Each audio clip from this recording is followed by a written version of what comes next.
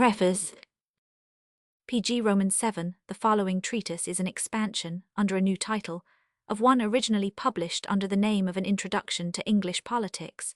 Several friendly reviewers of that work objected, not unjustly, that its title was something of a misnomer, or at least an imperfect indication of its contents. It had, as a matter of fact, originated remotely in a lecture delivered as preliminary to a course on modern English politicians from Bolingbroke to Gladstone, the aim of the prefatory address being to trace in older politics, home and foreign general laws which should partly serve as guides to modern cases, or at least as preparation for their scientific study, while the main course dealt with modern political problems as they have arisen in the careers and been handled by the measures of modern English statesmen. It was that opening exposition, developed into an essay and published as a series of magazine articles, that had been further expanded into this treatise, by way of covering the ground more usefully, and the original name is therefore retained as a subtitle. It is perhaps unnecessary to explain that the book makes no pretension to being a complete or systematic treatment of political history, or of political forms and theories. The object in view from the first has been, not the technical anatomy or documentary history of institutions, but the bringing into light of the ruling forces in all political life, ancient and modern alike. It seeks to help the reader to fulfill the precept of Montaigne, quil ni lie appren partant les histoires quarin juga. Since it was first written, there has been so much fresh sociological study of history that I need not repeat the PG Roman 8 justification originally offered for my undertaking. Like as to ancient and modern history, the effort of scholars is now more and more towards comprehension of historic causation in terms of determining conditions, the economic above all, so much so that I have profited somewhat in my revision from various recent works, and might with more leisure have done so more fully. Revised as it is, however, the book may serve to expound views of history which are still not generally accepted, and to call in question fallacious formulas which seem to me still unduly common. On any view, much remains to be done before the statement of historic causation can reach scientific thoroughness, and it may well be that some of my theories will incur modification. All I claim for them is that they are made in the light of a study of the concrete process, and I am satisfied that fuller light is to be obtained only in that direction. In the end, doubtless, conflicts of historical interpretation will turn upon problems of psychology. A contemporary German expert of distinction, Prof. Lamprecht, in his able lectures on the problem What is History? Eng trans. 1905, lays it down that the main problem of every scientific history of mankind is the deducing from the history of the most important communities of men the evolution of the breadth of consciousness, and again that the full historical comprehension of a single change or of a single phenomenon with their historical significance can only be acquired from the most general principles, that is to say, from the application of the highest universal historical categories. If I understand Prof. Lamprecht aright, he here means simply that we properly understand the motivation of men in the past in terms of our own psychosis, conceived as in touch only with their data. This seems to me substantially sound. But on the other hand, I doubt the utility of his apparent purpose of explaining modern historic developments in terms of special psychic changes or movements in communities, considered as forces. That way seems to lie reversion to the old and vain device of explaining the course of nations in terms of their characters, PG Roman 9. In any case, however, we have Prof. Lamprecht's avowal that it would be a study of great value to establish, by comparative work in universal history, what are the constantly recurring economic factors of each period which are so uniformly followed by the development of other higher intellectual values. That is as full a recognition of the economic factor as I am concerned to contend for, if it be understood that economic motives are on the one hand recognized as affecting social action in general, and on the other that varying forms of social machinery react variously on intellectual life. Upon such hypotheses the following inquiry proceeds, to such conclusions it leads.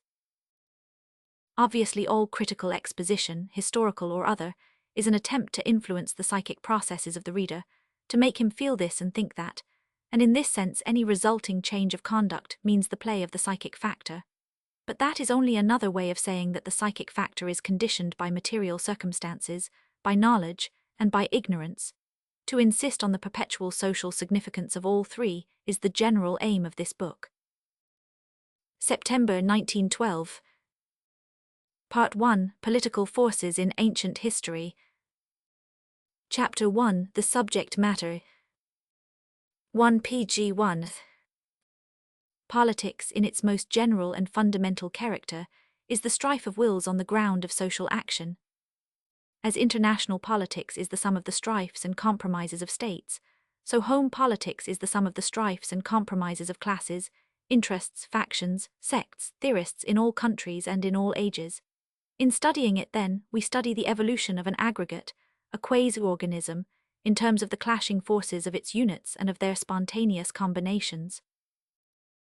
This may seem too obvious and simple a truth to need formal telling, and yet no truth is more often missed or set aside by writers who deal with political history. The past course of nations, when it is sought to be explained at all, is by 2 writers out of 3 accounted for by certain supposed qualities of character in the given nation as a whole, instead of by the specially conditioned play of forces common to all peoples. For instance, 1000.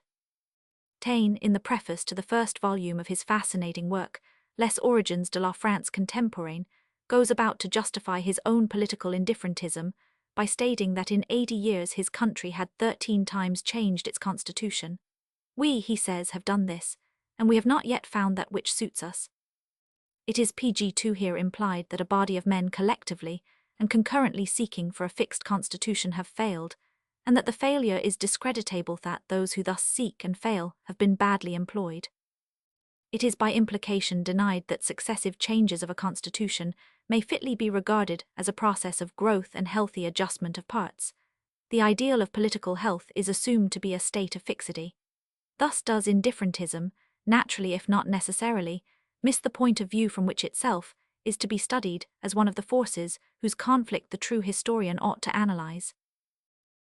There is no national we aiming collectively at a fixed and final constitution, nor are the successive constitutions of France as such more significant of failure or permanent harm than the successive changes in the professedly unchanged constitution of Great Britain, though the violent kinds of change are as such harmful. If 1000, Taine had but applied with rigour the logic he once before prescribed, soundly if wittily for all problems alike, he could not have begun his history with that delusive abstraction of a one-minded community, failing to achieve there or its purpose. GNN size Reen, he remarks with a shrug over the protest of 1000. Royer collared that certain scientific reasoning will make Frenchmen revolutionary, est's quil wire des Francais. In dead earnest, he now assumes that France consists just of the single species Frenchman, whose constitution building is a corporate attempt to build a French house to live in, when all that is truly historical in his own book goes to show clearly enough that French constitutions, like all others, are products of ever-varying and conflicting passions and interests of sets of people in France who are Frenchmen merely when they happen to act in concert against other geographical groups. At no moment were all of the French people consenting parties to any one of the 13 constitutions, then there was no collective failure. Of course 1000, Taine knew this well enough in his capacity of narrator, but as teacher he could not escape from the rut dug for his thought by his fatalism.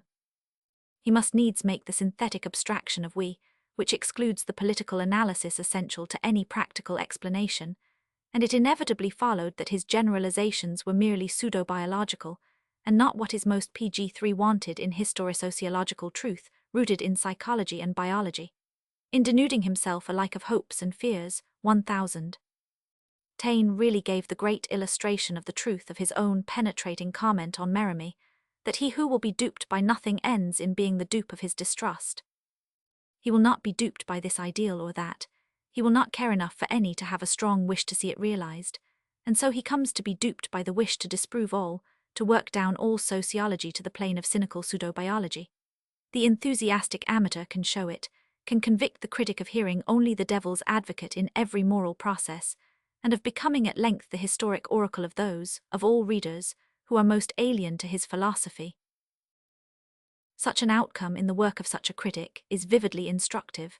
At worst, indeed, he has a positive value as the extremist reactionist against the merely partisan method of history, which is almost all we have had in England since the French Revolution, down to the other day.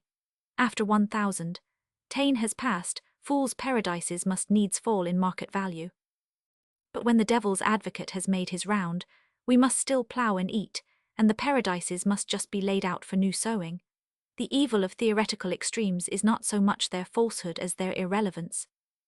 If we are to instruct each other in conduct, it must be in terms of sympathies and antipathies, and if we are to profit by a study of politicians, who are among the most generally typical of men, and of politics, which is the expression of so much of life, we must go about it as humanists and not as fatalists.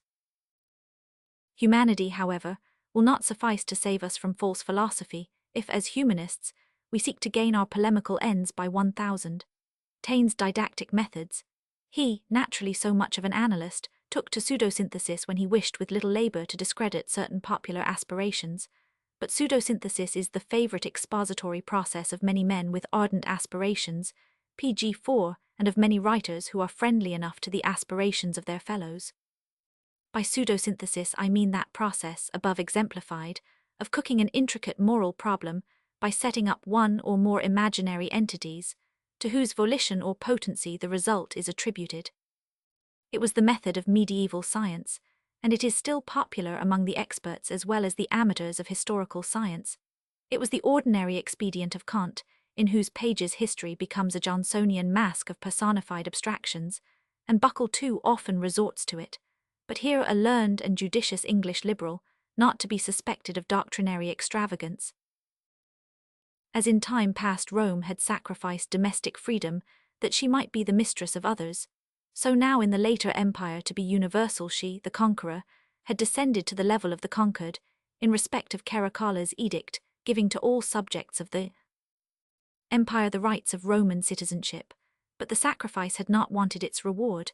From her came the laws and the language that had overspread the world. At her feet the nations laid the offerings of their labor. She was the head of the empire and of civilization.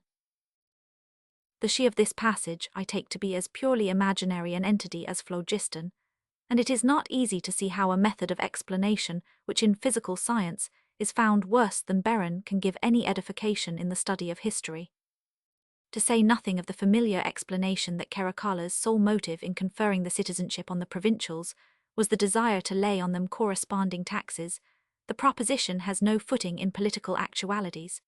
Rome's self-abnegation that she might Romanize the world expresses no fact in Roman volition, thought, or deed. It is not the mention of a sentiment which swayed men's action, but the attempt to reduce a medley of actions to the semblance of a joint volition. There was no Rome capable of self-abnegation and susceptible of reward. Why then should it be said? It is said either because the writer permits himself to fill in a perspective with a kind of pigment which he would not employ in his foreground, or because he is still too much under the sway of old methods when he is generalizing conventional knowledge instead of analytically reaching pg 5 new. Either way the lapse is only too intelligible, and if an innovating expert, dealing with old facts, runs such risks, great must be those run by plain people when they seek to attain a generalized knowledge of facts which are the battleground of current ideals. Only by perpetual analysis can we hope partly to escape the snare of the pseudosynthetic, the traps of rhetoric and exegetic fiction. The term pseudosynthesis implies, of course, that there may be a true synthesis. What is necessary to such synthesis is that there shall have been a preliminary analysis, but a synthesis once justly made is the greatest of helps to new analyses. Now there is one such which may safely be brought to bear on the study of practical politics, because it is an axiom alike of inorganic physics and of biology, and a commonplace of human science, though seldom used as a means of historic generalization. This is the simple principle that all energy divides ostensibly into forces of attraction and of repulsion. The principle thus stated should be compared with the theorem of Kant as to the correlative forces of sociability and unsociability, idi zu einer allgemeinen Geschichte, and the important and luminous formula of Professor Giddings that all sociological processes, properly so, called turn upon consciousness of kind principles of sociology, 1896, 3rd ed., pp. 1719 and preface, and in earlier writings by Professor Giddings there mentioned. The scientific value of that formula is obvious, but other ways of stating the case may still serve a purpose.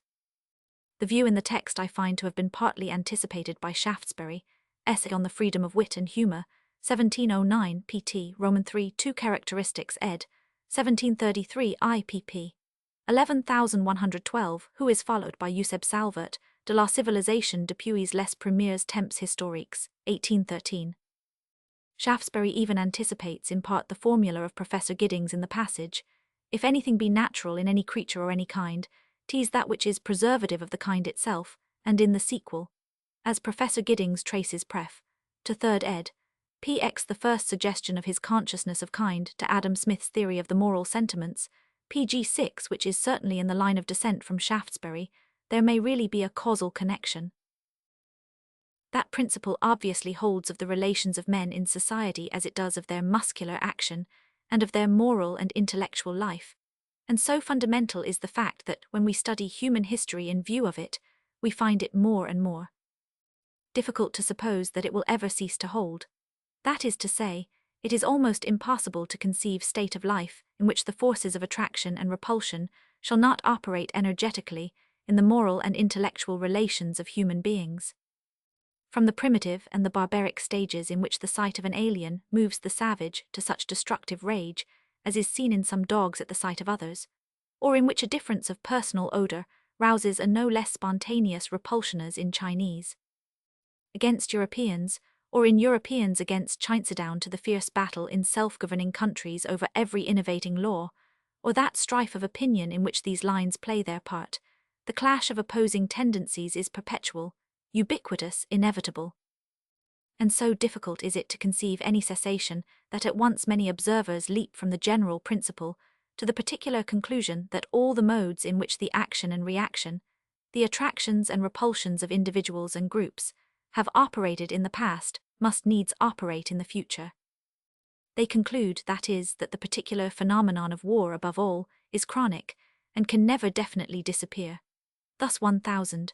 Zola, looking around him and finding strife everywhere, decides that all the past forms of strife are inevitably recurrent.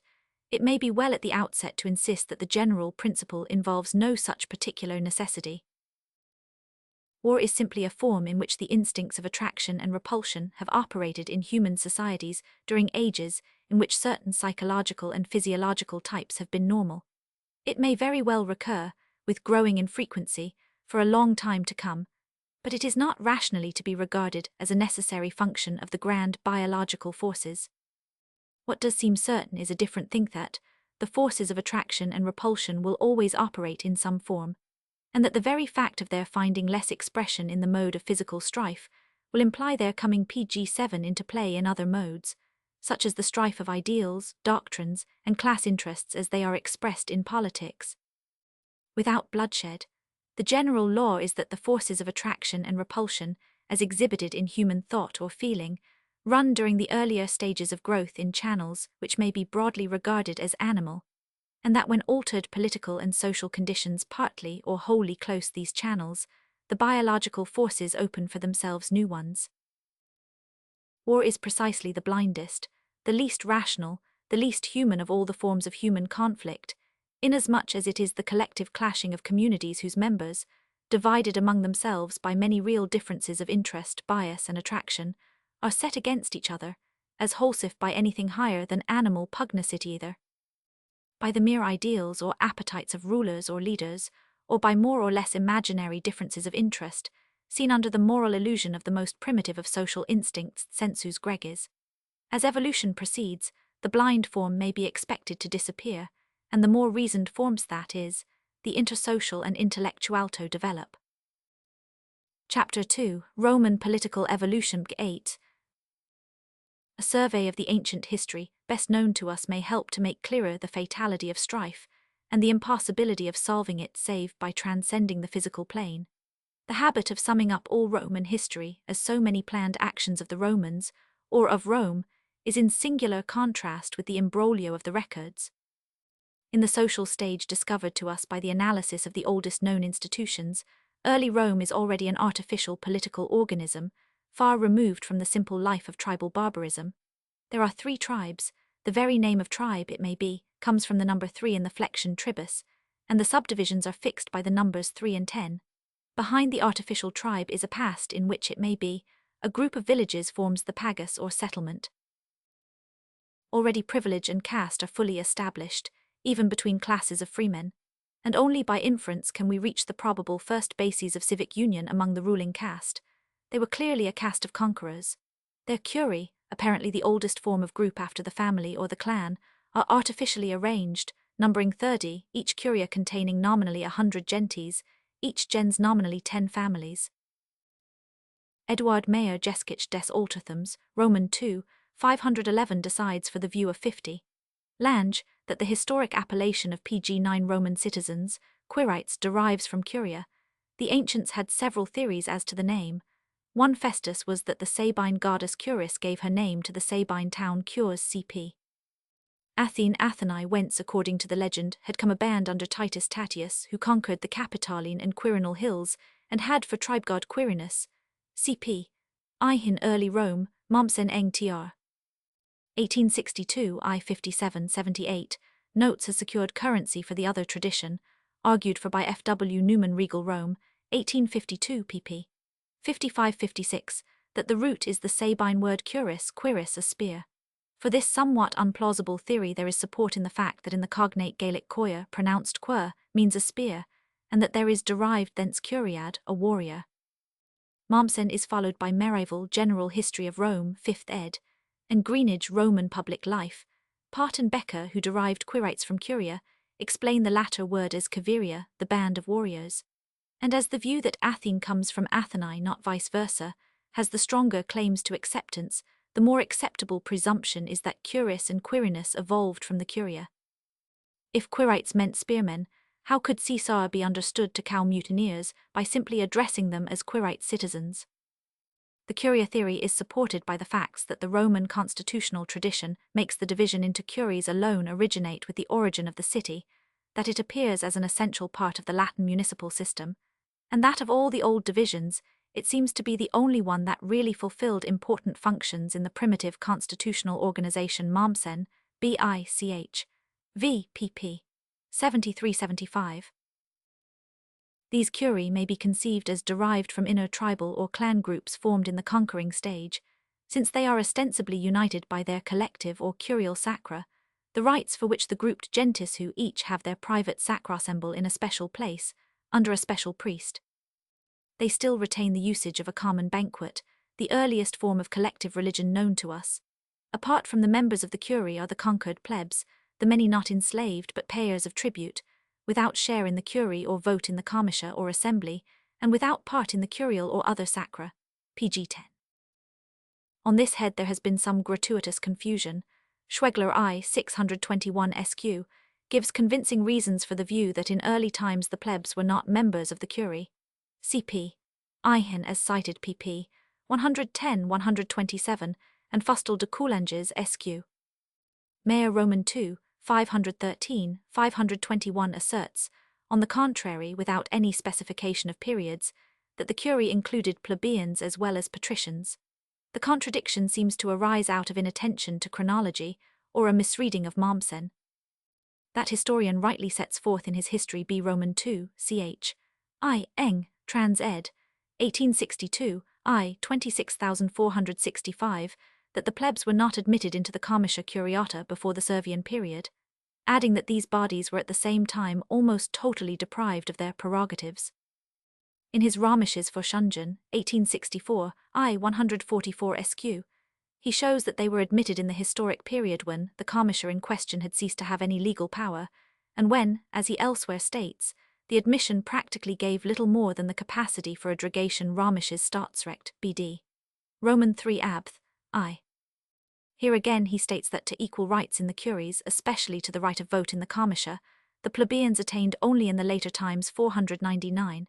Yet Professor Pelham, in asserting, cp. that the primitive Roman people of the 30 curie included all the freemen of the community, simple as well as gentle, gives the note. The view here taken on the vexed question of the purely patrician character of the curie is that of Mompsen Rome. Vorschungen Vol. When this error is corrected, the question ceases to be vexed. Schwegler has disposed of the blunder of Dionysius, who ascribes to the plebeians a share in the curie from the beginning, and it is not disputed that they were allowed to enter when the comitia curiata had been practically superseded by the comitia centuriata. It is to be noted that the denial of the inclusion of the plebeians in the original curie does not apply to the clients, whose status, though non-patrician, had been different from that of the true plebs. 1000. Delaunay, who argues that the plebeians were all along admitted to the curie, adds the qualification, doubtless not the entire mass of the plebeians, but only those who were attached to the gentes Robiu et Delaunay, Les Institutions de l'Ancien Rome, 1884 I-21. But who were these gentilicia if not the clients? C.P. Locke, Cit. The populace at this stage, then, is not the people in the modern sense. It is the aggregate of the privileged curie, and does not include the plebs, which at this stage is not even PG-11 part of the army, but a separate quasi-plebeian class. The clients of the patricians are in a state of special dependence upon the latter, and in a subordinate fashion share their privileges. The clients have very much the air of being primarily the servile or inferior part of the early clan or gens, as distinct from its gentlemen. C.P. Burton, Hist. Of Scotland, Roman 8, 52,425, as to the lower and the higher dunuossal orders in the Scottish Highland clans. In the old life of the pagus and the gens, the weaker sought the protection of the stronger by a willing vassalage. Greenwich, Roman public life. The clients are the nominal as distinct from the real family of the chief or patronus. 1000. Delaunay, Les Institutions de l'Ancien Rome, as cited, I-27 thinks with Mommsen, so also Dupont, pp. 2021, that they were mainly freedmen, but gives no evidence. As to the meaning and etymology of the word clients, from clura or cliere, to listen or obey, cp.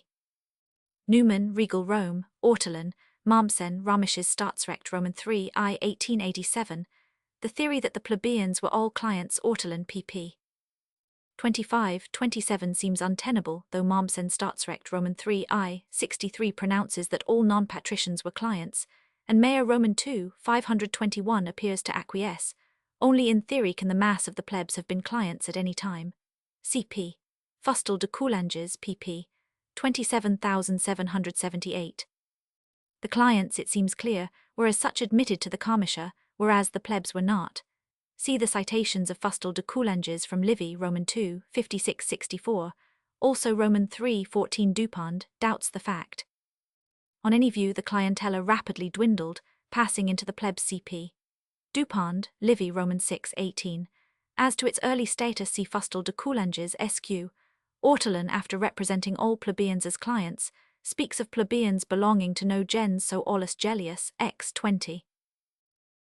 Wealth is not yet a matter of landowning. The main element of property is cattle, and the bulk of the land is ager occupa pg 12 torius, a great common on which all men's cattle feed. The voteless free plebeian has simply his home and homestead, toft and croft, the latter being 2 yokes 5 roods of land, on which he raises the grain and olives and vegetables that feed his household. This goes to his heir. Here arises another problem. E.W. Robertson, as last cited, decides that the 2 yokes can have been only the homestead, and could not have included the farm or property attached to it. The heredium he holds following Pliny Hist. Nat. Roman 19:19, and citing Livy, Roman 6:36, was only in the hortus, the house and garden, and not in the arable or pasture land. But surely the arable was on a different footing from the pasture land, ager compascus. Corn was not grown in common, unless it were by the gentes Mommsen Vol. IPP 38-72-193. The solution seems to be that given by Greenwich, that as the heredium consisted only of 2 jugera festus, an amount obviously insufficient for the maintenance of a family, there must have been ager privatus as well, owned by some larger unit, and this unit would naturally have been the gens Roman public life. Among general historians of Rome, Mommsen seems to be the first to note this circumstance, and he gives neither details nor evidence. Schwegler, discussing I. 619 the theory of Puchta that there was no private property in Rome before the arrival of the plebs, admits that among the ancient Germans the land was yearly apportioned among the groups as such, but finds that Roman tradition tells of nothing of the kind. So Greenwich.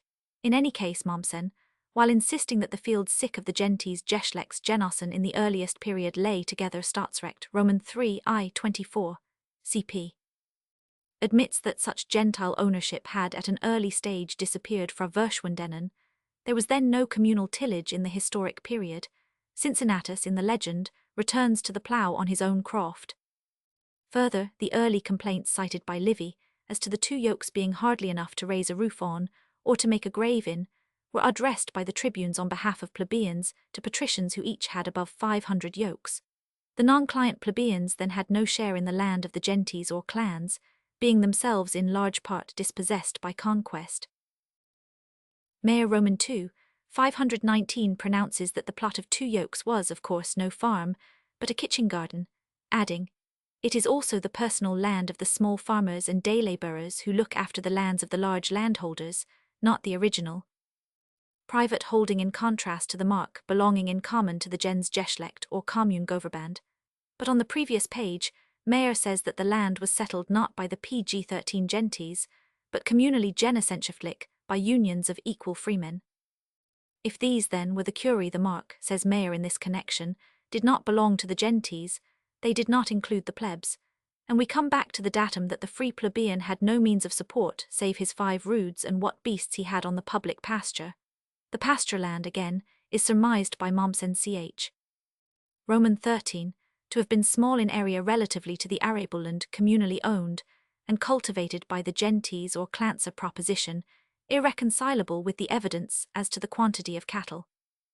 As to the 2 yokes of land, Schwegler decides I. 618 that it was nowise inadequate as Araboland, in view of the extraordinary fruitfulness of Italy, and further of the circumstance that the free burghers had also the use of the common land for pasture. We are to remember that Italian land could yield 2 crops in a year. Niebuhr, Lebensnachrichten Roman 2, 245, cited by Schwegler. On the general problem as to why or how the land once communally tilled ceased to be so, we have still no better light than the old generalization of Hobbes in reply to his own question. Upon what impulsives, when all was equally every man's in common, men did rather think it fitting that every man should have his enclosure.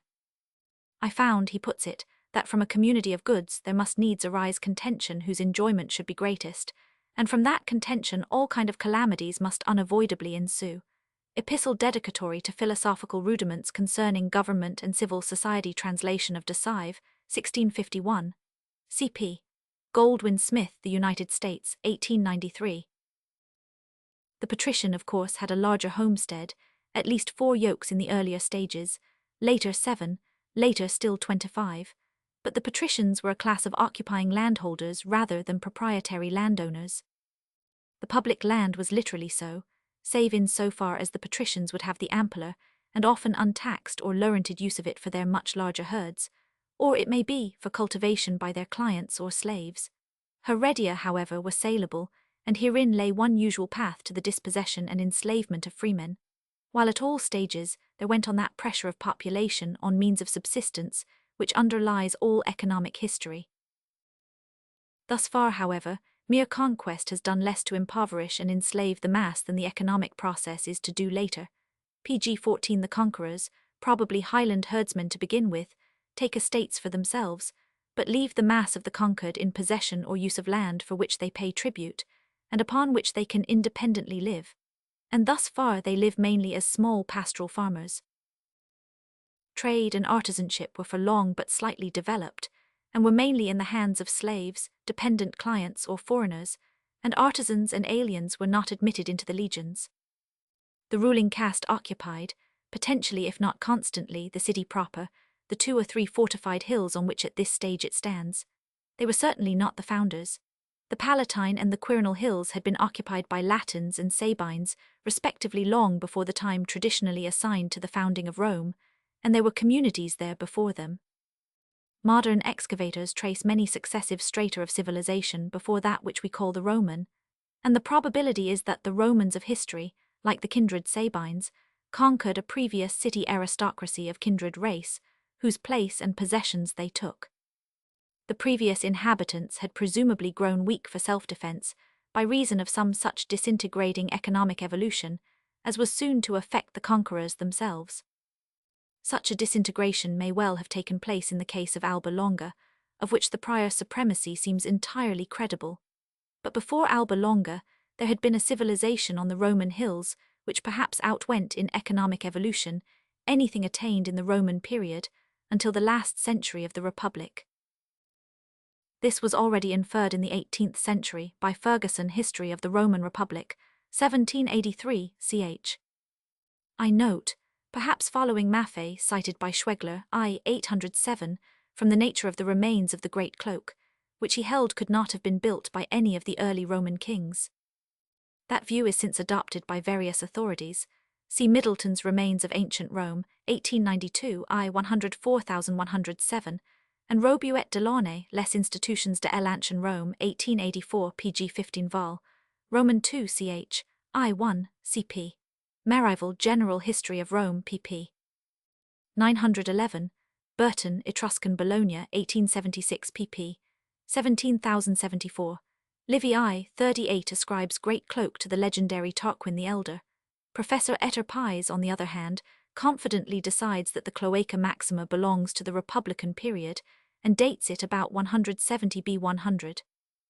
In any case, we know that an anti-Roman civilization underlies the historic, and may now decide with Mr. Mahaffey that as civilization of some kind was vastly older on the hill of Troy than any of us had imagined, so the site of every historic city is likely to have been the habitation of countless generations. Survey of Greek 104. There had in fact been a decline and fall of Rome before the Rome we know began to be. Relatively to their predecessors, the early Romans were even as the northerners who in a later age were to capture historic Rome vigorous barbarians beginning a new era on a footing of fraternity in conquest, and the condition of their early success as state builders seems to have been precisely the joining of several tribe groups in a real federation, securing local peace as between the hillholders. It has been said that Rome grew up without any known aid from men of political genius, such as Solon, but men of genius have counted for something in all stages of upward human evolution. The guiders of early Rome are lost in a cloud of myth and fable, but some man or men of civic faculty there must have been to shape tendency, though doubtless a main factor in the early union was the simple collocation of the hills first fortified. Granting that Servius Tullius is a mythical king, the elaborate constitution assigned to him stood for some planning by able men, and has several main points in common with that given to Athens by Solon. Whatever were the part played by individual leaders, Roman or Etruscan, there clearly came into play in early Rome as in Athens the important factor of mixture of stocks. Romans and Sabines united to begin with, and the conquered plebs, destined later to enter the constitution and share in all the civic offices, represented some such source of recuperation to the Roman aristocracy as did the Saxons to that of England after the Norman conquest. If we add the probable factor of an Etruscan element, Rome is to be conceived as standing for a ruling class of more PG-16 various faculty than was to be found in any of the rival communities singly. The progressive absorption of the most enterprising of the plebeians was again, probably, an exception to the rule of Italic life as to that of other races, so that in following the class struggles of Rome, we are to note not so much the violence of the process as the fact that, so far as it went, it was relatively fortunate, and its success, again, is conceivably due to the fact, among others, that from an early period the region of the 7 defensible hills was a refuge or centre for men breaking away from the other Italian communities, where conservatism held firm. Behind the legend of the flocking of all manner of broken men to the standard of Romulus lies the probability that the ancient asylum behind the Capitol brought a variety of types to the place, and as in Athens so in Rome, such variety of stock might well raise the level of faculty, but it was a faculty for aggression. Given the initial federation of Romans and Sabines, the one general force of comity or cohesion, apart from the more public cults, is the bond of mere collective antagonism to other communities. The total polity is one of war, and never in the history of civilization has that ground of comedy long averted the economic process by which social inequality deepens and widens. It is thus entirely credible that, through this economic process, which we shall trace later, the early Roman polity came to a pass at which its conquest by Etruscan kings was welcomed by the plebs, sinking into poverty or held in outlawry under primitive capitalistic exploitation. There is no clear historic record of the process, but all the better evidence goes to prove its occurrence. The most plausible theory of the constitution ascribed to Servius Tullius is that it was imposed by Etruscan conquerors.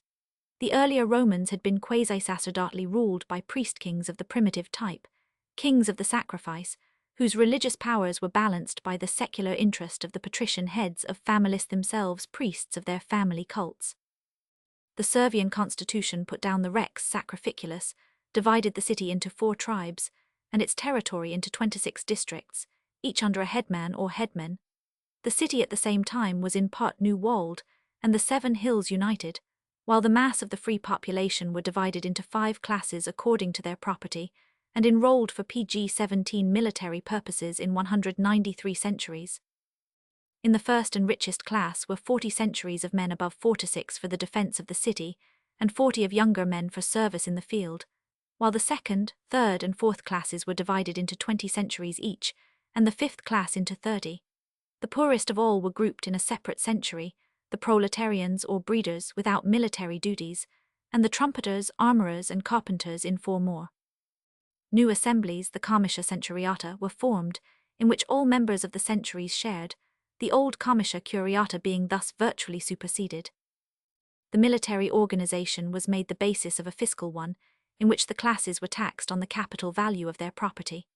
As freedom from direct taxation was the mark of the ancient free communities in general, the whole arrangement seems to be one that only a conqueror could have imposed, and the tradition ran that Servius was regarded as the friend of the poor, who made his birthday an annual festival. But plebeian distress was probably not the sole, perhaps not the primary, factor in the convulsion. All along, the process of inequality had gone on among plebeians and patricians alike, some of the former rising to wealth, and some of the latter sinking to relative poverty. Thus arises in effect the struggle of a middle class to share the political and social privileges of the upper, and there is reason to think that the Etruscan conquest was furthered by rich plebeians as against the patricians. The new constitution was what the Greeks called a timocracy, or rule of property, and though in respect of the comitia centuriata plebeians were admitted to the franchise, it was under such provisions as to voting that the richer classes easily held the balance of power. At the same time, the patricians retained the religious power of the old kings, as custodians of the ritual mysteriessa, great source of dominion. Thus the crisis was only temporarily relieved, and the struggle was renewed again and again, both under and after the kings. We can broadly divine that the antipatrician rule of the king, who would rely on the plebs, unified against him the patricians or free citizens, who sought to keep down the masses, while on the other hand, the increasing outlaw plebs was unified by its sheer need, pg 18. As to the rule of the kings, whether native or Etruscan, no exact knowledge is now possible. We can but trace some of their functions in certain constitutional forms. Thus the Senate or Council of the Elders appears to have been the council of the king, selected by him, but capable of nominating his successor. Whatever were its original function, it became in time the supreme power in the state, growing alike in numbers and in power, overruling or eclipsing the comitia curiata, comitia centuriata, and other bodies in which the general mass, first of patrician citizens and later of enfranchised plebeians, were enrolled. But it is not through the complicated archaeology of the Roman constitution, latterly compiled with such an infinity of scholarly labour, that the nature of Roman evolution is really to be known. The technique of the system resulted from an endless process of compromise among social forces, and it is in the actual clash and play of those forces, as revealed in the simple records, that the human significance of it all is to be felt. In this way we substitute for a vague and false conception of unitary growth one of perpetual strife of classes, interests, and individualities. In the doubtful transition period, as the tradition goes, it is in the time of discontented plebeian subjection, after the expulsion of the king 510 B100, that the Etruscan enemy captures the city, and the surmise that the Battle of Lake Regillus was not really a Roman victory is partly strengthened by the fact that soon after it there occur the division into 25 tribes, the tumults of the Nexi, and the successful secession of the plebs, ending in their incorporation, with 2 tribunes to represent their interests. There is a clear presumption that only from a weakened patriciate, forced to seek union, could the plebs have won their tribunate and enfranchisement. On the other hand, it is after victories over the Volscians that the consul Spurius Cassius, who had proposed to divide among landless men the land conquered from the Hernicans, is said to have been executed by the triumphant aristocracy. And it is in another period of security, when the Veientines and Sabines are depressed, that the tribune Cneius Genucius is murdered for having ventured to bring a consular to trial. Always we are in presence of a brutal caste, in the main utterly selfish, some of whose members are at all times as prone to the use of the dagger PG-19 as an Italian Camorra of our own day. Yet it is by the forcing of concessions on this caste that the Roman polity is kept vigorous and adaptable in comparison with those of the surrounding states, which Rome subordinated or overran. While Rome thrives, a new project for popular law reform is defeated, and it is after Cincinnatus, according to the legend, barely saves the state that the tribunes are raised from 5 to 10, and the land is divided among the poor, though at the same time decemvirs are appointed, and the conservative 12 at first 10 tables are drawn up 451,450. Thus partially strengthened, the plebs are able soon to force the abdication of the decemvirate by the old menace of their withdrawal, and for a time the commonalty sufficiently holds its own, getting the right of marriage with patricians and the institution of military tribunes with consular power, though fresh distribution of land is prevented and the patricians learn to divide the tribunes against each other. Thus class dissension goes on till the Gauls capture the city, multitudes of the Romans flying to Veii. Then it is that the plebeian party, after the Gauls have gone, are willing to transfer the seat of government to Veii, and the threat would doubtless win them some concessions in the rebuilding of Rome. But population always blindly increases, and the cancer of poverty spreads, despite the chronic planting of colonies in subject territory. Manlius is executed for trying to relieve debtors, but some land is reluctantly distributed. New wars create new popular distress, and new colonies fail to relieve it. At length the Licinian laws, relieving debtors and limiting estates, are proposed, and after 9 years of agitation are passed at the crisis, at which the Gauls who themselves had in the meantime undergone dissensions again attack Rome, while the powers of the consuls limited in 443 by the appointment of 2 censors, are now further limited by the creation of a piator patrician and of curule dials, alternately taken from the 2 strata. This makes a temporary palliation, and in time the now privileged plebeians lean to the patrician side and status, while fresh wars with Hernicans, Gauls, Etruscans, and Samnites check class strife, and the patricians recover preponderance, passing a law PG-20 to check new men. This is immediately followed by countermeasures, limiting interest to 10%, and putting a 5% tax on manumissions, but the eternal distress of debtors is renewed, and a vain attempt is made to meet it by state loans, and again by reducing interest to 5%. Increase of plebeian poverty again causes reactions, and after a mutiny, feudal laws are passed prohibiting interest altogether. The dictator Publilius carries popular political laws checking the power of the Senate, and debtors are once more protected. After many wars, checking all domestic progress, popular distress causes a last secession of the plebs and new political concessions to them, but still wars multiply, till all Italy is Romanized. The now mixed warlike aristocracy of birth, wealth, and office monopolizes power in the Senate, and the residual plebs gradually ceases to be a distinct moral force, its last great struggle being made under the Gracchi, to whom it gives no valid support. If we consider this evolution purely as a play of domestic political forces, we recognize it from first to last as a simple conflict of class needs and interests, partially modified at times by movements of true public spirit on the part of such men as the patricians who supported the Licinian laws, and such men as the Gracchi. The state organism is the result of the struggles and pressures of its elements. What happened in the chronic readjustments was never a democratization of the state, but at most an institutional protection of the poorer plebeians, and an admission of the richer to something like equal status with the optimates. Never was the people really united by any common home interest beyond the need of extorting some privileges. Only to that extent were the richer plebeians at one with the poorer, and there can be little doubt that as soon as the former secured the privileges they craved, they tended to abuse them as the patricians had done. There was no personnel adequate to the effective working of the Licinian laws, in face of a perpetual process of conquest, which infallibly evoked always the instinct of acquisition, and never the science which might have controlled it.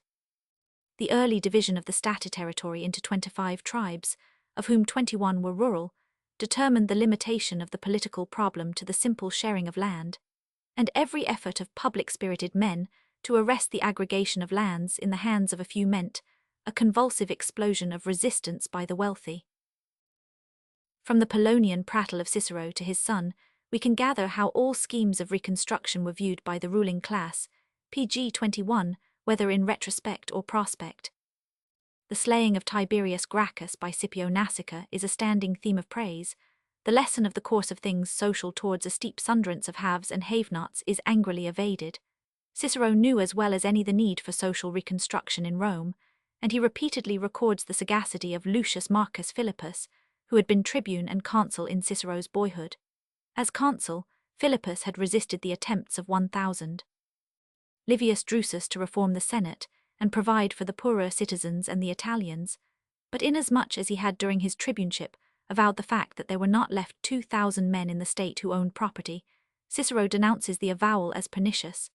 The ideal aristocratic course was to resist all political change and slay those who attempted it. Drusus, as the Gracchi before him.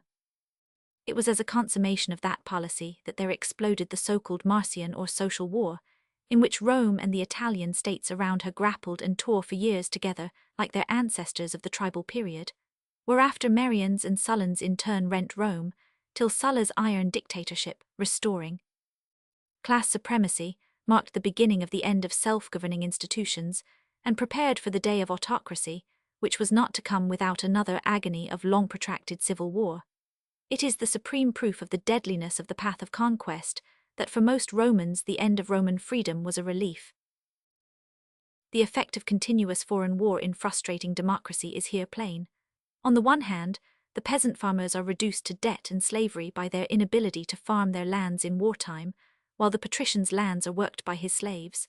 On the other hand, their distress is met by a share in the lands conquered, and after the soldiers are allowed pay 406 B100, they are more and more ready to join in conquest.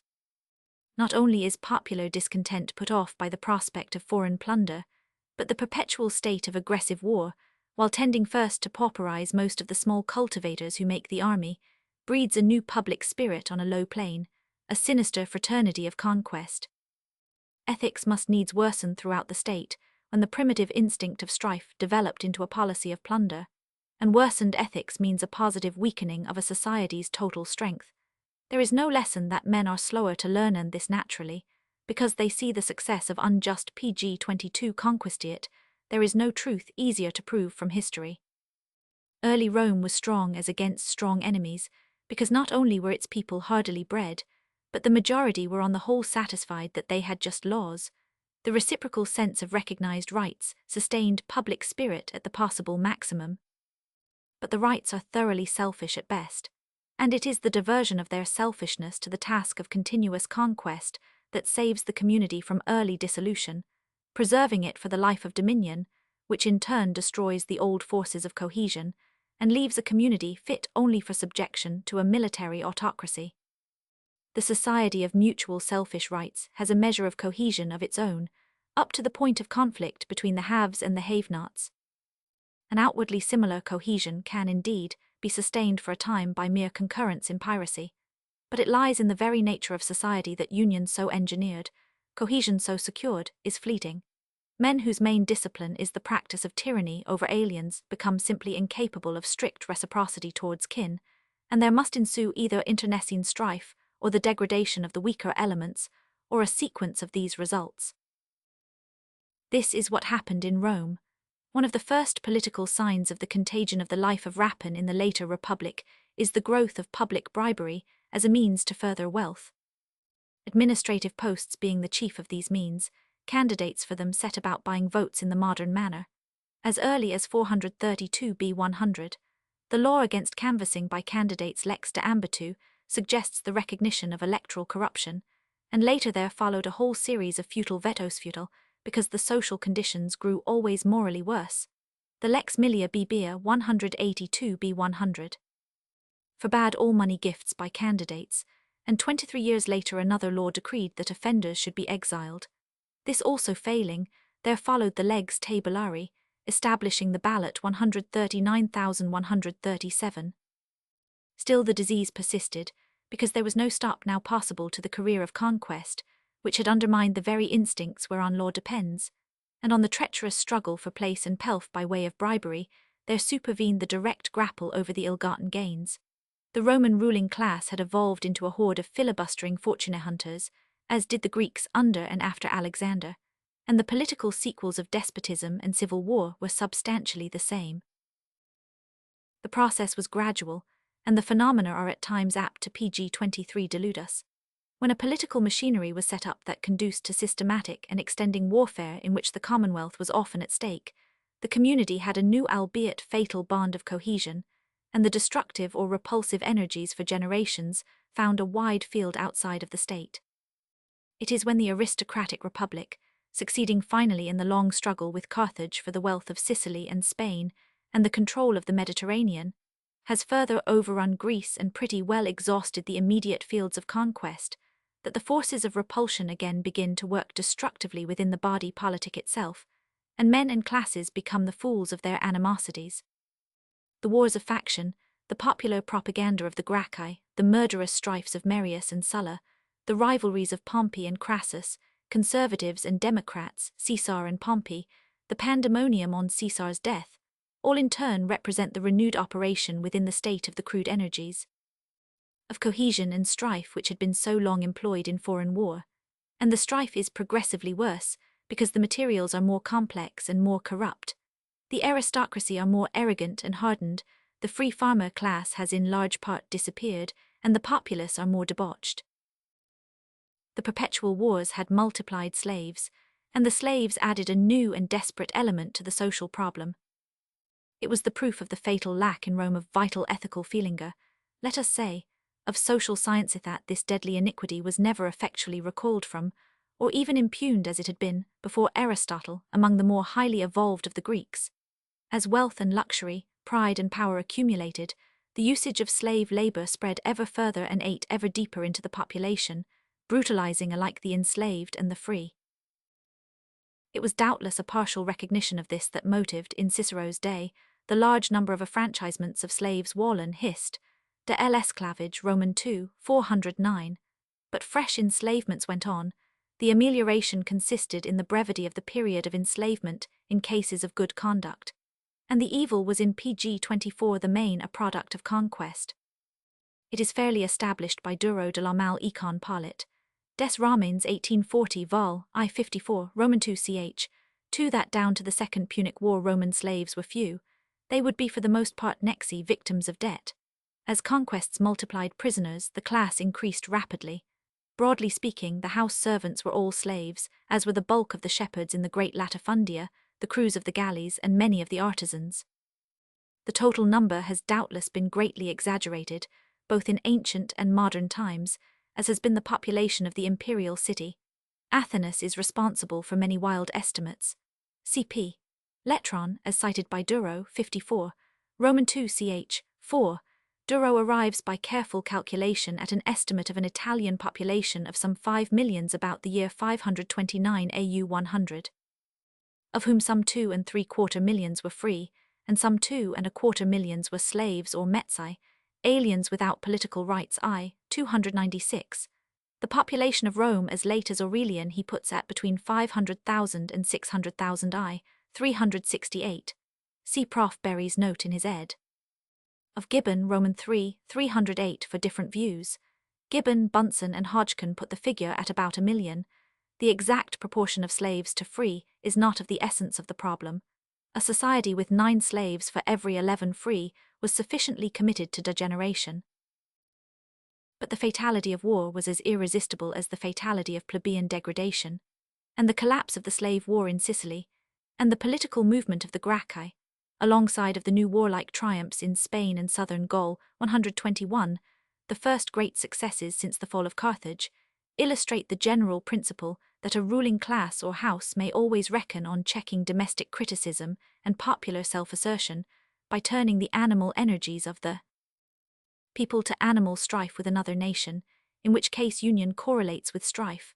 Wars imply comradeship and the putting aside of domestic strife for the time being, and a war with Illyria was made the pretext for suspending the operation of the new land law passed by the elder Gracchus when the younger later sought to carry it out. The triumphs of Marius, again, over Jugurtha and the Cimbri availed nothing to unify the parties in the state, or to secure his own. In democratizing the army by drawing on a demoralized Demos, he did but make it a more facile tool for the general, a thing more detached from the body politic. The tendency of all classes in Rome to unite against the claims of the outside Italians was from the first a stumbling block PG 25 to the Democrats within Rome, and the final identification of the popular interest in the period of Marius and Sulla with an anti-Roman policy among the Marians gave to Sulla, strong in the prestige of recent conquest, the position of advantage apart from his own strength.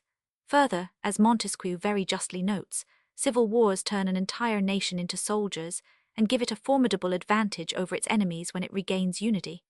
But this again is only for a time.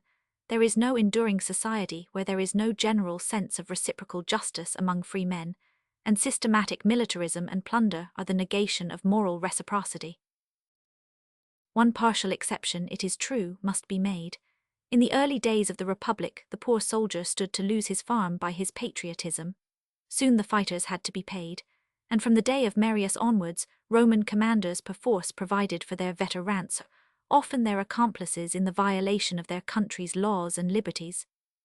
The provision was made on the one hand by donations from the loot, on the other by grants of land taken from others. It might be in Italy itself. Sulla so rewarded his soldiers. The triumvirs took the land of 18 Italian towns to divide among their legionaries. To the end, the emperors had constantly to provide for their time-expired men by confiscations. Thus did empire pay for its instrument. The animal energies themselves, in time, are affected by domestic conditions, and when Caesar comes on the scene, Rome is visibly far on the way to a state of things, such as had long before appeared in older civilizations, a state of things commonly, but rather loosely called degenerate, in which the animal energies are grown less robust, and the life therefore in some respects more civilized. Such a course had been run in Italy long before the rise of Rome, notably in Etruria, where, after a conquest of aborigines by a small body of invaders who were in touch with early Greek culture, the civilization remains at that archaic stage while Greek civilization continues to progress. There, with a small aristocracy lording it over a people of serfs, progress of all kinds was arrested, and even the religion of the conquerors assimilated to that of the aborigines. PG 26 in the Rome of Caesar we see, after much fluctuation, with a more complex and less enfeebled structure of population, the beginnings of the same fixation of classes, while at the same time there has been such psychological variation as can begin to give new and ostensibly higher channels to the immanent forces of union and strife. This is the social condition that, given the required military evolution, above all lends itself to imperialism or absolute monarchy, which system in turn best maintains itself by a policy of conquest, so employing the animal energies and keeping up the cohesive force of militarist pride throughout all classes. Even now, of course, in a semi-enslaved populace, as in a slave population pure and simple, there were possibilities of insurrection, and it was at length empirically politic for the emperors to give the populace its daily bread and its daily games, as well as to keep it charmed with the spectacle of conquest. The expedient of doles of food did not at once condemn itself by dangerously multiplying mouths, because, although it was only in the upper classes that men commonly refused to marry and have legitimate children, population was now restrained by the preventive checks of vice, city life, and wholesale abortion, which are so much more effectively alike against child and mother than the random resort to infanticide, though that too had greatly increased. On the other hand, as the field of practicable conquest again approaches exhaustion, and no sufficiently strong rival arises to conquer the conquerors, nothing can hinder that people of all classes, having no ideals tending to social and intellectual advance, and no sufficient channel for the instinct of union in the politics of the autocracy, shall find some channels of a new kind. These are opened in due course, and take the shape especially of religious combinations or churches. Such modes had appeared even in the earlier stages of civic disintegration, when the semi-private or PG 27 sectarian cults had begun to compete successfully with the public, or 203. They did so by appealing more freshly and directly to the growths of emotional feeling, the outcome, in part of physiological modification, which no longer found outlet in primary forms, such as warfare and primitive revelry. after having themselves consented in times of panic to the introduction of several cults in the name of the public interest, the ruling classes, instinctively conservative by the law of their existence, take fright at the startling popularity of the unofficial Bacchic mysteries and decide to stamp out the movement. But the attempt is futile, the causal conditions remaining, and soon Judaism, Osirianism, Mithraism, the worships of Attis, Adonis, Bacchus, Isis, Serapis, all more or less bound up with divination and sorcery, make way in the disintegrating body politic.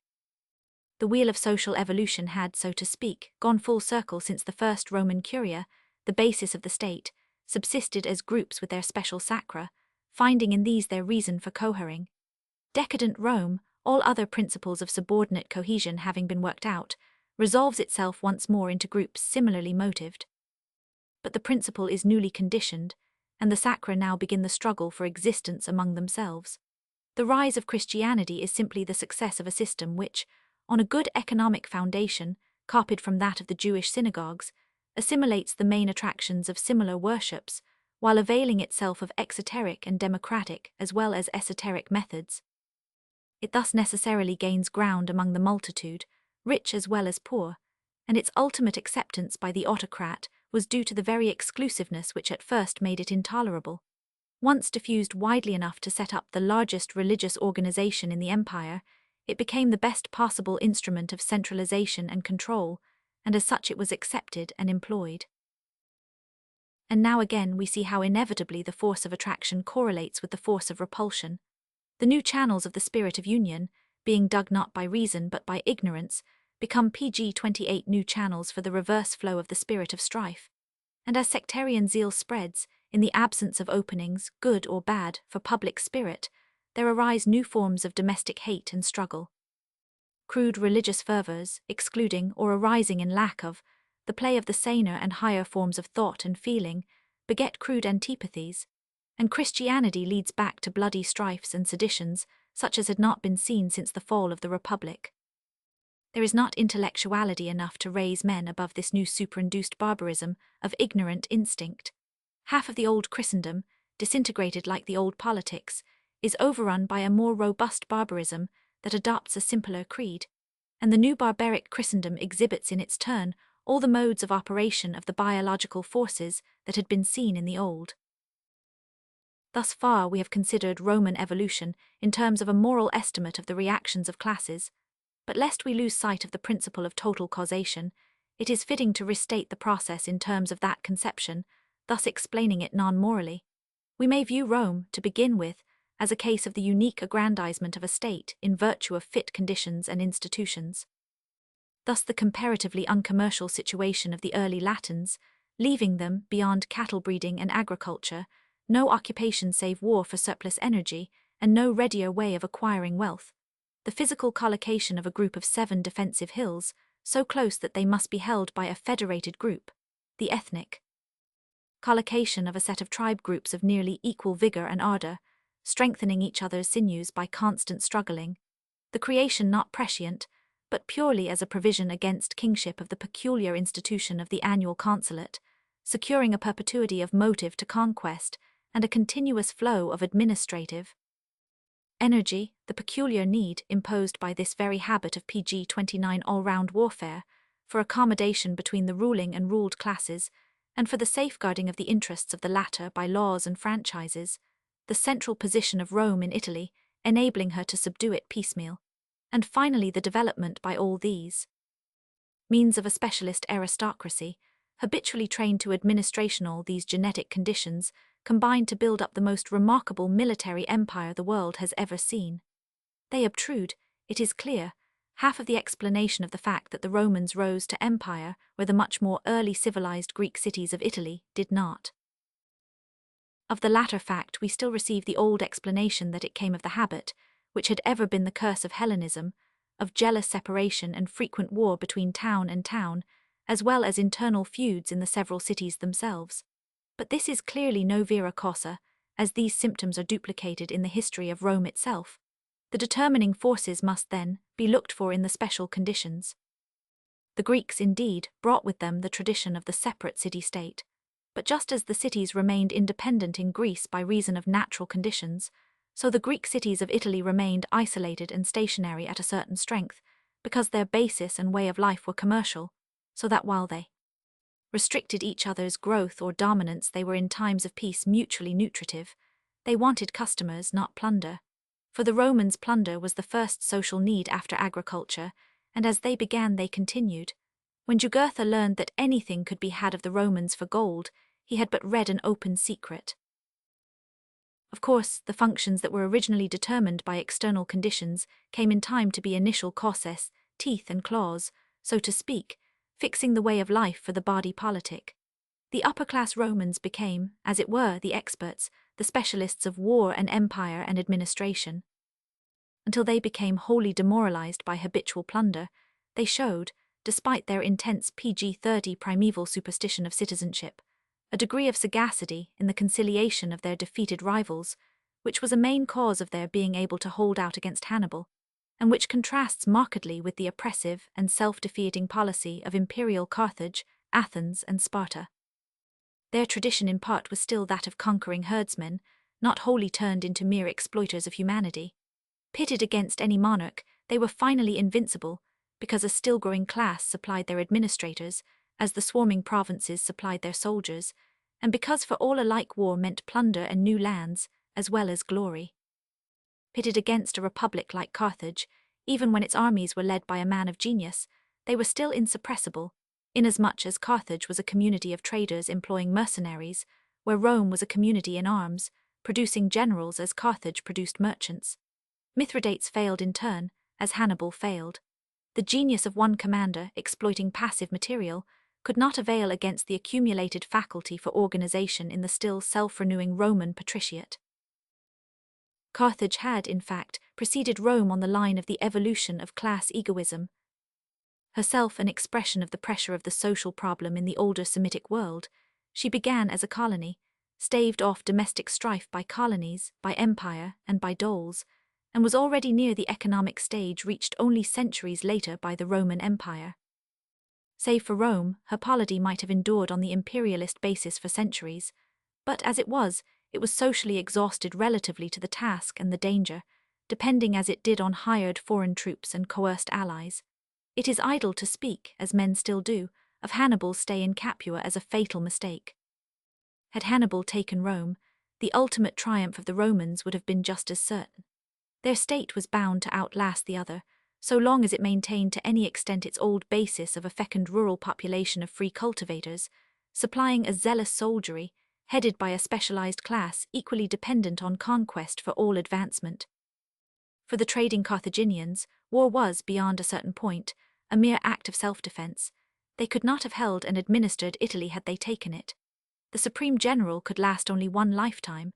The nation of warriors PG-31 still yielded a succession of captains, always learning something more of war, and raising the standard of capacity as the progress of machinery widens the scope of all engineers.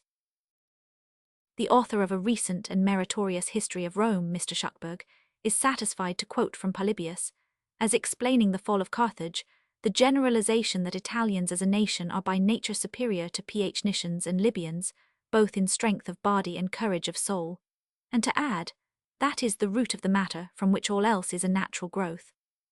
This only leaves us asking, what was the natural root of the alleged physiological superiority? There must have been reasons. If they were racial or climatic, whence the later implied degeneration of the Romans in body or soul, or both, we are driven to the explanation lying in polity and institutions, which it should have been Mr. Shuckburgh's special aim to give, undertaking as he does to deal with the state of the countries conquered by the Romans. And such explanations are actually offered by Polybius Roman 6:53. And yet the deterioration of the Roman state is visibly as sure a sequence as its progress. Nothing that men might then have proposed could save it. In Cicero's day the Senate had become a den of thieves.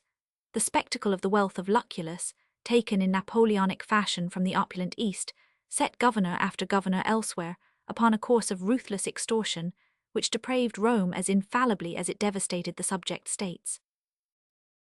Roman exploitation of conquest began in the relatively moderate fashion of self-supporting victors willing to live and let live. Sicily was at first taxed by Marcellus in a fashion of which Livy makes boast, and after the suppression of the slaves' revolt in 131 B.C., the system was further reformed. 17 towns retaining their lands paid a fixed tax to the Republic, 8 were immune, save for an annual contribution of 800,000 modius of wheat for free doles in Rome, and the rest of the island paid a tenth of all produce, as under Hiero. Later, the realms of the kings of Macedonia, Pergamos and Bithynia, and the lands of Cyrene and Cyprus were made the public patrimony of the conquering state. Sardinia, Spain, North Africa, and Asia were in general taxed a tenth of their produce of all kinds. As the exploitation went on, individual governors added to all this regular taxation a vast irregular plunder PG 32 on their own account, and nearly every attempt to impeach them was foiled by their accomplices in the Senate. Verres in Sicily, Fonteius in southern Gaul, Piso in Macedonia, Appius in Cilicia, Flaccus in Asia Minor, wrung infinite gold and loot immeasurable from the victim races by every device of rapacious brigandage, trampling on every semblance of justice, and then devised the ironic infamy of dispatching corrupted or terrorized deputations of citizens to Rome to testify to the beneficence of their rule. It was a riot of robbery in which no public virtue could live. To moralize on the scarcity of catos is an ill way of spending time if it be not recognized that catos had latterly become as impossible as eaters of acorns in the upper grades of the ever-plundering state. Cato himself is a product of the last vestiges of the stage before universal conquest, and he begins to show in his own later years all the symptoms of the period of lawless plutocracy. To yearn for a series of such figures is to ask that men shall be capable of holding doggedly by an ethic of honest barbarism while living the lives of pirates and slavers, according no moral sympathy to the larger world of aliens and slaves, yet cherishing a high public spirit for the small world of the patrician state. The man himself was a mere moral anomaly, and in Cato the Younger, dreaming to the last of a loyal republican life, but always ready at his fellow citizens' behest to go and beat down the rights or liberties of any other state, we have the paternal bias reproduced in an incurable duality. He sought for honor among thieves, himself being one. Concerning the Catonic attitude towards the degeneration of Roman patrician life in the age of conquest, it has been truly said that the policy of shameless selfishness which was pursued by the Roman Senate during this period, and reached its climax in their abominable conduct towards the unhappy, prostrate city of Carthageth frivolous wars, tending to nothing but aggrandizement and enrichment, waged by Rome continuously after the Second Punic War destroyed the old Roman character far more effectually than Grecian art and philosophy could ever have done. Henceforth there was a fearful increase in internal corruption, immorality, PG 33 bribery, an insatiable eagerness for riches, disregarding everything else and impudently setting aside laws, orders of the Senate and legal proceedings, making war unauthorized, celebrating triumphs without permission, plundering the provinces, robbing the allies, and the ideal of conquest inspired it all. We have only to ask ourselves what was the administrative class to do, in order to see the fatality of its course. The state must needs go on seeking conquest, by reason alike of the lower class and the upper class problem. The administrators must administer or rust, the moneyed men must have fresh plunder, fresh sources of profit, the proletaries must be either fed or set fighting, else they would clamor and revolt.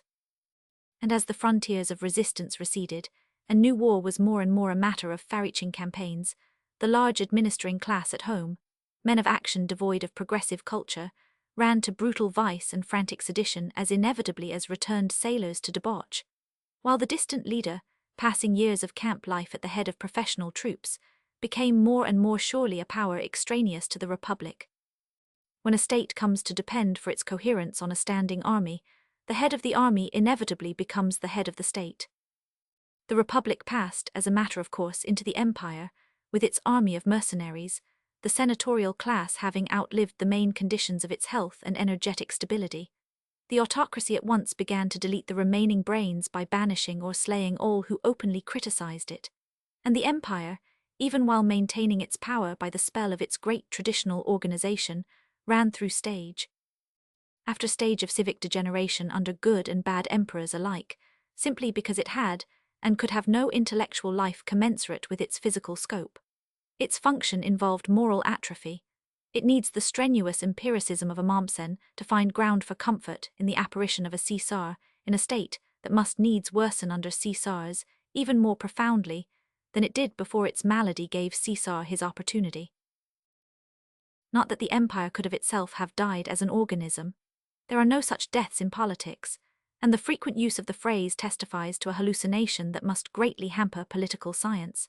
The ancient generalization to the youth, maturity and decrepitude and death of states is true only in respect of their PG-34 variations of relative military and economic strength, which follow no general rule. The comparison of the life of political bodies to that of individuals was long ago rightly rejected as vicious by Valny Lecon's De Histoire, 1794, 6e Séance, who insisted that political destruction occurred only through vices of polity, inasmuch as all polities have been framed with one of the three intentions of increasing, maintaining, or overthrowing. The explanation is obscure, but the negation of the old formula is just. The issue was taken up and pronounced upon to the same effect in the closing chapter of 100. A. Walkenaer's essay sur l'histoire de l'espèce humaine, 1798. Professor Flint, in his History of the Philosophy of History, cites Walkenaer, but does not mention Valny's Lecon's. Le Play in modern times has put the truth clearly and strongly. At no epoch of its history is a people fatally doomed either to progress or decline. It does not necessarily pass, like an individual, from youth to old age, cited by H. Higgs in American Quarterly Journal of Economics, July 1890. It is to be regretted that Dr. Draper should have adhered to the fallacy of the necessary decay and death of nations in his suggestive work on the intellectual development of Europe ed. 1875, I. 1320, Roman II, 39,398. He was doubtless influenced by the American tendency to regard Europe and Asia as groups of old countries. The word decay may of course be used with the implication of mere sickness, as by Lord Man in the opening sentence of his Life of Belisarius, but even in that use it gives a lead to fallacy.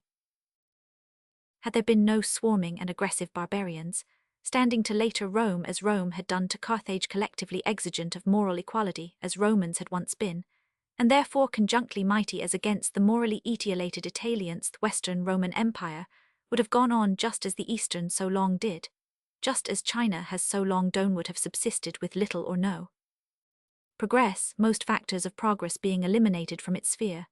It ought now to be unnecessary to point out that Christianity was no such factor, but rather the reverse, as the history of Byzantium so thoroughly proves. No Christian writer of antiquity, save perhaps Augustine in a moment of moral aspiration, shows any perception of the political causation of the PG-35 decay and fall of the empire. The forces of intellectual progress that did arise and collapse in the decline, and the Dark Ages were extra-Christian heretical forces: Sabellian, Arian, Pelagian, anti-ritualistic, anti-monastic, iconoclastic. These once deleted, Christianity was no more a progressive force among the new peoples than it was among the old, and the later European progress demonstrably came from wholly different causes: new empire, forcing partial peace; Saracen contact, bringing physics, chemistry, and mathematics; new discovery, making new commerce; recovery of pagan lore, making new speculation; printing, making books abundant; gunpowder, making arms a specialty, and the fresh competition; and disruption of states, setting up fruitful differences, albeit also preparing new wars. To try to trace these causes in detail would be to attempt a complete sociological sketch of European history, a task far beyond the scope of the present work, though we shall later make certain special surveys that may suffice to illustrate the general law. In the meantime, the foregoing and other bird's-eye views of some ancient developments may illustrate those of modern times. Chapter 3, Greek Political Evolution 36. The politico-economic history of Greece has been less cleared up than that of Rome, by reason not only of the greater complexity of the problem, but of the predominance of literary specialism in Greek studies. The modern Greek historian Paparigopoulos has published in French an Histoire de la Civilisation Hellénique Paris, 1878, which condenses his learned Greek work in 5 volumes.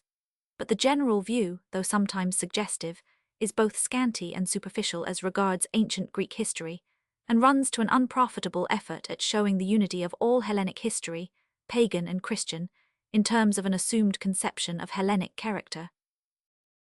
The posthumous Griechisch Kulturgeschichte of Jakob Burckhardt throws little light on social evolution. Trustworthy, weighty, and lucid, like all Burckhardt's work, it is rather a survey of Greek moral conditions than a study of social development, thus adding something of synthesis to the previous scholarly literature on the subject, without reducing the phenomena to any theory of causation. It includes, however, good studies of vital social developments such as slavery, to which Grote and Thirlwall paid surprisingly little attention, and which Mahaffy handles inadequately. This is also to be studied in W. R. Patterson's Nemesis of Nations, with some caution as regards the political generalizations. Since the first edition of the present work there has appeared, in Dr. G. B. Grundy's Thucydides and the History of His Age, a new recognition of the fundamental character of economic conditions in Greek as in other history. Dr. Grundy, finding no academic precedent for his sociological method, has urged as new truths propositions which for economic historians are or should have been axioms. The result, however, is a really stimulating and valuable presentment of Greek history in terms of causal forces.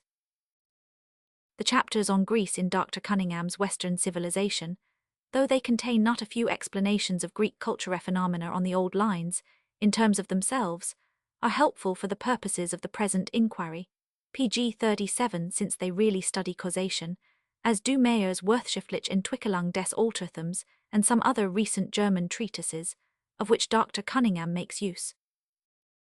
Much use, however, remains to be made of these and previous expert studies. Boke's great work on the public economy of the Athenians, which, though containing economic absurdities, hardly deserves even in that regard the strictures passed on it by the first English translator Sir G. 100.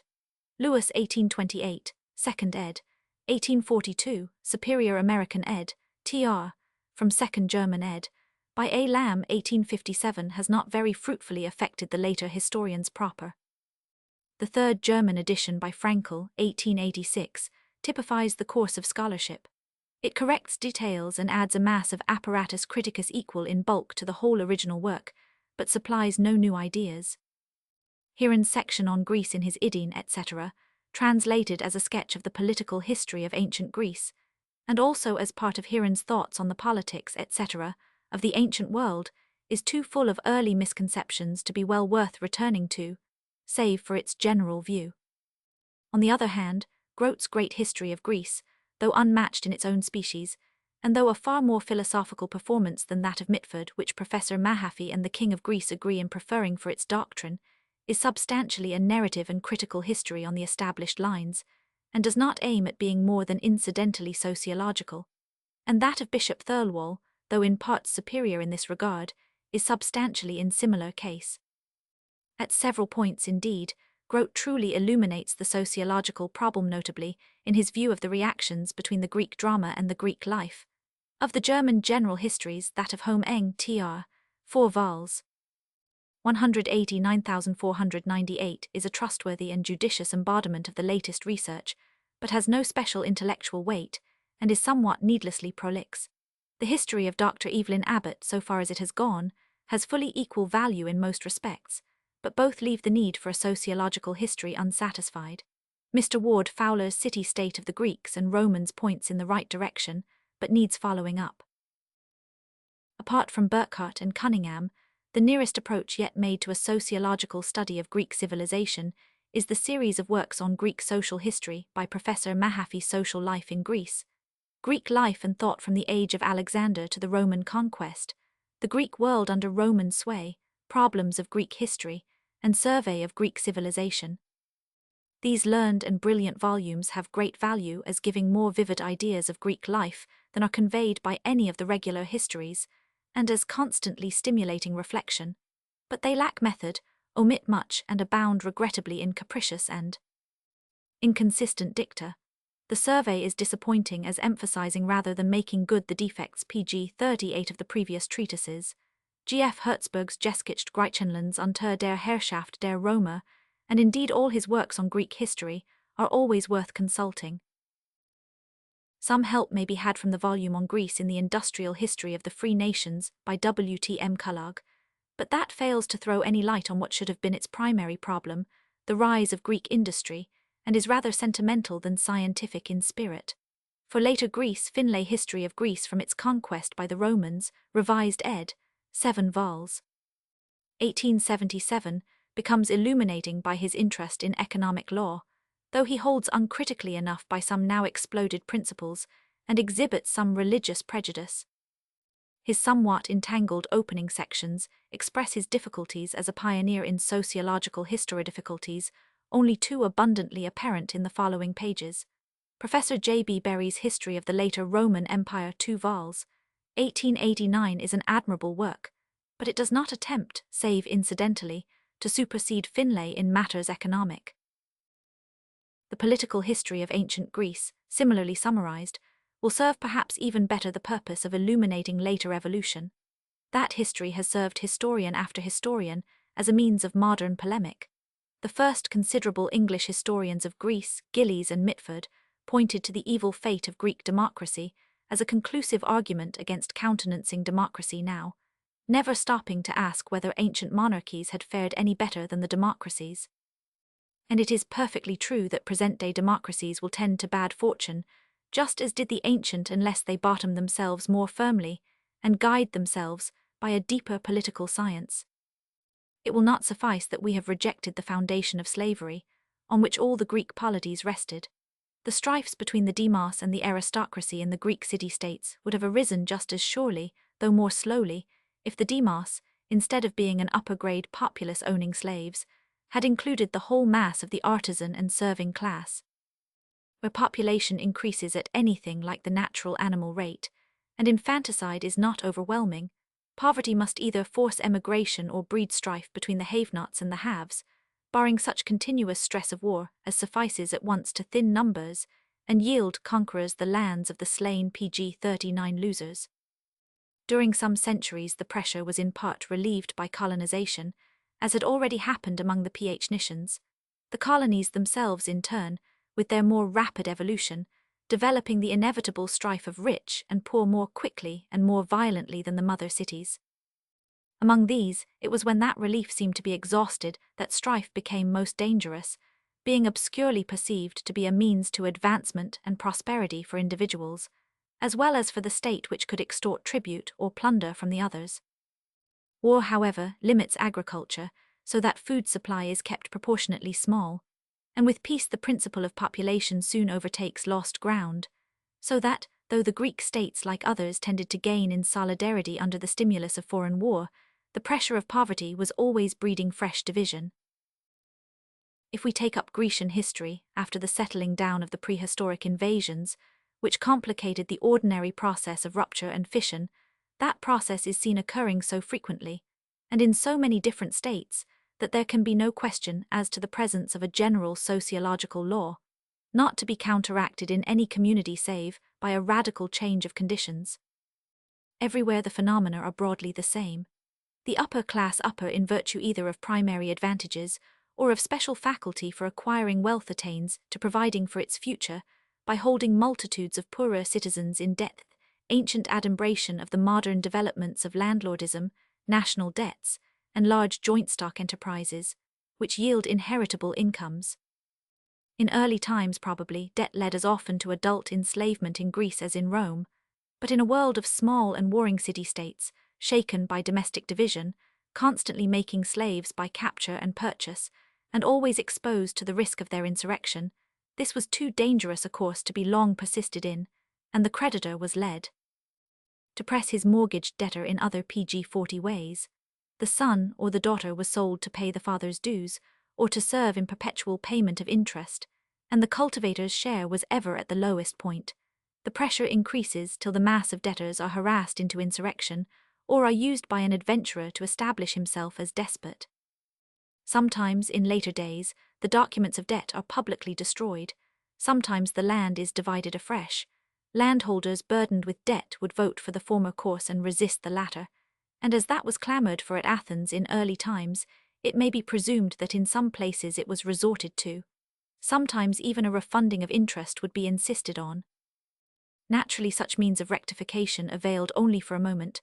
The despot stood a fair chance of being assassinated, the triumphant demos would be caballed against, the exiled nobles with the cold rage of Theognis in their hearts would return, and the last state of the people would be worse than the first, till again slackened vigilance on one side, and intolerable hardship on the other, renewed the cycle of violent change.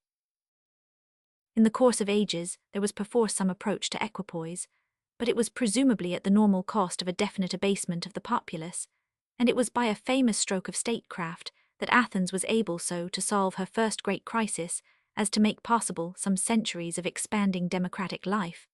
The name of Solon is associated with an early crisis, 594 B100, in which debt and destitution among the Athenian demos, then still for the most part small cultivators, for whom the city was a refuge fortress, but as a rule no longer owning the land they tilled, brought matters to the same point as was marked in Rome by the secession of the plebs. The Athenian oligarchy was very much like the Roman, and when the two sides agreed to call in Solon as arbitrator, it was with a fairly general expectation that he would take the opportunity to become tyrant. The people knew him to be opposed to plutocratic tyranny. The nobles and traders, anxious for security, thought him sure to be their friend, and both sorts had small objection to such a one as despot. But Solon, a noble of moderate means, who had gained prestige in the wars of Athens with her neighbour, pg 41 Megara, and some knowledge of life as a travelling trader, brought to his problem a higher vision than that of a Roman patrician, and doubtless had a less barbarous stock to deal with. Later ages, loosely manipulating tradition, ascribed to him a variety of laws that he cannot have made, but all the records concur in crediting him with a sasachtheia, a shacking off of burdens, and a healing of the worst of the open wounds of the body politic. All existing mortgages were cancelled, all enslavement for debt was abolished. Athenians who had been sold into alien slavery were bought back probably by a contribution from relieved debtors, and the coinage was recast whether or not by way of reducing state payments is not clear. Grote Roman II, 471, while eulogizing Solon's plan as a whole, accepts the view that he debased the money standard, while Boke Metrology ch. 15 holds him to have further altered the weights and measures. For the former view there is clear support in Plutarch Solon, 100. And for the latter in the lately recovered Aristotelian polity of Athens 100. But when Messrs. Mitchell and Caspary in their abridgment of Grote declare that the latter document makes clear that the coinage measure was solely for the promotion of trade, and entirely independent of the sasachtheia, so also Berry, they unduly stress the evidence. The document, which is hardly Aristotelian in structure, proceeds doubtfully on tradition and not upon record, and there may be some truth in the old view of Androtian Plut, 100, that Solon only reduced the rate of interest while altering the money standard. The point is really obscure. Cp. Abbott Hist. Of Greece I 4078, Grote Roman II 47276, Mayer Roman II 65152, Cox Gen Hist. Of Greece 2nd ed. pp. 76-79. So far are we from exact knowledge that it is still a moot point whether the tenant hectomorioi or 6 men paid or received a sixth part of their total product. Cp. Mitchell and Caspary Abba, of Grote note Cox Gen Hist. Of Greece 2nd ed. Berry Hist. Of Greece ed. 1906 Mayer Roman II 642, Abbott Hist. Of Greece I 289. While the burdened peasants and labourers were thus ostensibly given a new economic outlook on life, they were further humanized by being given a share in the common polity. To the ecclesia or congregation of the people, Solon gave the power of electing the public magistrates, and by way of controlling somewhat the power of the Areopagus or Senate, he established a preconsidering council or lower house of 400, chosen from all save pg 42 the poor class, thus giving the state two anchors. And though the executive was in the hands of the aristocracy, subject only to popular election, the burdens of the community were soundly adjusted by a new or improved classification of citizens according to their incomes timocracy, which worked out somewhat as a graduated income tax, whether by way of a money rate or in respect of their share in military duties and public liturgies, which had to be maintained by the richer citizens. As to this vexed question, see Boke, Staatsverschaltung der Athener B Roman 4 100, Grote's Ref, wrong as expounded and checked by Grote Roman II 48588, Messrs. Mitchell and Caspary in their abridgment of Grote pp. 2249 notes reject the whole interpretation which is reached by a combination of ancient data, Plutarch 100, telling nothing as to taxation.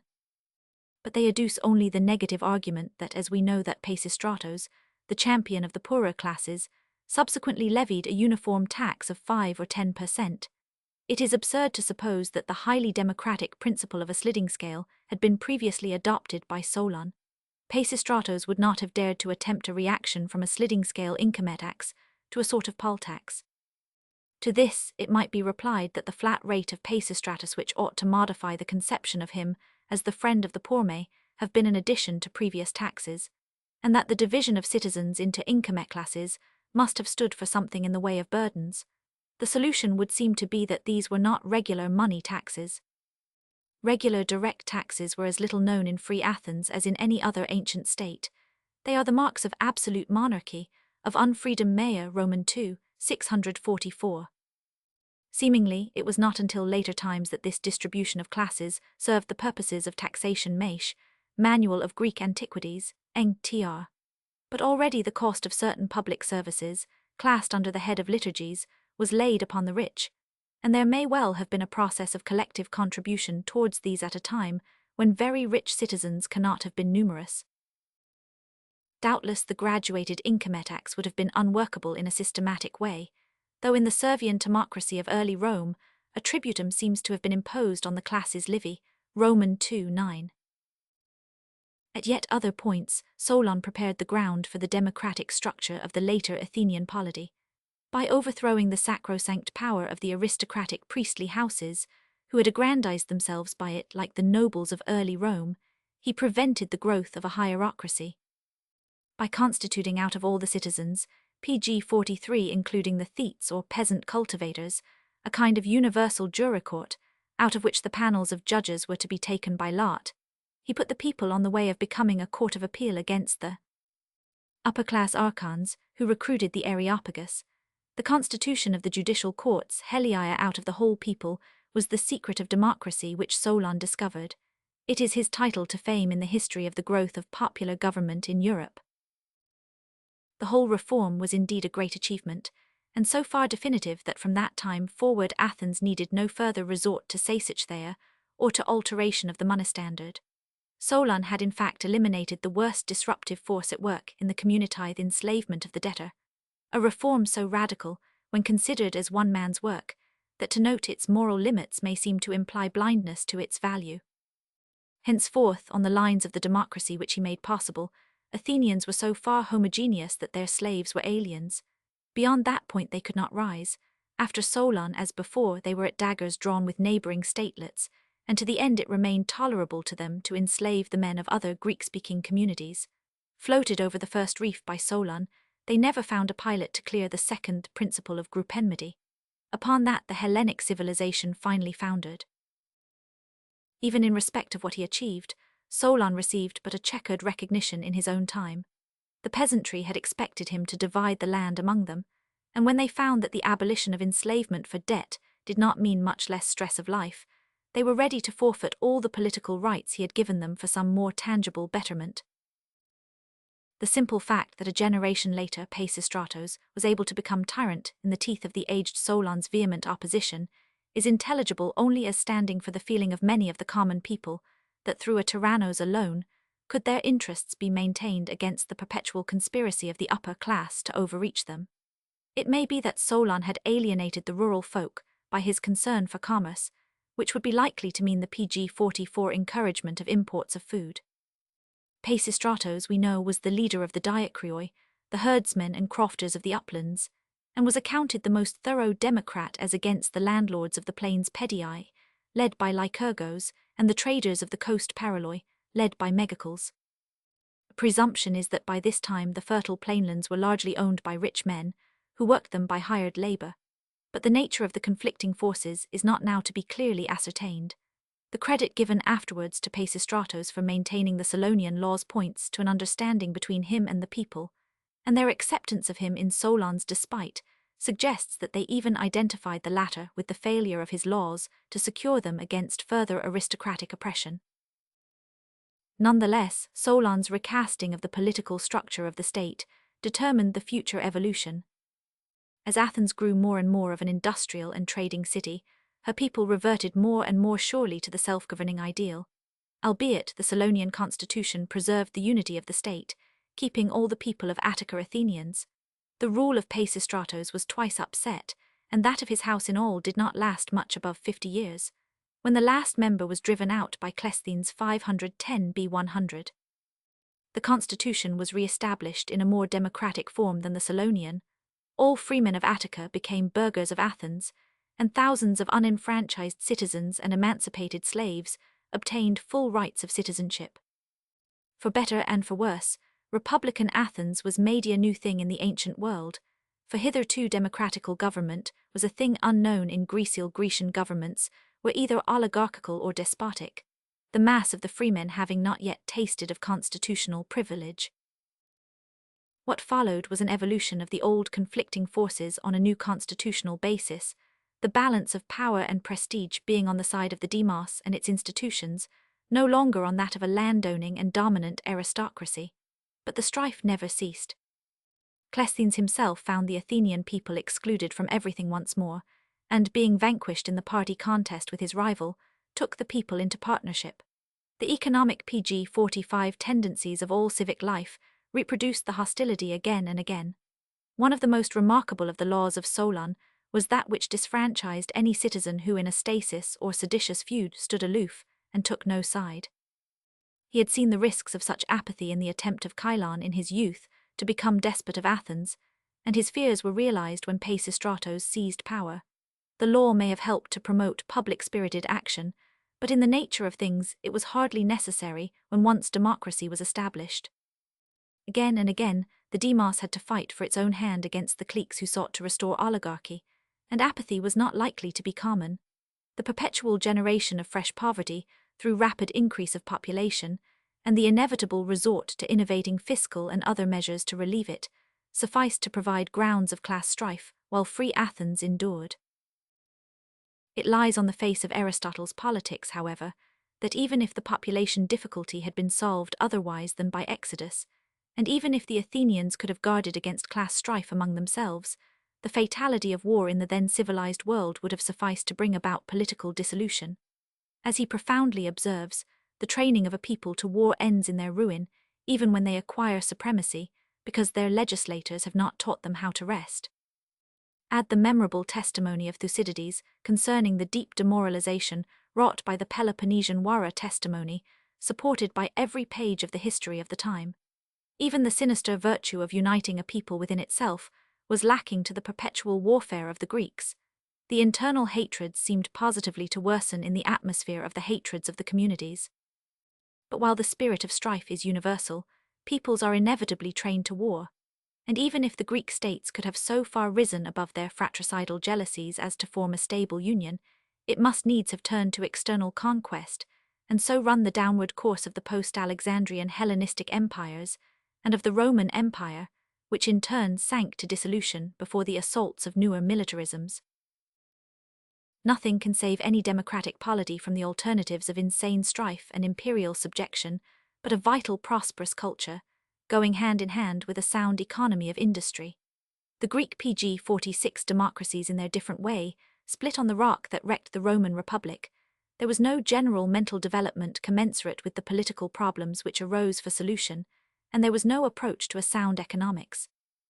The first proposition will doubtless be denied by those who, nourished on the literature of Greece, have come to see in its relative excellence, the more confidently because of the abiding difficulty of mastering it, the highest reach of the faculties of thought and expression.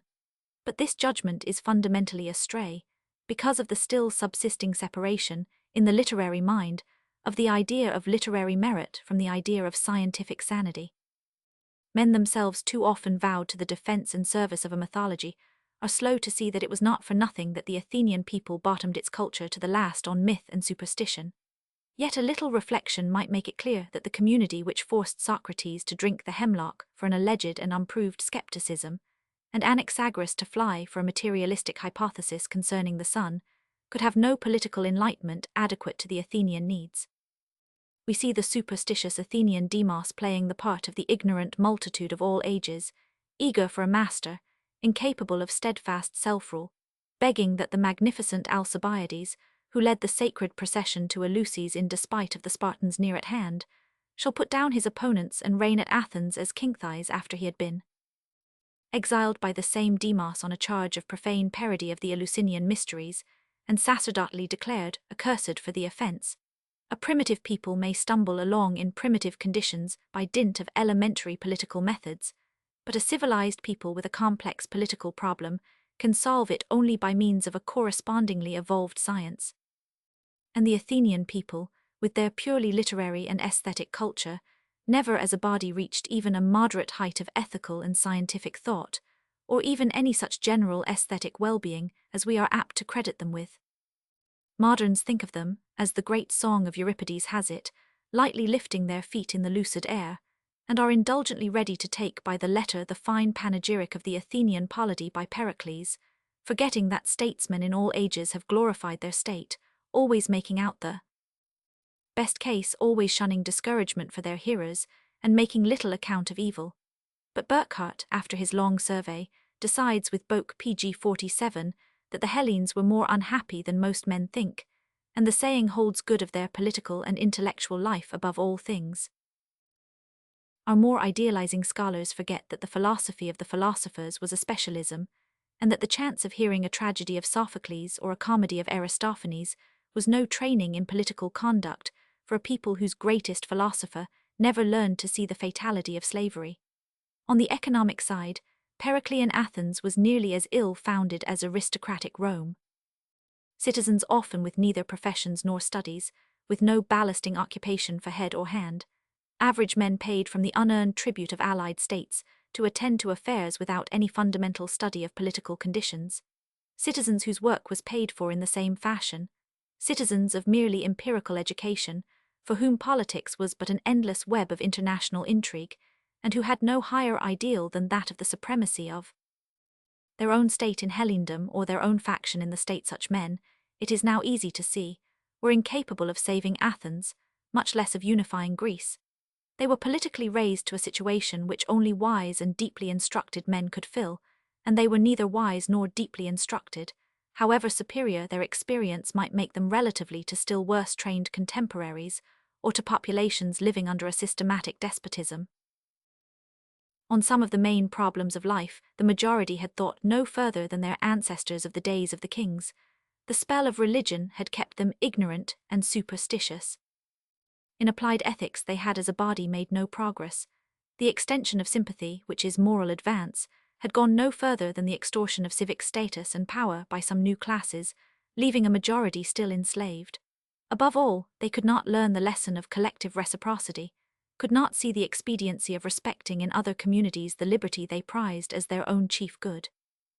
Athens in her turn became an imperial or despot city, governing an aggregate of dependent subjects all without their own active concurrence, and in many cases doubtless contrary to their own sense of political right, but the Athenians committed the capital fault of taking the whole alliance into their own hands, and treating the allies purely as subjects, without seeking to attach them pg 48 by any form of political incorporation or collective meeting, and discussion without taking any pains to maintain community of feeling or idea of a joint interest without admitting any control, real or even pretended, over themselves as managers.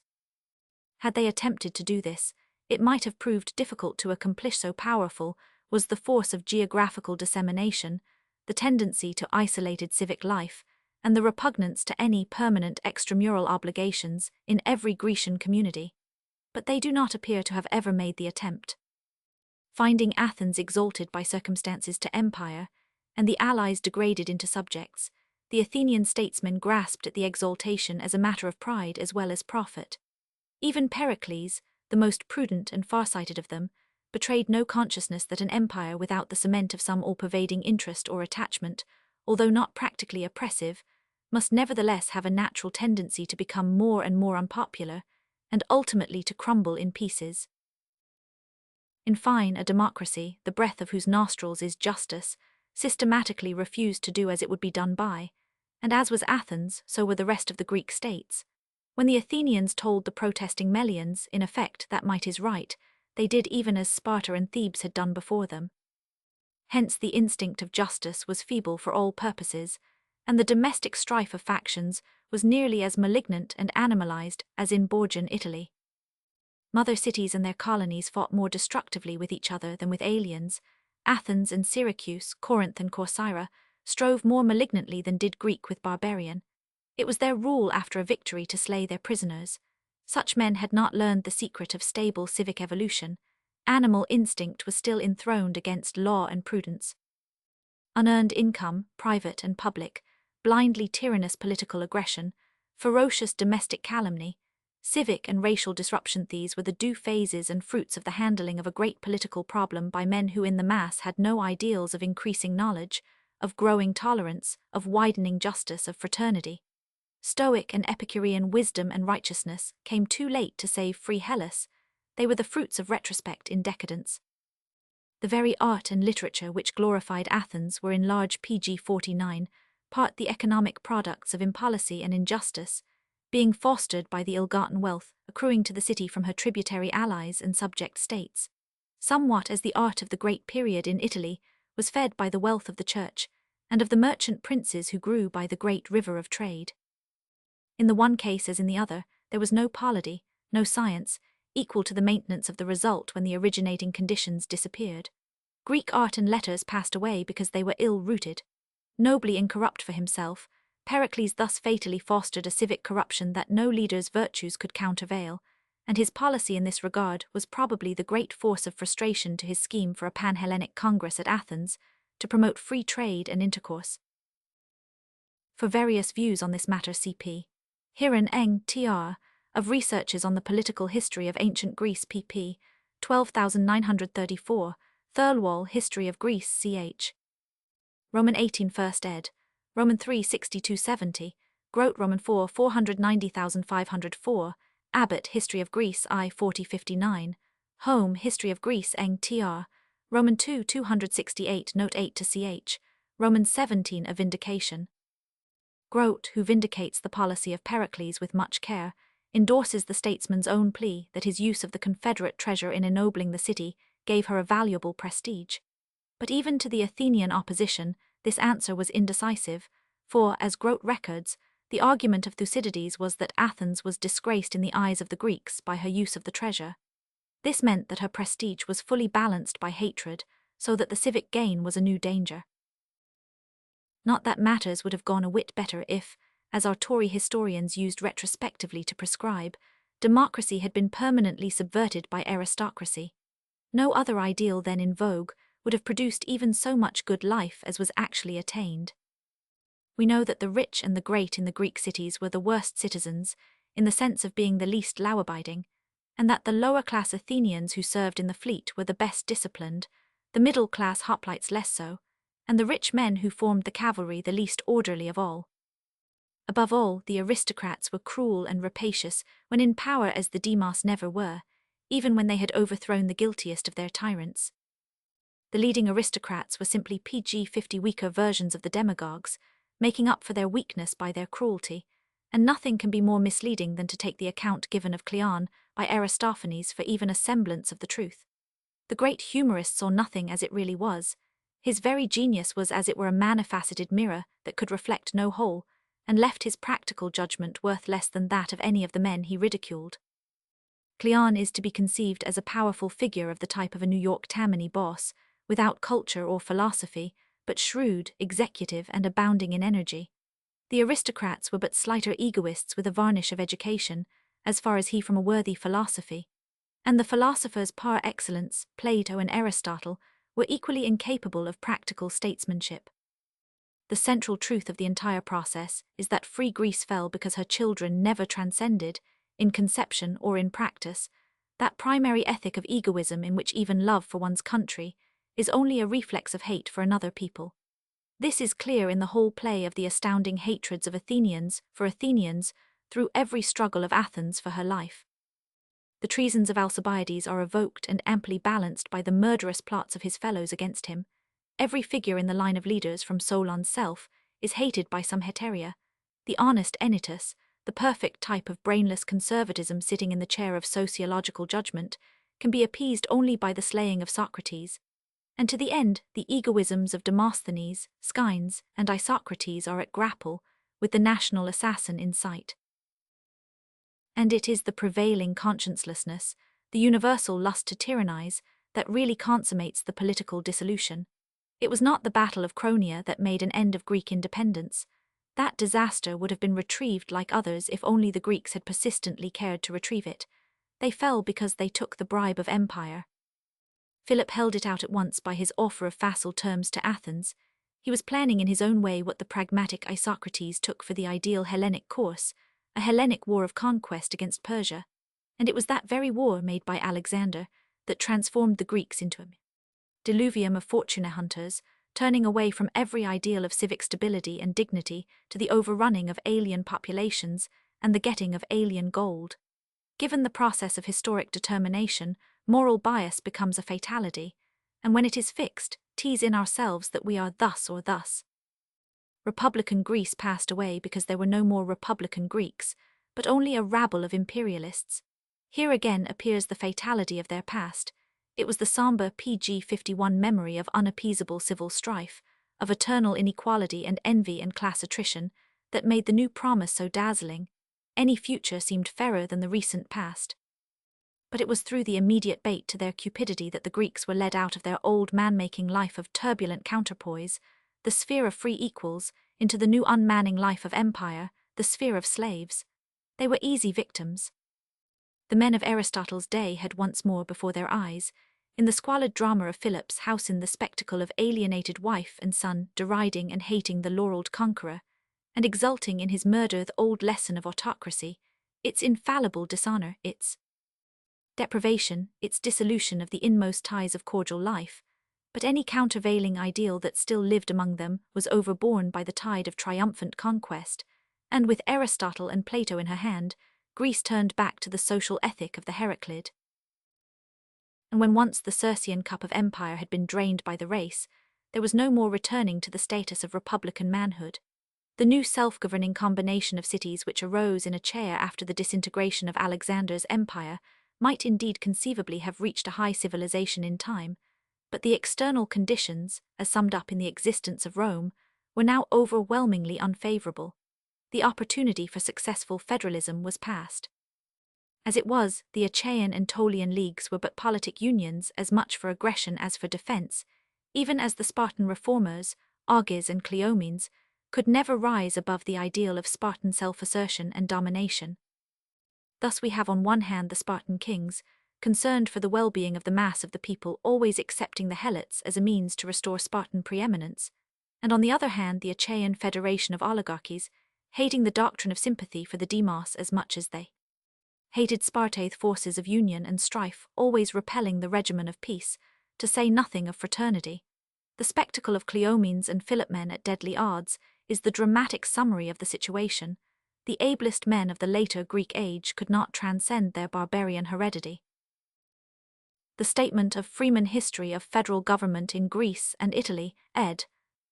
1893, that a federal system in Greece was utterly impossible, is true in the bare philosophically sense that that was impossible which did not happen, but such a proposition would hold equally true of anything else that did not happen at a given time, and it merely creates confusion to affirm it of one item in particular. Pericles schemed some PG 52 thing like a federal union, and had his practice been in accord with his ideal, it might conceivably have been at least tried. 1000. Fustel de Coulanges well points out how the primary religious conception of the ancient city-state expelled and negatived that of a composite state la cite antique 50. Roman 3 ch. Roman 14, that is a process of rational explanation. But unless we conceive the failures of the past as lessons to be profited by, there can be neither a social nor a moral science. Freeman, however, actually proceeds to say that Greek federation was utterly undesirable and extraordinary doctrine in a treatise devoted to studying and advocating federalism. On the principles thus laid down, Dr. Freeman's denunciation of Austria and France in modern times is irrational, since that which has happened in these countries is that which alone was possible, and the problem as to the desirable is hopelessly obscured. To say that Greece united in a federal bond could never have become the Greece we admire 499 is only to vary the verbalism.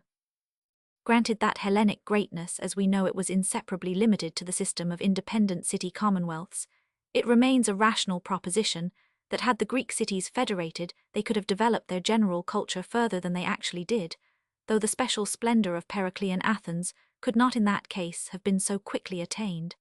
And as the fall of Greece is no less inseparably linked with the separateness of the states, Dr.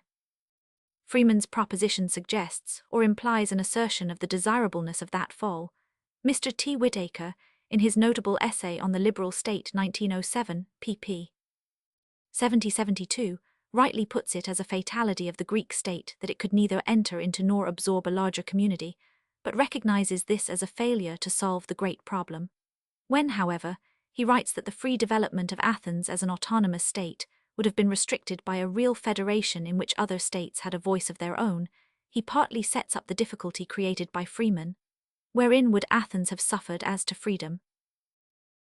The lesson for modern democracies from the story of the ancient is thus clear enough. To flourish, they must have peace. They must sooner or later practice a scientific and humane restraint of population, the sooner the better, as destruction of surplus population is always going on, even with emigration. They must check inequality, which is the fountain of domestic dispeace, and they must maintain a progressive and scientific culture. And the lesson is one that may now be acted on as it never could have been before. There is no longer a reserve of fecund barbarism, ready to overwhelm a civilization PG 53 that ceases to be pugnacious, and the civilized states have it in their own power to submit their quarrels to bloodless arbitrament. The inveterate strifes of the Greeks belong to a past stage of civilization, and were in any case the product of peculiar geographical conditions, Greece being physically divided, externally among islands, and internally into a multitude of glens, which in the days of city-state life and primitive means of communication preserved a state of cantonal separateness and feud, just as did the physical conditions of the Scottish Highlands in the days before effective monarchic rule. This permanent dissociation of the city-states was only a more intractable form of the primary divisions of the districts. Thus in Attica itself the divisions of party largely followed the localities. There were as many parties among them as there were different tracts of land in their country, mountain dwellers being democratic, while the plain dwellers were for an oligarchy, and the coast dwellers sought a mixed government. Plutarch Solon 200. 29. Aristotle Polity of Athens Roman 100. See the question further discussed below ch. Roman 4 2c. Indeed, the fullness of the autonomous life attained by the separate cities was a psychological hindrance to their political union, given the primary geographical sunderance. Thus we have in the old Amphictyonic councils the evidence of a measure of peaceful political attraction among the tribes before the cities were developed. Yet on those ancient beginnings there was no political advance till the rise of formal federalism in the Tolian and Achaean leagues after the death of Alexander. And that federalism was not ethically higher than the spirit of the ancient Amphictyonic oath, preserved by Scynes. The balance of the forces of separateness and political wisdom is to be conceived in terms of a given degree of culture relatively to a given set of physical conditions. Happily the deadlock in question no longer subsists for civilized states. Again, there is now possible a scientific control of population, without infanticide, without vice, without abortion. There has been attained a degree of democratic stability and enlightenment which, given peace, permits of a secure gradual extension of the principle of equality by sound machinery, and there is now accumulated a treasury of seminal knowledge which makes possible an endless intellectual progress, the great antiseptic of political decay, provided only that the foregoing conditions are secured. This is, in brief, the program of progressive democracy. Chapter 4. The Laws of Socio-Political Development 54. The word progressive, however, raises one of the most complex issues in sociology. It would be needless to point out, were it not well to anticipate objection, that the foregoing summaries are not offered as a complete theory of progress, even as commonly conceived, much less as sufficing to dismiss the dispute as to what progress is, or what basis there is for the modern conceptions bound up with the word. Our generalizations proceed on the assumption, of course, that human affairs must constantly improve in virtue of some cosmic law, but that by most men of any education a certain advance in range of knowledge, of reflection, of skill, of civic amenity, of general comfort, is held to be attainable and desirable, that such advances have clearly taken place in former periods, and that the due study of these periods and of present conditions may lead to a further and indefinitely prolonged advance. Conceiving progress broadly as occurring by way of rise in the quantity and the quality of pleasurable and intelligent life, we beg the question, for the purposes of this inquiry, as against those who may regard such a tendency with aversion, and those who may deny that such increase ever takes place. Taking as proved the evolution of mankind from lower forms of animal life, we conceive such evolution as immeasurably slow in the period before the attainment of agriculture, which may serve as the stage at which what we term civilization begins.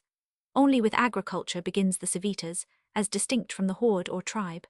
Thenceforth all advance in arts and ethics, no less than in political coordination, counts as civilization. The problem is how to diagnose advance. All of us, roughly speaking, understand by progress the moving of things in the way we want them to go. And the ideals underlying pg 55, the present treatise, are easily seen, though it does not aim at an exhaustive survey of the conditions and causes of what it assumes to be progressive forms or phases of civilization. To reach even a working theory, however, we have to make, as it were, cross-sections in our anatomy, and to view the movement of civilization in terms of the conditions which increase men's stock of knowledge and extend their imaginative art. To lay a foundation, we have to subsume Buckle's all-important generalization as to the effect of food and life conditions in differentiating what we may broadly term the primary from the secondary civilization. Thus we think from civilization to a civilization.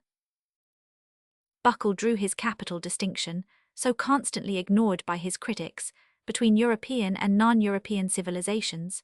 This broadly holds good, but is a historical rather than a sociological proposition. The process of causation is one of life conditions, and the first great steps in the higher Greek civilization were made in Asia Minor, in contact with Asiatic life, even as the earlier civilizations, such as the Minoan of Crete now being traced through recovered remains, grew up in contact with both Egypt and the East. C.P. Prof. Burroughs, The Discoveries in Crete, 1907, CHS. v. 9. The distinction here made between primary and secondary civilizations is of course merely relative, applying as it does only to the historic period. We can but mark off the known civilizations as standing in certain relations one to another. Thus the Roman civilization was in reality complex before the conquest of Greece, inasmuch as it had undergone Italo-Greek and Etruscan influences, representing a then ancient culture. But the Roman militarist system left the Roman civilization in itself unprogressive, and prevented it from being durably fertilized by the Greek. Proceeding from general laws to particular cases, we may roughly say that the general law that facile food conditions, supporting large populations in a primary civilization, generate despotisms, was pg 56 explicitly put in the 18th century by Walkenaer sur l'histoire de l'espèce humaine, 1798-50, v.ch. Roman 4, Montesquieu, whose reasonings on climate and soil tend to be fanciful and non-economic. C.P. Valny, Leckens de Histoire 6 séance, and Buckle, Routledge's ed. pp. 24, 46,869, noted the fact that sterile Attica was relatively democratic, and fertile Lake Daemon aristocratic, and further following Plutarch decides that mountaineers tend to be democratic, plain dwellers subject to rulers, and coast dwellers something midway between esprit des lois 50, Roman 18 ch. He is right in his facts but misses the economic explanation. The fact that mountaineers as such are not easy to conquer doubtless counts for a good deal. See it touched on in Gray's unfinished poem on the alliance between government and education, written before the appearance of the Esprit des Lois, and stopped by Gray on the ground that the Baron had forestalled some of his best thoughts. Gray's works, ed. 1821. The point is discussed more fully in Dr. Dunbar's Essays on the History of Mankind, 1780, Essay 6. If the nation with such conditions is well aloof from other nations, in virtue of being much more civilized than its near neighbors, and of being self-sufficing as regards its produce, its civilization, as in the cases of China and Imperial Peru and ancient Egypt, is likely to be extremely conservative. Above all, lack of racial interbreeding involves lack of due variation. No pure race ever evolved rapidly or highly. Even the conservative primary civilizations as the Egyptian, Chinese, and Akkadian rested on much race mixture. As Dr. Draper has well pointed out, intellect, Develop of Europe ed. 1875, I. AD 488, the peculiar regularity of Egyptian agriculture, depending as it did on the Nile overflow, which made known in advance the quantity of the crops, lent itself especially to a stable system of life and administration. The long-lasting exclusion of foreigners there, as in China and in Sparta, would further secure sameness of culture, and only by such causes can special unprogressiveness anywhere arise. Sir Henry Maine's formula, marking off progressive and unprogressive civilizations as different species, is merely verbal and is not adhered to by himself.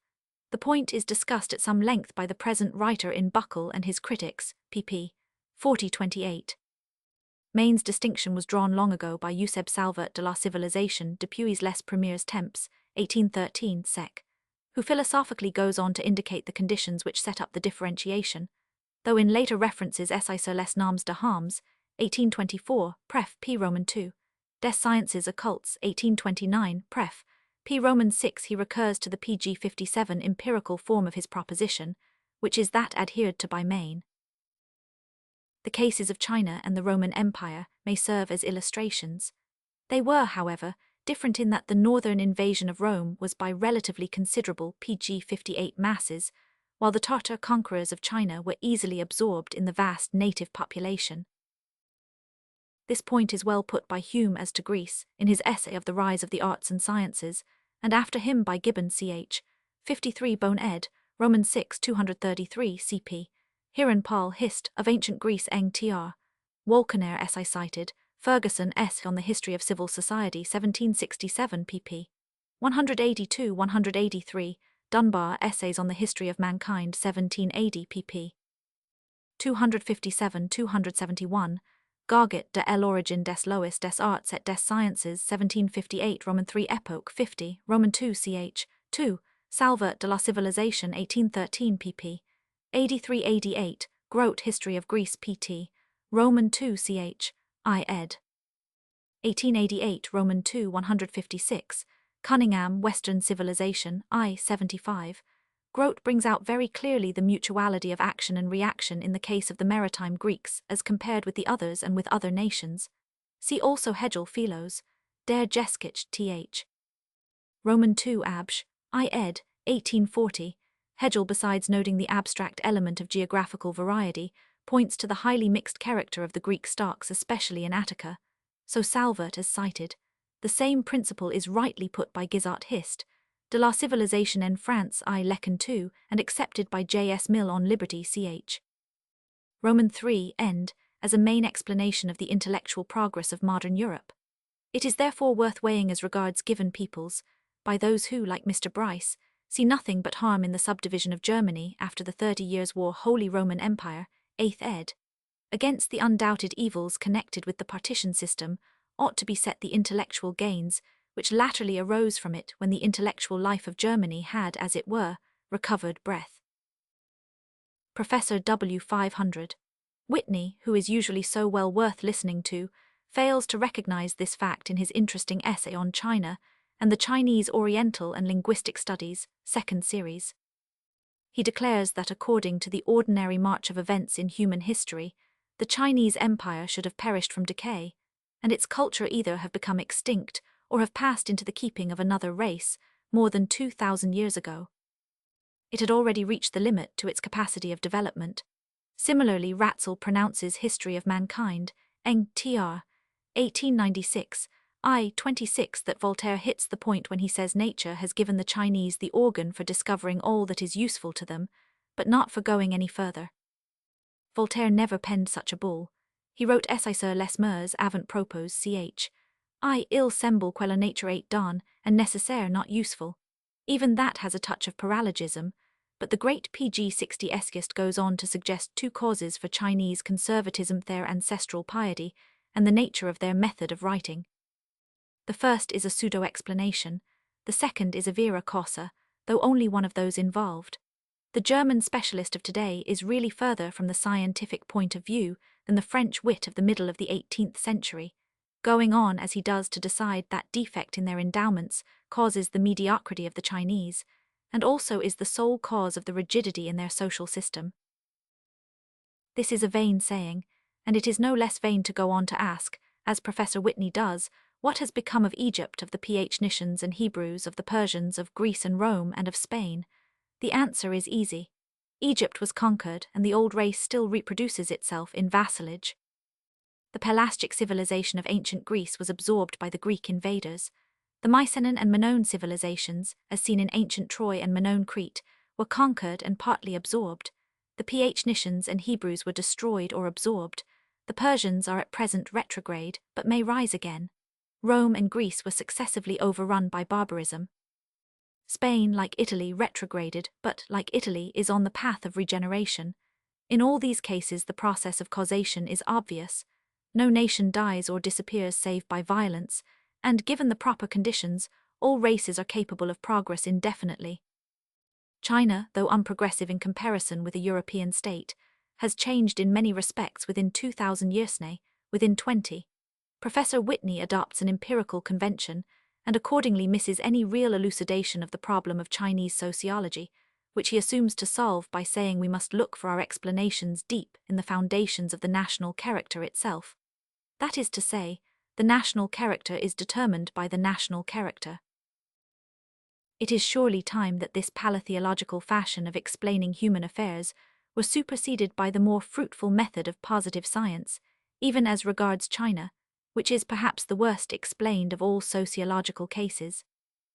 Like others, it had been intelligently taken up by sociologists of the 18th century before the conservative reaction. See the Esprit des Lois, Roman 7:6, Roman 8:21, X 15, Roman 14:8, Roman 18:6, Roman 19:13-20, Dunbar's essays as cited pp.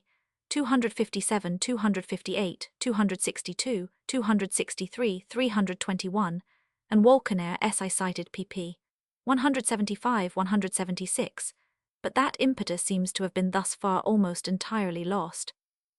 Voltaire's fallacy is remembered and his truth ignored, and the methods of theology continue to be applied to many questions of moral science after they have been wholly cast out of physics and PG 61 biology.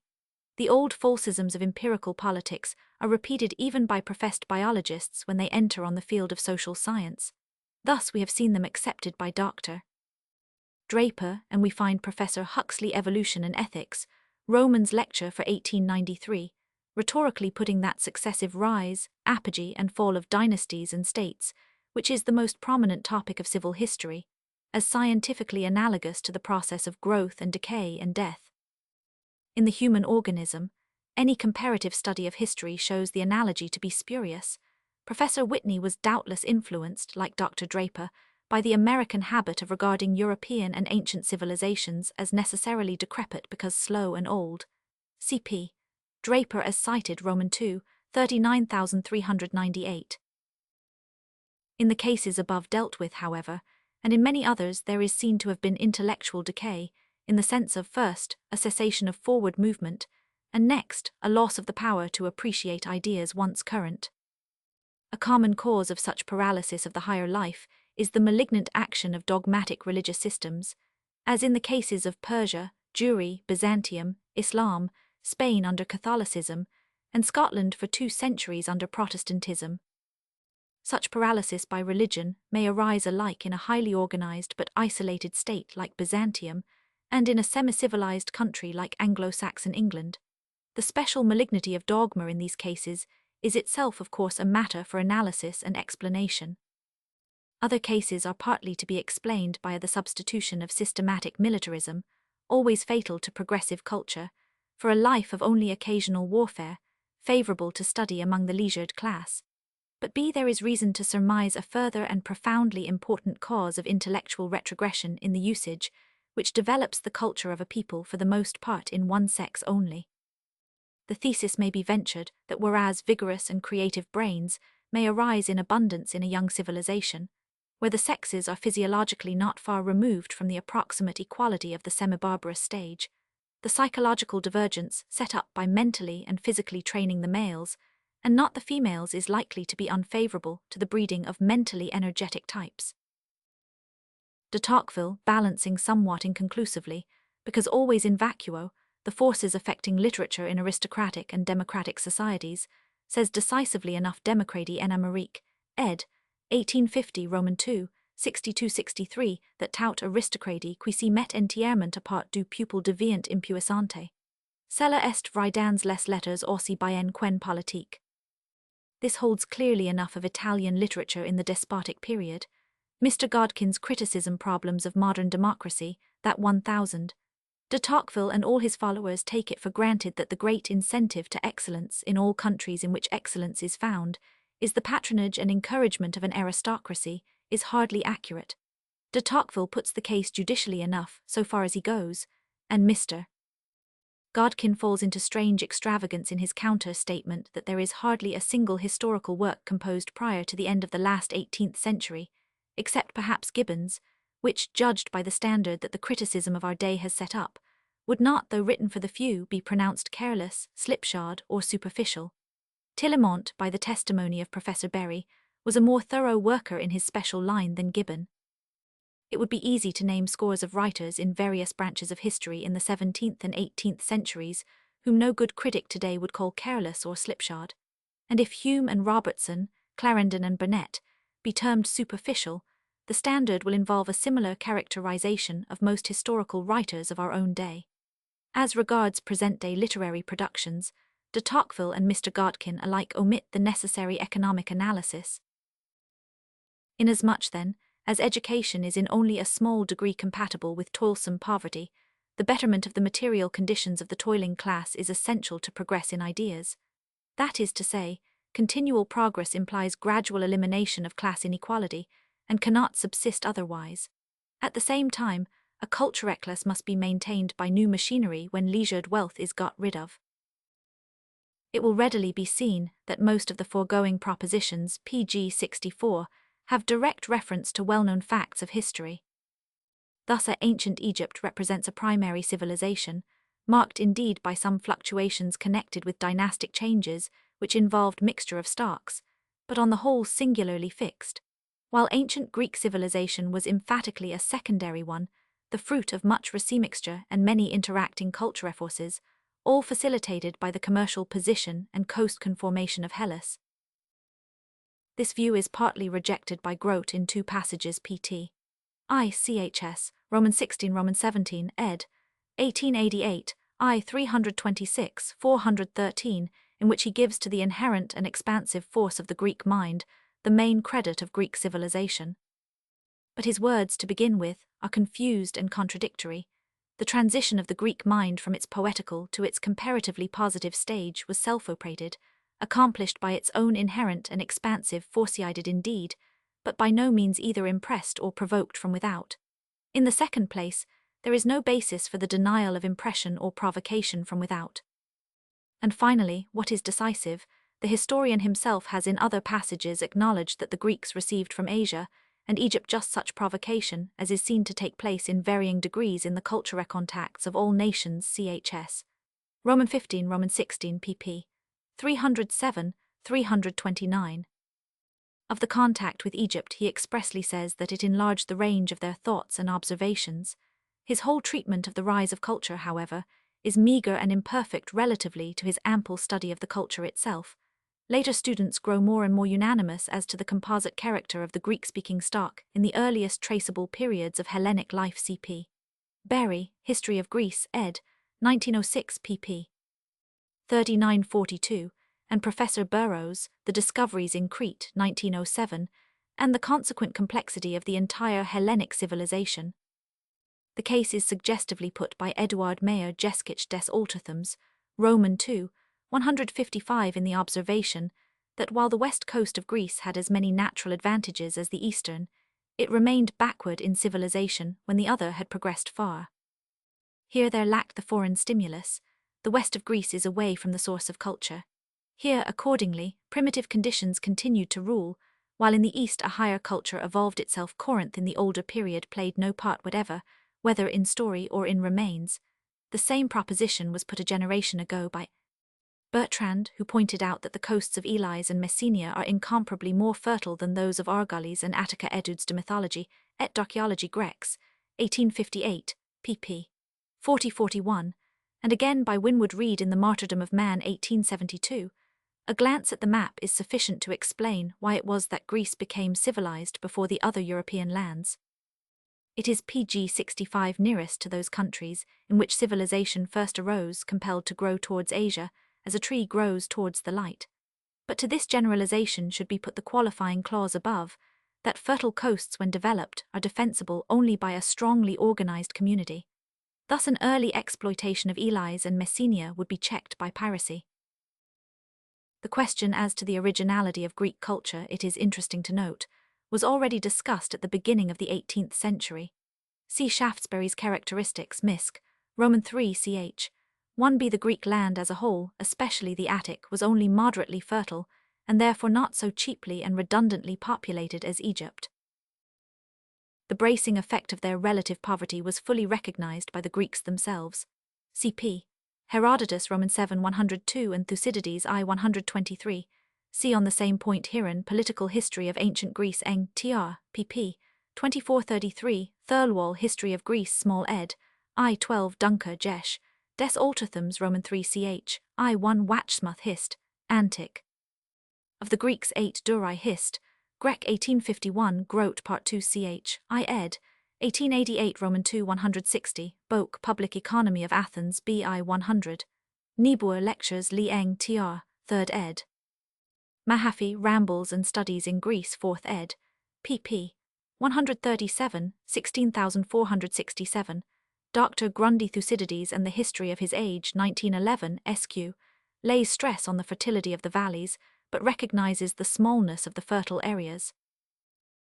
See Hellas was further so decisively cut up into separate cantons by its mountain ranges, and again in respect of the multitude of the islands, that the Greek districts were largely foreign to each other, and their cultures had thus the advantage of reacting and interacting, as against the disadvantage of their incurable political separateness, that disadvantage, in turn being correlative with the advantage of insusceptibility to a despotism.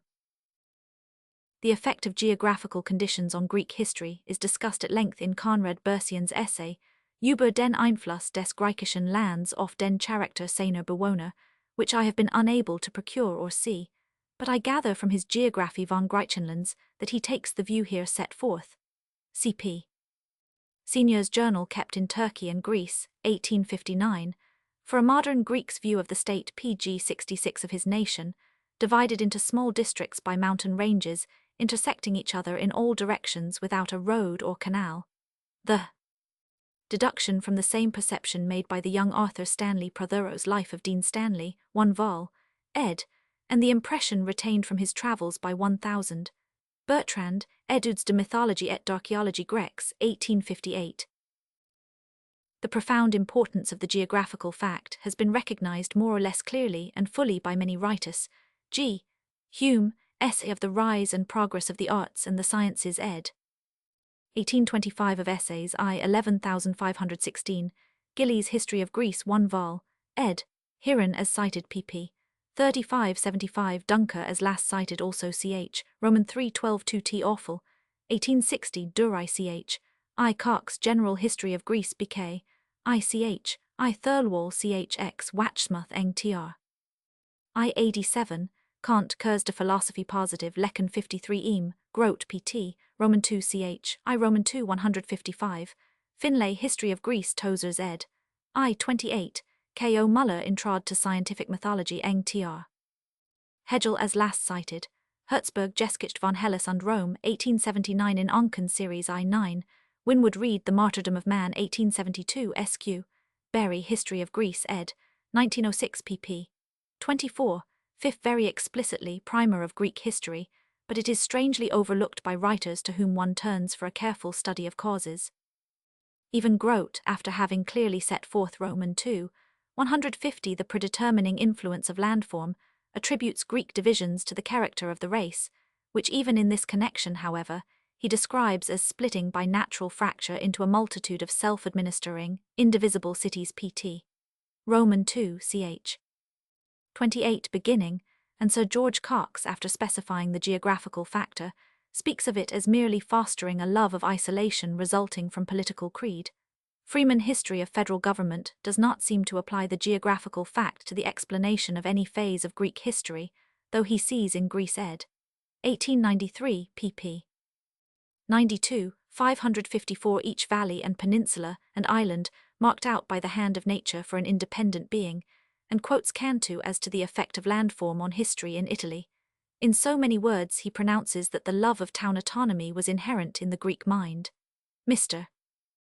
Ward Fowler, City-State of the Greeks and Romans, does not once give heed to the geographical conditions of causation, always speaking of the Greeks as lacking the faculty of union as compared with the Latins, though the Eastern Empire finally showed greater cohesive power than the Western. Even Mr. Fifth Primer cited, despite his preliminary recognition of the facts, finally speaks of the Greeks as relatively lacking in the gift for government. The same assumption is made in Lord Morley's Compromise ed. 1888, in the allusion to peoples so devoid of the sovereign faculty of political coherency, as were the Greeks and pg 67 the Jews. Lord Morley's proposition is that such peoples may still evolve great civilizing ideas, but though that is true, the implied thesis as to faculty weakens even the truth. The case of the Jews is to be explained in exactly the same way as that of the Greeks, the face of Palestine being disjunct and segregate in a peculiar degree. Other Semites, living in great plains, were united in great monarchies. The sound view of the case as to Rome is put by Herzberg. Soll man im Gegensatz zu der hellenischen Geschichte in Kurzester Forschung bezeichnen, so kann man etwas sagen, die italisch Landesnatur stellt der Ausbildung eines großen einheitlich geordneten Staats durchaus nicht die gewaltigen Hindernisse entgegen, wie das in Griechenland der Fall war Jesch. Von Hellas und Rome Roman 2:7. cp. Schuckburg History of Rome 1894, as to the vast heights which effectually separate tribes. Dr. Cunningham puts it Western civilization, I 152, 160 that Roman expansion in Italy came of the need to reach a true frontier of defense, in the lack of physical barriers to the early states. So Lord Cromer Anke and Mard, Imperialism 1910, it seems more plausible to say that all of the states concerned were positively disposed to conquest, and that the physical conditions of Italy made possible an overrunning which in early Greece was impossible. The theory of faculty, consistently applied on Mr. Fowler's and Lord Morley's lines, would credit the French with an innate gift of union much superior to that of the Germans at least in the modern period and the Chinese with the greatest faculty of all. But the long maintenance of one rule over all China is clearly due in large part to the great facility of internal intercourse Davis, the Chinese intrad. So long established, the Roman roads were half the secret of the cohesion of the empire. Dr. Draper suggests ingeniously but inaccurately that Rome had strength and permanence because of lying east and west, and thus possessing greater racial homogeneity than it would have had if it lay north and south intel. Develle, of Europe I-11. On the other hand, mountainous Switzerland remains still cantonally separate, though the pressure of surrounding states, beginning with that of Austria, forced a political union. Compare the case of the clans of the Scottish Highlands down to the road-making period, after the last Jacobite rising. See the principle discussed in Mr. Spencer's Principles of Sociology, I-17. It may be well, before leaving the subject, to meet the important criticism of the geographical principle by Fustel de Coulanges La Cite Antique, 54, Roman 3 ch, Roman 14 edit, 1880. Noting that the incurable division of the Greeks has been attributed to the nature of their land, and that it has been said that the intersecting mountains established lines of natural demarcation among men, he goes on to argue, but there are pg 68 no mountains between Thebes and Plata, between Argos and Sparta, between Sybaris and Crotona. There were none between the towns of Latium, or between the 12 cities of Etruria. Physical nature has doubtless some influence on the history of peoples, but the beliefs of men have a much greater. Between two neighboring cities there was something more impassable than a mountinto wit, the series of sacred limits, the difference of cults, the barrier which each city set up between the stranger and its gods. All this, so far as it goes, is substantially true, but it does not at all conflict with the principle as above set forth. Certainly all cities, like all tribes, were primarily separatist, though even in religious matters there was some measure of early peaceful interinfluence, and a certain tendency to syncresis as well as to separateness. Cp. K. O. Muller Dorian's Eng, tr. I. 228, but the principle is not special to the cities of Greece.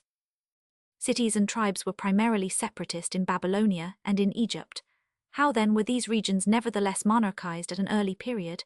Clearly by reason of the greater invitingness and feasibility of conquest in such territories, for their unification was forcible. The conditions had thus both an objective and a subjective, a suggestive and a permissive force, both lacking in Greece. Again, the 12 cities of Etruria formed a league. If they did so more readily and effectually than the Greeks, is not the level character of their territory, which made them collectively open to attack, and facilitated intercourse, one of the obviously probable causes. No doubt the close presence of hostile and alien races was a further unifying force which did not arise in Greece. Etruria, finally, like Latium, was unified by conquest. The question is, why was not Greece? There is no answer save one that in the pre-Alexandrian period, no Greek state had acquired the military and administrative skill and resources needed to conquer and hold such a divided territory. Certainly the conditions conserved the ideal of separateness and non-aggression or non-assimilation, so that cities which had easy access to each other respected each other's ideal. But here again, it was known that an attempt at conquest would probably lead to alliances between the attacked state and others, and the physical conditions prevented any state save Macedonia from becoming overwhelmingly strong. To these conditions, then, we always return, not as to sole causes, but as to determinants. In Egypt again, culture was never deeply disseminated, and before Alexander was hardly at all fecundated by outside contact. In Greece there was always the great uncultured slave substratum, and the arrest of freedom, to say nothing of social ignorance, female subjection, and sexual perversion, ultimately kept vital culture PG 69 stationary. In Rome, militarism and the multiplication of the slave class, along with the deletion of the independent and industrious middle class, made progressive culture impossible, as surely as it broke down self-government. In all cases alike, overpopulation, not being met by science, either bred poverty or was obviated by crime and vice. The so-called regeneration of Europe by the barbarian conquest, finally, was simply the beginning of a long period of corrupted and internecine barbarism, the old culture remaining latent.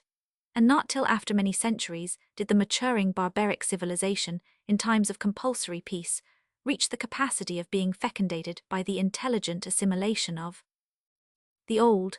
But after the Renaissance, as before, the diseases of militarism and class privilege and the political subjection caused a backthrow and intellectual stagnation, which was assisted by the commercial decline brought upon Italy. So that in the feudal period, in one state after another, we have the symptoms of, as it were, senile decay and retrogression. In all cases this is to be set down proximately to the deficit of new ideas, and in some to excess of strife, which exhausted spare energy among the leisured class, deepened the misery of the toilers, and normally prevented the intelligent intercourse of peoples. It is become a commonplace of historical philosophy that the Crusades wrought for good inasmuch as they meant fresh communication between East and West. Yet it may be doubted whether much more was not done through the quiet contacts of peace between Saracen and Christian in Western Europe, and by the commerce with the East which preceded the Crusades, than by the forced intercourse following on religious war.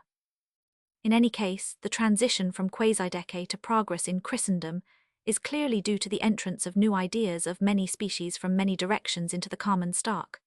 Greek letters, Saracen physics, and new geographical discovery, all combining to generate thought. The case of Japan, again, compares with both that of ancient Greece and that of modern Europe. Its separate civilization, advantageously placed in an archipelago, drew stimulus early in the historic period from that of China, and while long showing the Chinese unprogressiveness in other respects, partly in virtue of the peculiar burdensomeness of the Chino-Japanese system of ideograms, it made remarkable progress on the side of art. The recent rapid industrial development injurious to the artistic life is plainly a result of the PG 70 European and American contact, and if only the mechanism of reading and writing be made manageable on the European lines, and the snare of militarism be escaped, the Japanese civilization may develop mentally as much as it is doing industrially and in military organization. It suffices the practical political student, then, to note that progress is thus always a matter of intelligible causation, and without concerning himself about predicting the future or estimating the sum of possibilities, to take up the tasks of contemporary politics as all other tasks are taken up by practical men, as matter of adaptation of means to ends, the architect and engineer have nothing to do with calculating as to when the energy of the solar system will be wholly transmuted. As little has the politician to do with absolute estimates of the nature of progress. All alike have to do with the study of laws, forces, and economics. We may now then set forth the all-pervading biological forces or tendencies of attraction and repulsion in human affairs as the main primary factors in politics or corporate life, which it is the problem of human science to control by counteracting or guiding, and we may without further illustration set down the principal modes in which these instincts appear. They are, broadly speaking, animal pugnacities and antipathies of states or peoples, involving combinations, sanctified from the first by religion, and surviving as racial aspirations in subject peoples. B. Class divisions, economically produced, resulting in class combinations and hostilities within a state, and in particular popular desire for betterment. C. The tendency to despotism as a cure for class oppression or anarchy, and the spirit of conquest. D. The beneficent lure of commerce, promoting intercourse, countered by the commercial jealousies of states. E. Designs of rulers, giving rise to popular or aristocratic factions complicated by questions of succession and loyalism. F. Religious combinations, antipathies and ambitions, international or sectarian, in more educated communities, ideals of government and conduct. Pg 71. In every one of these modes, be it observed, the instinct of repulsion correlates with the instinct of attraction. The strifes are the strifes of combinations, of groups or masses united in themselves by sympathy, in antipathy to other groups or masses. The esprit de corps arises alike in the species, the horde, the tribe, the community, the class, the faction, the nation, the trade or profession, the church, the sect, the party. Always men unite to oppose, always they must love to hate, fraternize to struggle. The analogies in physics are obvious, but need not here be dwelt upon.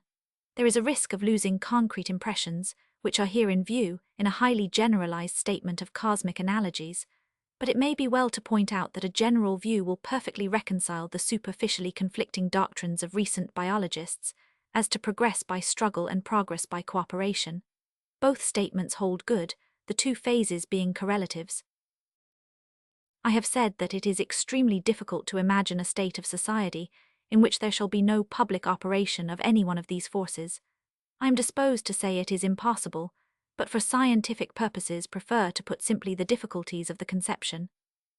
A cessation of war is not only easily conceivable but likely, but a cessation of strife of aspiration would mean a state of biological equilibrium throughout the civilized world. Now, pure equilibrium is by general consent a state only momentarily possible, and the state of dissolution of unions, were that to follow, would involve strife of opinion at least up to a certain point. But just as evolution is now visibly towards an abandonment of brute strife among societies, so may it be reasonably expected that the strife of ideals and doctrines within societies, though now perhaps emotionally intense in proportion to the limitation of brute warfare, will gradually be freed of malevolent passion as organisms refine further. Passion, in any case, has hitherto been at once motivator and hindranceth omnipresent force, since all ideas have their correlative emotion. A perception of this has led to some needless dispute over what is called the economic theory of history, critics insisting that men are ruled by non-economic as well as economic motives. The solution is perfectly simple. Men are proximately ruled by their passions or emotions, and the supremacy of the economic factor consists in its being, for the majority, the most permanent director Pg 72 or stimulant of feeling. Therefore, the great social rectification, if it ever come, must needs be economic. Certainly, on the principle laid down, there is a likelihood that strife of ideals and doctrines may be for a time intensified by the very process of social reform, should that go to lessen the stress of the industrial struggle for existence. It is easy to see that England has in the past 120 years escaped the stress of domestic strife, which in France wrought successive revolutions, not so much by any virtue in its partially democratic constitution, as by the fact that on the one hand a war was begun with France by the English ruling classes at an early stage of the First Revolution, and that on the other hand the animal energies of the middle and lower classes were on the whole freer than those of the French to run in the channels of industrial competition. People peacefully fighting each other daily in trade, not to speak of sports, were thereby partly safeguarded from carrying the instincts of attraction and repulsion in politics to the length of insurrection and civil war. When the strife of trade became congested, the spirit of political strife, fed by hunger, broke out afresh, to be again eased off when the country had an exciting foreign war on hand. So obvious is this that it may be the last card of conservatism to play off the war spirit against the reform spirit, as was done with some temporary success in England by Beaconsfield, and as is latterly being done by his successors. The climaxing movement of political rationalism is evidently dependent on the limitation of the field of industrial growth and the absence of brute warfare. And if, as seems conceivable, political rationalism attains to a scientific provision for the well-being of the mass of the people, we shall have attained a condition in which the forces of attraction and repulsion, no longer flowing freely in the old social channels, may be expected to dig new ones or deepen those lately formed. The future channels, generally speaking, would tend to lie in the regions of political, ethical, and religious opinion, and the partial disuse of any one of these will tend to bring about the deepening of the others. But this is going far ahead, and it is our business rather to make clear, with the help of an analysis of analogous types of civilization, what has happened in the modern past of our country. The simple general laws under notice are universal, and will be found to apply in all stages of history, though the interpretation of many phases of life by their means may be a somewhat complex matter. Pg 73. For instance, the life of China above discussed, and that of India, may at first sight seem to give little colour to the assumption of a constant play of social attraction and repulsion. The unprogressiveness of Asia is dwelt on alike by many who know Asia and many who do not. But this relative unprogressiveness is to be explained, like European progress, in terms of the conditions. China is simply a case of comparative cultural stability and culture isolation. The capital condition of progress in civilization has always been, as aforesaid, the contact of divergent races whose independent cultural elements, though different, are not greatly different in grade and prestige. Now, the outside contacts of China, down till the 18th century, had been either with races which had few elements of civilization to give her, like the Mongols, or with a civilization little different from or less vigorous than her own, like that of India. Even these contacts counted for much, and Chinese history has been full of political convulsions, despite or in keeping with the comparative stagnation of Chinese culture. On this see Peschel, Races of Men, Eng Tr. pp. 36,174. Cp. Huck, Chinese Empire, Eng Tr. ed. 1859 p. Roman 17. Wolkenaer, Essai sur l'histoire de l'espèce humaine, 1798 pp. 175-176, and Maine, Early History of Institutions, pp. 226-227.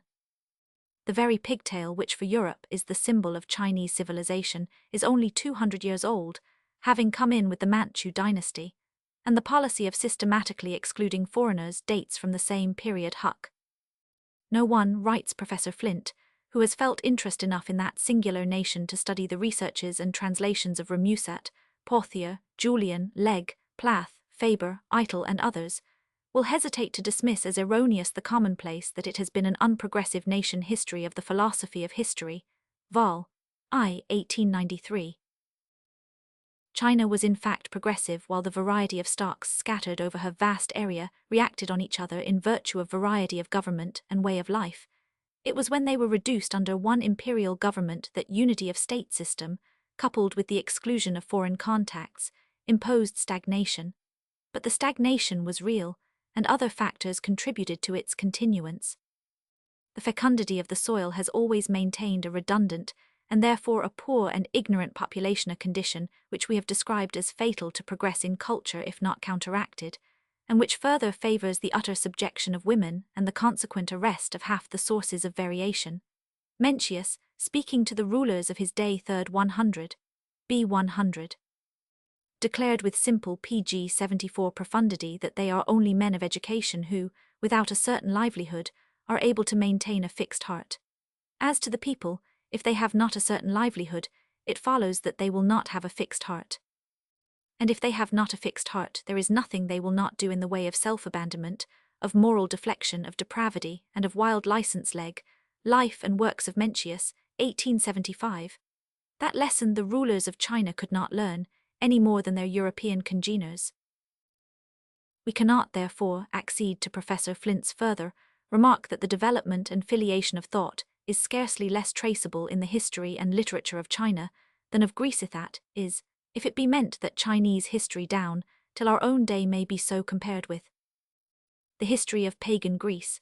The forces of fixation in China have been too strong to admit of this. The same factors have been at work in India, where further successive conquests down till our own had results very similar to those of the barbarian conquest of the Roman Empire. Yet at length, next door to China in Japan, there has rapidly taken place a national transformation that is not to be paralleled in the world's history. And in India the Congress movement has developed in a way that 20 years ago was thought impossible. And while these things are actually happening before the world's eyes, certain Englishmen vociferate more loudly than ever the formula of the unchangeableness of Asia. A saner, though still a speculative view, is put forth by Mr. 100. H. Pearson in his work on national character. It was anticipated by, among others, Roman 1000, Philaret Chasles, see his L'Angleterre politique, edit, 1878 pp. 250-251, and Walkenaer over 100 years ago I cited, predicted the future civilization of the vast plains of Tartary. Part 2, Economic Forces in Ancient Historic 75. Chapter 1, Roman Economic Evolution. By singling out one set of the forces of aggregation and disintegration, touched on in the foregoing general view, it is possible to get a more concrete idea of what actually went on in the Roman body politic. It is always useful in economic science, despite protests to the contrary, to consider bare processes irrespectively of ethical feeling, and the advantage accrues similarly in the economic interpretation of history. We have sufficiently for our purpose considered Roman history under the aspects of militarism and class egoism. It remains to consider it as a series of economic phenomena. This has been facilitated by many special studies. Gibbon covers much of the ground in chapters 6, 14, 17, 18, 29, 35, 36, and 41, and Professor Guglielmo Ferrero sheds new light at some points in his great work, The Greatness and Decline of Rome Eng, trans 5 vols, 19,071,911, though his economics at times calls for revision. C.P. Allison on the Fall of Rome in Essays 1850 vol. Roman 3 a useful conspectus though flawed by some economic errors. Spalding's Italy and the Italian Islands 3rd ed. 1845 I 371,400. Duro de la Malle, Economie politique des Romans 1840 T Roman 2. Robuet Delaunay, Les Institutions de l'Ancien Rome 1888 vol. Roman 3 ch. 1 Fustel de Coulanges Le Colonat Romain etc. Finlay, History of Greece from its Conquest by the Romans ed. 1877 ch. I 58. Long, Decline of the Roman Republic vol. I 1864 chs. Xi Roman 12 Roman 20 a work full of sound criticism of testimonies. W.T. Arnold, Roman Provincial Administration, 1879. Brooks Adams, The Law of Civilization and Decay, 1897 ch. I, and Dr. Cunningham's Western Civilization, vol. I, 1899. Among many learned and instructive German treatises may be noted the Preschrift of P.G. 76R Pohlmann, Die Übervölkerung der Antiken Großstadt, Leipzig, 1884. Special notice is due to the recent work of W.R. Patterson, The Nemesis of Nations, 1907, a valuable study of slavery. As we have first traced them, the Romans are a cluster of agricultural and pastoral tribes, chronically at war with their neighbours, and centring round certain refugee fortresses on one or two of the 7 hills. Whether before or after conquest by monarchic Etruscans, these tribes tended normally to fall into social grades in which relative wealth and power tended to go together. The first source of subsistence for all was cattle breeding and agriculture, and that of the richer was primarily slave labour, a secondary source being usury. Slaves there were in the earliest historic times, but from the earliest stages wealth was in some degree procured through war, which yielded plunder in the form of cattle, the principal species of riches in the ages before the precious metals stood for the command of all forms of wealth. Thus the rich tended to grow richer even in that primitive community, their riches enabling them specially to qualify themselves for war, so getting more slaves and cattle, and to acquire fresh slave labor in time of peace, while in time of war the poor cultivator ran a special risk of being himself reduced to slavery at home, in that his farm was untilled, while that of the slave owner went on as usual. Long before the ages described as decadent, the lapse of the poor into slavery was a frequent event. The law of debt, framed by creditors, and for the protection of creditors, was the most horrible that has ever been known among men. When the poorer cultivator borrowed stock or seed from the richer, he had first to pay a heavy interest, and when in bad years he failed to meet that liability, he could be at once sold up and finally enslaved with his family, so making competition all the harder for the other small cultivators. As against the plainly disintegrating action of such a system, however, wars of conquest and plunder became to some extent a means of popular salvation, the poorer having ultimately their necessary share in the booty, and as the state grew in the conquered lands, military expansion was thus an economic need. In such an inland community, commerce could grow but slowly, the products being little adapted for distant exchange. The primitive PG 77 prejudice of landholders against trade, common to Greece and Rome, left both handicraft and commerce largely to aliens and pariahs. The traders, as apart from the agriculturists and vineyard olivegrowers, would as a rule be foreigners, non-citizens, having no political rights, and their calling was from the first held in low esteem by the richer natives, were it only because in comparison it was always apt to involve some overreaching of the agriculturist, which, as between man and man, could be seen to be a bad thing by moralists who had no scruples about usury and enslavement for debt.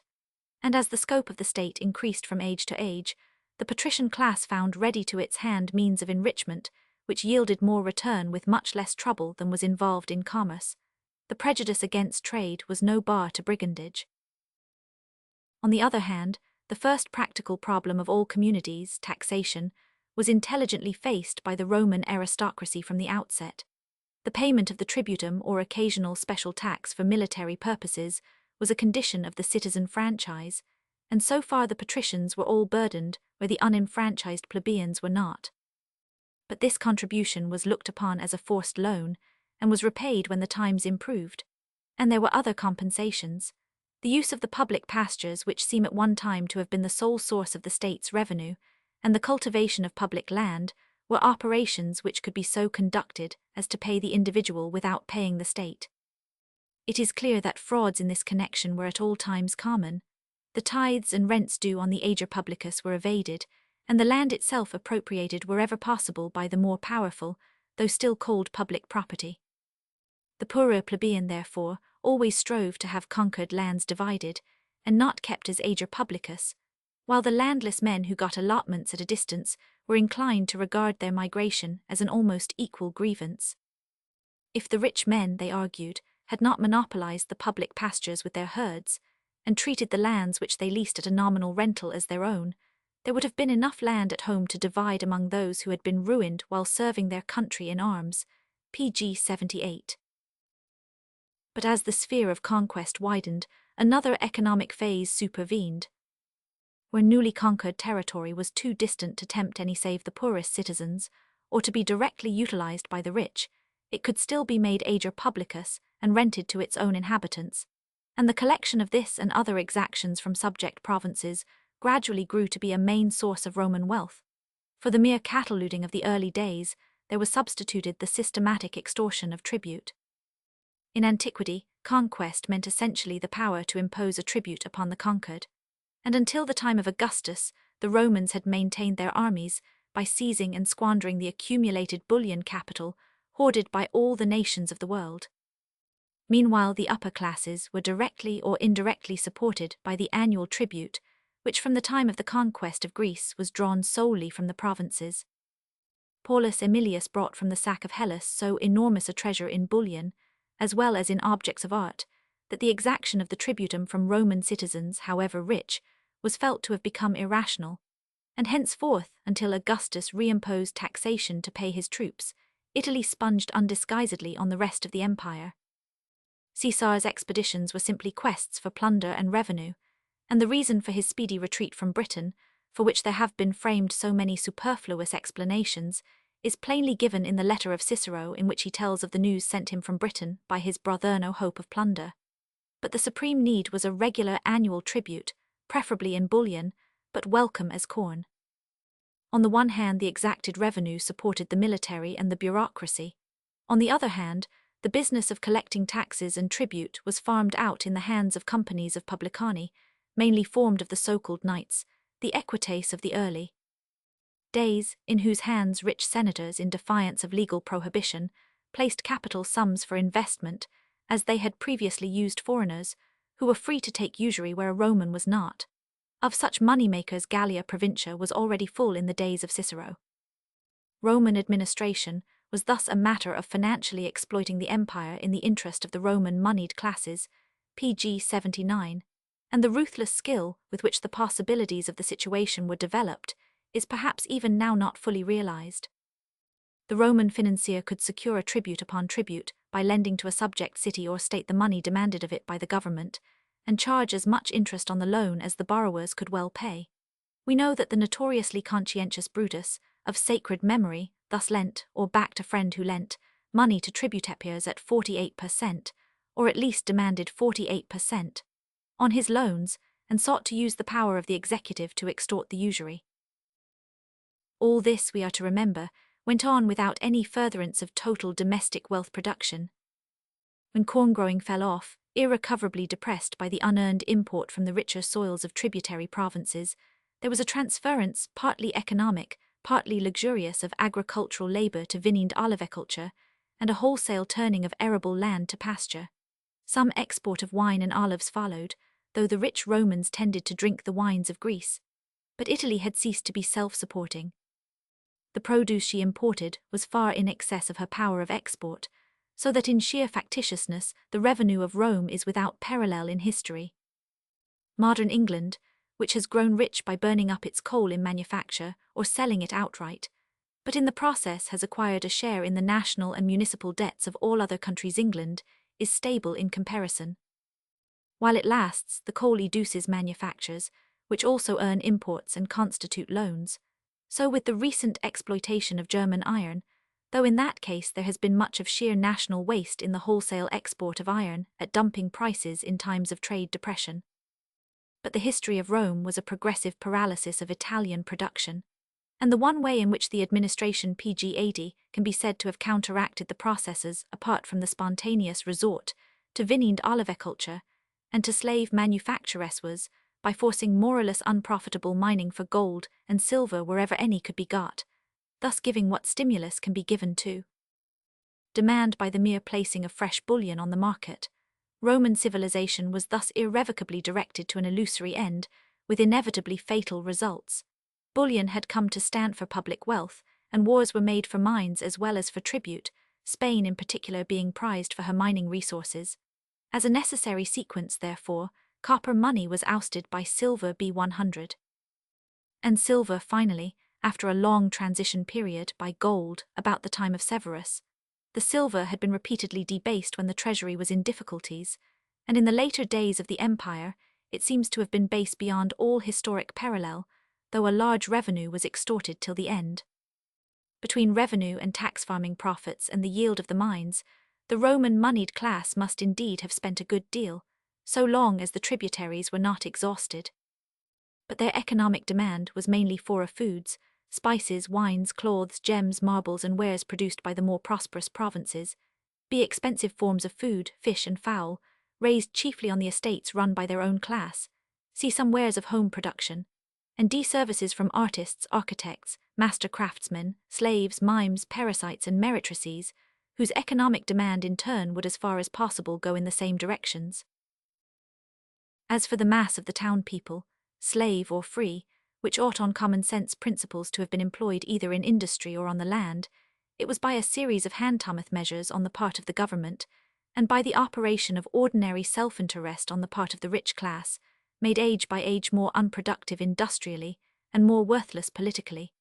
Despite such a reform as the Licinian Law of 367 B100, which for a time seems to have restored a yeoman class to the state, and greatly developed its fighting power, the forces of outside competition and of capitalism gradually ousted the yeoman cultivators all over Italy, leaving the land mainly in the hands of the patricians and financiers of the city. who exploited it either by slave labor or by grinding PG 81 down. Former cultivators as tenants. Even on this footing, a certain amount of industry would be forced on the towns, but not only was that also largely in the hands of slave masters, with the result that democratic life everywhere was kept on the lowest possible plane, the emperors gradually adopted on humane grounds a policy which demoralized nearly all that was left of sound citizenship. As of old, monarchy in the hands of the more rational and conscientious men tended to seek for the mass of the people some protection as against the upper class, and the taxes and customs laid on by Augustus to the disgust of the Senate were an effort in this direction. But this was rather negative than positive protection, and the effort inevitably went further. In the last rally of what may be termed conscientious aristocratic republicanism, such as it was, we find Caius Gracchus, as tribune, helping the plebs by causing grain to be sold at a half or a fourth of its market value in expedient, pathetically expressive of the hopeless distance that then lay between public spirit and social science. Both of the Gracchi sought by violent legal measures to wring the appropriated public lands from the hands of the rich, with the inevitable result of raising against themselves a host of powerful enemies. The needed change could not be so effected, but even if it had been, it could not have endured. The Greek advisers of Tiberius Gracchus, Blossius of Cum and Diophanes of Mytilene, looked solely to redistribution, taking for granted the permanence of slavery, the deadliest of all inequalities. The one way, if there were any, in which the people could be saved was by a raising of their social status, and that was impossible without an arrest of slavery and a cessation of extorted tribute. But no Roman thinker save the Gracchi and their predecessors and imitators seems ever to have dreamt of the former, and no one contemplated the latter remedy. Least of all were the Roman ruling class likely to think of either, and though Tiberius Gracchus did avowedly seek to substitute free for slave labor, and wrought to that end, and though Caius Gracchus did in his time of power employ a large amount of free labor on public works, one such effort counted for nothing against the normal attitude of the patriciate. In order to fight the Senate, he had to conciliate the publicani and moneylenders as well as the populace, and the reforms of the two brothers came to nothing, pg 82. There is no record that in the contracts between the treasury and the companies of publicani any stipulation was ever made as to their employing free labor, or in any way considering the special needs of the populations among whom they acted. Thus a mere cheapening of bread could do nothing to aid free labor, as against capitalism using slaves. On the contrary, such aids would tend irresistibly to multiply the host of idlers and broken men who flocked to Rome from all its provinces, on the trail of the plunder. Industrial life in Rome was for most of them impossible, even were they that way inclined, and the unceasing inward flow would have been a constant source of public danger had the multitude not been somehow pacified. The method of free or subsidized distribution of grain, however, was so easy a way of keeping Rome quiet, in the period of rapidly spreading conquest and mounting tribute, that in spite of the resistance of the moneyed classes it was adhered to. Sulla naturally checked the practice, but still it was revived, and Caesar, after his triumph in Africa, found the incredible number of 320,000 citizens in receipt of regular doles of cheapened or gratis corn. He in turn, though he had been concerned in extending it, took strong measures to check the corrosion, reducing the roll to 150,000. But even that was in effect a confession that the problem was past solution by the policy, so energetically followed by him, of recolonizing in Italy, Corinth, Carthage, Spain and Gaul, and if Caesar sought to limit the gifts of bread, he seems to have outgone his predecessors in his provision of the other element in the popular idealed circus, his shows being bloodier as well as vaster than those of earlier days. A public thus treated to sport must needs have cheap food as well. Of this policy, the economic result was to carry still further the depression of Italian agriculture. The corn supplied at low rates, or given away by the administration, was of course bought or taken in the cheapest markets, those of Sardinia and Sicily, Egypt, Africa, and Gauland importation, once begun, would be carried to the utmost lengths of commercialism. Italian farms, especially those at pg 83 a distance from the capital, could not compete with the provinces save by still further substituting large Slav-tilled farms for small holdings, and grinding still harder the face of the slave. When finally Augustus, definitely establishing the system of lowered prices and doles, subsidized the trade in the produce of conquered Egypt to feed his populace, and thus still further promoted the importation of the cheapest foreign grain. The agriculture of a large part of Italy, and even of parts of some provinces, was practically destroyed. It has been argued by M. Culloch treatises and essays, History of Commerce, 2nd ed. Note that it is impossible that the mere importation of the corn required to feed the populace, say, 1,000,000 quarters or more, could have ruined the agriculture of Italy. This expresses a misconception of what took place. The doles were not universal, and the emperors naturally preferred to limit themselves as far as possible to paying premiums for the importation and cheap sale of corn. Cp. Suetonius Claudius 100, and the Digest Roman 3, 4, 1 Roman 14 I 1, 20, Roman 47 Roman 9 3 8, LV 3 etc. All of the conquered provinces practically had to pay a tithe of their produce, and where corn was specially cheap it would be likely to come to Rome in that form. Cp. Duro de la Malle, Econ Palit, Des Ramins Roman 2, 424 SQ. Many of the patrician families, besides, owned great estates in Africa, and they would receive their revenues in produce. Egyptian, Sardinian, Sicilian, and African corn could thus easily undersell Italian for ordinary consumption. For the rest, the produce of Egypt would be a means of special revenue to the emperor. Cp. M. Culloch's own statement. Prof. Ferrero Greatness and Decline of Rome, Eng Trans Roman 2, App has independently, but in agreement with Weber and Salvioli, carried M. Culloch's thesis further, and has opposed the view that the competition of Sicilian and African wheat was the cause of the agricultural depression from which Italy began to suffer in 150 B100. His own theory is the singular one that the depression was caused by the increased cost of living arising out of luxurious habits.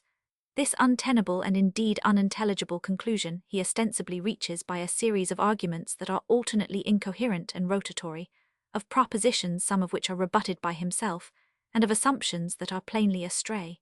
The dispute may be condensed thus. Prof. Ferrero supplies a partial confutation of his economic theory by his own account I.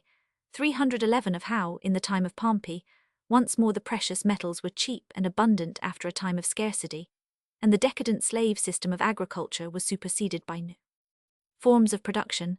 See above note, but abundant bullion means high prices for produce, which the professor has declared to be a cause of depression. As to the new production, the process certainly cannot have taken place with the rapidity which his description suggests. The hideous slave shelters or compounds ergastula, with their gangs of forced labourers, vanished from the scene, together with the huge desolate tracts of pasture where they had spent their days, to be replaced by vineyards, olive groves, and orchards, now planted in all parts of the peninsula, estates on which the new slave immigrants contentedly cultivated the vine or the olive, or bred animals for the stable or transport, under the direction of a Greek or Oriental bailiff, pleasant cottages of landlords, who farmed their own holdings with the help of a few slaves. All this cannot have happened in the time of Pompey, but in any PG 86 case, inasmuch as bullion was rife, prices in general must have been high, yet without depression, and the new demand for wine and olives in the terms of the case made their cultivation remunerative. But huge pastures cannot have been replaced by vineyards and olive groves, and Italian agriculture did not in imperial times become again the thing it had been. It was not that, as Pliny put it in the perpetually quoted phrase, the latifundia, the great estates, had ruined Italy and began to ruin the provinces. It was that, first, the fertile conquered provinces, notably Sicily, undersold Italy, whereafter the economically advantaged competition of Egypt, as imperially exploited, and of the African provinces, undersold the produce of most of the other regions, and would have done so equally, had their agriculture remained in the hands of small farmers. The latifundia were themselves effects of the policy of conquest and annexation. The theory that those large pastoral estates, and that slave cultivation, which had so powerful and so deleterious an influence over Italian husbandry and population, may be principally ascribed to the confiscations and the military colonies of Sulla and his successors, is clearly wide of the mark. So M. Culloch, Treatises and Essays, Colonial System of the Ancients. No doubt agriculture went rapidly from bad to worse in the convulsions of Sulla's rule, when whole territories passed into the hands of his partisans. These would be bent on the use of slave labour, and would take to the forms of production which gave them the best money return. On the other hand, in an age of chronic confiscation of whole areas, steady men were not likely to be attracted to the land. See Prof. Pelham's outlines, Duro de la Mal, Econ Parlit, Des Ramins, Vol, Roman 2, 54, Roman 3 ch. 22. Large capitalistic estates were beginning to arise in Attica in the time of Solon, and were normal in the time of Xenophon. In Carthage, where they likewise arose in due economic course, they do not seem to have hurt agriculture, though worked by slave labor. And on the other hand, the Roman military colonies were an attempt, albeit vain, to restore a free farming population. In Italy, the disease was older than Sulla. When Tiberius Gracchus was passing through Etruria on his way from Spain, 50 years before the rule of PG 87 Sulla, he saw no free laborers, but only slaves in chains. The true account of the matter is this, that if Italy had not conquered Sicily, North Africa, Egypt and the other fertile provinces, their competition could not have come to pass as it did. For any imports in that case would have had to be paid for by exports, and Italy had nothing adequate to export. It was the power to exact tribute, or otherwise the appropriation of conquered territory as estates by the nobles, that upset the economic balance. Not merely in order to support the policy of cheap or free food which was extended to other large Italian cities, but because corn was the staple product of Sicily and Egypt and North Africa, the tribute came in large measure in the form of foods, and in so far as it came in bullion, the coin had to be speedily re-exported to pay for further food, and for the manufactures turned out by the provinces, and bought by the Italian rich. Save in so far as rich amateurs of agriculture went on farming at small profit or at a loss, Italy produced little beyond olives and wine and cattle, and ordinary wares for home consumption. Industrially considered, the society of the whole peninsula was thus finally a mere shell, doing its exchanges mainly in virtue of the annual income it extorted from provincial labor, and growing more and more worthless in point of character as its vital basis grew more and more strictly factitious. It would be accurate to say of the empire, as represented by part of Italy and the capital, that it was a vast economic simulacrum. The paternal policy of the emperors, good and bad, wrought to pretty much the same kind of result as the egoism of the upper classes had done, and though their popular measures must have exasperated the Senate, that body had in general to tolerate their well-meaning deeds as it did their crimes. We may perhaps better understand the case by supposing a certain economic development to take place in England in the distant future. At present we remain, as we are likely long to remain, economically advantaged or beneficed for manufacture by our PG 88 coalfields, which are unequalled in Europe, though Germany, through the invention which made her phosphoric iron workable, has a larger store of the chief industrial metal.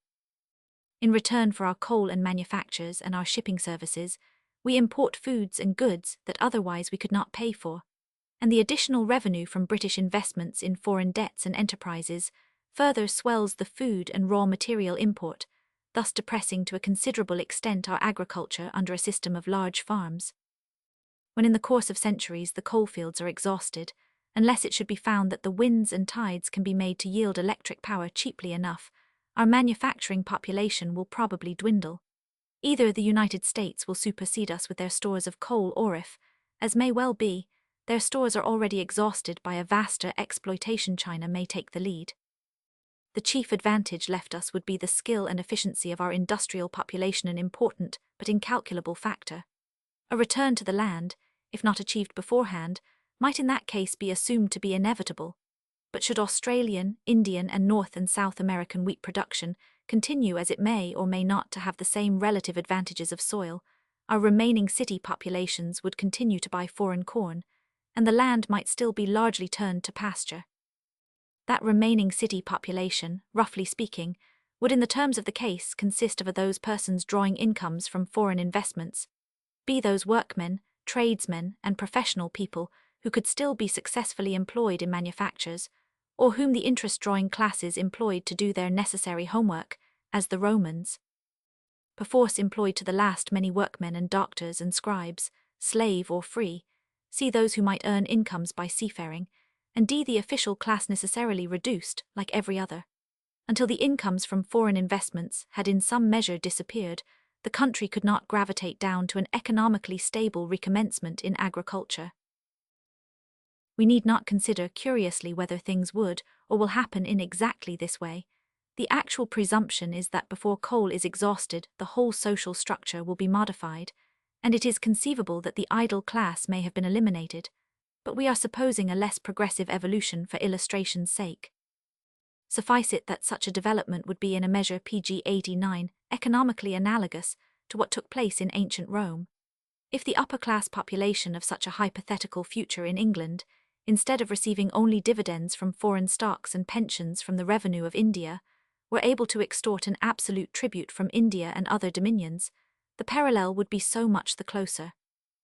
What held together the Roman Empire so long was, on the one hand, the developed military and juridical organization with its maintaining revenue, and on the other hand, the absence of any competent antagonist. Could a Mithridates or an Alexander have arisen during the reign of one of the worst emperors, he might more easily have overrun the Roman world than Rome did Carthage. As it was, all the civilized parts of the empire shared its political anomia, and indeed the comparative comfort of the Roman peace, with all its burden of taxation, was in many of the provinces a sufficient though precarious ground for not returning to the old life of chronic warfare, at least for men who had lost the spirit of reasoned political self-assertion. Under good emperors, the system worked imposingly enough, and Mommsen, echoing Gibbon, not unwarrantably bids us ask ourselves whether the south of Europe has ever since been better governed than it was under the Antonines. The purely piratical plunder carried on by governors under the Republic was now, no doubt, in large measure restricted. But, to say nothing of the state of character and intellect, the economic evisceration was proceeding steadily alike under good emperors and bad, and the Stoic jurists did but frame good laws for a worm-eaten society. So long as the seat of empire remained at Rome, drawing the tribute thither, the imperial system would give an air of solidity to Italian life. But when the Roman population itself grew cosmopolitanized in all its classes, taking in all the races of the empire, the provinces were in the terms of the case as Roman as the capital, and there was no special reason, save the principle of concentration, why the later emperors should reside there. Where of old the provincial governors had extorted from their subjects fortunes for themselves, to be spent in Rome like the public tribute, they would now tend to act as permanent dwellers in their districts.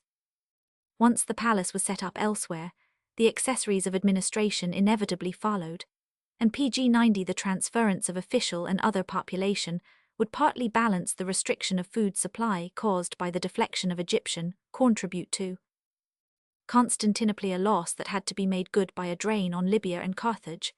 But when under Valentinian and Valens the empire came to be definitely divided, the western section, whose main source of revenue was the African province, speedily fell into financial straits.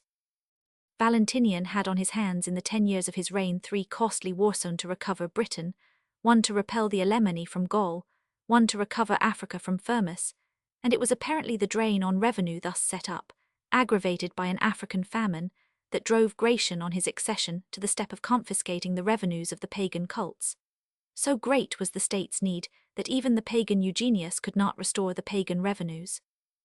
Thenceforth the financial decay headed the military, and we shall perhaps not be wrong in saying that the growth of medieval Italy, the new and better-rooted life which was to make possible the Renaissance, obscurely began when Italy, stripped of Gaul and Spain and Africa, and cut off from the east which held Egypt, was deprived of its unearned income, and the populace had in part to turn for fresh life to agriculture and industry.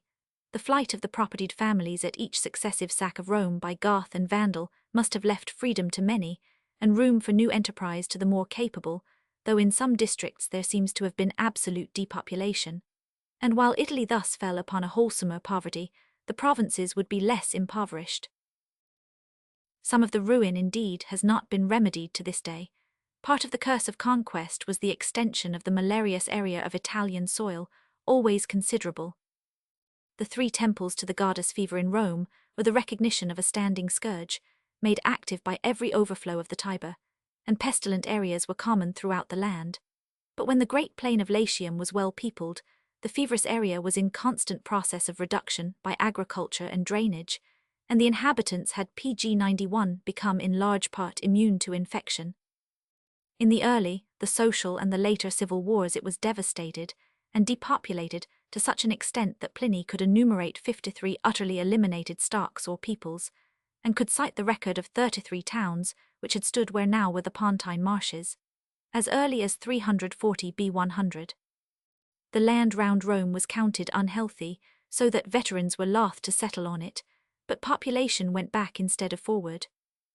It is thus true that the malaria of the Campagna and other districts was an ancient trouble, but it was the perpetual march of conquest, forever sending forth to more attractive soils the stocks who might have repeopled and recovered it, that made that, and so much more of Italy fixedly pestilential down to modern times. Thus the paralysis of Italian production by conquest was a twofold process, direct and indirect. In ancient as in later times, doubtless, attempts were made to bring back to human habitation the stricken deserts that stained Italy like a leprosy.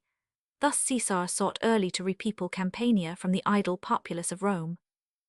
But to maintain steady cultivation in unhealthy regions, there was needed an immune stock, and that was reproducible only by the old way of savage, self-preserving persistence on the part of hardy and primitive rustics working their own land.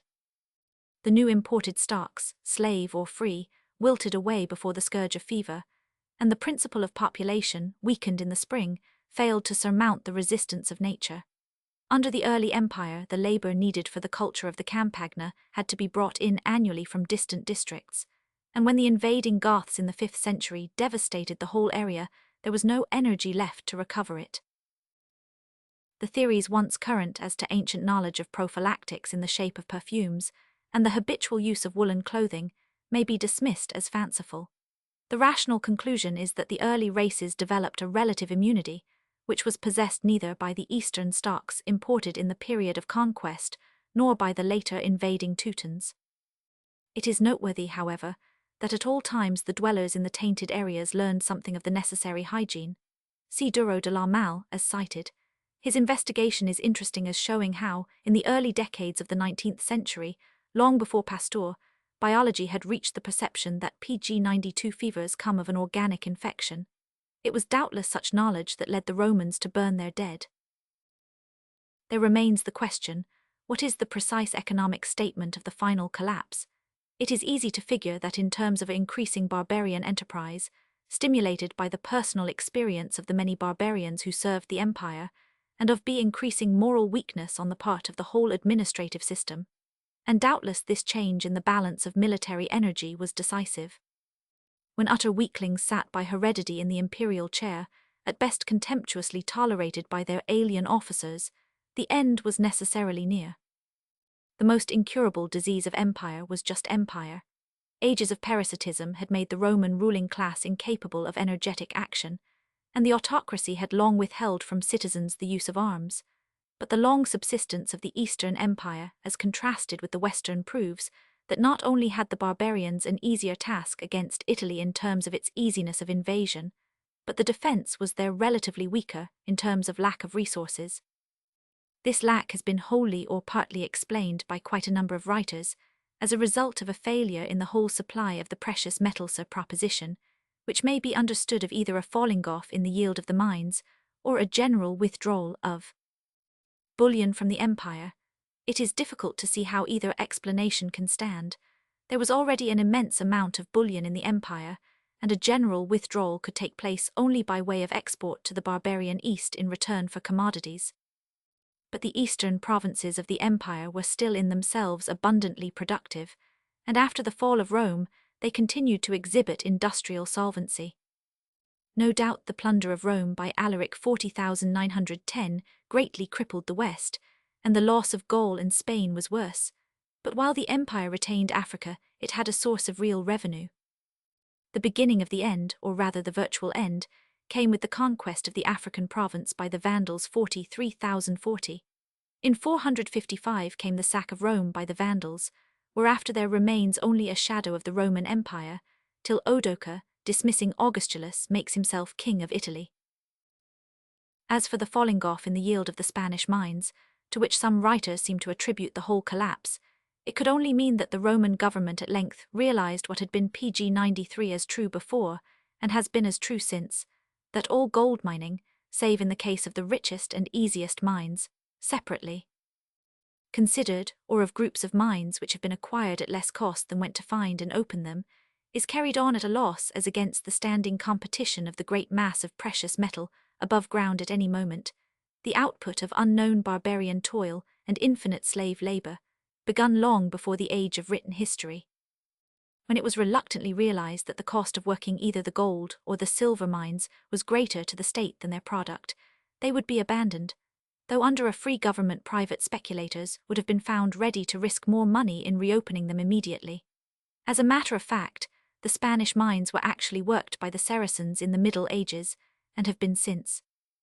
The Romans had made the natural blunder of greed in taking all gold and silver mines into the hands of the state, where speculative private enterprise would have gone on working them at a loss, and so adding vainly in auto the total bullion in circulation, on which the state could levy its taxes.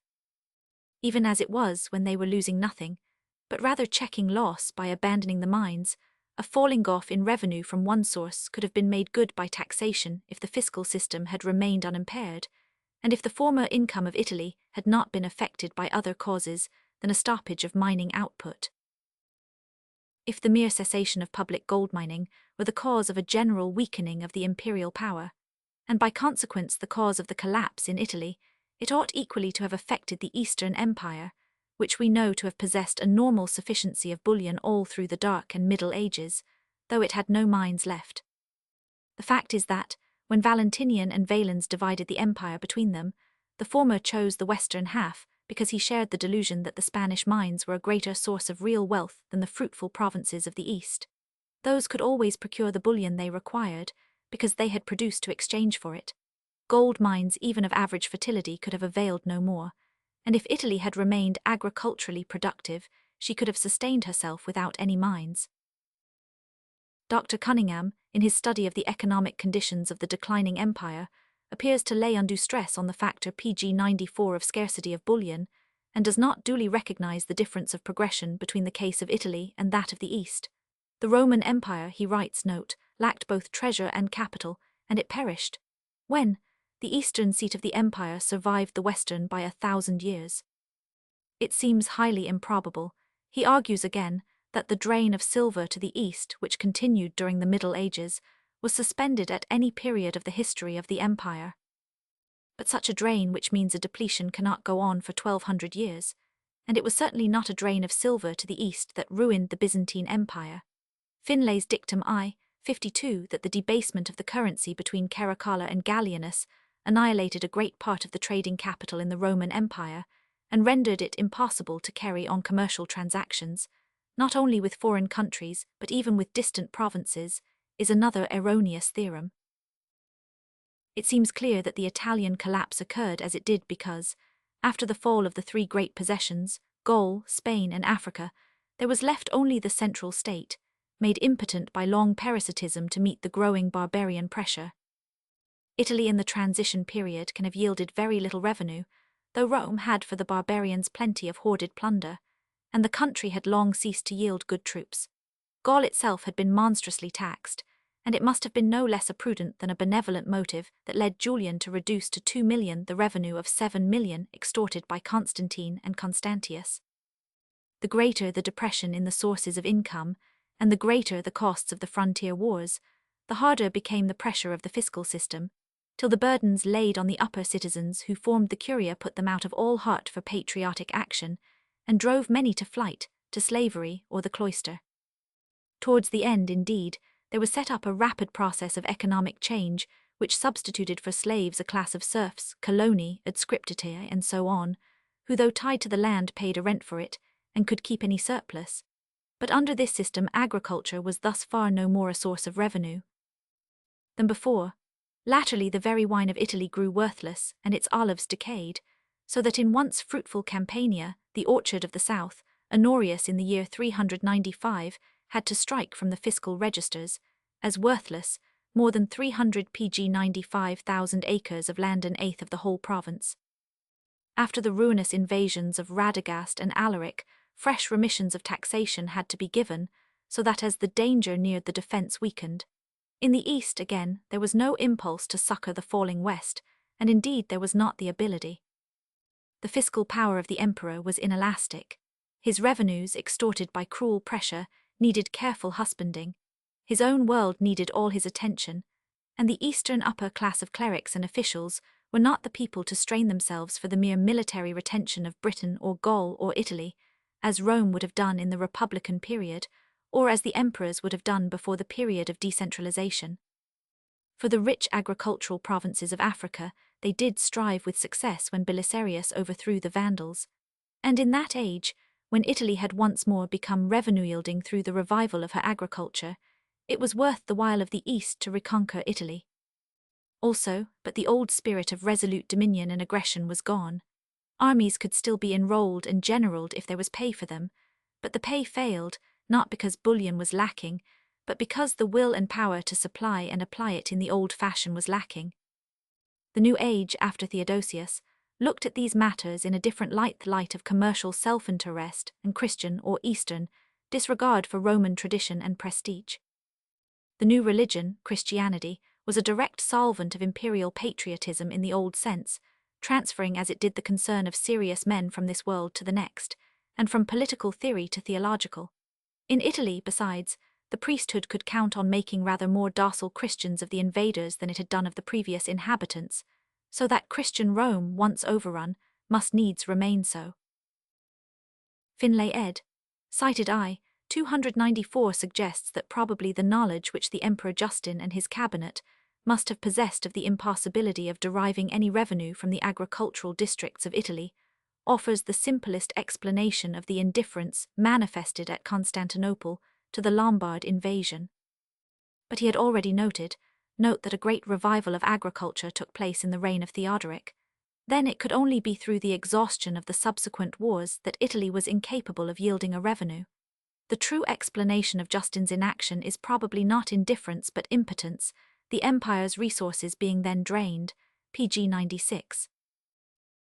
After the invasion of the Lombards, the clergy and Senate of Rome had to send a large sum in bullion to induce the Emperor Maurice to listen to their prayers for help. Still the help could not be given, though, save in the case of the coast towns see below, tribute was paid to Byzantium till the final breach between Rome and Leo the Iconoclast. Gibbon, Bone ed. v. 114. Gizot Histoire de la Civilisation en France, 13 e ed. I. 76 notes the fundamental difference in the attitude of the Church under the Old and Eastern emperors and under the Teutonic rule. Symonds' Renaissance in Italy, 2nd ed. I. 43 thinks this was a result of Theodoric's not having made Rome his headquarters, and his having treated it with special respect. But the clergy of Gaul at once gained an ascendancy over the Frankish kings, and the popes would probably have done as well with resident emperors as with absentees. Their great resource was that of playing one Christian monarch against another, a plan not open to the Patriarch of Constantinople. That the empire could still at a push raise armies, and find for them generals who could beat back the barbarians, was sufficiently shown in the careers of Stilicho and Aetius and Belisarius. But the extreme parsimony with which Justinian supported his great commander in Italy is some proof of the economic difficulty of keeping up, even in a period of prudent administration, a paid force along the vast frontiers of what had been Hadrian's realm. Only as ruled by one central system, inspired by an ideal of European empire, and using the finance and force of the whole for the defense of any part, could that realm have been preserved. And when Diocletian, while holding mechanically by the ideal of empire, began the disintegration of its executive, he began the ending of the ideal. The creation of an Eastern capital was now inevitable, and when once the having of the empire had become a matter of course, the West, hollow at the core, was fated to fall. We should thus not be finally wrong in saying that the Roman idea died out before the Western Empire could fall, provided only that we recognize the economic and other sociological causation of the process. It remains to note, finally, that the process cannot possibly be explained by the theory that the Eastern Empire was successfully unified by Christianity, and that the Western remained divided by pg 97 reason of the obstinate adherence of the Roman aristocracy to paganism. The framer of this theory confutes it by affirming that in Greece the popular element by its alliance with Christianity infused into society the energy which saved the Eastern Empire, while admitting that in Italy also the great body of the city population had embraced Christianity. Surely the popular Christian element ought to have saved Italy also, if it were the saving force. Italy was essentially Christian in the age of Belisarius. If there was any special element of disunion, it was the mutual hatred of Arians and Athanasians and other sects, which had abundantly existed also in the East, where it finally furthered the Saracen conquest of the Asiatic provinces and Egypt, but as regarded the central part of the empire, was periodically got rid of by the suppression of all heresy. Eastern unification, such as it was, had thus been the work, not of Christianity or of any sudden spirit of unity among the Greeks, but of the imperial government, which in the East had sufficient command of, and needed for its own sake to use, the resources that we have seen lost to Italy. As for the established religion, it was the insoluble conflict of doctrine as to images that finally, in the reign of Leo the Iconoclast, arrayed the papacy against the Christian emperor, and completed the sunderance of Greek and Latin Christendom, while in the East the Patriarch of Jerusalem became the minister of the Moslem conquerors in the 7th century, as did the Patriarch of Constantinople in the 15th. Chapter 2, Greek Economic Evolution 98. In Republican Greece, as in Republican Rome, we have already seen the tendency to the accumulation of wealth in few hands, as proved by the strifes between rich and poor in most of the states. A world in which aristocrats were finally wont to take an oath to hate and injure the demos was on no very hopeful economic footing, whatever its glory in literature and art. Nor did the most comprehensive mind of all the ancient world see in slavery anything but an institution to be defended against ethical attack as a naturally right arrangement. In view of all this, we may reasonably hold that even if there had been no Macedonian dominance and no Roman conquest, Greek civilization would not have gone on progressing indefinitely after the period, which we now mark as its zenith, that the evil lot of the lower strata must in time have infected the upper. What we have here briefly to consider, however, is the actual economic course of affairs. For the purposes of such a generalization, we may rank the Greek communities under two classes: those whose incomes down through the historic period continued to come from landowning, whether with slave or free labor as Sparta, and those which latterly flourished chiefly by commerce, whether with or without military domination, as Athens and Corinth. In both species alike, in all ages though in different degrees as regards both time and place, there were steep divisions of lot between rich and poor, even among the free. Nowhere, not even in early Lycurgean Sparta, was there any system aiming at the methodical prevention of large estates, or the prevention of poverty, though the primitive basis was one of military communism, and though certain sumptuary laws and a common discipline were long maintained. Grote's examination pt. Roman 2 ch. Roman 6 ed. Cited Roman 2 30,830 of Thirlwall's hypothesis ch. Roman 8 first ed. I 301, 326 as to pg 99 equal division of lands by Lycurgus, seems to prove that, as regards rich and poor, the legendary legislator took no pains either to restrain the enrichment of the former, or to prevent the impoverishment of the latter. Even as regards born Spartans, as to the early military communism of Sparta and Crete, see Mayer, Geskich des Altertums Roman 2 210, and as to the economic process see Fustel de Coulanges, Nouvelles Recherches sur quelques problèmes de histoire, 1891 pp. 99,118. Athens, on the other hand, was so situated as to become a place of industry and commerce, and from about the time of her great land crises, solved by Solon, her industrial and commercial interests determined her economic development. It follows from the success of Pisistratos that the mass of the people, blind to the importance of the political rights conferred upon them, were conscious of no such betterment from Solon's shacking off of burdens as could make them averse to the rule of a tyrant who even laid upon them a new tax. The solution may perhaps lie in points of fiscal policy to which we have now no clear clue. Of Solon it is recorded that he made a law against the export of any food produce of Attica save oiled yield of the olive. This implied that of that product only was there in his opinion a redundancy, and we have it from the same source that he saw that the soil was so poor that it could only suffice for the farmers, and so gave great honour to trade, and made a law that a son was not obliged to support his father if his father had not taught him a trade. Himself a travelled merchant, he further recognized that merchants are unwilling to dispatch cargoes to a country which has nothing to export, and we are led to infer that he encouraged on the one hand the export of manufactures, plus oil, and on the other the importation of corn and other food. In point of fact, grain was already being imported in increasing quantity from the recently colonized lands of Sicily and the Crimea, and if the imports were free or lightly taxed, the inland cultivators would have a local grievance in the depression of the prices of their produce. The town and coast dwellers, on the other hand, found their account in the carriage and development of manufacturess vases, weapons, objects of art which, with the oil, and latterly the wine export, bought them their food from afar. Athens could thus go on growing in a fashion impossible to an agricultural community on the PG 100 same soil, and could so escape that fate of shrinkage in the free class which ultimately fell upon purely agricultural Sparta.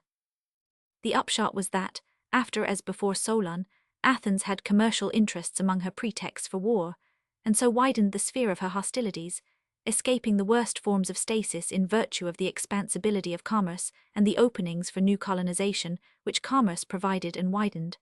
But colonization there had to be. Precisely by reason of her progressiveness, her openness to the alien, her trade, and her enterprise, Attica increased in population at a rate which enforced emigration, while the lot of the rural population did not economically improve, and the probable change from corn growing to oliviculture would lessen the number of people employed on the land. Even apart from the fact of the popular discontent which welcomed the tyrannies of Pisistratos, we cannot doubt that Solon's plans had soon failed to exclude the old phenomena of poverty. The very encouragement he gave to artisans to immigrate, while it made for the democratic development and naval strength of Athens, was a means of quickening the approach of a new economic crisis, and yet he seems to have recognized the crux of population. The traditional permission given by the sage to parents to expose infants implicitly avows the insoluble problem, the cursed fraction in the equation, which will not disappear. And in the years of the approach of Pisistratos to power, we find Athens sending to Salamis about 570 its first cleruchy, or civic colonizement on subject territories, by way of providing for landless and needy citizens. It was the easiest compromise, and nothing beyond compromise was dreamt of. The statement that Solon by law permitted the exposure of infants is made by Malthus, who gives no authority, but is followed by Lecky. The law in question is not mentioned by Plutarch, and I do not find it noticed by any of the historians. It is stated, however, by Sextus Empiricus Hypotype. Roman 3:24 that Solon made a law by which a parent could put his child to death, and this passage, which is cited by Hume in his essay on the populousness of ancient nations, is doubtless Malthus's authority. Nothing nearer to the purpose is cited by Mucius in his monograph on Solon, but this could very well stand as a permission of infanticide, especially seeing that the practice is PG 101 presumptively prehistoric. Pedy writes, Quemad mardum liberos toller in patris erat parsitum potstate, ida etiam neceret exponer, id meo judicio, non tam moribus quam lege receptum fuit Athenes legs Attic, Fal. 219 ed. Wesseling 1742. Grote Roman 2, 470, note pronounces that the statement of Sextus cannot be true, and must be copied from some untrustworthy authority, seeing that Dionysius the Halicarnassan Roman 2, 26 contrasts the large scope of the patria potestas among the Romans with the restrictions which all the Greek legislators, Solon included, either found or introduced. Dr. Mahaffy's Social Life in Greece, 3rd ed., believes the notion of exposing infants from economical motives not to have prevailed till later times than the 7th century, B 100. But he gives no reason for fixing any date. We may take it as certain that while the laws of Lycurgus, like the Roman 12 tables, enjoined or permitted the destruction of sickly or deformed infants, the general Greek usage allowed exposure. The express prohibition of it at Thebes Lion var. Hist. Roman 2, 7 implies its previous normality there and elsewhere cp. However, Aristotle Paul Roman 7, 16, and the sale of children by their free parents was further permitted, except in Attica Ingram, History of Slavery, while even there a freeman's children by a slave concubine were slaves. On the other hand, the laws even of Sparta, framed with a view to the military strength of the state considered as the small free population, were ultimately evaded in the interests of property holding, till the number of pure Spartans dwindled to a handful. Under a system of primogeniture, with a rigid severance between the upper class and the lower, there could in fact be no other outcome. Here, apart from the revolts of the helots and the chronic massacres of these by their lords, which put such a stamp of atrocity on Spartan history, the stress of class strife seems to have been limited among the aristocracy, not only by systematic infanticide but by the survival of polyandry, several brothers often having one wife in common. Whether owing to infanticide, or to inbreeding, or to preventives, families of 3 and 4 were uncommon and considered large, and special privileges offered to the fathers. As PG 102 always, such devices failed against the pressures of the main social conditions. All the while, of course, the Perioc and the enslaved helots multiplied freely, hence the policy of specially thinning down the latter by overtoil as well as massacre. In other states, where the polity was more civilized, many observers perceived that the two essential conditions of stability were a absolute or approximate equality of property, and b restraint of population, the latter principle being a notable reaction of reason against the normal practice of encouraging or compelling marriage. Aristotle said in so many words that to let procreation go unchecked is to bring certain poverty on the citizens, and poverty is the cause of sedition and evil, and he cites previous publicists who had sought to solve the problem.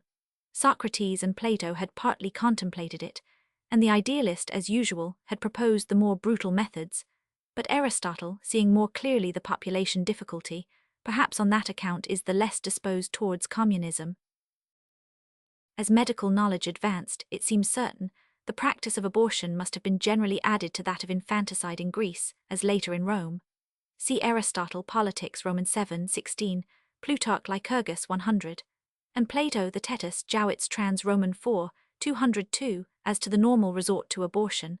The Greeks must have communicated to the Romans the knowledge of the arts of abortion, as they did those of medicine generally. But it does not appear that with all these checks population really fell off in Greece until after the time of Alexander. Before that time, it may very well have fallen off in Athens, when she lost her position as sovereign and tribute-drawing state. The tribute would tend to maintain a population in excess of the natural amount. Dr. Mahaffy rambles and studies in Greece 4th ed., a passage not squared with the data in Greek Life and Thought, pp. 328, 558 accepts the old view of a general and inexplicable depopulation. One of the loci classici on that head, in the treatise on the cessation of oracles Roman 8 attributed to Plutarch, but probably not by him, is searchingly examined by Hume at the close of his essay of the populousness of ancient nations, and the critic comes to the conclusion that the extreme decay there asserted cannot have taken place. He was in all probability right in arguing that the number of slaves in Attica PG 103 had been enormously exaggerated in the figures of Athens CP. Cunningham, Western Civilization, I 109 note. There is reason to conclude, however, that Hume was unduly incredulous on some points. Strabo refs. In Thirlwall, Roman 8, 460 had found an immense decay of population in Greece more than a century before Plutarch, and his details prove a process of shrinkage which must have lasted long. In any case, a relative depopulation took place after the conquests of Alexander, from the operation of socio-economic causes, which are indicated by Finlay History of Greece, Tozer's ed. I 15, cp. Mahaffy, Greek Life and Thought, and the Greek World under Roman Sway, 1890. Broadly speaking, the Greeks went to lands where wealth was more easily acquired than in their own. Further depopulation took place under the Romans, partly from direct violence and deportation, partly from fiscal pressure, partly from the economic causes already noted. Thirlwall, in his closing survey, proceeding on Polybius, confidently decides that the main cause of depopulation was domestic and moral. Such a theory cannot be sustained. Polybius evidently had no clear idea of the facts, since he asserts that in our time and rapidly there took place in Greece a failure of offspring or dearth of children, which left cities desolate and land waste, and goes on to ascribe it to habits of luxury, which either kept men from marrying or made them refuse to rear more than a few of their children. The whole theorem is haphazard. Cities and lands could not have been so depopulated. There must have been, in addition to slaughter, a drain of population to lands where the conditions were more advantageous. Nor is there any good reason for believing that child exposure had suddenly and immensely increased. Thirlwall says that marriages were unfruitful, But this is not the statement of Polybius. It is true that pederasty would count for much in lowering character, but it had been common in Greece centuries before the time of Polybius and had not affected fecundity. As we have seen, fecundity fell in Sparta for other reasons. As between Sparta and Athens, the main difference was that Athenian life was for a long period more or less expansive, while that of Sparta, even in the period of special vigor, was steadily contractive, as regarded quantity and quality of good life.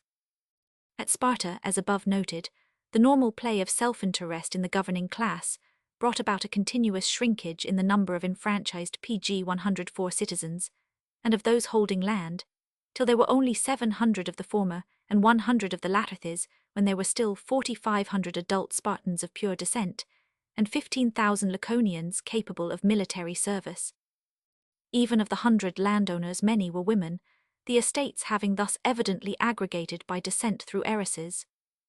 It mattered little that this inner ring of rich became, after the triumph over Athens and in the post-Alexandrian period, as luxurious as the rest of Greece.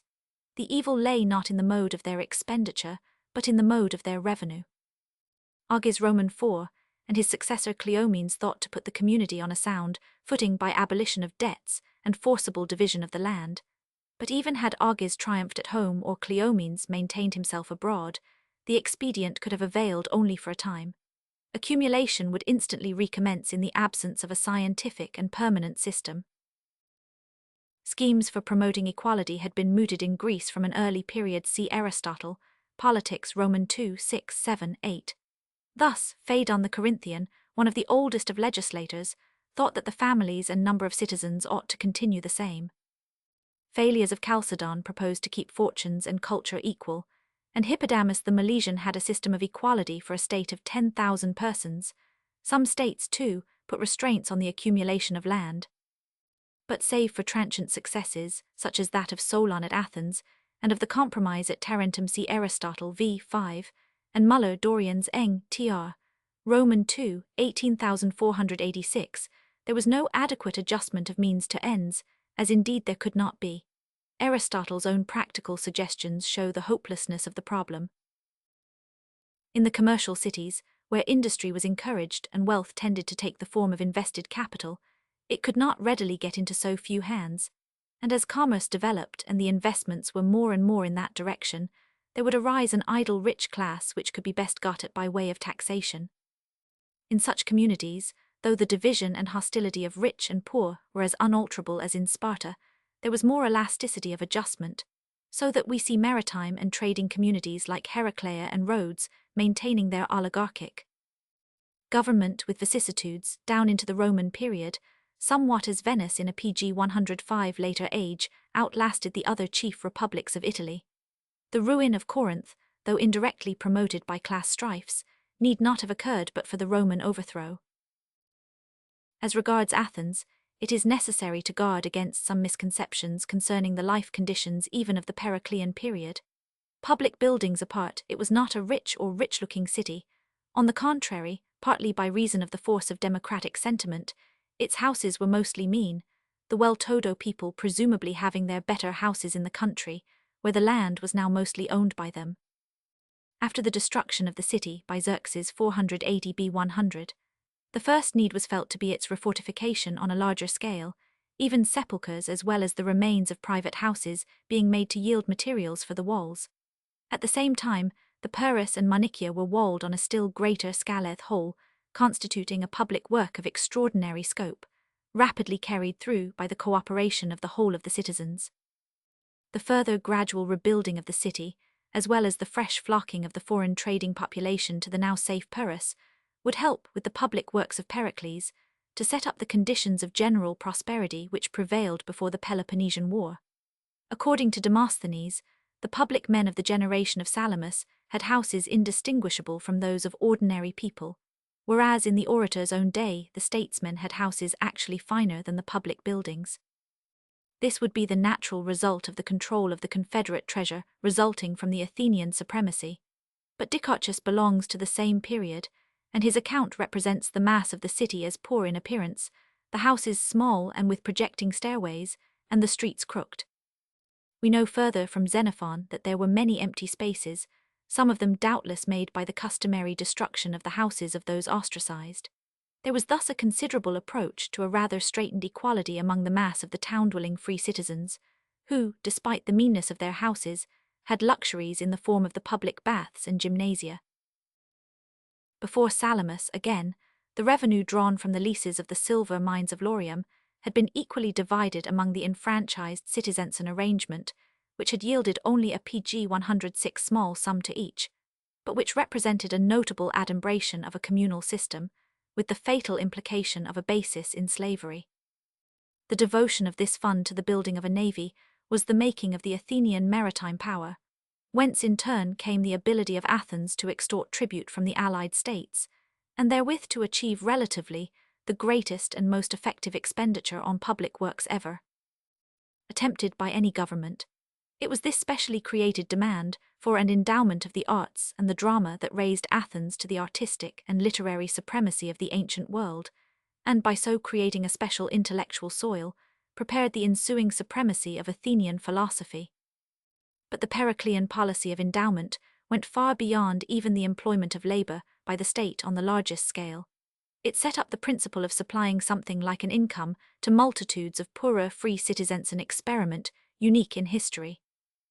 The main features of the system were payments for service to the members of the Council of 500, payments to all jurors, an order numbering some 6,000, the thyricon or allowance of theatre money to all the poorer citizens, regular payments to the soldiers and sailors, largesses of corn or sales at reduced prices, sacrificial banquets shared in by the common people, the sending out of cleruches or bodies of quasi-colonists who were billeted on the Confederate cities to the number of 5 or 6,000 in 10 years, without taking the priori hostile view of the aristocratic faction, who bitterly opposed all thesis view endorsed later by Plato and Socrates.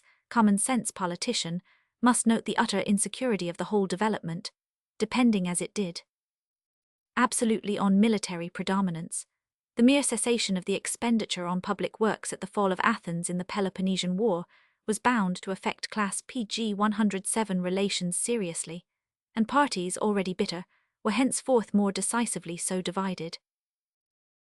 In the second period of Athenian ascendancy, after the fall of the 30 tyrants and of Sparta, when the virtual pensioning of citizens begun by Pericles had been carried to still further lengths, we find Xenophon, the typical Greek of culture and military experience, proposing a financial plan whereby Athens, instead of keeping up the renewed practice of oppressing the Confederate cities in order to pay pensions to its own poorer citizens, should derive a sufficient revenue from other sources.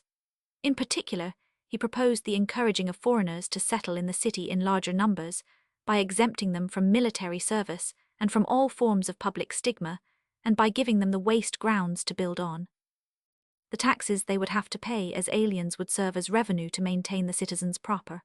A fund should be established for the encouragement of trade, which in some unexplained way should yield a high interest, paid by the state, to all investors. The state should build inns, shops, warehouses, and exchanges, chiefly for the use of the foreigners, and so further increase its revenue.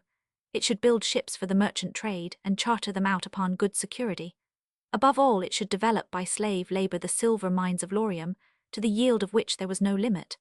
The public, in fact, might there employ thrice as many slaves as the number of citizens, and it should further set about finding new mines. We have here the measure of the Athenian faculty to solve the democratic problem as then recognized. The polity of Pericles was bound to perish, alike because it negated international ethics, and because it had no true economic basis. The comparatively well-meaning plan of Xenophon could not even be set in motion, so purely fanciful is its structure. The income of the poorer citizens is to come from the taxes and rents paid by foreigners, and from mines worked by slave labor. The necessary army of slaves has to be bought as a state investment. It is as if the Boers of the Transvaal had proposed to live idly in perpetuity on the dues paid by the immigrants, all the while owning all the mines and drawing all the profits. It is hardly necessary to say with Boke that the thesis as to the yield of the mines was a pure delusion, and that the idea of living on the taxation of foreigners was suicidal. The old method, PG 108, supplemented perforce by some regular taxation of the taxable citizens, and by the special exaction of liturgies or payments for the religious festival drama and other public services from the rich, was maintained as long as might be. Industry tending gradually to decay, though the carrying trade and the resumed concourse of foreigners for a time kept Athens a leading city. Never very rich agriculturally, the middle and upper classes had for the rest only their manufactures and their commerce as sources of income, and as the manufactures were mostly carried on by slave labor and were largely dependent on the state's control of the Confederate treasure, the case of the poorer free citizens must necessarily worsen when that control ceased. About 400 B. 100, the Athenians had still a virtual monopoly of the corn trade of Bosporus, on which basis they could develop an extensive shipping, which was a source of many incomes. But even these would necessarily be affected by the new regimen which began with the Macedonian conquest. The attempt of Boke BK, ICH, Romanate to confute the ordinary view as to the poverty of the Attic soil cannot be maintained. See above. Niebuhr Lectures on Roman History Eng tr 3rd ed. Doubtless goes to the other extreme in calling the Greeks bad husbandmen. Compare the contrary view of Cox General History 2nd ed. But even good husbandry on a poor soil could not compete with the output of Bosporus and Egypt. And in the Peloponnesian War Attic agriculture sank to a low level. Curtius History, Eng tr Roman 471, BK, VCH, Roman 2. As to the incomes made in the Bosporus corn trade CP, Grote X 410, 412, 413, when it became possible thus to draw a revenue from investment, the Athenian publicists rapidly developed the capitalist view that the lending of money capital is the support of trade. See Demosthenes as cited by Boke BK, ICH, 9-2. In the economic readjustments, finally, which followed on the rise and subdivision of the empire of Alexander, Greece as a whole took a secondary place in the Hellenistic world, though Macedonia kept much of its newly acquired wealth. While commerce passed with industry and population to the new eastern cities, the remaining wealth of Greece proper would tend to pass into fewer hands, pg 109, thus pro tanto narrowing more than ever the free and cultured class, and relatively enlarging that of the slaves. Boke BK, ICH, Romanate dwells on the variety of manufactures, and here gives a juster view than does Dr. Mahaffy, whose Social Life in Greece, 3rd ed. Oddly speaks of the lack of machinery as making any large employment of hands in manufacture impossible. But the main manufacture, that of arms, was peculiarly dependent on the Athenian command of the Confederate treasure, and it does not appear that the other manufactures were a source of much revenue till just before the period of political decline, when other causes combined to check Athenian trade. By that time the aristocratic class had weakened in their old prejudice against all forms of commerce. Mahaffy, as cited, Boke as cited, which had hitherto kept it largely in the hands of aliens, this long after the time when at Corinth and other ports the ruling class had been constituted of the rich traders, and after the special efforts of Solon to encourage and enforce industry.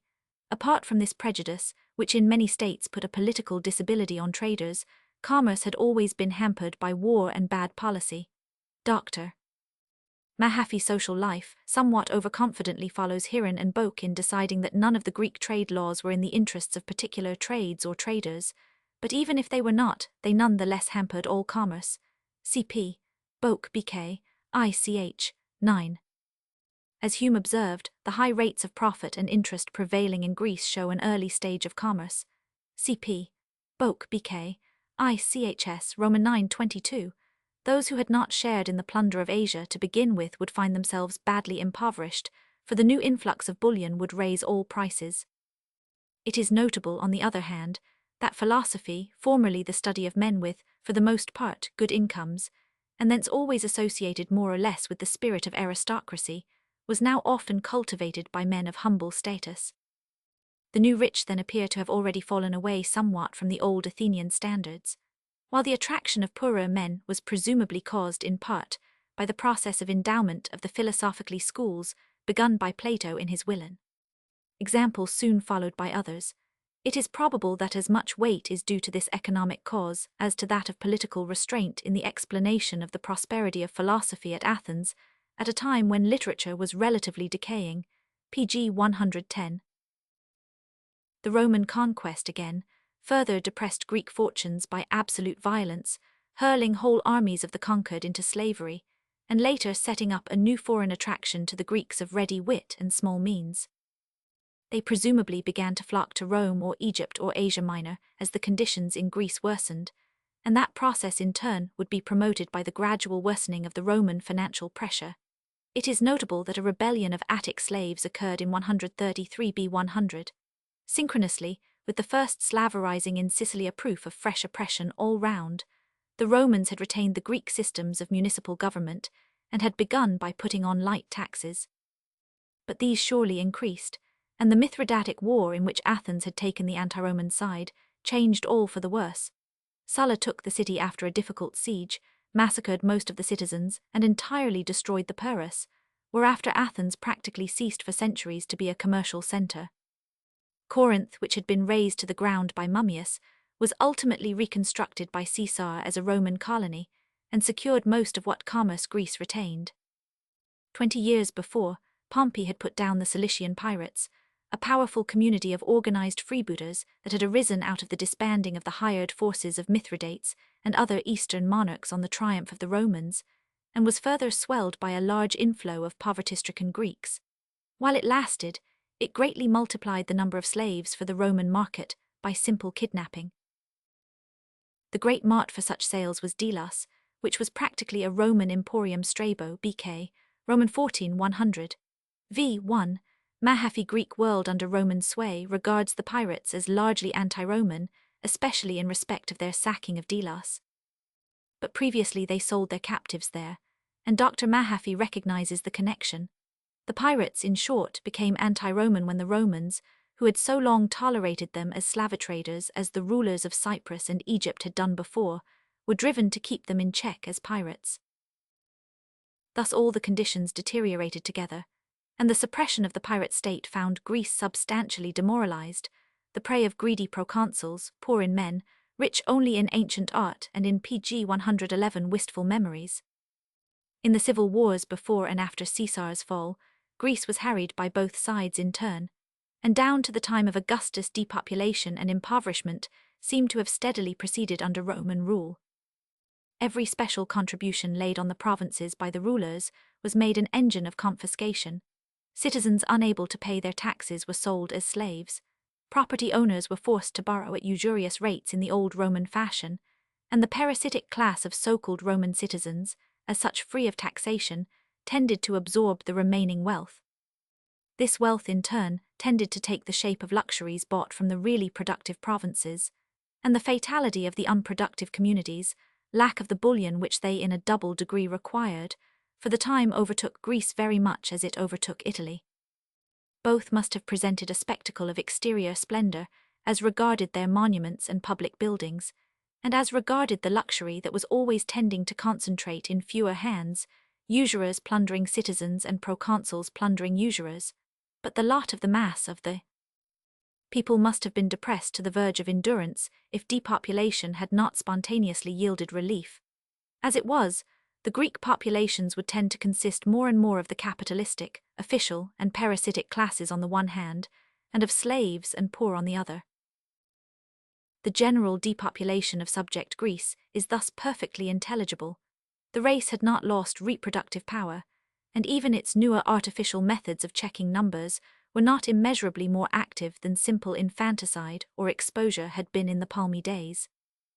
In the ages of expansion, the whole Hellenic world in nearly all its cities and all its islands swarmed with a relatively energetic population, who won from conditions often in large part unpropitious a sufficiency of subsistence on which to build by the hands of slaves a wonderful world of art. To these conditions they were limited by racial hostilities. Everywhere there was substantial though convulsive equipoise among their own warring forces, and between those of their frontier communities and the surrounding barbarians. The conquest of Alexander, heralded and invited by the campaign of the 10,000 at one blow, broke up this equipoise. Organized Greek capacity, once forcibly unified, triumphed over the now lower civilizations of Egypt and the East, and Greek PG 112 population at once began to find its economic level in the easier conditions of some of the conquered lands. They flocked to Egypt and elsewhere in the Mediterranean basin as they do at the present time, for similar economic reasons. Nothing could now restore the old conditions, but the Roman conquest and tyranny forced on the disintegration, till Greece proper was but the glorious shell of the life of the past, inhabited by handfuls of a semi-alien population, grown in a sense psychically. Degenerate under evil psychic conditions, in the lower strata of this population began the spread of Christianity, passing sporadically from Syria to the Greek cities, as at the same time to Egypt and Rome. A new conception of life was generated on the plane that typified it. It is a great testimony to the value of sheer peace that in the Roman Empire of the 2nd century, with an incurable economic malady, as it were, eating into its nerve centers, and with no better provision for the higher life than the schools of rhetoric and the endowments of the Greek philosophically chairs, there was yet evolved a system of law and administration which, even under the frightful chances of imperial succession, sustained for centuries a vast empire, and imposed itself as a model on the very barbarism that overthrew it. And it is this system which connects for us the life conditions of Greece as the Romans held it, with its artistic shell almost intact despite all the Roman plunder, and those of the strangely un-Hellenic Greek-speaking world which we know as Byzantium, with its capital at Constantinople. The economic changes in this period can be traced only with difficulty and uncertainty, but they must have been important. The multiplication of slaves, which was a feature of the ages of the post-Alexandrian empires, the Roman conquest and the Cilician pirate state, would necessarily be checked at a certain stage, both in town and country, by the continued shrinkage of the rich class. Agriculture in Greece, as in Italy, could not compete with that of Egypt, and slave farming, save in special cultures, would not be worth carrying on. In the towns, again, the manufactures carried on by means of slaves had also dwindled greatly, and the small wealthy class could not, and would not maintain more than a certain number of slaves for household purposes.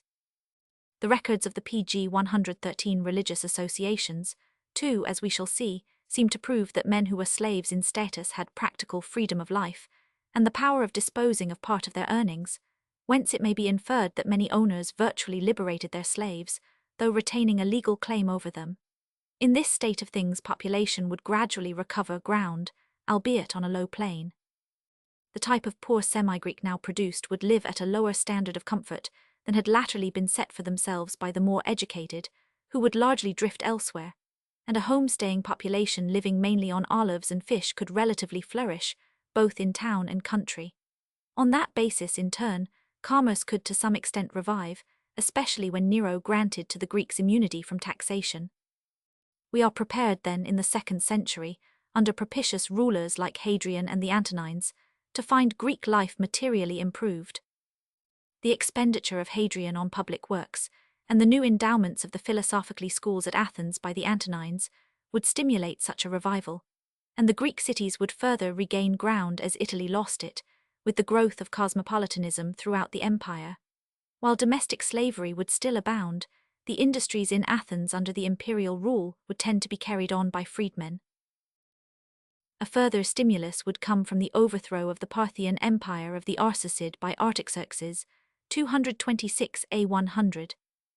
The Arsacid, though often at war with the Romans, still represented the Hellenistic civilization, whereas the Sassanids zealously returned to the ancient Persian religion, the exclusiveness of which would serve as a barrier to Western commerce, even while the cult of Mithra, Hellenized to the extent of being specially associated with image worship, was spreading widely in the West. Commerce would now tend afresh to concentrate in Greece, the Indian and Chinese trade passing north and south of Persia. The removal of the seat of government from Rome by Diocletian, greatly lessening the Italian drain on the provinces, would still further assist the Greek revival after the Gothic invasion had come and gone. Thus we find the PG 114 larger Greek world in the time of Constantine grown, once more so important that in the struggle between him and Licinius his great naval armament, composed chiefly of European Greeks, was massed in the restored Pyrrhus. The fleet of Licinius, made up chiefly by Asiatic and Egyptian Greeks, already showed a relative decline on that side of the empire's resources. When finally Constantine established the new seat of empire at Byzantium, he tended to draw thither all the streams of Greek commerce, and to establish there, as the center of the revenues of the Eastern Empire, some such population as had once flourished in Rome, with, however, a definite tendency to commerce and industry in the lower class population, as well as in the middle class. To the government of this population was brought the highly developed organization of the later pagan empire, joined with an ecclesiastical system from which heresy was periodically eliminated by the imperial policy, aided by the positive intellectual inferiority of the new Greek-speaking species. There was prosperity enough for material life, and the political and religious system was such as to prevent the normal result of prosperity, culture, from developing independently. The much-divided Greek world had at last, after countless convulsions, been brought to a possibility of quasi-inert equilibrium, an equilibrium which enabled it to sustain and repel repeated and destructive eruptions of northern barbarism, and on the whole to hold at bay, with a shrunken territory, its neighboring enemies for 1,000 years. We have passed then through a twilight age to find a new civilized empire ruled on the lines of the old, but with a single albeit much divided religion, and that the Christian, all others having been extirpated not by persuasion but by governmental force, after the new creed, adapting itself to its economic conditions, had secured for itself and its poor adherents, mainly from superstitious rich women, an amount of endowment such as no cult or priesthood possessed in the days of democracy. This process of endowment itself originated, however, in pagan practice, for in the days of substitution of emotional Eastern cults for the simpler worships of PG 115 early Hellas, there had grown up a multitude of voluntary societies for special semi-religious, semi-festival purpose theosoi, Iran, and orgians, all cultivating certain alien sacrifices and mysteries, as those of Dionysos, Adonis, Sabazios, Sarapis, Katito, or any other god called Saviour. These societies, unlike the older Hellenic associations of the same names for the promotion of native worships, were freely open to women, to foreigners, and even to slaves. They were absolutely self-governing. The members subscribed according to their means, and we find them flourishing in large numbers in the age of the Antonines, when the old state cults were already deserted, though still endowed. They represent, as has been said, the reappearance of the democratic spirit and the gregarious instinct in new fields, and in lower strata when general and practical democracy has been suppressed. In some such fashion did the Christian Church begin, employing the attractions and the machinery of many rival cults. Its final selection and establishment by the empire represented in things religious a process analogous to that which had forcibly unified the competing republics of Greece in one inflexible and unprogressive organization. Nothing but governmental force could have imposed doctrinal unity on the chaos of sects into which Christianity was naturally subdividing, but the power of conferring on the state church special revenues was an effective means of keeping it practically subordinate. The historian who has laid down the proposition that religious unity was the cause of the survival of the Eastern Empire when the Western fell, has made the countervailing admission that between Justinian and Heraclius there was an almost universal centrifugal tendency in the Byzantine state, which was finally overcome only by the inexorable principle of Roman centralization, at a time when it was nearly destroyed by its enemies and its own dissentient forces. Province after province had been taken by the Persians in the east. Slavs and Avars were driving back the population from the northern frontiers, even harrying the Peloponnesus. Discontent enabled Phocas to dethrone and execute Maurice 602, A100. And Phocas in turn was utterly defeated by the Persian foe, when Heraclius appeared to check the continuity of disaster and to place the now circumscribed empire on a footing of possible permanence. But it is important to realize how far the economic and external PG 116 conditions conduced to his success, such as it was. Hitherto the populace of Constantinople had been supported, like that of imperial Rome, by regular allowances of bread to every householder, provided from the tributary grain supplies of Egypt. The Persian conquest of Egypt in the year 616 stopped that revenue, and the emperor's inability to feed the huge semi-idle populace became a cause of regeneration, inasmuch as the state was forcibly relieved of the burden, and many of the idlers became available for the army about to be led by the emperor against the menacing Persians. He was reduced, however, to the expedient of offering to continue the supply on a payment of 3 pieces of gold from each claimant, and finally to breaking that contract, whereafter, on his proposing to transfer his capital to Carthage to escape the discontent, the populace and the clergy implored him to remain, and thus enabled him to exact a large loan from the latter, and to dominate the nobility who had hitherto hampered his action. The victories of Heraclius over the Persians, however, only left the eastern and Egyptian provinces to fall under the Arabs, the first financial result of his successes having been to tax to exasperation the recovered lands in order to repay the ecclesiastical loan with usury, and the circumscribed empire under his successors could not, even if the emperors wished, resume the feeding of the mass of the citizens. Constantinople, though still drawing some tribute from the remaining provinces in Italy, was thus perforce reduced to a safe economic basis, even as the people in general had been coerced into united effort by the imminent danger from Persia. From this time forward, with many vicissitudes of military fortune, the contracted Byzantine state endured in virtue of its industrial and commercial basis, and its consequent maritime and military strength, managed with ancient military science against enemies less skilled. The new invention of Greek fire, like all advances in the use of missiles in warfare, counted for much, but the decisive condition of success was the possession of continuous resources. Justinian, among many measures of mere oppression and restriction, had contrived to introduce from the Far East the silk manufacture, which for the ancient and medieval European world was of enormous mercantile importance. Such a staple, and pg 117, the virtual control of the whole commerce between northern and western Europe and the East, kept Byzantium the greatest trading power in Christendom until the triumph of the Italian republics. Even the Saracen conquests in Asia and Africa did not seriously affect this source of strength, for the Saracen administration, though often wise and energetic, was in Egypt too often convulsed by civil wars to permit of trade flourishing there in any superlative degree.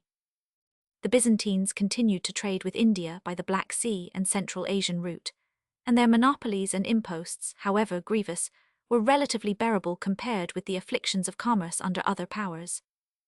As of old, the Greeks or Greek-speaking folk were the traders of the Mediterranean, the Saracen navy never reaching sufficient power to check them, and when finally its remnants took to piracy, they served rather to cut off all weaker competition than to affect the preponderating naval power of the empire. In this period of prevailing commercial vigor, from the 6th to the 11th century, the life of the Greek Empire was substantially civic, the rural districts remaining desolate, and agriculture extremely feeble, though the Sclavonian immigrants who now inhabited the Peloponnesus must have lived by that means. Under such circumstances the towns would be fed by imported grain, presumably that of the Crimea, but as they did not grow in size, at least in the case of the capital, their industrial prosperity must have largely depended on the restriction of population, whether by vice, preventive checks, misery, or the sheer unhealthiness of city life, which at the present day prevents so many eastern cities from maintaining themselves save by influx from the country. It is misleading to point to the legal veto on infanticide as a great Christian reform without taking these things into account. The presumption is that misery, vice, child exposure, and abortion, rather than prudence, kept the poor population within the limits of subsistence. Mr. Oman Byzantine Empire takes the popular view as to the reformative effect of Christianity. He goes on to describe Constantine as providing for the children of the destitute to prevent their exposure, but does not mention that the same thing had been done under the Antonines, and that Constantine permitted the finder of an exposed child to enslave it.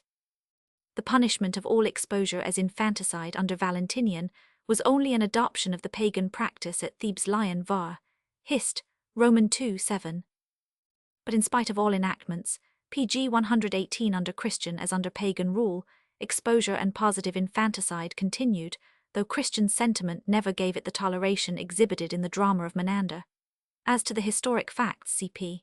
Lecky Hist, of European Morals, 6th ed., Roman 2, 2433.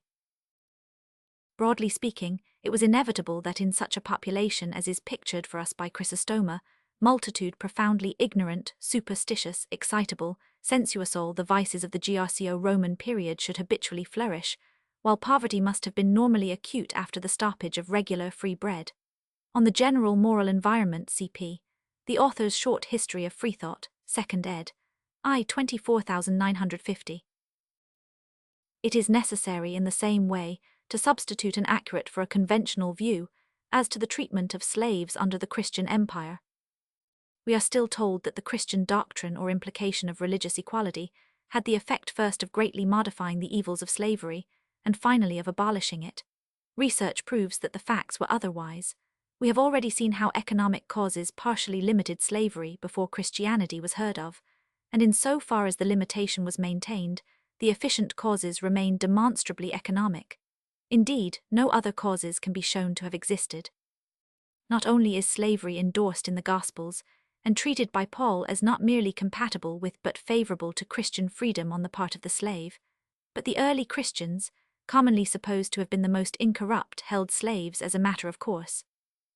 In the laws of Justinian, not a word is said as to slavery being opposed to either the spirit or the letter of Christianity, and the only expressions that in any degree deprecate it are in terms of the Stoic doctrine of the law of nature, which we know to have been already current in the time of Aristotle, and to pg 119 have become widespread in the age of the Antonines, under Stoic auspices.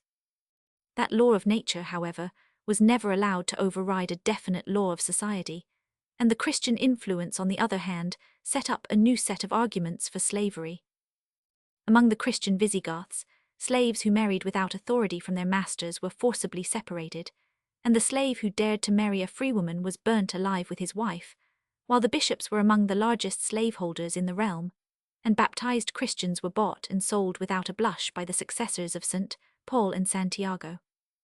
It cannot even be said of the Byzantines, any more than of the Protestants of the southern United States of 50 years ago, that they were more humane to their slaves than the earlier pagans had been, for we find Christian Byzantine matrons causing their slave girls to be tied up and brutally flogged, even as we have the testimony of Salvian to the atrocities committed by Christian slave owners in Gaul.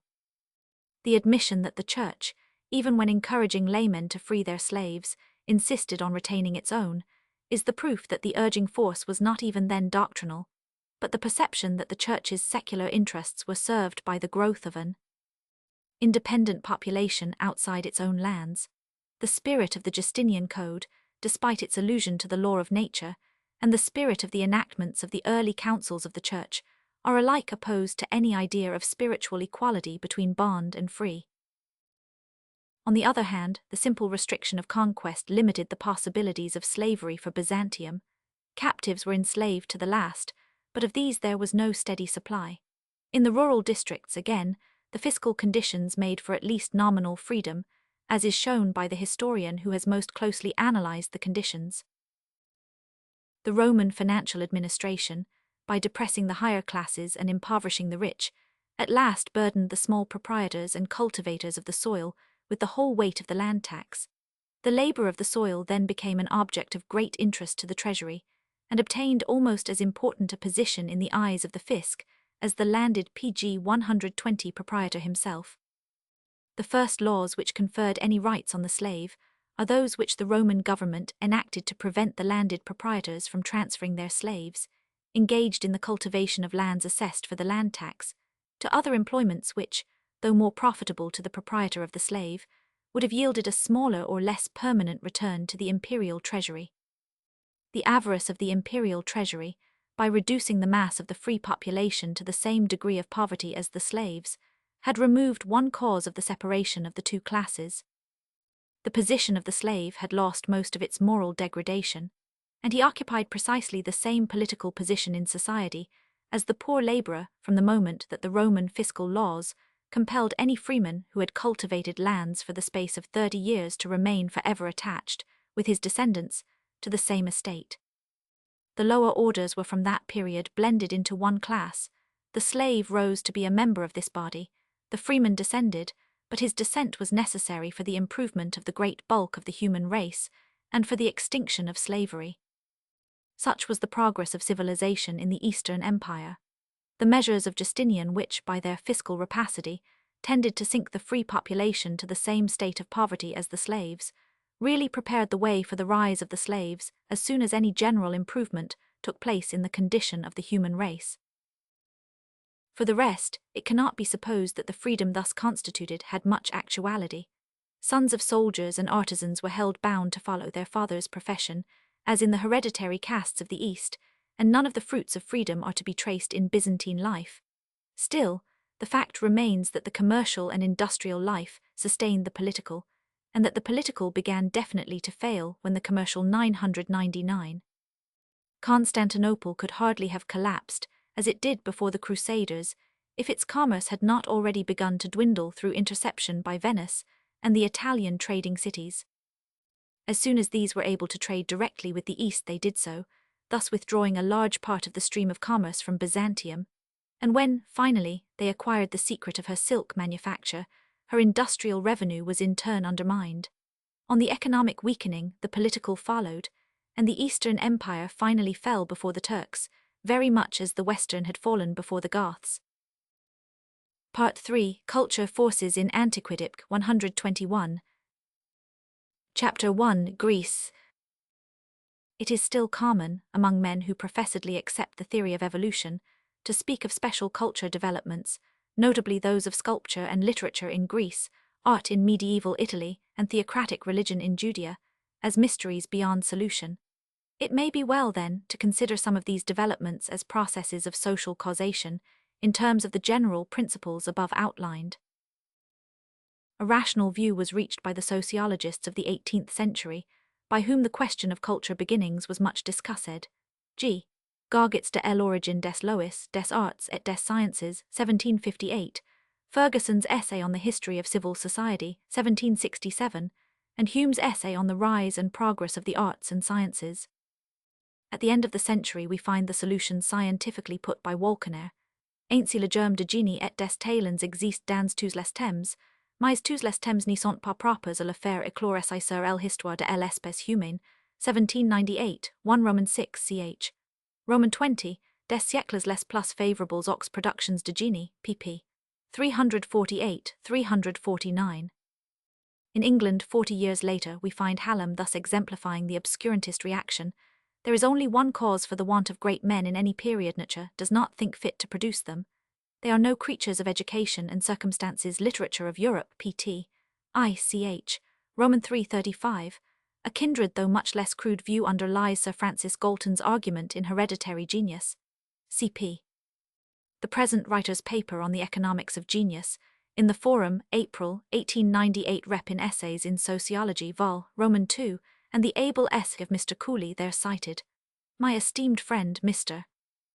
Lester Ward, Dynamic Sociology, Roman 2, 600-601, seems to me, as does Mill System of PG 122 Logic, BK, Roman 6 ch. Roman 4 cp. Bain J.S. Mill, to err somewhat on the opposite side to that of Hallam and Galton, in assuming that faculty is nearly equal in all, given only opportunity. And first as to Greece.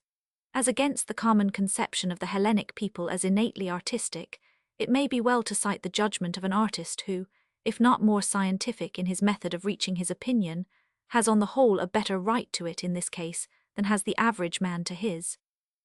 It is a man of genius who writes, "A favourite faith dear to those who teach is that certain periods were especially artistic, and that nations, readily named, were notably lovers of art." So we are told that the Greeks were, as a people, worshippers of the beautiful, and that in the 15th century art was ingrained in the multitude. Listen, there never was an artistic period, there never was an art-loving nation. This, which was sometime a paradox, is when interpreted one of the primary truths of sociology. Our theorist goes on to describe the doings of the first artist, and the slow contagion of his example among men similarly gifted, till the artistic species had filled the land with beautiful things, which were uncritically used by the non-artistic, and the amateur was unknown and the dilettante undreamed of. Such is the artist's fairy tale of explanation. The probable fact is that the first artists in historic Greece were moved to imitative construction by samples of the work of foreigners. If, on the other hand, we decide that the race had evolved relatively high artistic capacities before it reached its Greek or Asian home, it will still hold good that the early gene evolution owed much to ancient Oriental and Egyptian example. The Greeks as we know them visibly passed from primitive to high art in all things. Having first had fetish gods of unshapen stone, they made gods in crudely human shape, at first probably of wood, later of stone. So with vases, goblets, tables, furniture, and ware of all sorts, all gradually developing in felicity of form up to a certain point, whereafter art worsened. What we require to know is the why of both processes. Pace the artist, it is clear that artistic objects were multiplied mainly because they were in steady economic demand. The shaping impulse is doubtless special, and in its highest grades rare, but there must also have been special conditions to develop it in one country pg 123 in the special degree. That is to say, the faculty for shaping for design was oftener appealed to in Greece than elsewhere, and was allowed more freedom in the response, thus reaching new excellence. The early Greeks can have had no very delicate taste, satisfied as they were with statues as primitive as the conventional Assyrian types they copied.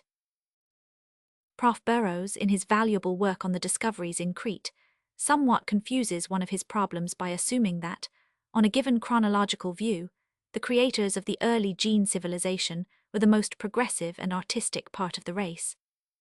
No such assumption can be valid on any chronology. Every part of a race, broadly speaking, has the same total potentialities. The determinants are the special evocative conditions, which may be either culture contacts or economic fostering. A rational view of the growth of Greek art is put by Dr. Mahaffy, despite his endorsement of Mr. Freeman's extravagant estimate of Athenian intelligence. However national and diffused its art became, this was due to careful study and training and legislation, and not to a sort of natural compulsion, as natural beauty was always the exception among Greek men, so artistic talent was also rare, and special social life in Greece, 3rd ed. All the remains, as well as every principle of sociological science, go to support this view of the case. When Reber asserts Hist. of Ancient Art Eng tr. 1883, that the very first carvings of Greece had a power of development which was wanting in all the other nations of that period, he is setting up an occult principle and obscuring the problem. The other nations of that period were not in progressive stages, but some of them had progressed in art in their time, and many of the very first Greek works, that is, of the historic period, as distinguished from the Minonaire, enormously inferior to some very ancient Egyptian work. The development of taste was itself the outcome of 1,000 steps of comparison and specialization, art growing artistic as children grow in reasonableness and in nervous coordination, and the special conditions of historic Greece were roughly these. Thus the culture history of Greece, like the political, connects vitally from the first with the physical conditions. The disrupted character of the mainland, the diffusion of the people through the Gene Isles, the spreading of colonies on east and west, set up a multitude of separate city-states, no one of which could decisively or long dominate the rest. These democratic and equal communities reacted on each other, especially those so placed as to be seafaring. Their separateness developed a multitudinous mythology, even the gods generally recognized being worshipped with endless local particularities, while most districts had their special deities. For each and all of these were required temples, altars, statues, sacred vessels, which would be paid for by the public or the temple revenues, or by rich devotees, and the countless myths, multiplied on all hands because of the absence of anything like a general priestly organization, were an endless appeal to the imitative arts. pg 125 Nature, too, had freely supplied the ideal medium for sculpture, and for the finest architecture at pure marble. And as the political dividedness of Hellenedom prevented even an approach to organization among the scattered and independent priests, so the priesthood had no power and no thought of imposing artistic limitations on the shapers of the art objects given to their temples. In addition to all this, the local patriotism of the countless communities was constantly expressed in statues to their own heroes, statesmen, and athletes, and in such a world of sculpture, formative art must needs flourish wherever it could ornament life. We have only to compare the conditions in Judea, Persia, Egypt, and early Rome to see the enormous differentiation herein implied. In Mazdaean Persia and Yahwistic Judea, there was a taboo on all divine images, and by consequence on all sculpture that could lend itself to idolatry. This taboo, like the monotheistic idea, was itself the outcome of political and social causation, which is in large part traceable and readily intelligible. In Italy, in the early historic period, outside of Etruria, there had been no process of culture contact sufficient to develop any of the arts in a high degree, and the relation of the Romans to the other Italian communities in terms of situation and institutions was fatally one of progressive conquest. Their specialization was thus military or predacious, and the formal acceptance of the deities of the conquered communities could not prevent the partial uniformation of worship. Thus Rome had nearly everything to learn from Greece in art as in literature. In Egypt again, where sculpture had at more than one time, in more than one locality, reached an astonishing excellence, the easily maintained political centralization and the commercial isolation made fatally for uniformity of ideal, and the secure dominion of the organized priesthood, cultured only sacerdotally, always strove to impose one stolid conventional form on all. Sacred and ritual sculpture, which was copied in the secular, in order that kings should as much as possible resemble gods, where the bulk of Greece was servile to all the sky influences, physically as well as mentally, open on all sides to all cultures, all pressures, all stimuli. Egypt and Judea and Persia were relatively ironbound, and early Rome relatively inaccessible. Pg 126. Finally, as militarism never spread Spartan-wise over pre-Alexandrian Greece, and her natural limitations prevented any such exploitation of labor as took place in Egypt, the prevailing ideal in times of peace, at least in Attica, was that of the cultured man, supported by slave labor but not enormously rich, who stimulated art as he was stimulated by it. Assuredly he was in many cases a dilettante, if not an amateur, else had art been in a worse case. It is to be remembered that in later Greece from about the time of Apelles, all free children were taught to draw Pliny Hist. Nat. Roman 35-36-15, and long before the same authority tells us, art was taken up by men of rank. The introduction of painting into the schools at Sicyon took place about 350 B.C., and thence the practice spread all over Hellas.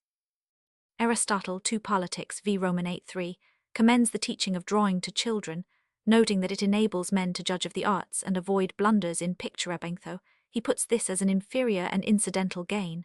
Thus the educated Greeks were in a fairly good sense all dilettanti and amateurs. On the whole subject see K.J. Freeman, Schools of Hellas, 1908, pp. 11417. In literature, Greek development is as clearly consequent as in art. The Homeric poems are the outcome of a social state in which a class of bards could find a living by chanting heroic tales to aristocratic households. Lyric genius is indeed something specially incalculable, and it is startling to realize that about the time of the rude rule of Pisistratos at Athens, Sappho in Lesbos was not merely producing the perfect lyrics which to this day men reckon unmatched, but was the center of a kind of school of song. But Lesbos was really the home of an ancient culture, earliest of all the Aulic settlements, anterior even to Chimed Sappho, followed closely upon the lyrists Pittacos and Alcios. So that here too there is intelligible causation in environment as well as genius. In other directions it is patent. The drama, tragic and comic alike, was unquestionably the outcome of the public worship of the gods, first provided for by the community, later often exacted by it from rich aspirants to political power. Greek drama is a clear evolution, on the tragic side, from the primitive ritual of Dionysos, beer god or wine god, individual genius and communal fostering combining to develop a primitive rite into a literary florescence. Pg 127. For all such developments special genius is as a matter of course required, but potential genius occurs in all communities in given forms at a given culture stage, and what happened in Athens was that the special genius for drama was specially appealed to, evoked, and maintained. Hylas in Egypt and Aristophanes in Persia must have died with all their drama in them. Further, as Grote has so luminously shown, the juridical life of Athens, with its perpetual play of special pleading in the dicasteries, was signally propitious to the spirit of drama. The constant clashing and contrast of ethical points of view, the daily play of eristic thought, was in itself a real drama which educated both dramatists and audience, and which inevitably affected the handling of moral problems on the stage. Athens may thus be said to have cultivated discussion as Sparta cultivated laconism, and both philosophy and drama in Greece are steeped in it. Myths thus came to be handled on the stage with a breadth of reflection which was nowhere else possible. Historiography, science and philosophy again were similarly fostered by other special conditions.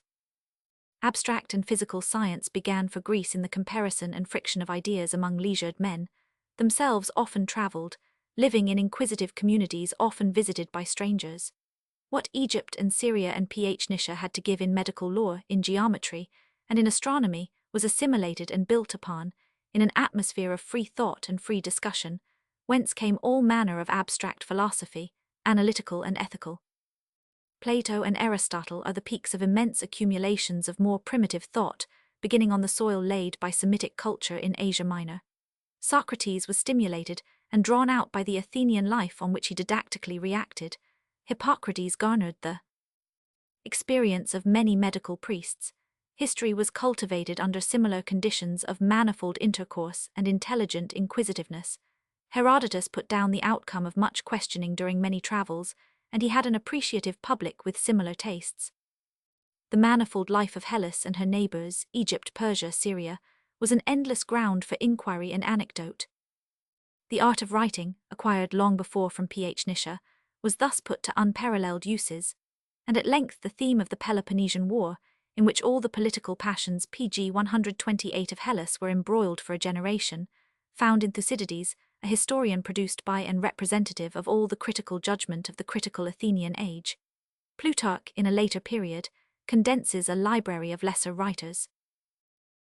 Thus, in respect of every characteristic and every special attainment of Greek life, we can trace external causation, from the geographical conditions upwards, without being once tempted to resort to the verbalist explanation of race qualities or national genius. If Hellas developed otherwise than P.H. Nisha from any given date onwards, the causes lay either in the environment or in the set previously given to P.H. Nishan life by its special antecedents, which in turn were determined by environment. To suppose that the Greeks started primordially with a unique connatural bent to a relatively ideal method of life, preferring culture to riches and art to luxury, is to entail the further assumption of a separate biological evolution from the prehuman stage. To put the problem clearly, let us say that if we suppose the ancestors of the Greeks 3 millenniums before Homer to have been planted in Australia, with none of the domesticable animals which have played so decisive a part in the development of human societies, there is no good reason to think that the race would have risen to any higher levels than had been reached by the Australian Aborigines at the time of their discovery by Europeans. One of the most remarkable things about those Aborigines is their disproportionately high cranial capacity, which seems compatible with a mental life that their natural environment has always precluded. Many plain traces of gross primeval savagery remain in Greek literature and religion, and to credit all Greek progress to a unique racial faculty is to turn the back upon all the accumulating evidence which goes to show that, from the first entrance of the Greeks into Greece, they blended with and assimilated the culture of the races whom they found there. The futility of the whole racial thesis becomes evident, finally, the moment we reflect how unequal Greek culture was, how restricted in Hellas, how special to Athens was it on the intellectual side, when once Athens had reached her stature. How blank of thought and science was all Hellenic life before the contact of Semitic survivals in Ionia, how backward were many sections of the pagan Hellenic stock to the last, and how backward they have been since the political overturn in antiquity. pg 129. The vitiating concept of racial genius appears incidentally, but definitely, in Dr. Cunningham's contrast of P.H. Nishans and Greeks as relatively wealth-seekers and culture-seekers, ingrained barbarians and ingrained humanists Western civilization, pp. 72, 73, 98, 99, etc. And in his phrase as to the persistent principles which the Greek and the P.H. Nishan respectively represented, the antithesis, it is here maintained, is spurious. Many Greeks were in full sympathy with the P.H. Nishan norm. Many P.H. Nishans must have been capable of delighting in the Greek norm had they been reared to it. At a given period the P.H. Nishans had a higher life than the Greeks, and had the P.H. Nishans evolved for ages in the Greek environment, with an equivalent blending of stocks and cross-fertilization of cultures, they could have become all that the Greeks ever were.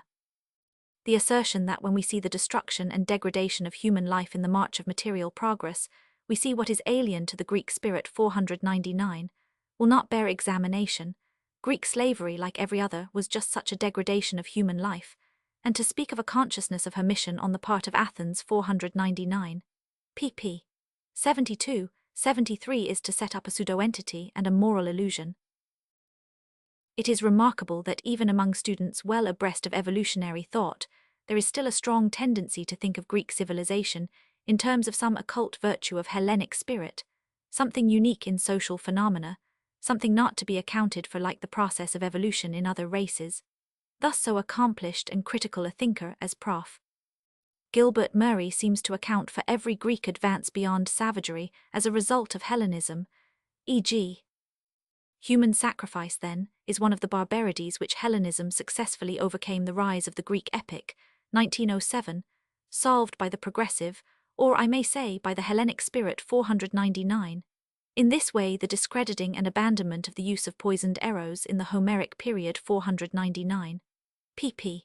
12,021, seems to be ascribed either to the Homeric or to the Hellenic spirit.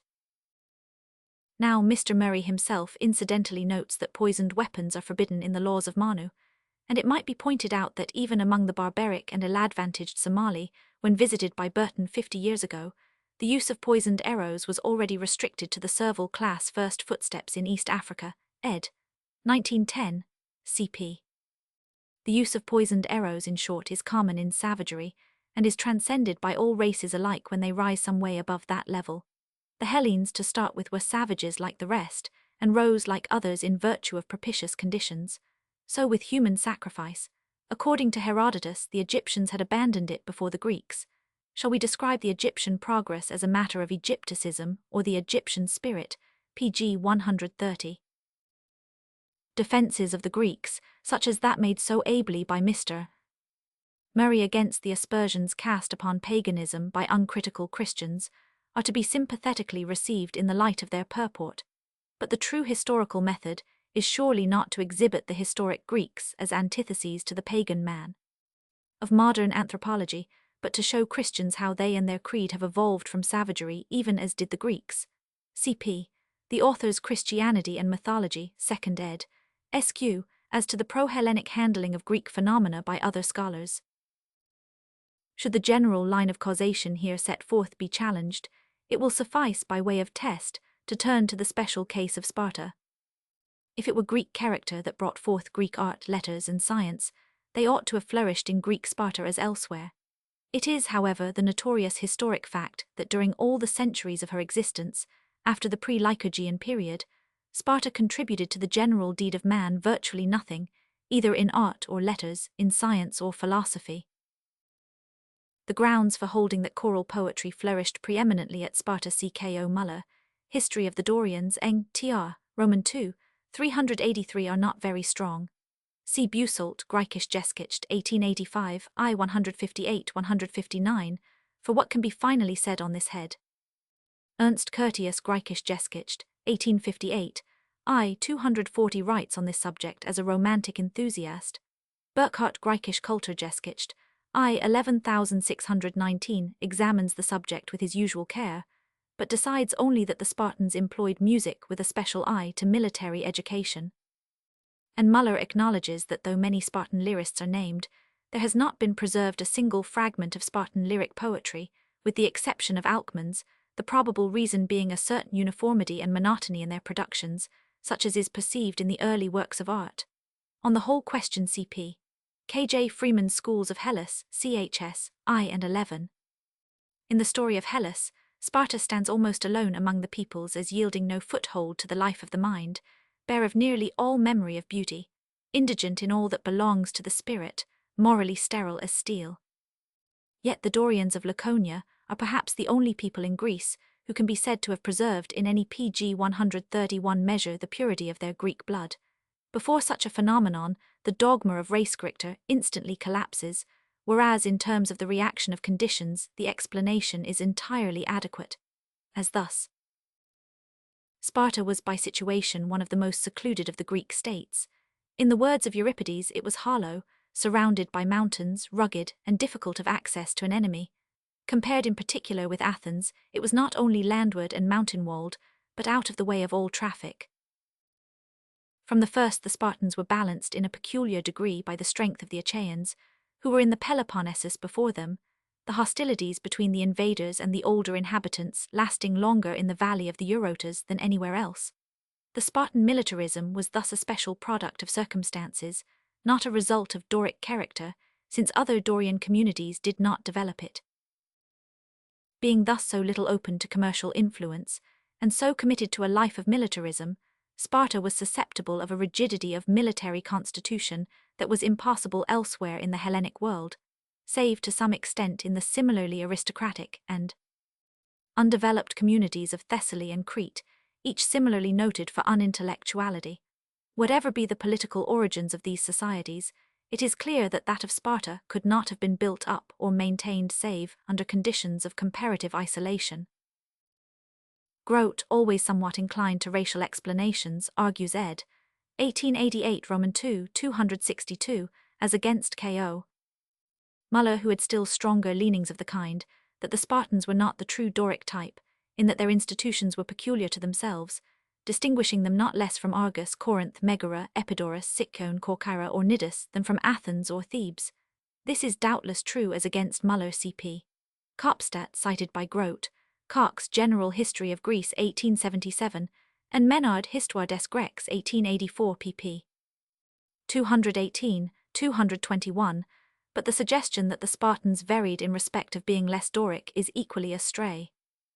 Grote goes on to note that Crete was the only other portion of Greece in which there prevailed institutions in many respects analogous, yet still dissimilar in those two attributes, which form the real mark and pinch of PG 132 Spartan legislation, viz., the military discipline and rigorous private training. There were doubtless Dorians in Crete, but we have no proof that these peculiar institutions belonged to them more than to the other inhabitants of the island. The argument cuts both ways. If it was not definitely Dorian to have such institutions, neither was it un-Dorian. As Cox observes, the Spartan constitution in its earlier stages much resembled the constitution of the Achaeans as described in the Iliad. Equally arbitrary seems Grote's argument I.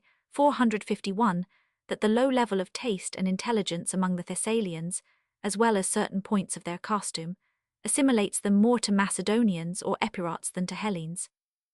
He notes the equally low level of taste and intelligence among the Spartans, who as a rule could not read or write Roman 2, 307, and to whom he might as well have assimilated the Thessalians as to the Macedonians. In all cases alike culture conditions supply the true explanation. All through Greece, barring Sparta, stocks were endlessly mixed. 1000. Menard well points out in reply to Muller that it is impossible to associate types of government with any of the special race that, as against Sparta, there were Ionian aristocracies at Marseille and at Chalkis, and Dorian democracies at Tarentum and Syracuse, while most of the Greek cities had by turns aristocratic and democratic constitutions. As regards Sparta, the specialization of all life on the military side developed a spirit of peculiar separateness and arrogance, which clinched the geographical influence. Where Greeks of all states were admitted to the Eleusinian festivals, Sparta kept hers for her own people. This would limit her literary mythology, and by consequence her art. Among the names of Greek sculptors only 3 belong to Sparta, and these are all of the 6th century B100, the beginning of the historic period. After that nothing. See Radford's Ancient Sculpture Cron, list at end. Thus Sparta positively retrogressed into militarism. There is evidence in the character of Alcman's poetry that he did not sing to a Sparta at all resembling the so-called Sparta of Lycurgus Mahaffy. Problems in Greek History, C.P. Burkhardt, Griechische Kulturgeschichte, I. 117. Not only does military specialism preclude, so far as it goes, more intellectual forms of activity, it develops in the highest degree PG 133, the conservative spirit when thoroughly rooted in law and custom, nor is it any more favorable to moral feeling in general. As offset to all this, it may be urged that the middle unenfranchised class, the Periorko in Sparta, the Penistai in Thessaly, and the ordinary citizens in Crete, were in some ways superior types to part of the similar classes of Attica, while the slaves, as having some military life, were, despite the flavor of the name Helot, above the average.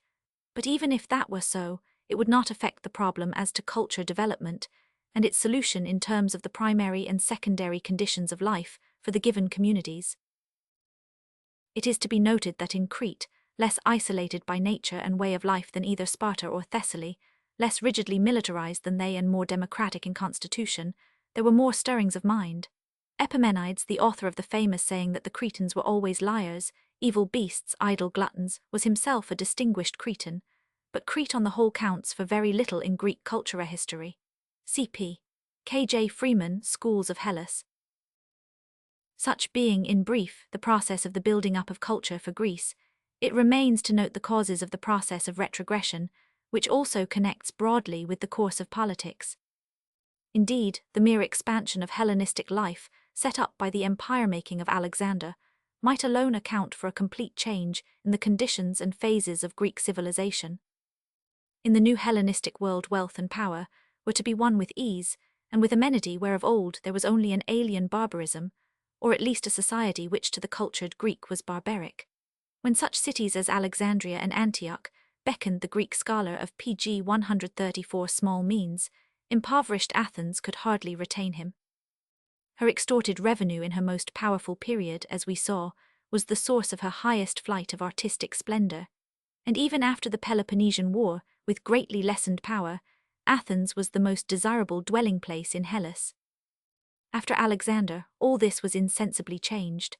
Athens, though for a time filled with Greeks enriched by the plunder of Persia, must needs gradually dwindle to the point at which the slight natural advantages of her soil, industry, and situation would maintain her, and the life of ideas, such as it finally was, passed inevitably to Alexandria, where it was systematically encouraged and protected, in the fashion in which well-meaning autocrats do such things. But while these new developments were not inconsiderable, and included some rare felicities, they were on the whole fatally inferior to the old, and this for reasons which would equally affect what intellectual life was left in Greece proper. The forces of hindrance were political and psychological, and they operated still more powerfully under the Romans than under the successors of Alexander. The dominance of the Greeks over the other races in the eastern provinces did not make them more than a class of privileged tools of Rome, and they deteriorated none the less. When for the stimulating though stormy life of factious self-government there was substituted the iron hand of a conqueror, governing by military force, there was need of a new and intelligent discipline if the mental atmosphere were not to worsen. All civilization, in so far as it proceeds from and involves a leisured class, sets up a perpetual risk of new morbid phases. Men must have some normal occupation if their life is to be sound, and where that occupation is not handicraft, it can be kept sound and educative only by the perpetual free effort of the intelligence towards new truth, new conception, and new presentment. Nor can this effort conceivably take place on any wide scale, and with any continuity, save in a community kept more or less generally alert by the agitation of vital issues.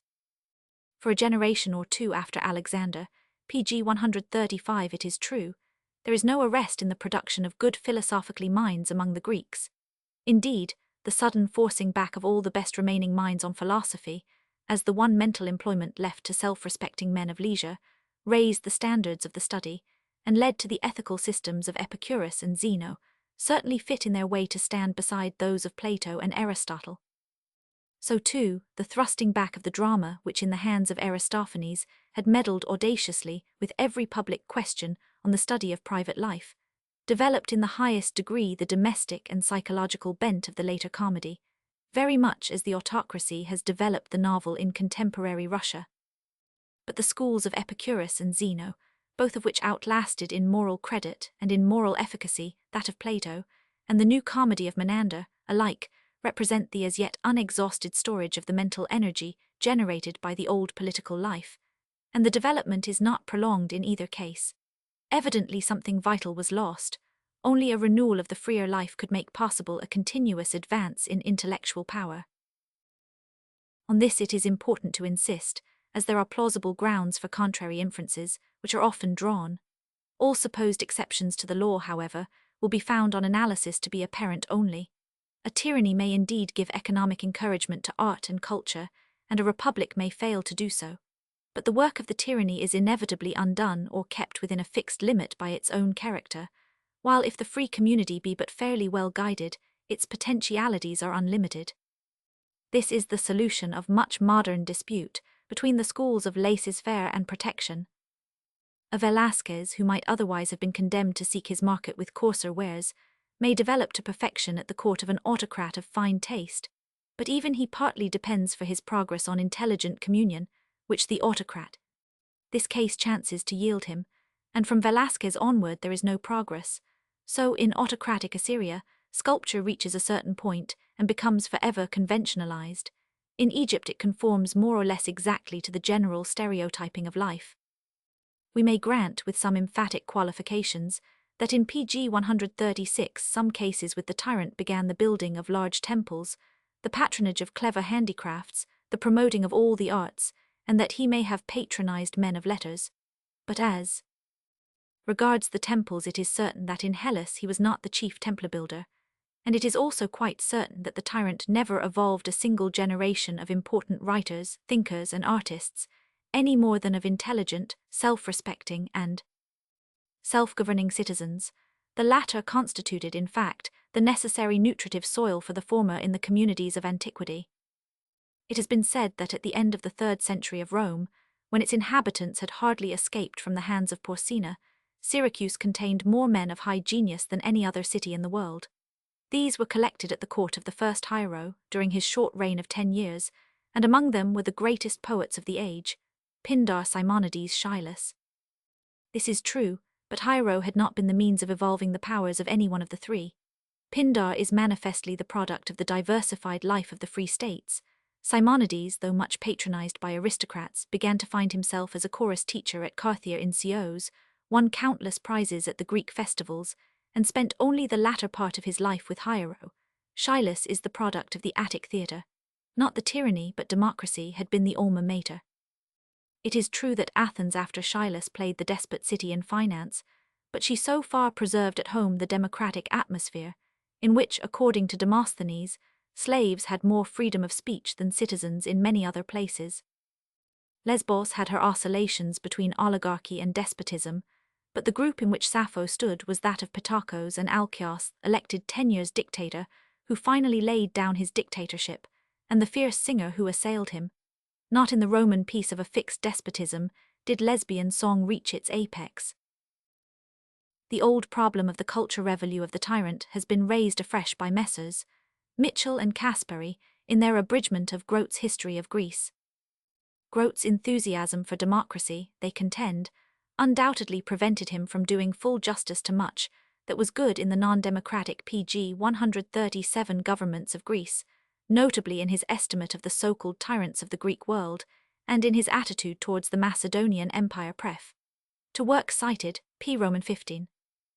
Part of their discussion is beside the case, and proves only their general hostility to Grote as a rationalist, to whom every problem was a matter for rational discussion. P. Roman 13. They first assert that Grote's chapter heading, Age of the Despots, is subtly misleading, inasmuch as there were despots at various periods in Greek historias, has been insisted by Professor Mahaffy. Then they avow that this fact is mentioned by Grote himself, and that he quite properly distinguishes between the early and the late tyrannies. The counterclaim is first put in the propositions that an early Greek tyranny was in effect a union of one powerful personality with the poorer and hitherto unrepresented classes, favorable to individual life among the latter, and that the tyrants, by preserving peace and giving the people individual freedom of life, promoted the accumulation of wealth and the extension of trade at home and abroad, and enriched the Greek mind by familiarizing it with the natural and artistic products of other lands. P. Roman 17. There is really nothing here that Grote denied, nor do the critics attempt to show that he denies it.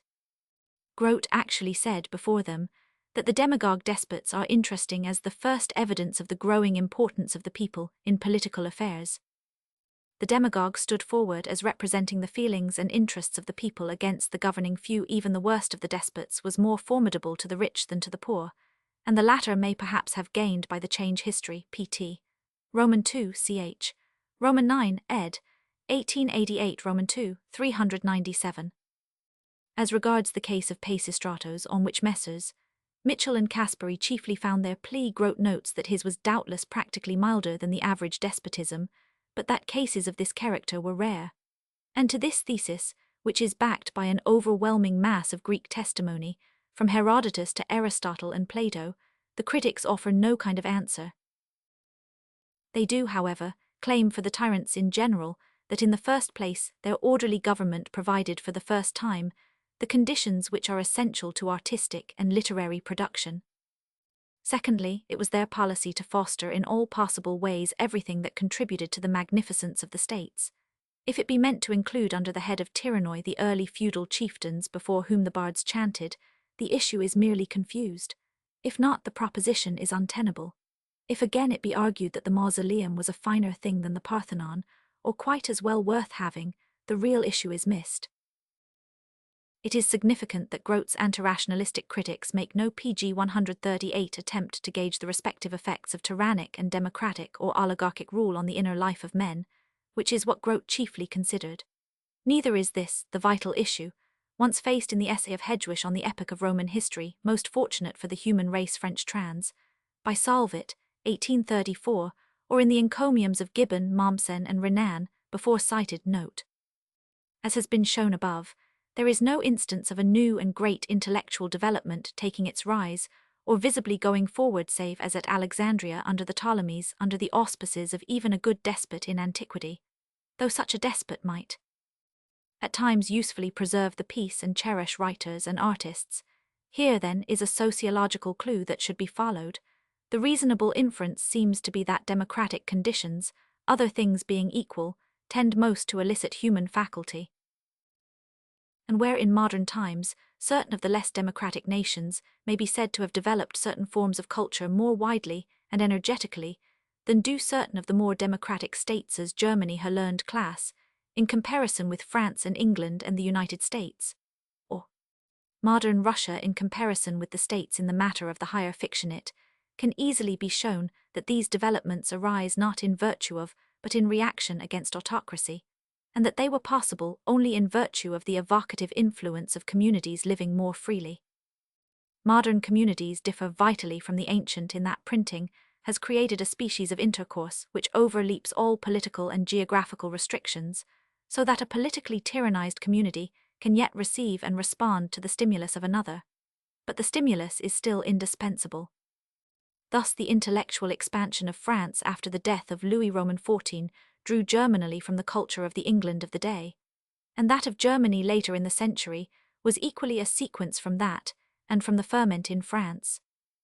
Given the cluster of independent states, each with its court and its university, which made up the Germany of the period, the revived spirit of free thought bore the more and the better fruit, because of the multitude of the reactions involved in the circumstances. For the time, the slackened and lightened petty autocracies counted for intellectual democracy, though even Kant was made to feel the pressure of censorship.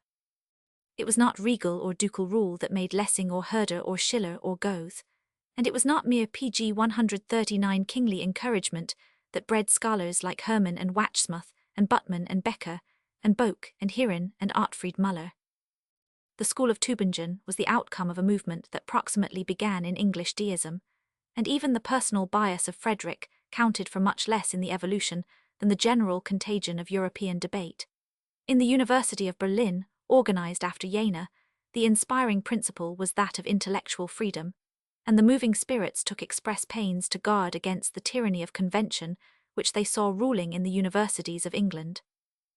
For the rest, the production of a very large class of scholarly specialists in Germany was made possible primarily by the number of universities set up in the days of separatism, and secondarily by the absence of such economic conditions, all resting on possession of coal and maritime situation, as drew English energy predominantly to industry and commerce. It is true that if a democratic society today does not make express economic provision for a scholarly and cultured class, it is likely to lack such, because the leisured or idle class in all countries grows less capable of, and less inclined to, such intellectual production as it contributed to the serious literature of England during the 19th century. But such economic provision has been still more necessary in monarchic communities. Finally, at every stage Germany has been reacted upon by France and England, and it is notable that while in the last generation, under a strengthening militarism and imperialism, the number of trained German specialists was maintained, the number of Germans able to stir and lead European thought fell off. In the same way, the phenomenon of a group of great novelists in the autocratic Russia of our own age is no fruit of autocracy, save in the sense that autocratic government checks all other forms of criticism of life, all liberal discussion, and so drives men back on artistic forms of writing which offer no disturbing social doctrine. and the artistic development itself is made possible only by the PG 140 culture previously or contemporaneously accumulated in other and freer communities, from whose mental life the cultivated Russian draws his. It was to some extent a similar restrictive pressure that specially developed the drama in France under the Third Empire. Apart from the peculiar case of the Italian cities of the Renaissance, discussed hereinafter, the most that can be said for the tyrant in modern Europe is that Richelieu and Colbert promoted science in France, that the German principalities of the 18th century fostered music at their courts, that George Roman III did much for Handel in England, and that the King of Bavaria did still more for Wagner. On the other hand, the system of national and municipal theatres on the continent was an essential adjunct even in this regard, and the mere comparative freedom accorded to the drama in Elizabethan England, at a time when surplus intellectual energy lacked other stimuli, sufficed to develop that art in one generation to a degree never so speedily reached elsewhere, save in republican Athens. Where the tyrant is most useful is in such a civilization as that of the Saracens, for which autocracy is the only alternative to anarchy, and where, on a basis of derived culture, he can protect and rapidly further the useful arts and all manner of special studies. But even he cannot command a great intellectual art, or an inwardly great literature. It will hardly be pretended that the free-thinking which went on in Moslem Persia and Spain in the 8th and later centuries was evoked by the caliphs, though some of them for a time protected it.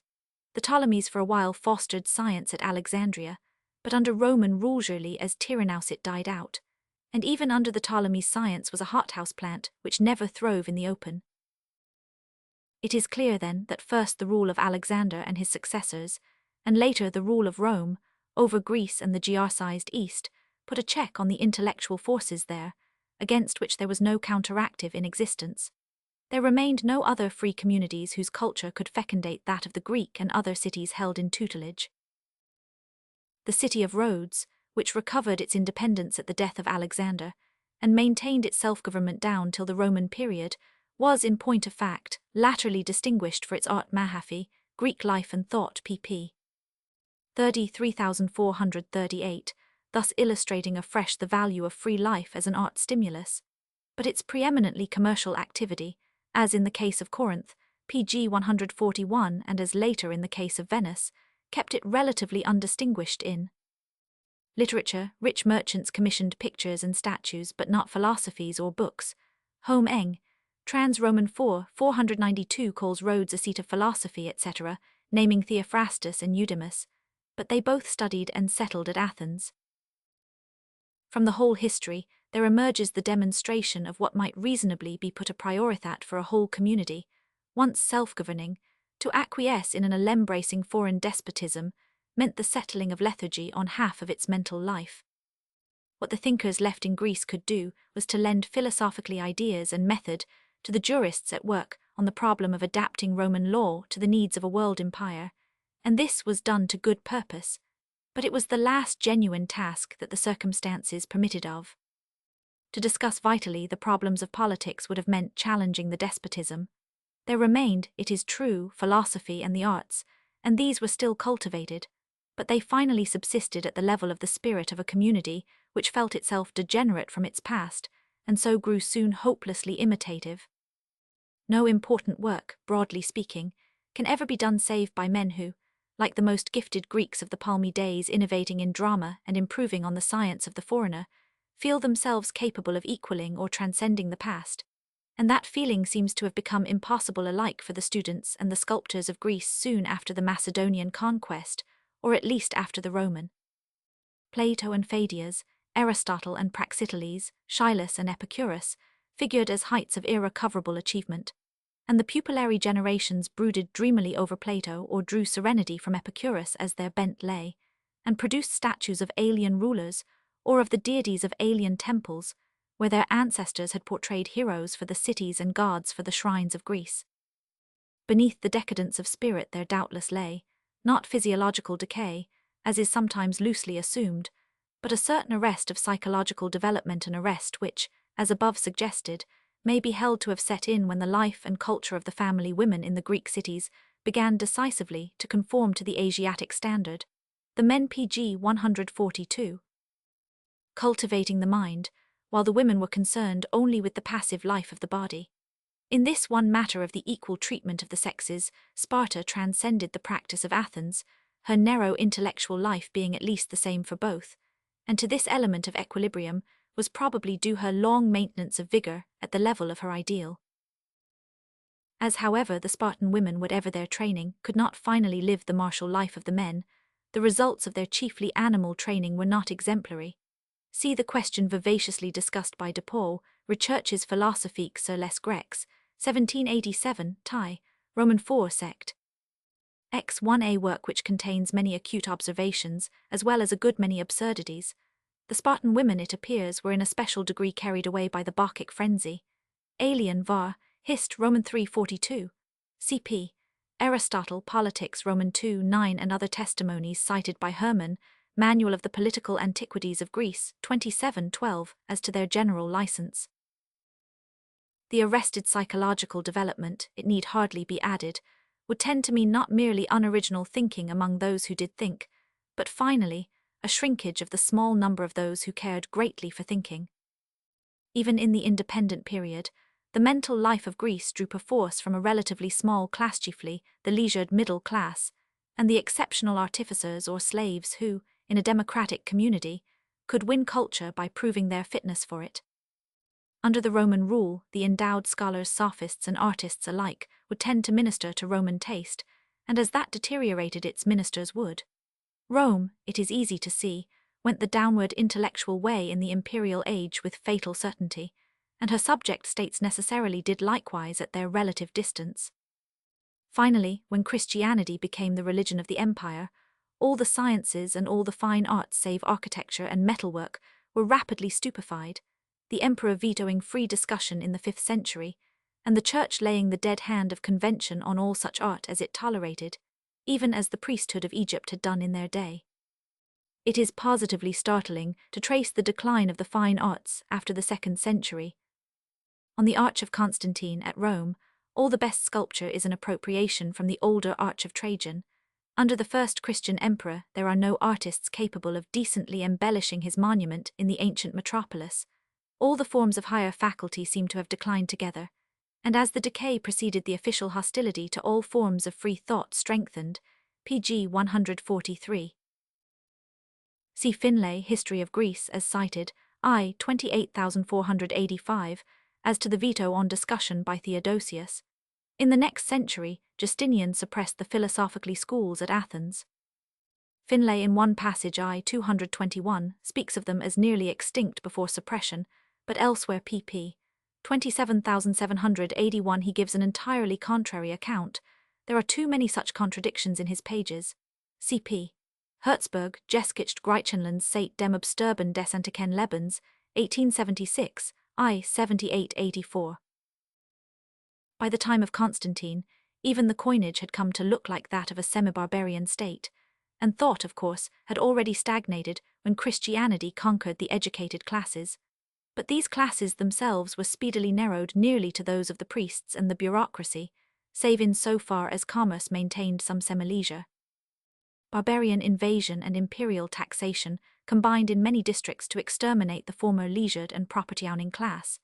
It is indeed an exaggeration to say that the labourer and the artisan alone could find bread, and with the extinction of the wealthy and educated classes, the local prejudices of the lower orders became the law of society. But the last clause is broadly true. In this society, the priest, with his purely pietistic tastes and knowledge, became the type and source of culture. A cultured modern Greek apologist of the Byzantine Empire has anxiously sought to combine with the thesis that Christianity is a civilizing force the unavoidable admission that Byzantine civilization was intellectually stationary for 1,000 years. It is right that every possible plea for that ill-famed civilization should be carefully attended to, even when it takes the form of reminding us that after all the 6th century produced Procopius and Agathias, the 7th, George of Pisidia, the 8th, John of Damascus, the 9th, Photius, and so on man or two per century who contrived to be remembered without being analyzed as emperor. Of rather more importance is the item that Christian Constantinople at one point, following Egyptian and Roman precedent, improved on the practice of heathen Athens, in that the women of the imperial court and of the upper classes seemed to have, received a fair share of what culture there was.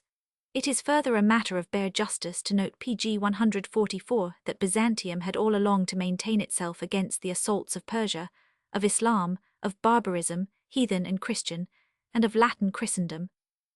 But there must all the same be made the grieving admission that we certainly do not find in the Byzantine authors the same depth and originality which mark the ancient writers whom they copied, and that this imitation was unhappily the essential weakness of Byzantine literature.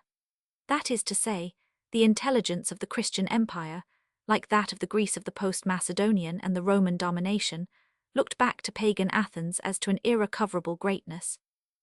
In that case, if we are to assume comparative equality of culture between the sexes, there is no escape from the conclusion that Christianity was in itself a force of fixation or paralysis, the subsequent counteraction of which in Europe was a result of many causes of any cause but the creed and law itself. The creed, in fact, was a specific cause of isolation, and so of intellectual impoverishment. As was well said by Gibbon, the mental paralysis of the Byzantines was the natural effect of their solitary and insulated state. The one civilization from which Byzantium might latterly have profited, the Saracen, was made taboo by creed, which was further the efficient cause of the sunderance of Byzantine and Italian life. Had the external conditions, indeed, permitted of the maintenance of the earlier manifold empire of Constantine, the mere conditions of social diversity, which prepared the countless strifes of speculative sects in Egypt and Syria, might have led to intellectual progress, were it only by arousing in the more rational minds that aversion to the madness of all the wrangling sects which we detect in Procopius. The disputes of the Christians were indeed the most absurd that had ever been carried on in the Greek tongue, and in comparing the competing insanities, it is hard to imagine how from among themselves they could have evoked any form of rational thought. But as in northern Europe in a later age, so in the Byzantine Empire, the insensate strifes of fanatics, after exhausting and decimating themselves, might have bred in a saner minority a conviction of the futility of all wars of Crethis, if only external peace could have been secured. But the attacks, first of Persia and later of Islam, both determined religious enemies, with whom on Christian principles there could be no fruitful intercourse, shore away all the outlying and diversified provinces, leaving to Byzantium pg 145, finally, only its central and most homogeneous section, where the power of the organized church, backed by a monarchy bent on spiritual as on political unity, could easily withstand the slight forces of intellectual variation that remained.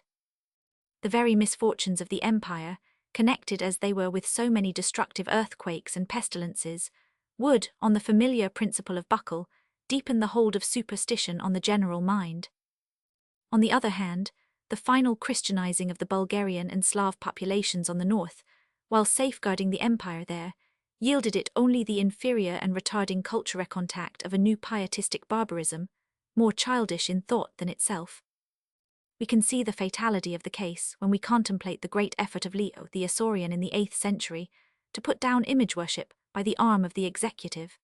No such effort could avail against the mindless superstition of the ignorant mass, rich and poor, on whom the clerical majority relied for their existence. A Moslem conqueror, with outside force to fall back upon, might have succeeded, but Leo was only shaking the bough on which he sat. It seems clear that the iconoclastic emperors were politically as well as intellectually progressive in comparison with the Orthodox party. The worshipped images which they sought to suppress were artistically worthless, and they aimed at an elevation of the people. If the iconoclastic reformers had had their way, perhaps the history of the agricultural classes would have been widely different. The abolition of the principle, which the first Christian emperors had adopted, of nailing men to the clod, was part of the program which was carried out by the iconoclastic emperors and reversed by their successors. Thus did it come about that Christian Byzantium found the rigid intellectual equilibrium in which it outlasted, at a lower level of mental life, the caliphate which sought its destruction, but only to fall finally before the more vigorous barbarism of the Turks. Chapter 2, The Saracens, 146. While Byzantine civilization thus stagnated, the Saracen civilization for a time actually gained by contact with it, inasmuch as Byzantium possessed, if it could not employ, the treasures of old Hellenic science and philosophy. The fact that such a fructification of an alien civilization could take place while the transmitting community showed no similar gain, is tolerably decisive as to the constrictive force of religious systems under certain conditions, and b. the nullity of the theory of race genius. Yet these very circumstances have been made the ground of a preposterous impeachment of the Semitic character in general, and of the Arab in particular. Concerning no race save the Celtic has there been more unprofitable theorizing than over the Semitic. One continental specialist after another has explained Semitic faculty in terms of Semitic experience, always to the effect that a nation has a genius for becoming what it becomes, but only when it has become so, since what it does not do it has, by implication, no faculty for doing. The learned Spiegel, for instance, in his work on the antiquities of Iran, inexpensively accounts for the Jewish opposition to sculpture as a matter of race taste, without even asking how a practice to which the race was averse had to be forbidden under heavy penalties, or why the same course was held in Aryan Persia. Connecting sculpture with architecture, he pronounces the Semites averse to that also, and as regards the undeniable building tendencies of the Babylonians, he argues that we know not how far entirely alien models were imitated by the Semites. Only for music does he admit them to have any independent inclination, and their lack of epos and drama as such is explained, not by the virtual inclusion of their epopees and early dramatic writings in their sacred books, and the later taboo on secular literature, but by primordial lack of faculty pg 147 for epos and drama. The vast development of imaginative fiction in the Arabian Nights is credited bodily to the Indo-Germanic account, because it has Hindu affinities and took place in Persia, and of course the Semites are denied a mythology, as by 1000. Renan, no question being raised as to what is redacted myth in the sacred books. For the rest, the Semite is not fitted to shine in science, being in all his branches almost totally devoid of intellectual curiosity, so that what philosophy and science he has are not his own, and he is equally ill-fitted for politics, wherein, having no political idea save that of the family, he oscillates between unlimited despotism and complete anarchy. Apart from music, his one special faculty is for religion. Contemporary anti-Semitism may fairly be surmised to underlie in part such performances in pseudo-sociology, which, taken by themselves, set up a depressing suspicion that numbers of deeply learned specialists contrive to spend a lifetime over studies in departments of the history of civilization, without learning wherein the process of civilization consists. On Spiegel's method, which is that of Mommsen in dealing with the early cultural history of Romuth Germanic nations, must be adjudged to be naturally devoid of faculty for art, architecture, drama, philosophy, science, law and order, since they had none of those things till they got them in the Middle Ages through the reviving civilization of the Mediterranean and France. And as the Greeks certainly received their first impulse to philosophy and science through contact with the survivals of the old Semitic civilizations in Ionia, they in turn must be pronounced to have neither a philosophy nor a science of their own, while the Spartans were no less clearly devoid of all faculty for the epic and the drama. It is the method of Molière's doctors, with their virtus dormitivus of opium, applied to sociology. The method, nevertheless, is steadily popular, and is no less freely applied to the phenomena of Arab retrogression than to those of imperfect development in the Semitic life of antiquity, with some edifying results as regards consistency, says a French medical writer.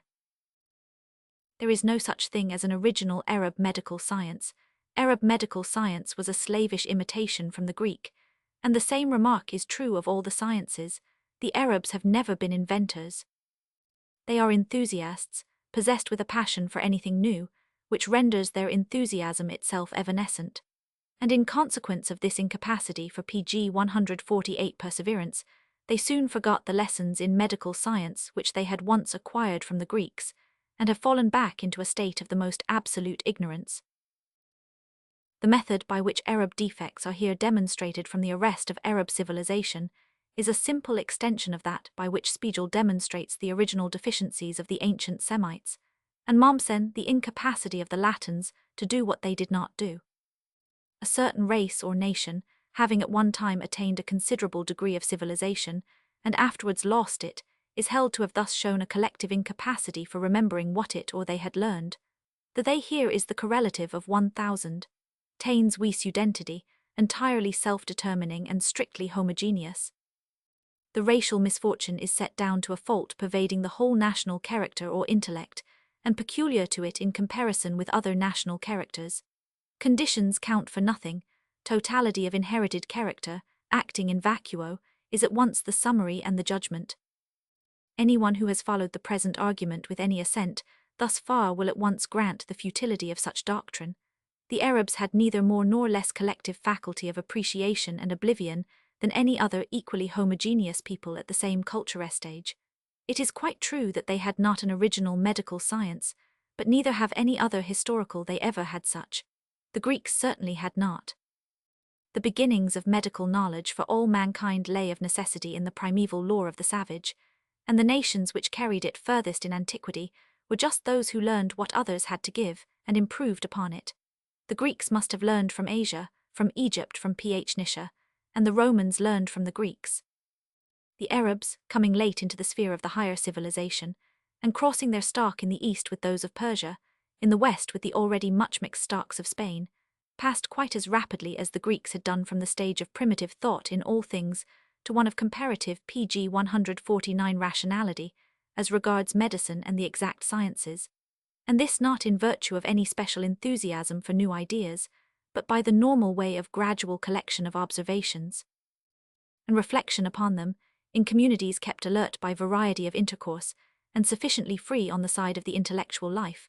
Such was the state of the Saracens in Persia and Spain in the 9th, 10th, and 11th centuries, and their social evolution before and after is all a matter of natural sequence, not proceeding upon any peculiarity of collective character, but representing the normal reactions of character at a given culture stage in special political circumstances. What is peculiar to the Saracen civilization is its sudden origin taking Islam as a history by itself, under conditions reached elsewhere only as climax in a long evolution.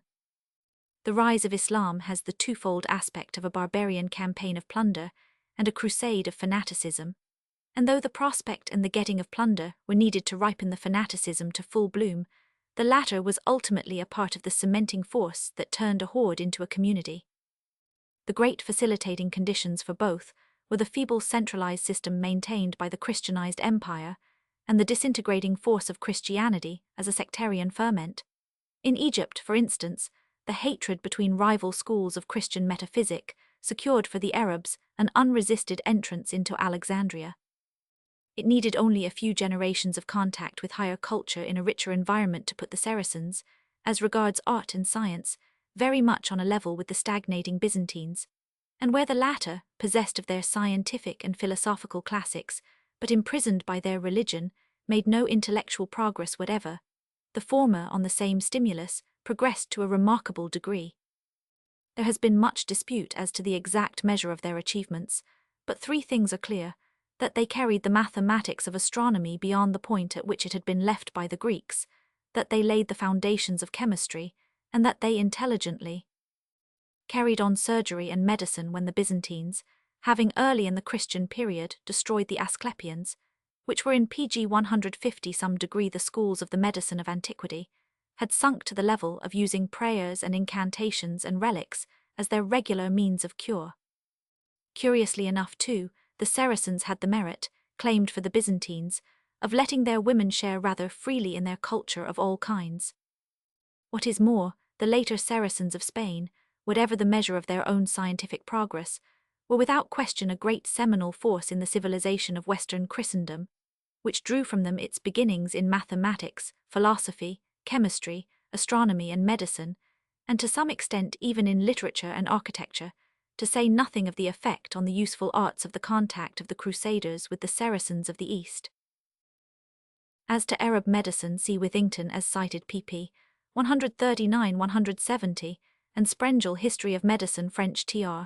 Vol. Roman 2 pp. 26,264, a passage which contradicts Sprengel's previous disparagements.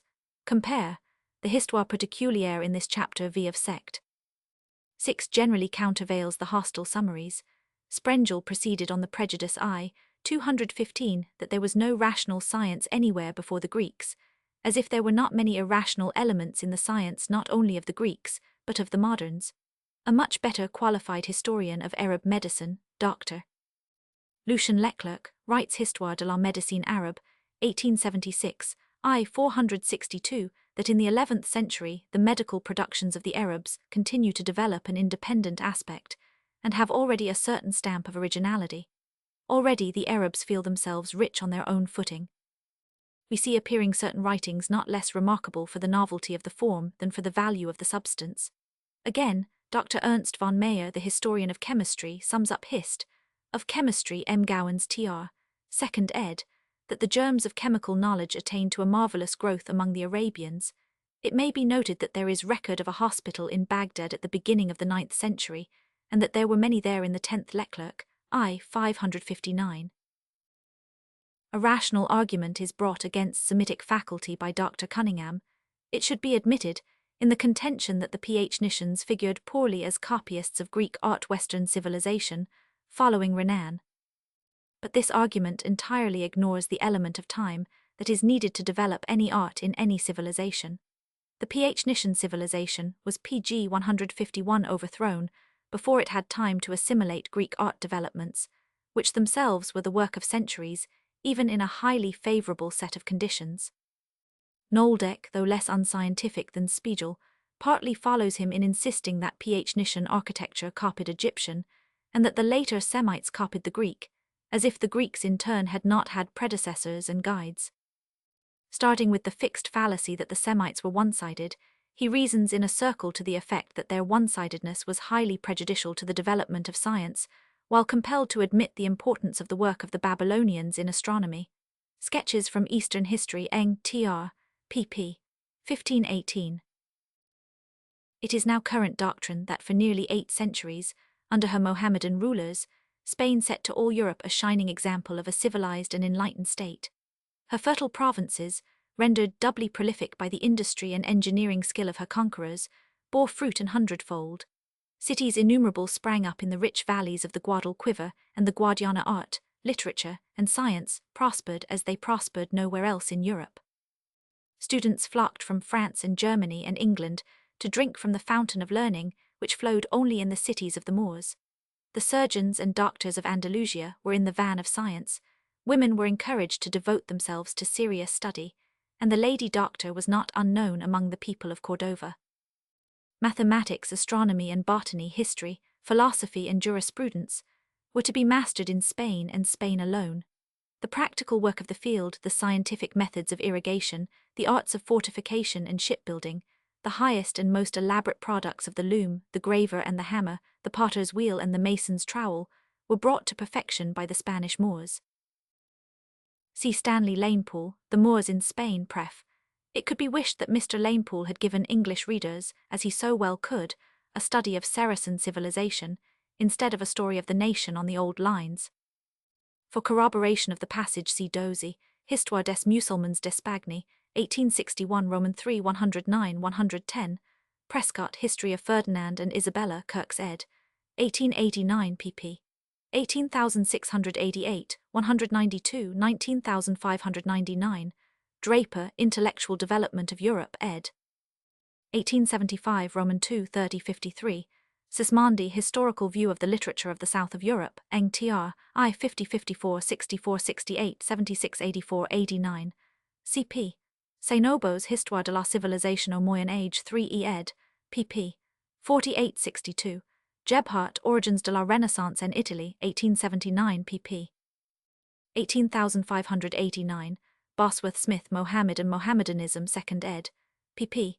217-286, pg 152 Noldeck as cited, Bouterweck as cited I3, Baden-Powell, History of Natural Philosophy 1834 pp. 94104, U.R. Burke, History of Spain, Hume's ed., 1900 vol. ICH. 16.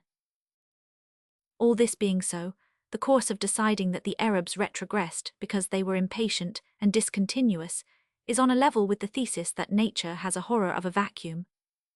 The Arab civilization was arrested and ankylosed by forces which in other civilizations operated in exactly the same modes.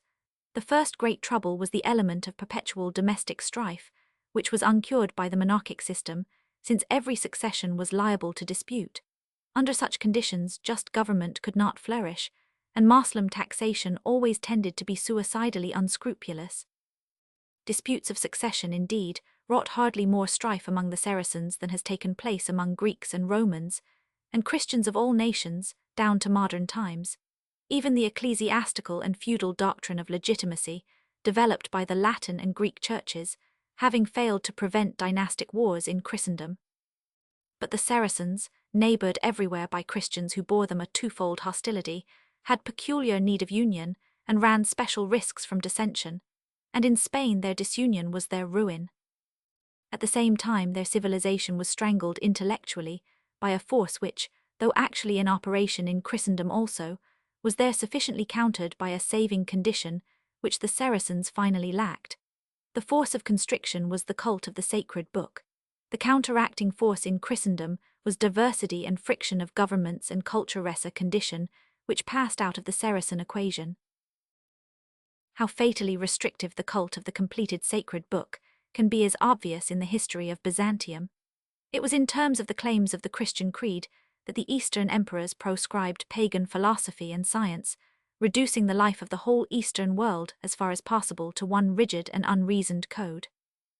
That the mental life of Italy and France was relatively progressive even in the Middle Ages was substantially due to Saracen stimulus, and to the friction and ferment set up by the diversity of life in the Italian republics and the Italian and French and German universities. Byzantium was in comparison a China or an Egypt. The saving elements of political diversity, culture competition, and culture contact have in later Europe completed pg 153, the frustration of the tendency of church, creed, and Bible to destroy, like science and philosophy. In Islam, on the other hand, the arresting force finally triumphed over the progressive because of the social and political conditions. The political field, though stormy, finally lacked diversity in terms of the universality of the monarchic principle, which was imposed by the military basis and bound up with the creed. Uniformity of ideal was thus furthered. There was practically no fresh culture contact possible after the assimilation of the remains of Greek science and the stimulus of Jewish philosophy, for medieval Christendom had no culture to give, and the more thoroughly the papacy and the Christian monarchy in Spain were organized, the more hostile they grew to the Moors. The economic stimulus among the latter tended to be restricted more and more to the religious class, till that class was able to suppress all independent mental activity. The last is the salient circumstance. In any society, the special cultivation of serious literature and the arts and sciences depends on one or more of three conditions: the existence of a cultured class living on unearned incomes, as in ancient Athens, Middle Rome, and modern England and France, b. public expenditure on art and culture, as in ancient Athens, Renaissance Italy and modern France, and in the German university system par excellence, or c. the personal concern of princes and other patrons to encourage ability. In the nature of the case, it was mainly on this last and most precarious stimulus that Saracen culture depended. Taking it at its zenith, under such rulers as Harun al-Rashid and el-Mamun at Baghdad, and Abdurrahman Roman III and Hakam Roman II of Cordova, we find its advance always more or less dependent on the bounty of the caliph. And even if, like Abdurrahman and his son Hakam, he founded all manner of public and free schools, it depended on the bias of his successors rather than on public opinion or municipal custom whether the movement should continue. Abdurrahman's achievement, seen even through Christian eyes, was so manifold as to constitute him one of the great rulers of all history. But the task of making Moorish civilization permanent was one which no series of such statesmen could have compassed. The natural course of progress would have been through stable monarchy to constitutionalism, but Christian barbarism with its perpetual assault kept the Saracens forever at the stage of active militarism, which is the negation of constitutionalism, and their very refinement was a political danger, no less than their dynastic strifes. On the other hand, the continuous stress of militarism was in pg 154 ordinary course much more favourable to fanaticism than to free thought, and to fanaticism the Quran, like the Bible, was and is a perpetual stimulant. It was as a militant faith that Islam maintained itself, and in such a civilization the sacred book, which claimed to be the highest of all law, and was all the while so easy a one, giving to ignorance and conceit the consciousness of supreme knowledge without any mental discipline whatever, was sure of abundant devotees. In an uninstructed community and, of course, the mass of the Saracen population was uninstructed. The cult of the sacred book needs no special endowment. It can always be depended on to secure revenues for itself, even as may the medicine in an African tribe. To this day, the propagation of the Quran is subscribed for in Turkey, as the Bible Society is subscribed to among ourselves, ignorance earning thus the felicity of prescribing for human welfare in the mass, and at the same time propitiating omnipotence at the lowest possible outlay of study and reflection. Enthusiasms which can thus flourish in the 20th century were of course abundant in the 9th, 10th, and 11th, and thus we find that when a caliph was suspected by the pietists of caring too little for their law, he ran the risk of being rebelled against with a speed and zeal in the ratio of their conviction of divine knowledge. Islam, unlike the state churches of Greece, Rome, and England, has democratic rootage in the practice of setting ordinary laymen to recite the prayers and preach the sermons in the mosques. It, in fact, resembles Methodism more than any of the established Christian churches in respect of its blending of clerisy and laity. Such a system, when thoroughly fanaticized, has enormous powers of turbulence, and in Moorish Spain we find them early exercised. Abdurrahman I, whose policy of tolerance towards Jews and Christians transcended all previous Christian practice, and thus won for his realm a great stimulus in the way of variety of culture ailments and of industry, had kept the religious class in due control, but his well-meaning son Hisham was priestridden to the last degree, and when his successor Hakam showed an indisposition to patronize pietists to the same extent, they raised revolt after revolt 806,815, all put down by massacre, pg 155. Mr. Lanepool notes the interesting fact that the theologians were largely of Spanish stock, the natives having in general embraced Islam. Thus the fanaticism of the Berbers was reinforced by that of the older population, which, as Buckle showed, was made abnormally devout, not by inheritance of character, but by the constant effect of terrorizing environment in the form of earthquakes. The elements of the situation remained fundamentally unchanged, and when the Moorish military power began to feel more and more the pressure of the strengthening Christian foe, it lay in the nature of the case that the fanatical species should predominate. The rationalistic and indifferent types would figure as the enemies of their race, very much as such types would have done in covenanting Scotland. At length, in the 11th century, the weakened Moorish princes had to call in the aid of the fanatical Almoravids from Barbary, and these, with the full support of the priesthood and the pious, established themselves at the head of affairs, reducing everything as far as possible to the standards of the 8th century. And when the new barbarism in time grew corrupt, as that of the Goths and Vandals had done in earlier ages, the Unitarian Almohads in turn 12th century overthrew the Almoravids in Spain as they had already done in Africa, only to be themselves overthrown 100 years later by the Christians. Thereafter the curtailed Moorish power, pent up in southern Spain, reverted to the spirit of fanaticism which national failure generates in religious minds, and from the 13th century to the final overthrow at the end of the 15th, the intellectual life of Saracen Spain was but a long stagnation.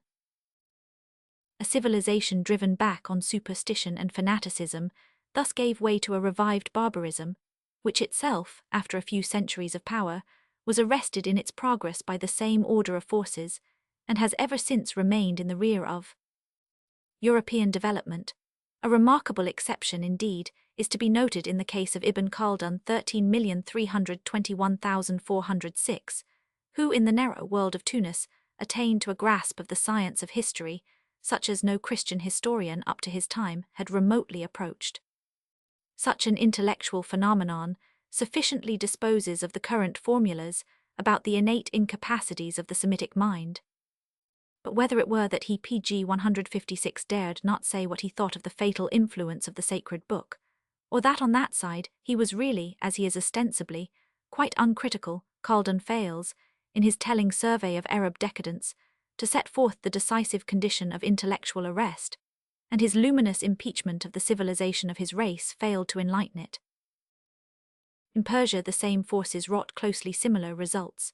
The Greek stimulus, after working wonders in science and rational thought, failed to sustain a society that could not politically evolve beyond despotism, and economic evil and intellectual decay together undermined the empire of the caliphs, till the Turks could overrun it as the Christians did Moorish Spain.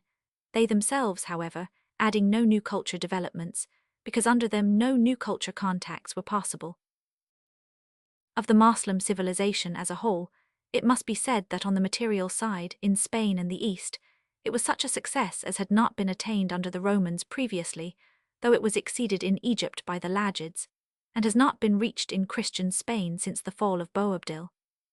Economically, the Moorish regimen was sound and stable in comparison with that of imperial Spain, which, like Rome, merely set up a factitious civilization on the basis of imported bullion and provincial tribute, and decayed industrially while nominally growing in empire and power.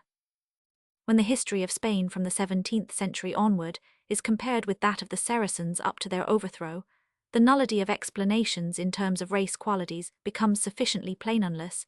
Indeed, it is argued that Moorish blood is the secret of Spanish decadence. But that surmise too is folly. Spanish decadence is a perfectly simple sociological sequence, and a Spanish Renaissance is not only conceivable, but likely, under conditions of free science and free thought. Nor is it on the whole less likely that the Arab stock will in time to come contribute afresh and largely to civilization.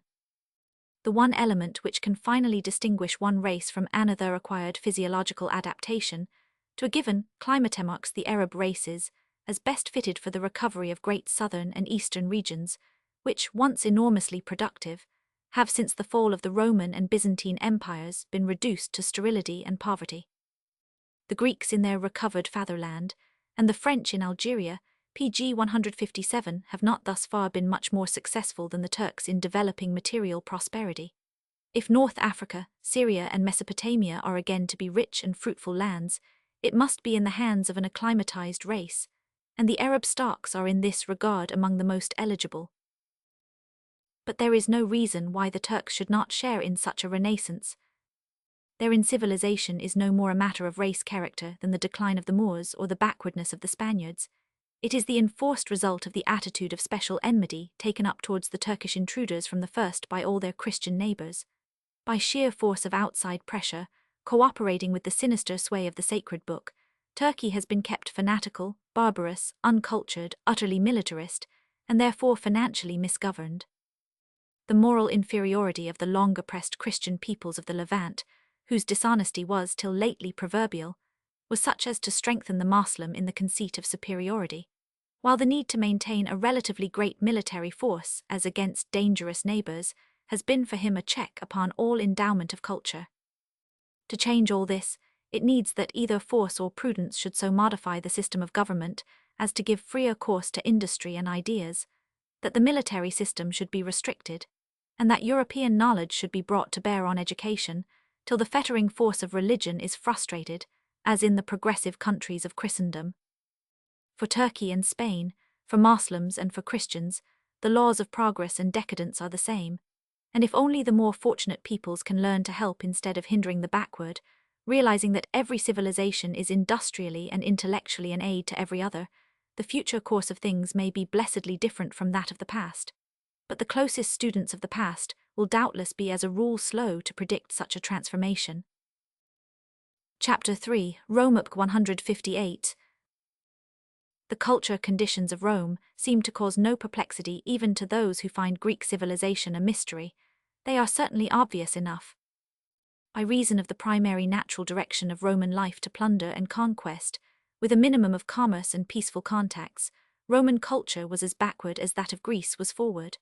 The early Etruscan culture having been relegated to the status of archaeology, however respectfully treated, and the popular language having become that of all classes, the Republican period had to begin again at the beginning. Latin literature practically commenced in the 3rd century B100. When that of Greece was past its meridian, and the fact that Lucius Andronicus and Envius, the early playwrights, were men of Greek culture, and that Aeneas translated the Greek rationalist Evmeros Euhemeros, point to the Hellenic origins of Rome's intellectual life. Her first art, on the other hand, was substantially derived from the Etruscans, who also laid the simple beginnings of the Roman drama, later built upon under Greek influence.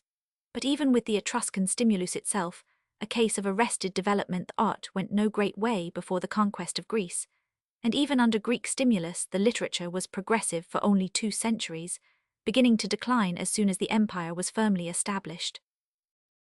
of the relative poverty of early Roman art, the cause is seen even by Mommsen to lie partly in the religious environment, religion being the only incentive which at that culture stage could have operated, and this only with economic fostering. But the nature of the religious environment he implicitly sets down as usual to the character of the race, as contrasted with the character of the Greeks.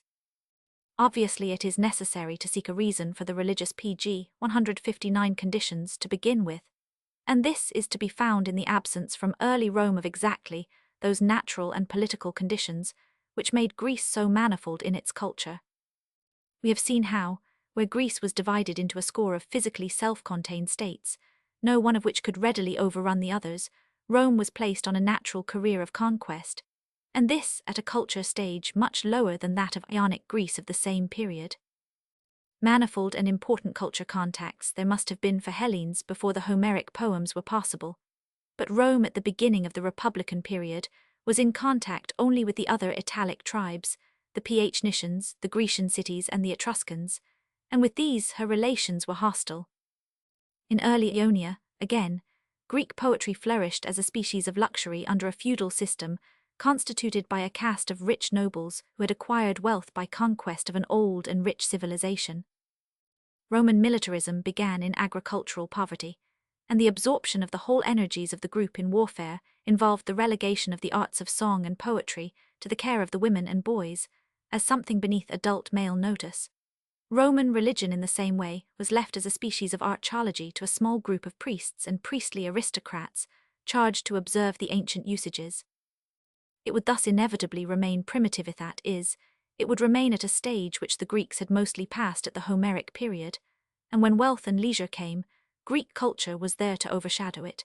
To say that the Latins racially lacked the mythopic faculty is to fall back on the old plan of explaining phenomena in terms of themselves. As a matter of fact, the mere number of deities, of personified forces, in the Roman mythology is very large, only there is lacking the embroidery of concrete fiction, which gives vividness to the mythology of the Greeks. The Romans relatively failed to develop the mythopic faculty because their conditions caused them to energize more in other ways. There is, however, obvious reason to believe that among the Italian peoples there was at one time a great deal more of myth PG 160 than has survived. What is preserved is mainly fragments of the mythology of one set of tribes, and that in only a slightly developed form. All the other Italic peoples had been subdued by the Romans before any of them had come into the general use of letters, and instead of being put in a position to develop their own myths and cults, or to coordinate the former in the Greek fashion, they were absorbed in the Roman system, which took their gods to its pantheon, and at the same time imposed on them those of Rome. Much of their mythic lore would thus perish, for the literate Romans had not been concerned to cultivate even their own. Early Roman life being divided between war and agriculture, and there being no free literary class to concern itself with the embellishment of the myths, there subsisted only the simple myths and rituals of agriculture and folklore, the numerous list of personified functions connected with all the phases of life, and the customary ceremonial of augury and invocation in war. The augurs and pontifices were the public men and statesmen, and they made religion a state function. What occult lore there was they made a class monopoly and effectual preventive in itself of a Hellenic development of myth. Apart from the special sets or colleges of priests, there were specially appointed colleges of religio-ecological specialists first, the 6 augurs and the 5 pontifices, then the duoviri sacris faciundis, afterwards increased to 10 and to 15, who collected Greek oracles and saw to the Sibylline books, later the 20 feshals or heralds, and so on. These colleges have been often, but erroneously, confounded with the priesthoods. The priesthoods were charged with the worship of a specific divinity. The skilled colleges, on the other hand, were charged with the preservation of traditional rules regarding the more general religious observances, these close corporations supplying their own vacancies, of course from the ranks of the burgesses, became in this way the depositaries of skilled arts and sciences. Religion being thus for centuries so peculiarly an official matter of settled tradition, no unauthorized mythmaker could get a hearing. Even what was known would be kept as far as possible a corporation secret, as indeed were some of the mystery practices in Egypt and PG 161 Greece. But whereas in Greece the art of sculpture, once introduced, was stimulated by and reacted on mythology in every temple in every town. The rigid limitation of early Roman public life to the business of war would on that side have closed the door on sculpture, even if it could otherwise have found entrance. The check laid on the efflorescence of the religious instinct was a double check on the efflorescence of art. The net result is described with some exaggeration by an eminent mythologist, in a passage which reduces to something like unity of idea the tissues of contradiction spun by Mommsen. For the Latins their gods, although their name was legion, remained mysterious beings without forms, feelings, or passions, and they influenced human affairs without sharing or having any sympathy with human hopes, fears, or joys. Neither had they, like the Greek deities, any society among themselves. There was for them no Olympos where they might gather and take counsel with the Father of gods and men. They had no parentage, no marriage, no offspring. They thus became a mere multitude of oppressive beings, living beyond the circle of human interests, yet constantly interfering with it, and their worship was thus as terrible a bondage as any under which the world has yet suffered. Not being associated with any definite bodily shapes, they could not, like the beautiful creations of the Greek mind, promote the growth of the highest art of the sculptor, the painter, and the poet. It is necessary here to make some corrections and one expansion. The statement as to parentage, marriage, and offspring is clearly wrong. Cox here follows Keithley, whose pre-scientific view is still common. Keithley admits that the early Latin gods and goddesses occur in pairs, as Saturn and Ops, Janus and Jana, and that they were called paters and matters. To assert after this that they were never thought of as generating offspring, merely because the bulk of the old folk mythology is lost, is to ascribe uncritically to the Latins an abstention from the most universal forms of primitive myth-making. The proposition as to terrible bondage, again, cannot stand historically, for to say nothing of the religions of PG 162 Mexico and Palestine, and some of those of India, the Roman life was certainly much less darkened by creed than has been that of many Christian countries, for instance Protestant Scotland and Catholic Spain. 1000. Boissier La Religion Romaine. I, too, decided that the Romans were religiously ruled more by fear than hope, and that their worship consisted chiefly of timid supplications and rigorous expiations. Mommsen, on the other hand, ch. Roman 12, pronounces that the Latin religion was grounded mainly on man's enjoyment of earthly pleasures. Both statements would be equally true of all ancient religions. Compare 1000, Boissier's later remarks pp. 21, 25, 26, 28, wherein he contradicts himself as does Mommsen. As regards, again, the failure of the early Latin pantheon to stimulate sculpture and poetry, it has to be noticed that sculpture and poetry tended to make as well as to be made by mythology in Greece. The argument against the Latin pantheon is in fact an argument in a circle. If the Latin gods were not associated with any definite bodily shapes, parentage, marriage, and offspring they certainly had, it could only be when, and because they were not yet sculptured. Greek gods before they were sculptured would be conceived just as variably. Were they then thought of as formless? The proposition is strictly inconceivable. Latin gods must have been imagined very much as were and are those of other barbarous races, who are notoriously thought of as having sex, form, and passions. Greek mythology simply reached the art stage sooner. The cults of Hellas did not start with a mythology full-blown, thereby creating the arts. The mythology grew step by step with and in the arts, in a continuous mutual reaction, many Greek myths being really tales framed to explain the art figures of other mythologies, Egyptian and Asiatic.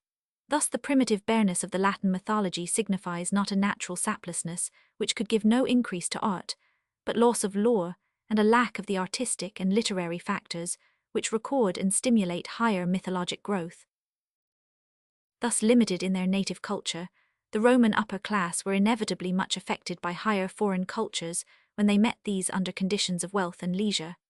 Long before that stage, indeed, they consulted Greek oracles and collected responses, and they had informally assimilated before the conquest a whole series of Greek gods without giving them public worship.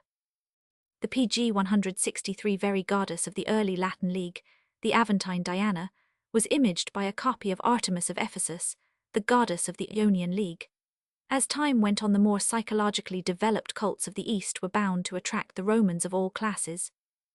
What of religious emotion there was in the early days must have played in large part around the worship, which the state left free to the citizens as individualist worship of the Lares and Penates, the cults of the hearth and the family.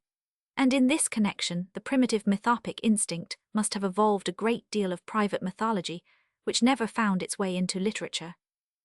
But as the very possession of Lares and Penates, ancestral and domestic spirits, was originally a class privilege, not shared by the landless and the homeless, these had step by step to be made free of public institutions of a similar species, Lares priestites of the whole city, festily worshipped on the first day of May. And other Lares publici, rurals, compitals, vials, and so on just as they were helped to bread. Even these concessions, however, failed to make the old system suffice for the transforming state, and individual foreign worships with a specific attraction were one by one inevitably introduced, that of Scilapius in the year 291 B100.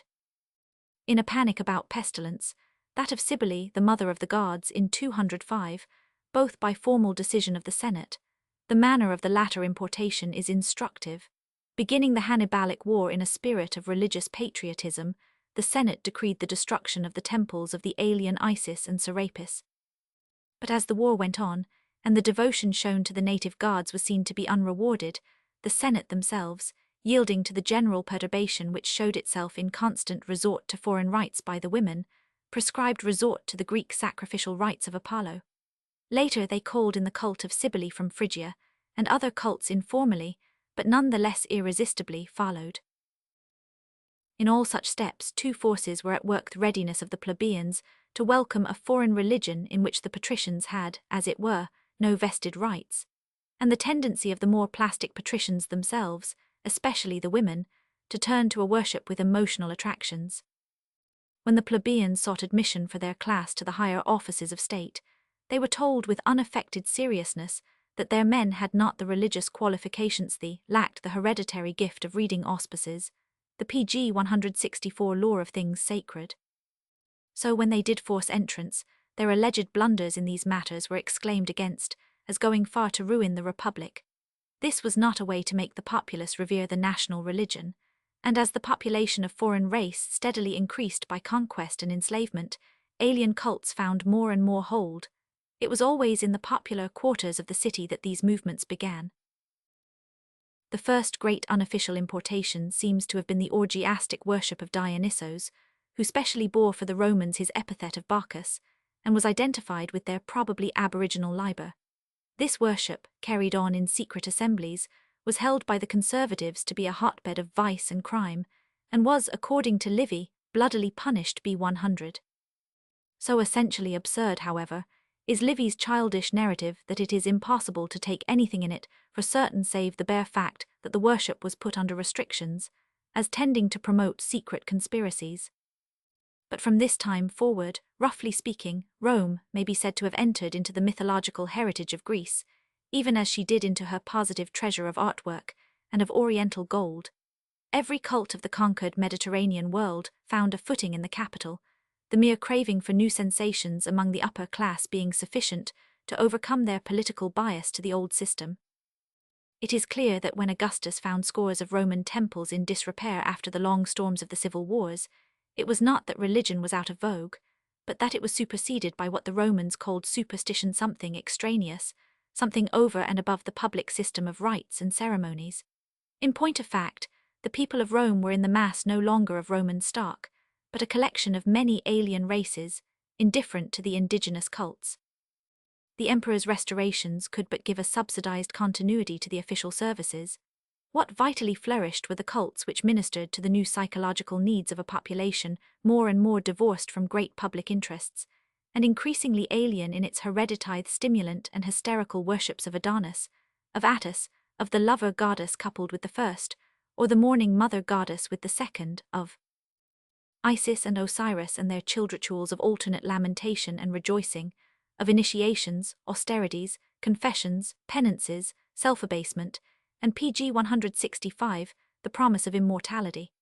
On the general soil of devotion thus formed, there finally grew up side by side Mithraism and Christianity, the rival religions of the decadence, of which the second triumphed in virtue of having by far the larger number of adaptations to its environment. But while Rome was thus at length fully possessed by the spirit of religious imagination, which had so fruitfully stirred the art of Greece, there ensued no new birth of faculty. It was with the arts as with literature. The stimulus from Greece was received by a society rapidly on the way to that social state which in Greece had choked the springs of progress.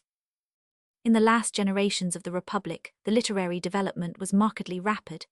In the century which saw Rome, after a terrific struggle, victorious over Carthage and prepared for the grapple with Macedon, the first practitioners of literature were playwrights, or slaves, or clients of great men, or teachers like Aeneas, who could find in the now leisured, and in part intelligent or at least inquisitive upper class, a sufficient encouragement to a literary career. That class did not want recitals of the crude folklore of their fathers, so completely eclipsed by that of Greece, which was further associated with the literary form of drama, virtually new to the Romans. Drama, always the form of literature which can best support itself, is the form most cultivated down till the period of popular abasement and civil convulsion, though of a dozen dramatists we have only Plautus and Terence left in anything like completeness. And while the tragedy of Pacuvius and Aetius was unquestionably an imitation of the Greek, it may have had in its kind as much merit as the comedies that have been preserved.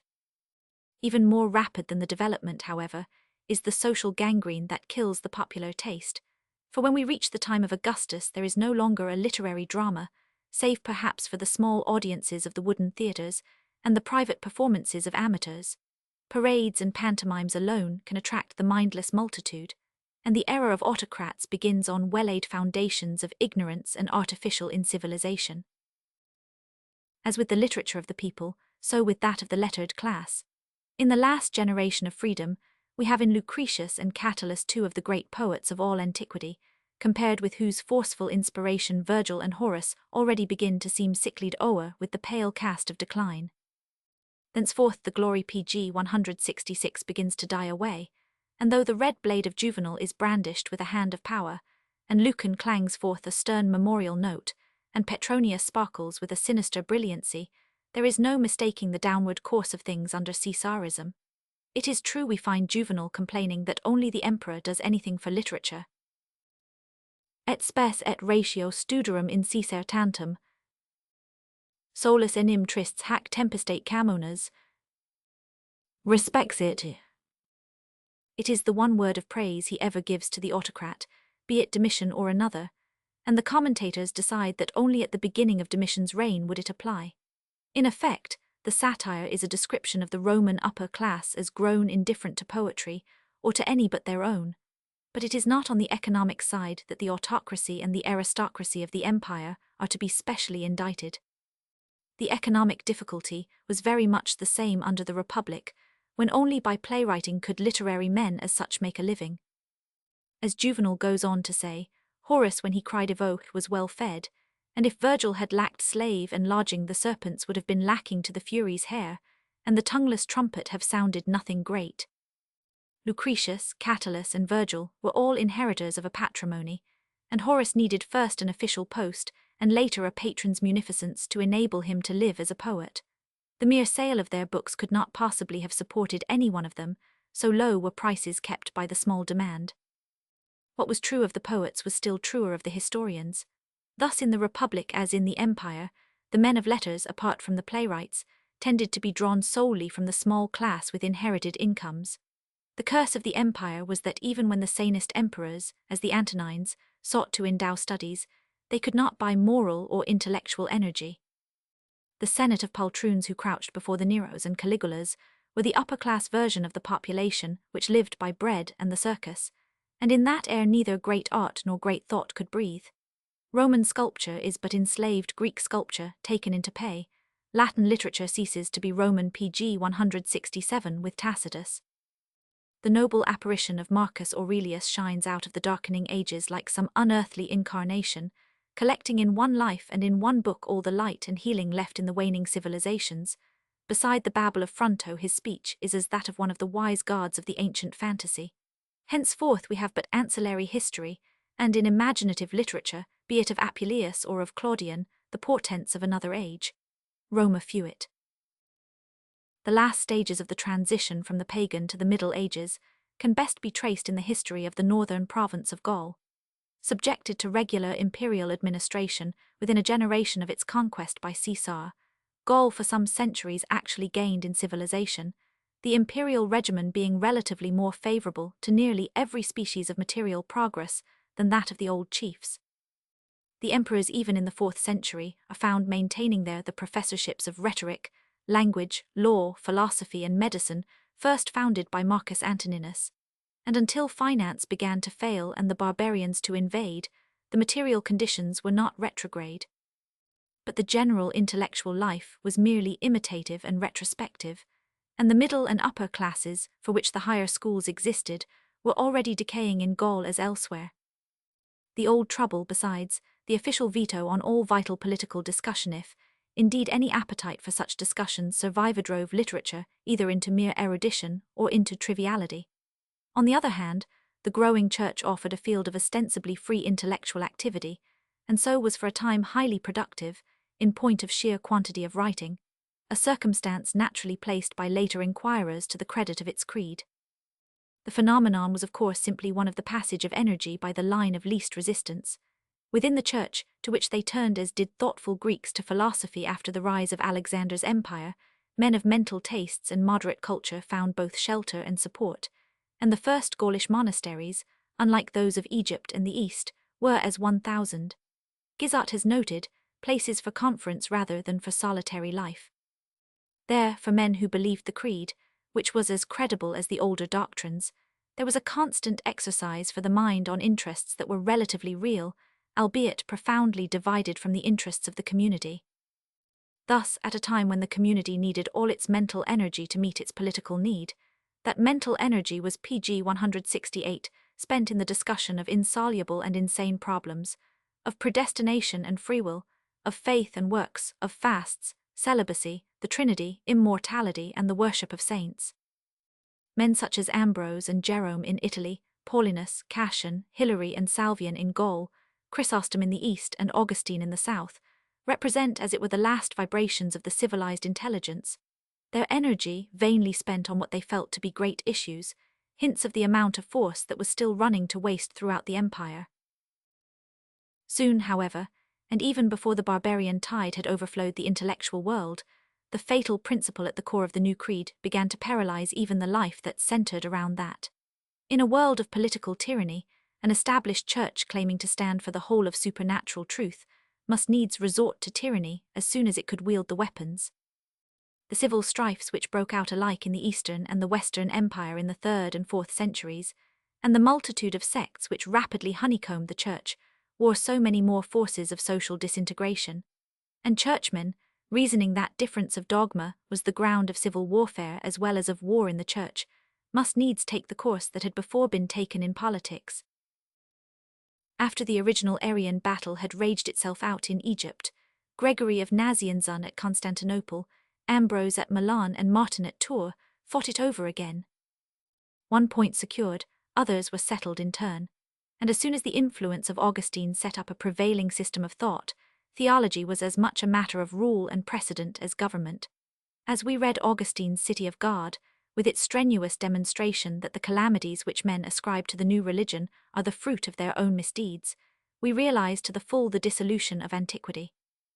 All that is valid in his polemic is the exposure of the absurdity of the old faiths, long before detected by the reason of the few, but maintained by believers and unbelievers alike for reasons of state. The due nemesis came in the rise of a faith which first flourished on and promoted an utter disregard of state concerns, then helped directly to rob the state of the mental energy it most needed, and finally wrought for the paralysis of what mental energy itself had attracted. Of constructive truth, of the thought whereby a state could live, the polemist had much less than was once possessed by the men who pg 169 framed or credited the fables he derided. He could destroy, but could not build up. And so it was with the church as regarded the commonweal. Of all the various systems of government that have been attempted on this earth, theocracy, or more properly hierarchy, is undoubtedly one of the very worst. But one thing the church could construct and conserve the fabric of her own wealth and power. Hence it came about that the church, in itself a state within the state, was one of the 3 or 4 concrete survivals of antiquity round which modern civilization nucleated. Of the 4, the church, often treated as the most valuable, was really the least so. inasmuch as it wrought always more for the hindrance of progress and the sundering of communities than for advance and unification. The truly civilizing forces were the other three, the first being the body of Roman law, the product of Roman experience and Greek thought in combination, and the second, the literature of antiquity, in large part lost till the time we call the New Birth, when its recovery impregnated and inspired, though it perhaps also overburdened and lamed, the unformed intelligence of modern Europe. The third was the heritage of the arts of life and of beauty, preserved in part by the populations of the western towns, which survived and propagated their species through the ages of dominant barbarism, in part by the cohering society of Byzantium.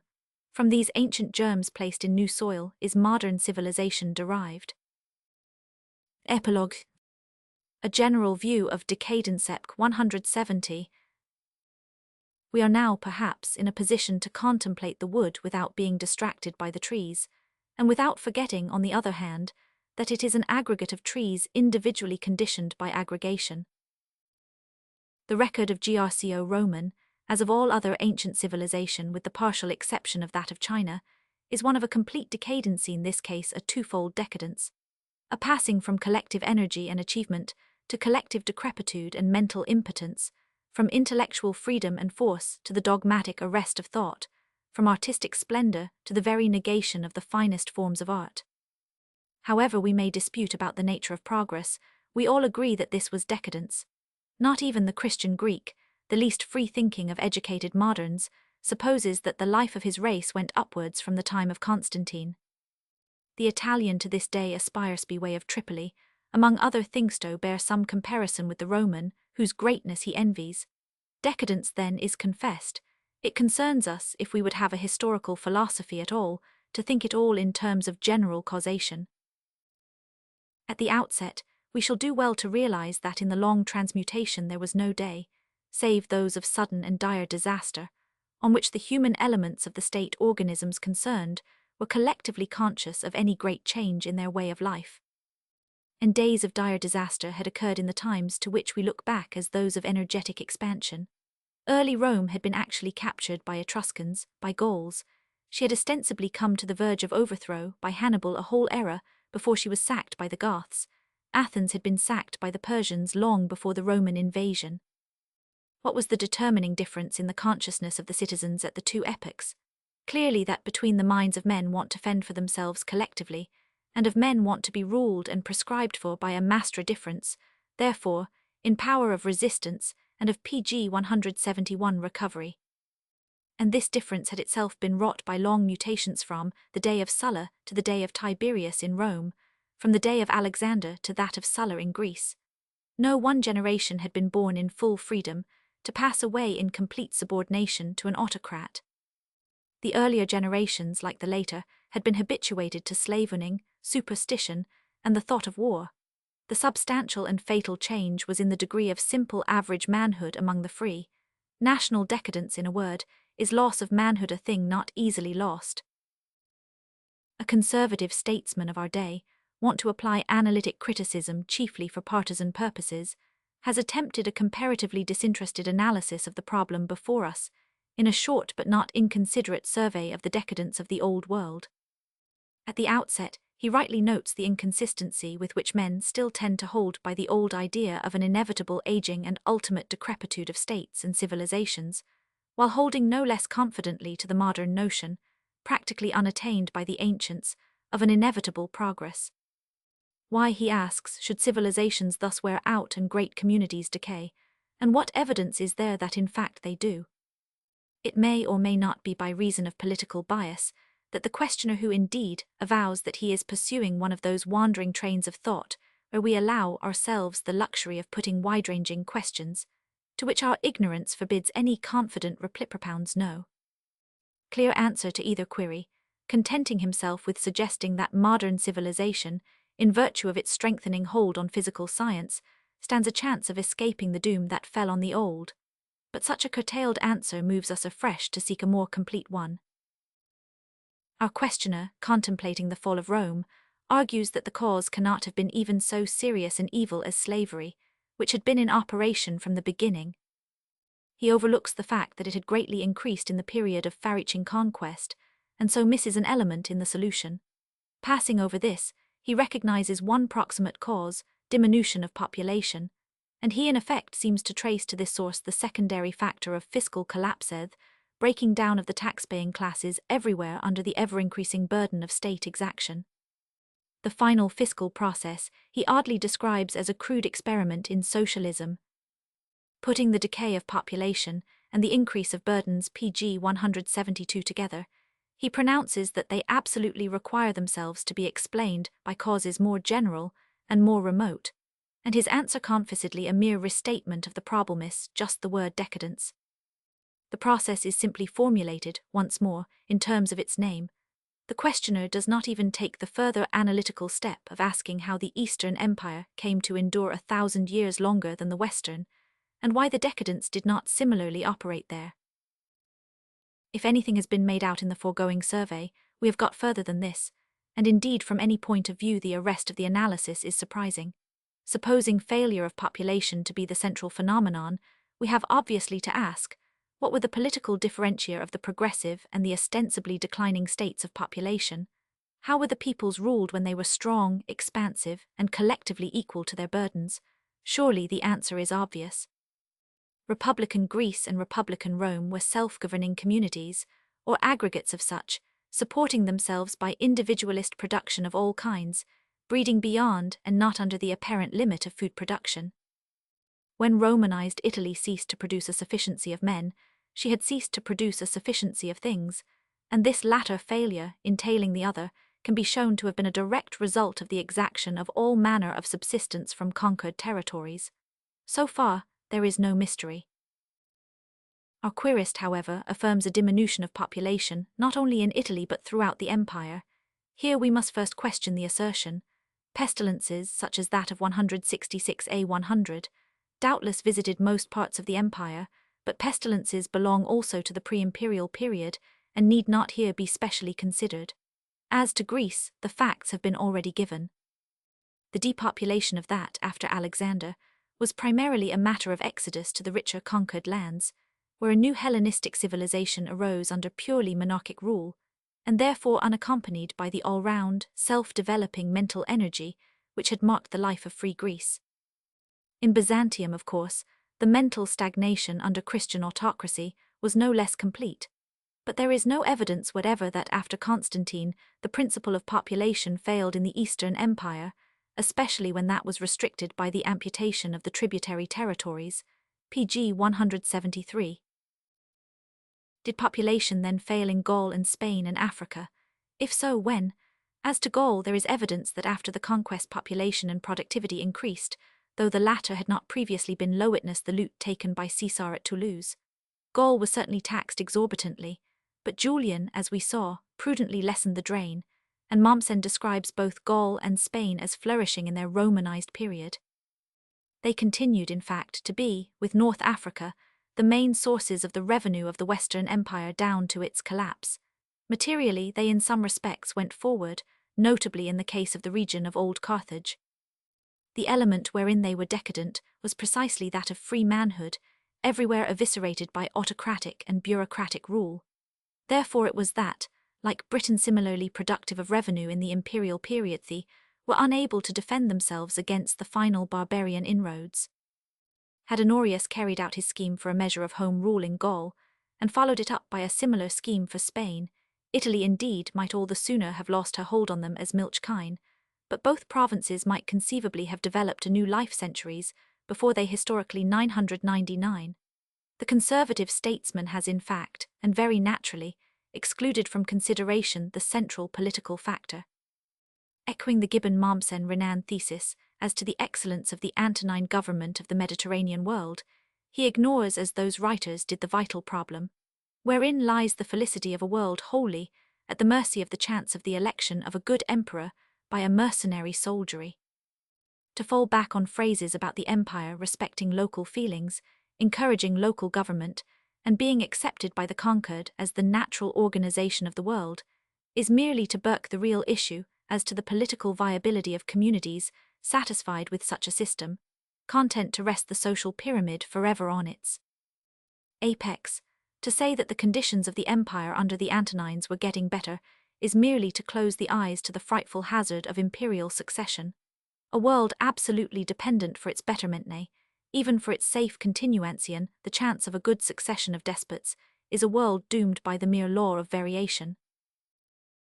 If we will but gauge moral and economic forces in human affairs, as we gauge physical forces in that toil of science of which the pg 174 conservative statesman has learned to recognize the efficacy, we shall deliver ourselves from the mystery-mongering which he is fain to substitute for the old shibboleth of the divine will.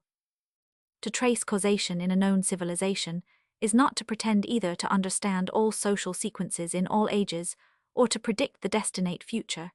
It is but to recognize the real reactions of human proclivities and procedures, which habit and prejudice have been wont to contemplate uncritically.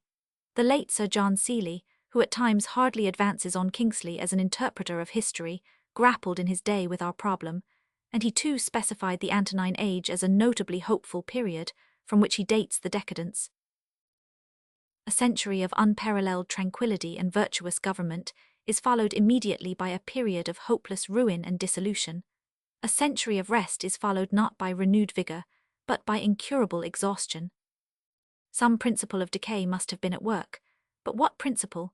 We answer, it was a period of sterility or barrenness in human beings. The human harvest was bad.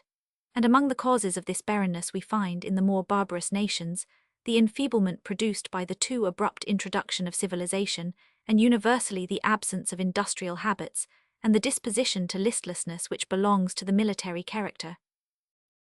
One is tempted to apply the theory of human crops to the case of the chair of history at Cambridge. Prof. Seeley's theory is an edifying variant on that of Mr. Balfour.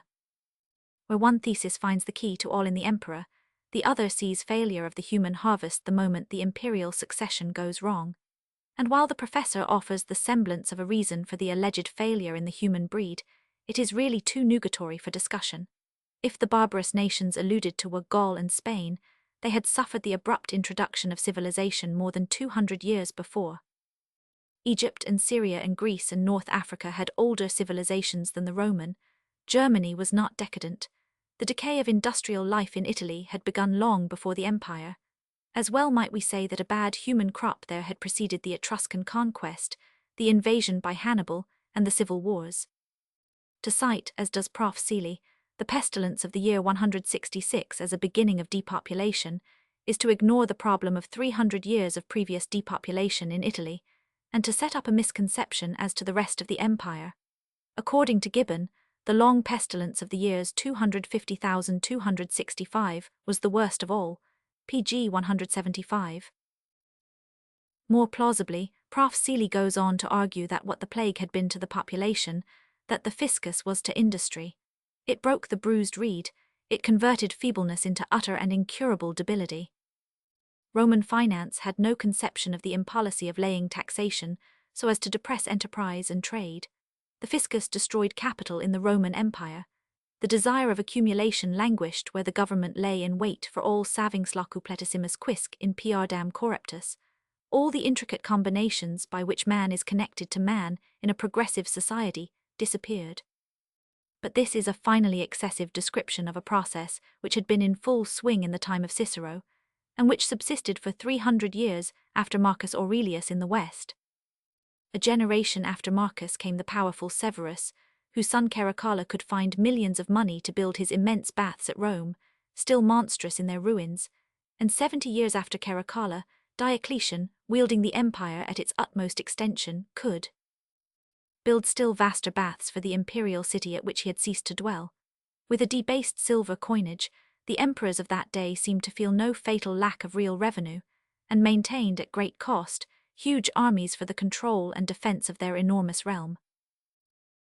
It is impossible to see why the age of the Antonines should be taken as a turning point in the empire's history, rather than the age of Diocletian.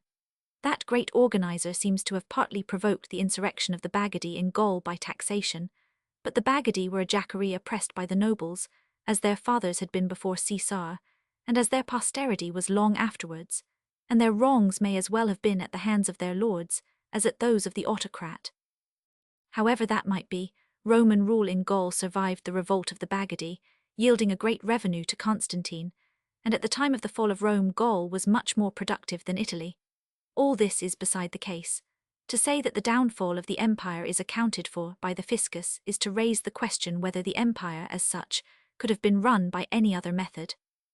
The professor himself pronounces that government in its helplessness was driven to fiscal oppression. Then fiscal oppression belonged to the nature of the empire. Once pg 176 more, we return to the true line of sequence and explanation. Every step and stage in decadence belonged to the process of conquest, of confiscation, of subjection of foreign races, who were made to pay for the vast machinery that kept them subject till they were unfit for self-defense. What is true of the Roman fisc was true till the other day of the Turkish, another product of militarist imperialism, similarly collateral with mental stagnation. Depopulation and arrest of production in the East under Turkish rule are to be explained in substantially the way in which we have explained them for ancient Rome. And it is significant that the prospect of regeneration for Turkey has begun after the amputation of many of the provinces over which she maintained an alien rule. Her future visibly depends on the continuance of the processes of self-maintenance and development of the principle of self-government throughout the subsisting state.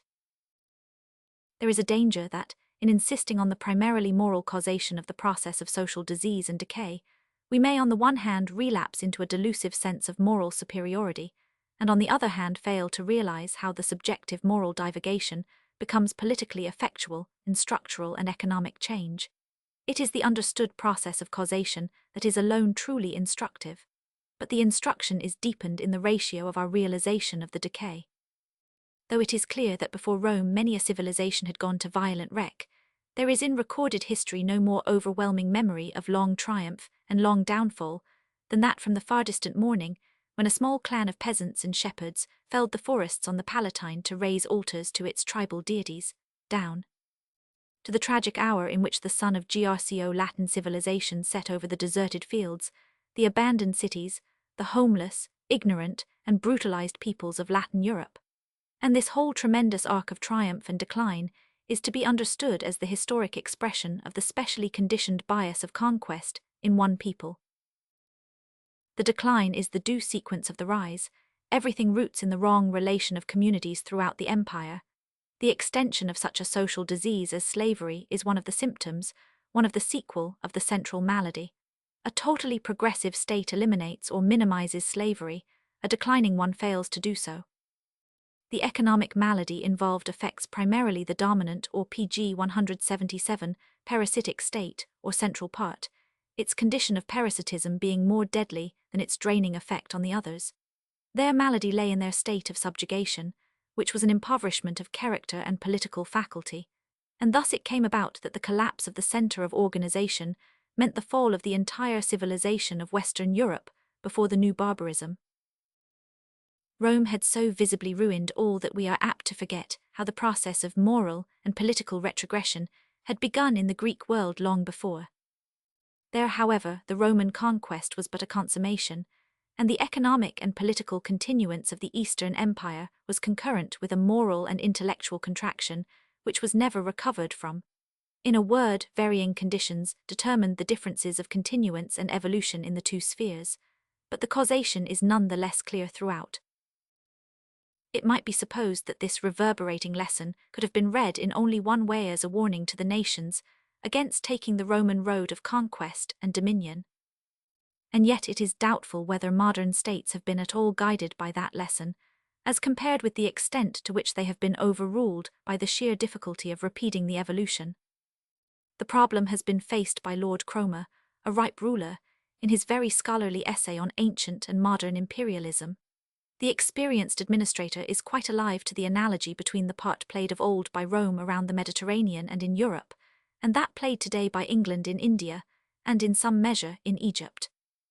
Raised in some degree above the ordinary hallucination of mere dominion, the confused pride of the average man in his country's rule over large portions of the earth, the veteran governor notes that, whereas there was a general acquiescence of the subject peoples in the imperial rule of Rome, no imperium today has won any such cordial acceptance. Neither France in Algeria and Tunis nor Britain in India, and Egypt is an assimilating and unifying power. We may note the proximate explanation, which he does not at first give wit, the sundering force of crystallized religious systems. As he later puts it, following Sir Alfred Lyell, religions make nations, where the Romans had to deal with tribes. But that need not greatly affect our view of the political problem, which would remain if the religious factor were eliminated, and it is over the political problem that Lord Cromer most significantly balances. Falling back on the method of fatalism, he pronounces, like pg 178 others before him, that Rome, equally with the modern expansive powers, more especially Great Britain and Russia, was impelled onwards by the imperious and irresistible necessity of acquiring defensible frontiers that the public opinion of the world scoffed 2,000 years ago, as it does now, at the alleged necessity, and that each onward move was attributed to an insatiable lust for extended dominion. As in all fatalistic reasoning, we are here faced by radical self-contradiction. The public opinion of the world, which Lord Cromer allows to include a large part of Roman opinion, could not scoff at an irresistible necessity. It knew that it was no more irresistibly necessary for A to conquer B than for B to conquer A, and in ascribing to Rome an insatiable lust for extended dominion, it merely credited Rome with an appetite. Known to inhere in all states, Rome succeeded in her aim, others failed. Pisa, overborne by Florence, had in her day overborne other communities. Lord Cromer has begged the vital question, which is, can states or can they not live neighbourly? To say that Rome could not because of the ambitions or menaces of others is idle. The menace was reciprocal. For practical purposes, of course, the thesis is sometimes adequate all round, as when France and Britain, face to face in North America and in India, strove each to oust the other. But at times the plea becomes visibly farcical, as in the recent case of Russia in the Far East, and the earlier case of Britain with regard to Afghanistan. We can all remember the temporary growth of the doctrine of a scientific frontier. First you want a river, then you need the territory beyond the river, then you need the line of hills commanding that territory, then the territory behind the hills becomes a sine qua non. In this case the doctrine has disappeared with the policy, and that disappeared simply because it failed.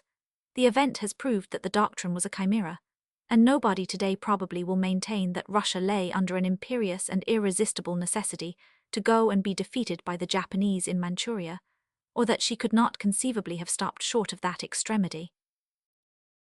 The use sometimes made of the word cupidity is apt to obscure the problem. There is cupidity of power and conquest as well as of territory, revenue, plunder. Roman cupidity was of all kinds, but so was that of the Greeks. Lord Cromer employs pg 179, the old false dichotomy above discussed that marks the Greeks as individualistic and the Romans as somehow unitary. As we have seen, the original Roman city-state was just the same kind of thing as the Greek. It was opportunity that made the Romans expand, whereas the Greeks, down to Alexander, remained segregated in their states. What was common and fatal to both, what led Greece to dissolution and Rome to downfall, was the primary impulse to combat, the inability to refrain from jealousy, hate and war. And for the moderns, seeing this, the problem is, can they refrain? Either we are thus to learn from history, or all history is as a novel without a purpose. And Lord Cromer, as a man of action, cannot in effect take this attitude, though he recoils from any clear statement of the lesson. On the one hand, he makes the most of the differentia between ancient and modern imperialism. English rulers in India, he admits, originally aimed at home revenue, and did for a time practice sheer plunder. The British rule no longer does either, which is in effect an admission that one imperious and irresistible necessity of the Roman rule has been successfully resisted, shall we say, by modern enlightenment. But he will not frankly take the further step, and say that for the ideal of dominion over backward races, we should substitute the ideal of their education and purposive evolution. Rather, he makes the most of the difficulties, enlarging in the familiar fashion on the dividedness and differentiation of the Indian peoples and the relative stationariness of Islam. Two undeniable propositions, of which the first is nothing to the purpose, since we are discussing the lines of progressive policy, while the second merely incurs the rejoinder that Christendom was long as stationary as Islam, and that Christian Abyssinia is so still. As was indeed to be expected, Lord Cromer will rather homologate the whole Roman process, decadence and collapse, and all than pronounce it what it was, a vast divagation in human progress. Ultimately, he does not even blench at the proposition that the whole ruin had to take place by way of preparing for the civilization that was to follow. Even as he argues that the Romans had to undertake fresh wars were they on the urging, as he admits, of their wisest men had sought to evade further conquest by recognizing buffer states. Who should say that whatever course a majority or a government do take had to be PG 180 taken? The answer to such reasoning is the mention of the fact, which he admits, that it was a supreme principle of the Roman government to acknowledge no frontier power with equal rights. Can it be still a question whether that principle is to be transcended? On the final issue as to what the ruling nations have to do today as regards the subject peoples, the disinterested student can hardly hesitate, however the exadministrator may feel bound to balance. The Englishman, Lord Cromer tells us, truly enough as regards the average citizen, would be puzzled to give any definite answer to the question quo vadis. In matters imperial, he may well be, when Lord Cromer visibly is, despite the ostensible emphasis with which he exhorts his countrymen to keep the animus maenendi strong within them. The danger is that, noting the formal conclusion rather than the implicit lesson of Lord Cromer's very able survey, the Englishman may turn from his puzzle to some new insanity of imperialism. Not many years have passed since English wiseacres were speculating on a breakup of China and a dominion of some other state over her huge area and multitudinous millions. He would be a bad sample of modernity who should now regret that China is apparently on the way, like Japan, to build up a new progressive civilization in the unchanging East. But it is perhaps as much to the sheer impracticability of further great conquests as to any alert and conscious reading of the lesson of history that we owe the growing disposition of modern states to seek their good in their own development. If so, provided that the ideal be changed, it is well, if not so well. Part 4. The Case of the Italian Republics 181. Note on literature. No quite satisfactory history of Italy has appeared in English. The standard modern Italian history, that of Cesare Cantu, has been translated into French, but in English there has been no general history of any length since Proctor and Spalding. Karl Proctor's History of Italy, published as by G. Percival, 1825, 2nd ed. 1844, has merit, but is not abreast of modern studies. Spalding's Italy and the Italian Islands, 3 vols, 3rd ed. 1845, is an excellent work of its kind, covering Italian history from the earliest times, but is also in need of revision. The comprehensive work of Dr. T. Hodgkin, Italy and Her Invaders, 2nd ed. 189,299, 8 vols, comes down to the death of Charlemagne. Of special histories there are several. One of the best and latest is that of the Lombard Communes by Prof. W. F. Butler.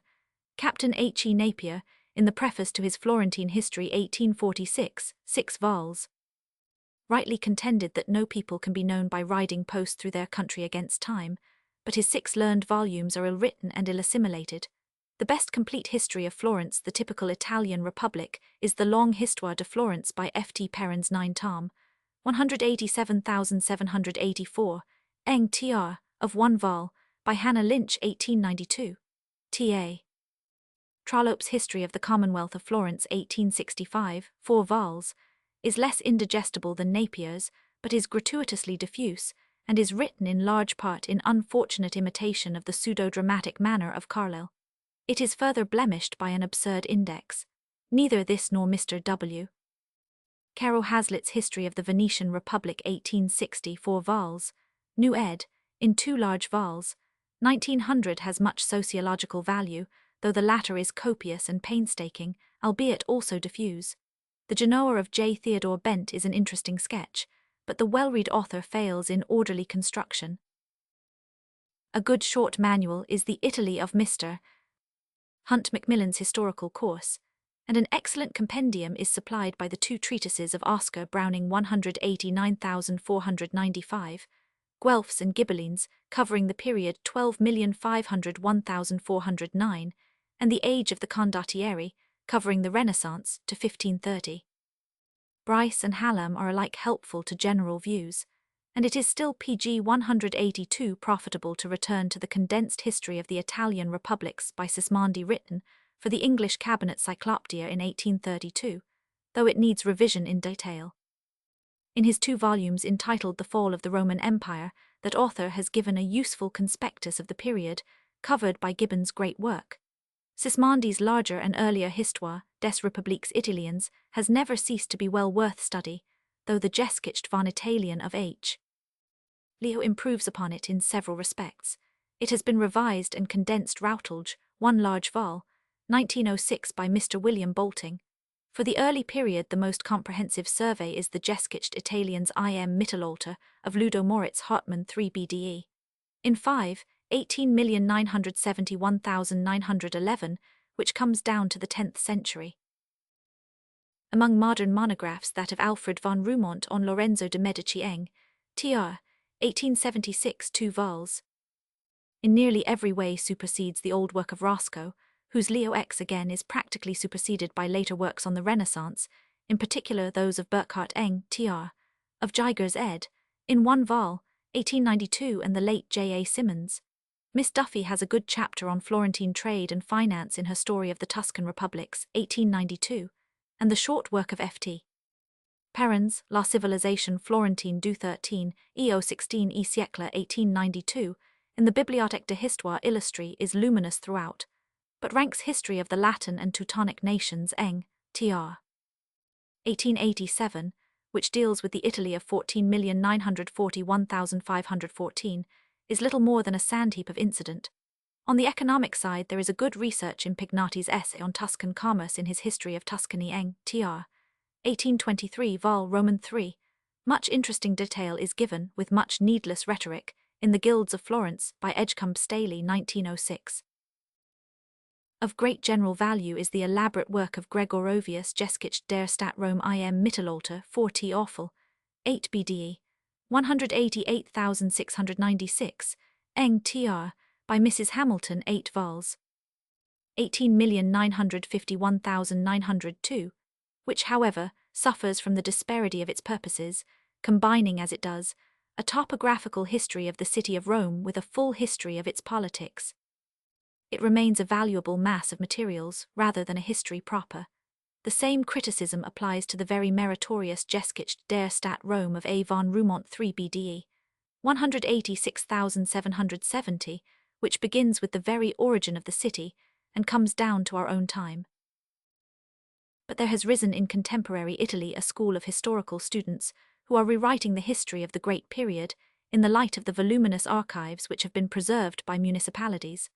One outcome of this line of investigation is Prof. Villari's The 2 First Centuries of Florentine History Eng tr. of first 2 vols. 1894.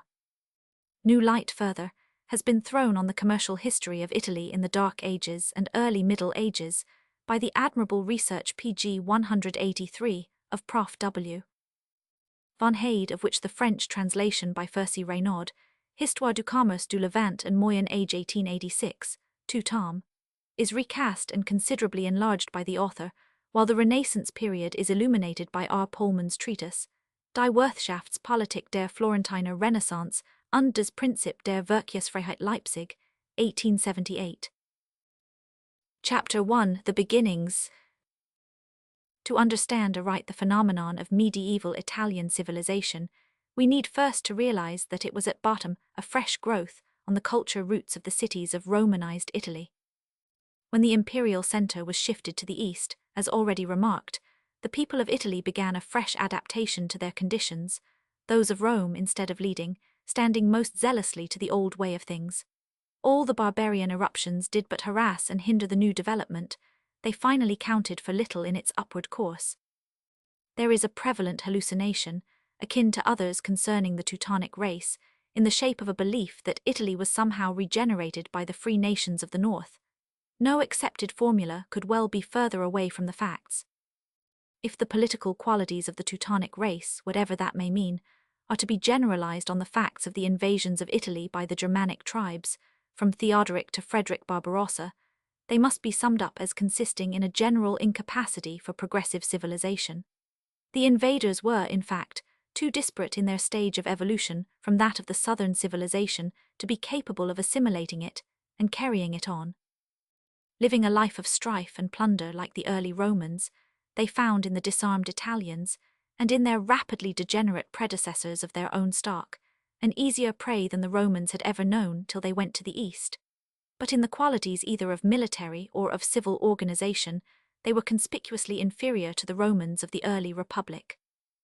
Men of the highest executive ability appeared from time to time among their leaders, a circumstance of great interest and importance, as suggesting that a percentage of genius occurs in all stages of human culture. But the mass of the invaders was always signally devoid of the very characteristics so romantically attributed to them by German, English, and even French tutor wit, the gifts pg 184 of union, discipline, order and self-government. These elements of civilization depend on the functioning of the nerve centers, and are not to be evolved by mere multiplication of animated flesh, which was the main constructive process carried on in ancient Germania, precisely because they were, as Tacitus noted, the most homogeneous of the European races of that era. They were incapable of any rapid and durable social development. It is only mixed races that can evolve or sustain a complex civilization. The Germans, as we historically trace them at the beginning of our era, were barbarians men between savagery and civilization in the most rudimentary stage, making scanty beginnings in agriculture, devoid of the useful arts save those normally practiced by savages, given to drunkenness, chronically at war, and alternating at other times between utter sloth and energetic hunting the pursuit which best fitted them for war. Because the peoples thus situated were in comparison with the Romans chaste, and monogamous a common enough virtue in savage life, they are supposed by their admirers to have been excellent material for a work of racial regeneration. Only in an indirect sense does this hold good.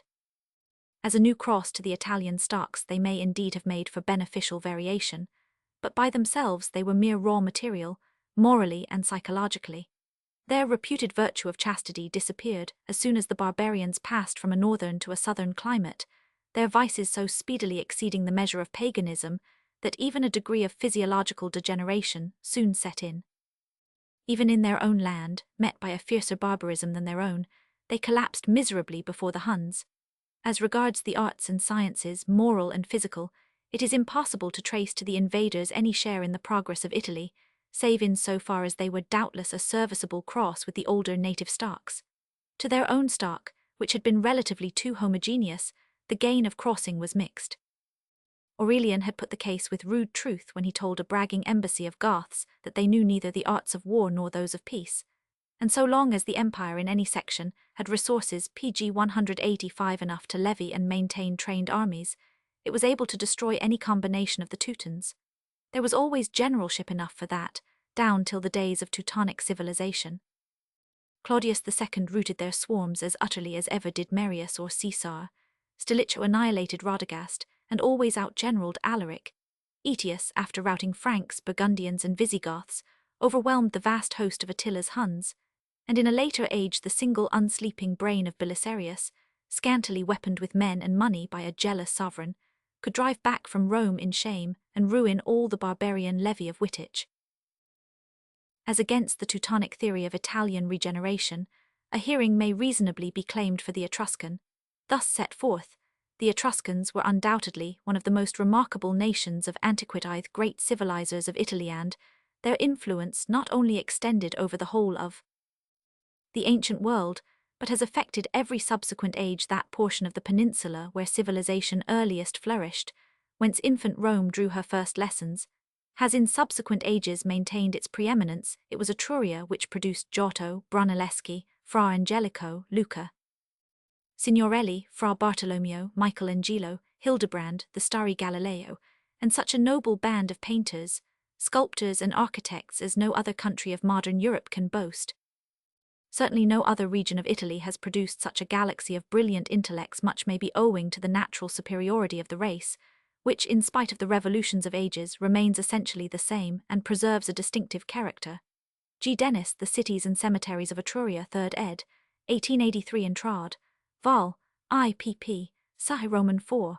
Assumption for assumption, this is as defensible as the others. What happened in Italy after Odoacer was that, for sheer lack of unitary government on the part of the invaders, the cities, which preserved the seeds and norms of the old civilization, gradually grew into new organic life. Under the early empire they had been disarmed and unwalled to make them incapable of revolt. Aurelian, stemming the barbarian tide, began to wall them afresh, but as we have seen, the withdrawal of the seat of empire left Italy economically incapable of action on an imperial scale, and the personal imbecility of such emperors as Honorius filled up the cup of the humiliation of what once was Rome. But the invaders on the whole did little better, and the material they brought was more PG 186 hopeless than what they found. The passage from full barbarism to order and civilization cannot conceivably be made in one generation or one age. Atholf, the able successor of Alaric, passed his competent judgment on the matter in words which outweigh all the rhetoric of modern romanticism.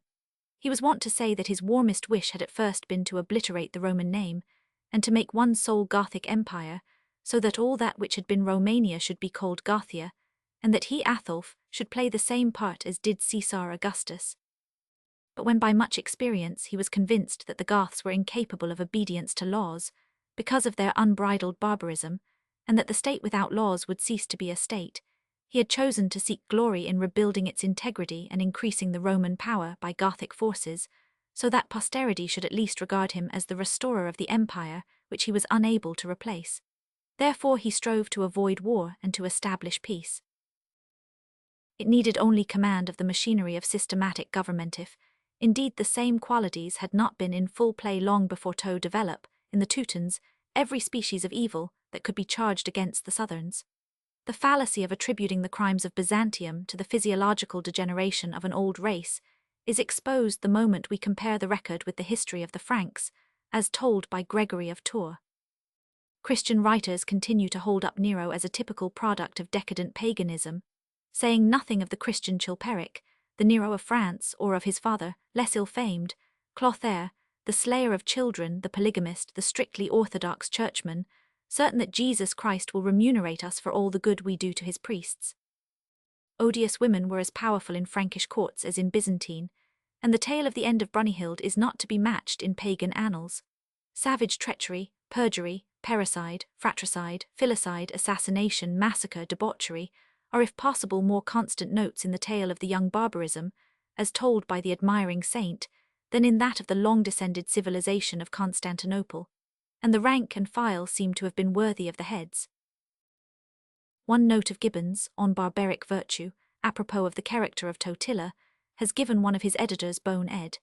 pg 187 iv. 505, the opportunity to assert that the natural superiority of the invaders was manifest wherever they came in contact with their civilized antagonists.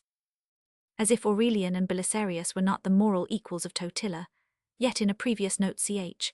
38 ed., cited Roman 4, 181 on the Frankish history of Gregory of Tours, Gibbon had truly remarked that it would not be easy within the same historical space to find more vice and less virtue. On that head Sismondi declares Histoire des Francais ed. 1821, I. 4034, Fall of the Roman Empire, I. 263, that there was not a Merovingian king, that was not a father before the age of 15, and decrepit at 30.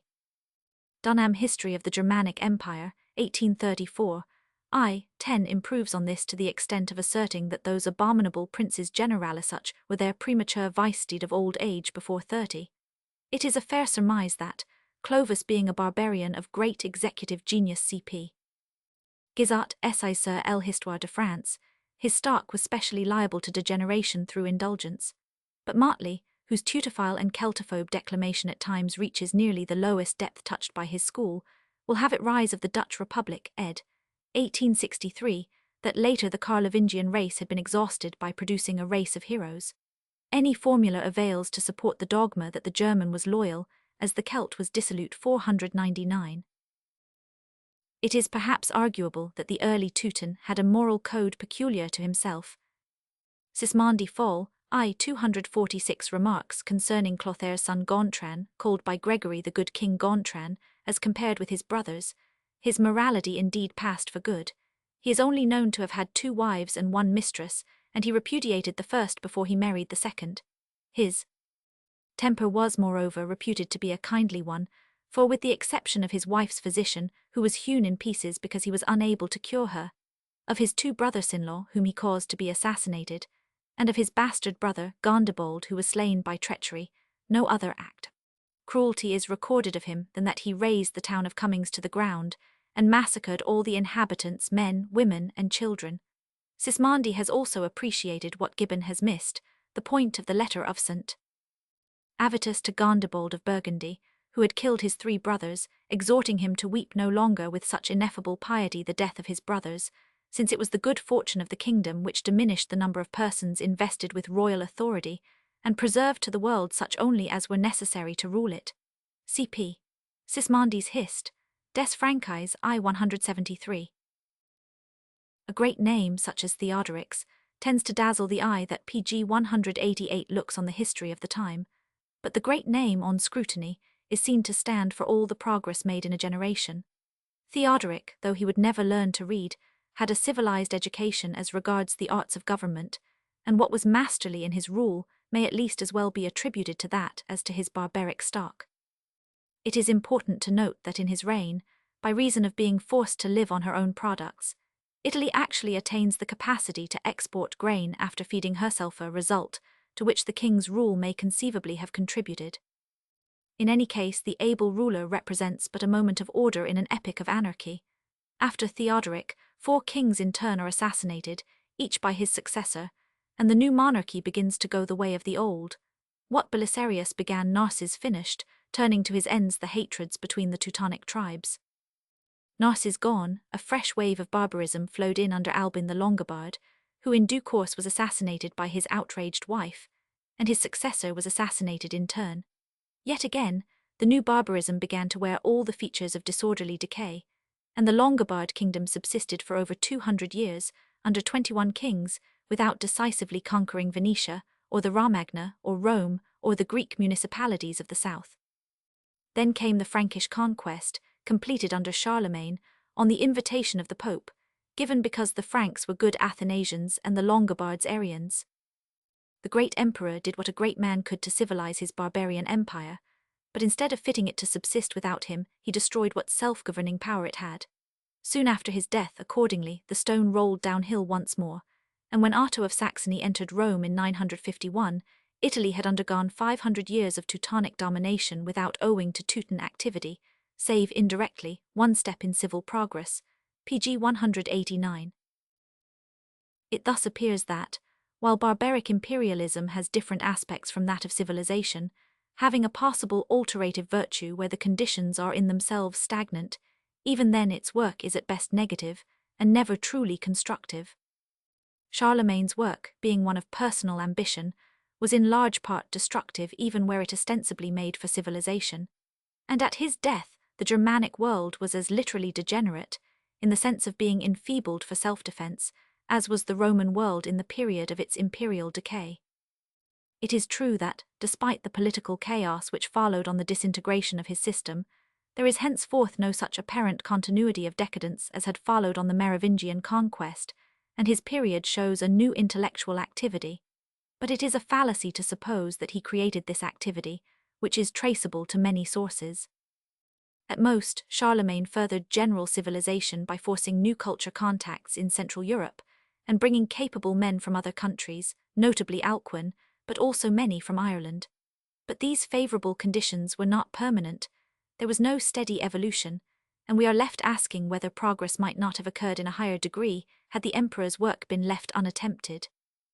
In any case, it is long after his time that civilization is seen to make a steady recovery, and there is probably justice in the verdict of Sismondi that Otto, an administrator of no less capacity than Charlemagne, did more for it than he. Guizot, while refusing to admit that the work of Charlemagne passed away, admits Sismondi's proposition that in the 10th century civilized society in Europe was dissolving in all directions. The subsequent new life came not of imperialism, but of the loosening of empire, and not from the Teuton world but from the Latin. It is from the new municipal developments invariably set up before and under Otto that the fresh growth derives, pg 190. Mommsen, in one of those primitively biased anti-Celtic passages which bar his pretensions to rank as a philosophically historian, declares of the elusive Celt of antiquity, in dogged disregard of the question so often put by German scholars, and so often answered against him whether they were not Germans, that, always occupied with combats and heroic actions, they were scattered far and wide from Ireland to Spain and Asia Minor, but all their enterprises melted like snow in spring. They created nowhere a great state, and developed no specific civilization. The passage would be exactly as true if written of the Teutons.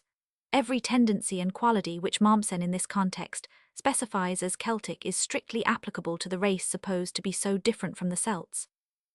Attachment to the natal soil, so characteristic of the Italians and Germans, was foreign to them. Their political constitution was imperfect. Not only was their national unity feebly recognized, as happens with all nations at their outset, but the separate communities were lacking in unity of aim, in solid control, in serious political sentiment, and in persistence. The sole organization of which they were capable was the military, in which the ties of discipline dispensed the individual from personal efforts. They preferred the pastoral life to agriculture. Always we find them ready to roam, or, in other words, to begin the march following the profession of arms as a system of organized pillage, and so on. Such were in strict truth the peculiarities of the Germani, from Tacitus to the Middle Ages, while on the contrary there is plenty of evidence that not merely the Gauls but the Britons of Caesar's day were much better agriculturists than the Germani. In the early stage the Germani actually shifted their ground every year, and for every migration or crusade recorded of Celt, 3 are recorded of Teutons. The successive swarms who conquered Italy showed an almost invincible repugnance to the practice of agriculture. In the mass they knew no law and no ideal save the military. They were constantly at tribal war with each other, Frank with Longobard and Goth with Burgundian. Ostrogoths and Gepid PG 191 fought on the side of Attila at Chalons against Visigoths, Franks, Burgundians and Saxons. They had no idea of racial unity, and not one of their kingdoms ever went well for 2 successive generations. The story of the Merovingians is one nightmare of ferocious discord. That of the Suevi in Spain, and of the Visigoths in Aquitaine, is mainly a memory of fratricide. As regards organization, the only Teutonic kings who ever made any headway were those who, like Theodoric, had a civilized education, or, like the great Charles and Louis II, eagerly learned all that Roman tradition could teach them. The main stock was so incapable of political combination that, after the deposition of the last incapable Carlovingian, they could not arrest their anarchy even to resist the Huns and Saracens.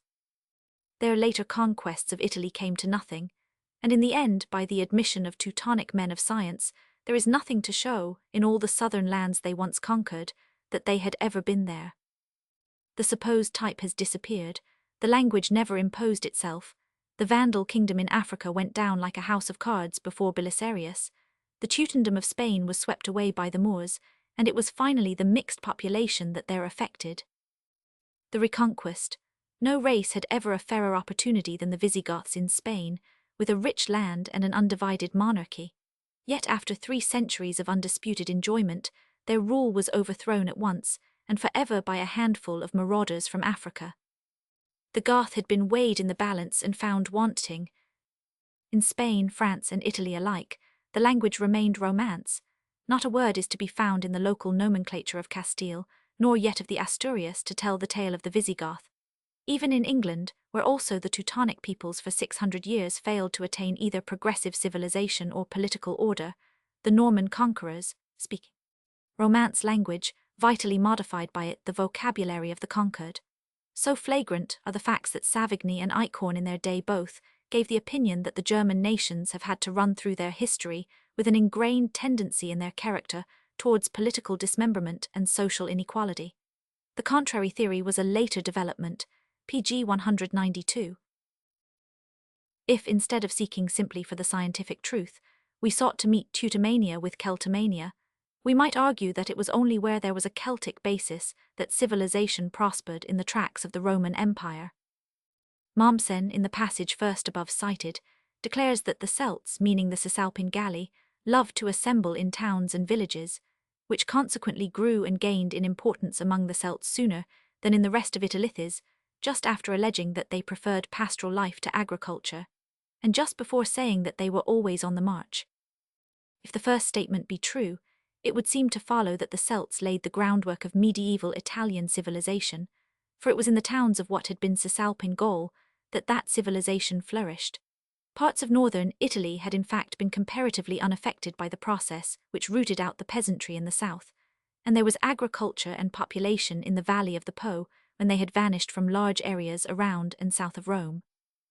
It is certain that Celtic Gaul once Charlemagne semi-civilized by the old environment wrought hard, but almost in vain, to impose civilization on Germany reached unity and civilization in the Middle Ages, while Germany remained divided and semi-barbaric, that Ireland preserved classical learning and gave it back to the rest of Europe when it had well-nigh disappeared thence, that England was civilized only after the Norman conquest, and that Germany, utterly disrupted by the Reformation where France regained unity, was so thrown back in development by her desperate intestine strifes that only in the 18th century did she begin to produce a modern literature.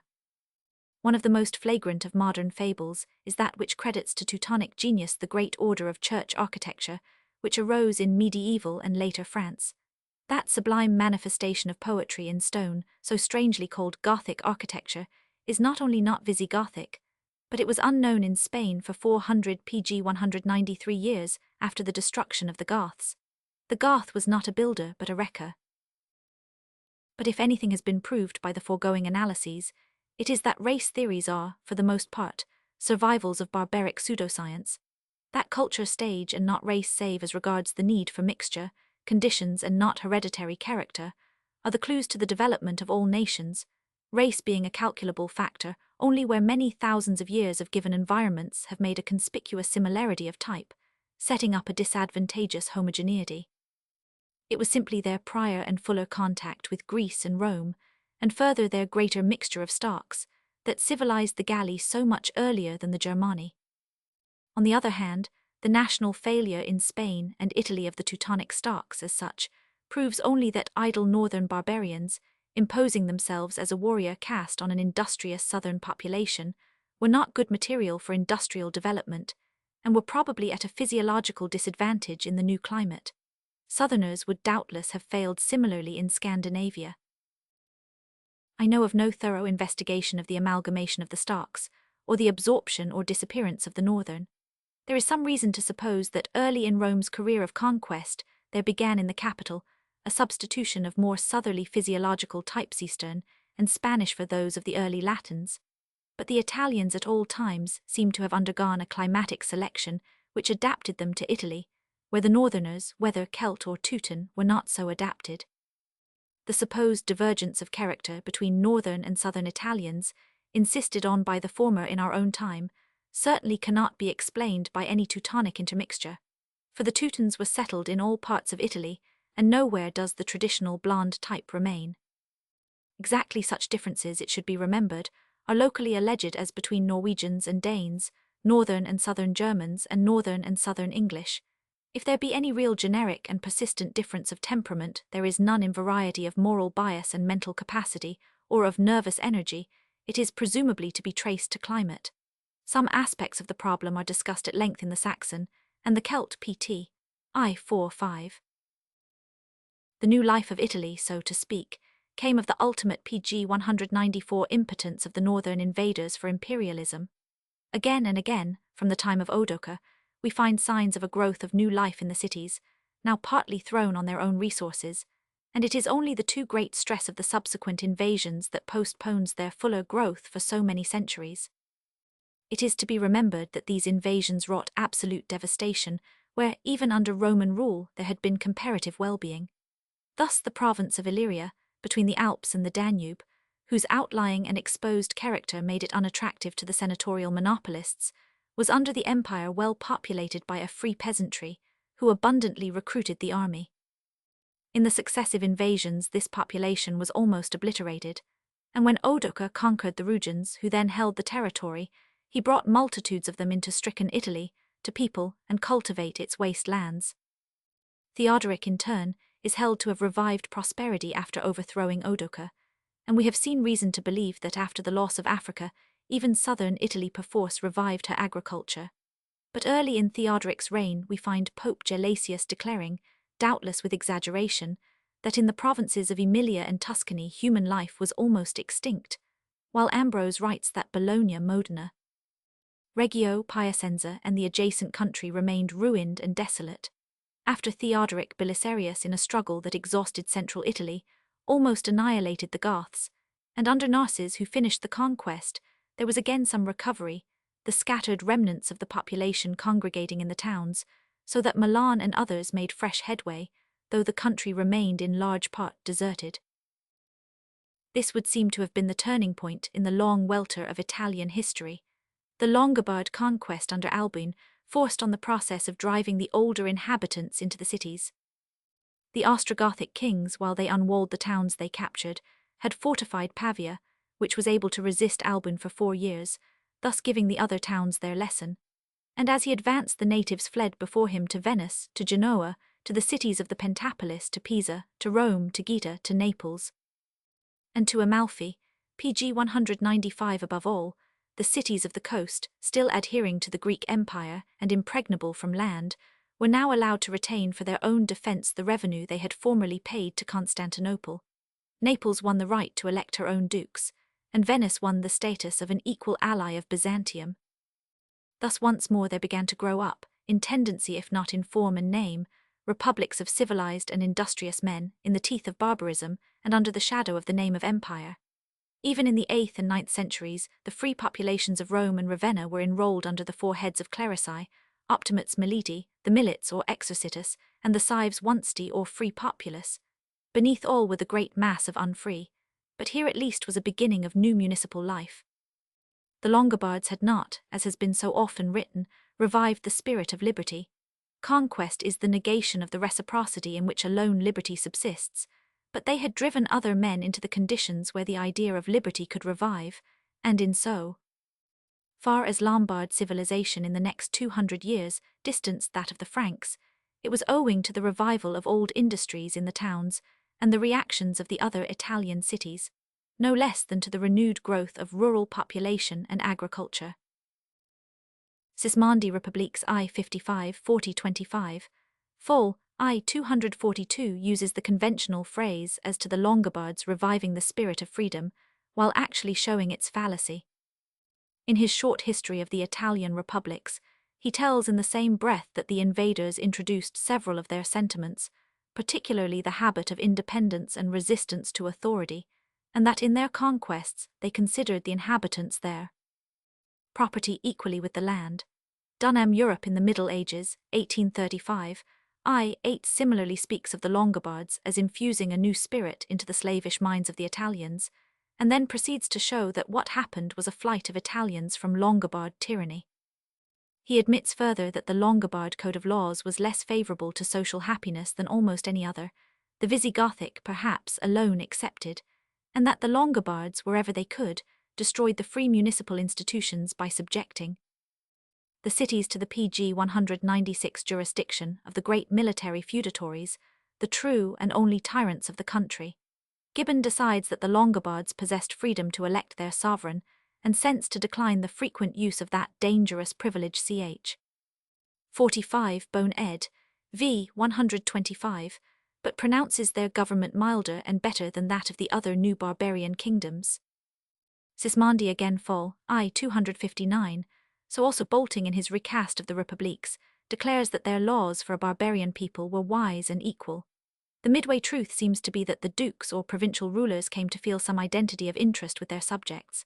Later jurists called their laws asynnym jus, quadam jus quad facebant reges per C. Simmons, Renaissance in Italy, 2nd ed. I. 45. Prof. Butler, in his generally excellent history of the Lombard communes, is unduly receptive of the old formula that the infusion of Teutonic blood had given new life to the peninsula. Also, his own narrative conflicts with the assertion, for he writes that the long isolation of such cities as Cremona in the midst of Teuton enemies must have led to a rekindling of military and municipal spirit and the power of initiative. He notes, too, that the building up of a new and active aristocracy in the cities from plebeian elements was hateful to the Teuton, as represented by Otto of Freysingen in the time of Barbarossa. And what had the Teutons to do with the making of Venice? And what of the similar movement in Spain, Africa, Illyria and Gaul? If the foregoing criticism be valid, it must be further turned against the expressions of Bishop Stubbs concerning the effect of the Teutonic conquest in setting up the Romance literatures. The breath of life of the new literatures, he writes const. Hist. 4th ed. I7 was Germanic. The poetry of the new nations is that of the leading race even in Italy. It owes all its sweetness and light to the freedom which has breathed from beyond the Alps. Here the thesis shifts unavowedly from race to freedom, and all the while no data whatever are offered for generalizations which decide in a line some of the root problems of sociology. A laborious scholar can thus write as if in matters of total historic generalization there were needed neither proof nor argument, while the most patient research is needed to settle a single detail of particular history. On the whole, it may be psychologically accurate to say that the invaders, by setting up a new caste of freemen, where before all classes were alike subordinate to the imperial tyranny, created a variation in the direction of a new self-government, the spectacle of privilege stimulating the unprivileged to desire it. But any conquest whatever might do this, and it is a plain paralogism to conclude that, where the subjugated people does not react the fault is its own, while where it does the credit is to go to the PG 197 conquerors. It does not seem to have occurred to anyone to reason that the Norman conquest of England was as such the bringer of the liberty later achieved there.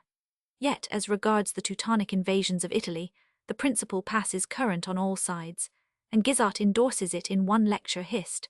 de la 104, en France I7 im Lecken end, though in the next he gives an objective account which practically discredits it.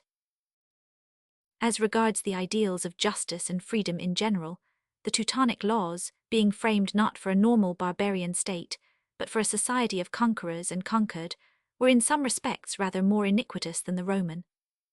In particular, the Ostrogothic laws of Theodoric and his son punished the crimes of the rich by fines, and put to death the poor for the same offences, while the degradation of the slave is in all the early Teutonic codes constantly insisted on. Cp. Milman Hist. Lat. Chr. 4th ed. Roman 2:36 and refs. Roman law also, however, differed in practice for rich and poor. Cp. Cassiodorus 50, Roman 2 pp. 24-25, Roman 3 20-36, Roman 4:39 v 14 and Finlay ed. Cited, I 236. Whether or not Gregory the Great, as has been asserted Milman as cited, was the first to free slaves on the principle of human equality, he did not get the idea from the Teutons. It took centuries, in any case, to develop the new upward tendency to a decisive degree. The Frankish conquest, like others, disarmed and unwalled the population as far as possible, and it seems to have been only in the 10th century, when the Hungarians repeatedly raided northern Italy 90,024, and the Saracens the southern coasts and the isles, that a general permission was given to the towns to defend themselves. This time the balance of power lay with the defence, and to the mere disorderliness of the barbarian rule on one hand may, in part, be attributed the relative success of the cities of the later empire, as compared with those of the earlier.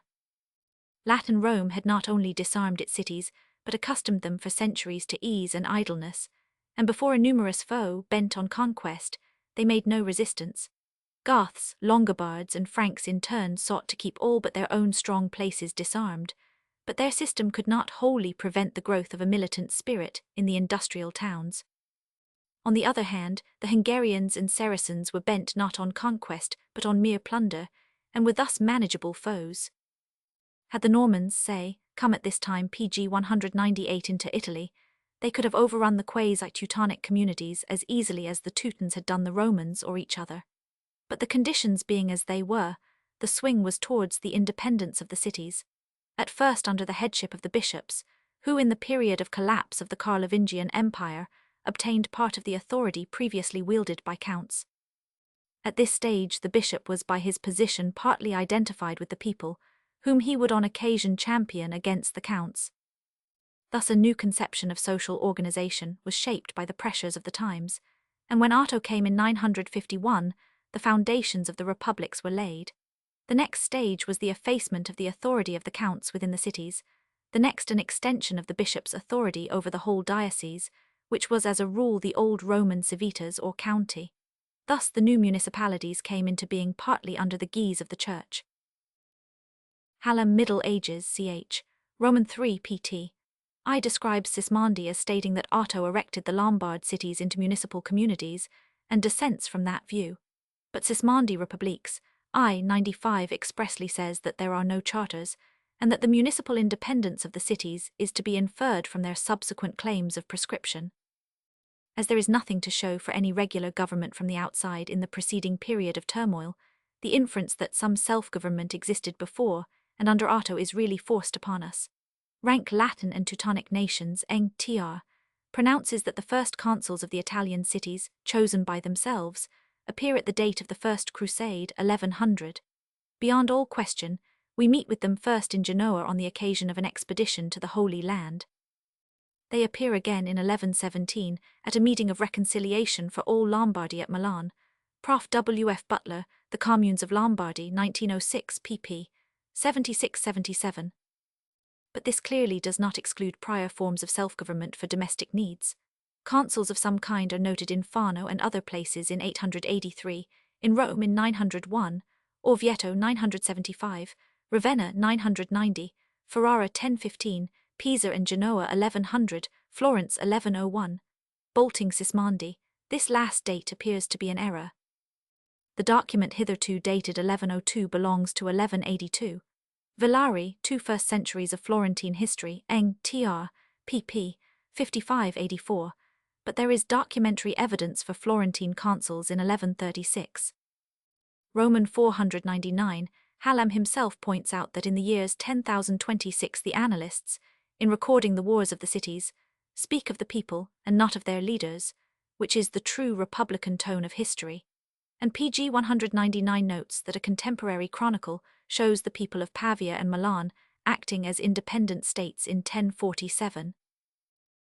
This state of things would naturally arise when the emperor and the nobles lived in a state of mutual jealousy. C.P. Bryce, Holy Roman Empire, pp. 12,729, 13,940, 150, 176. Mr.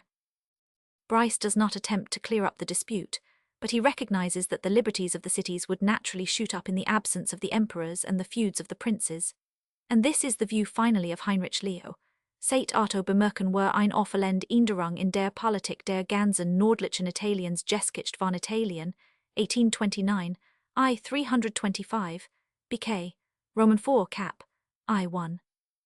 Leo points out that the granting of exemptions to the North Italian cities came from the Ottos. It was not, however, he goes on, as it has been supposed we must assume, the blending of Roman citizenship which in the Lombard cities had never existed in the form of commune or municipality, gemmined with the Lombard and German. But the blending of the survivors and the labourers, mostly of Roman descent, with the almost entirely German-derived free gemmind, through which the exemptions were obtained, and which gave a new aspect to the Italian cities pp. 32,627.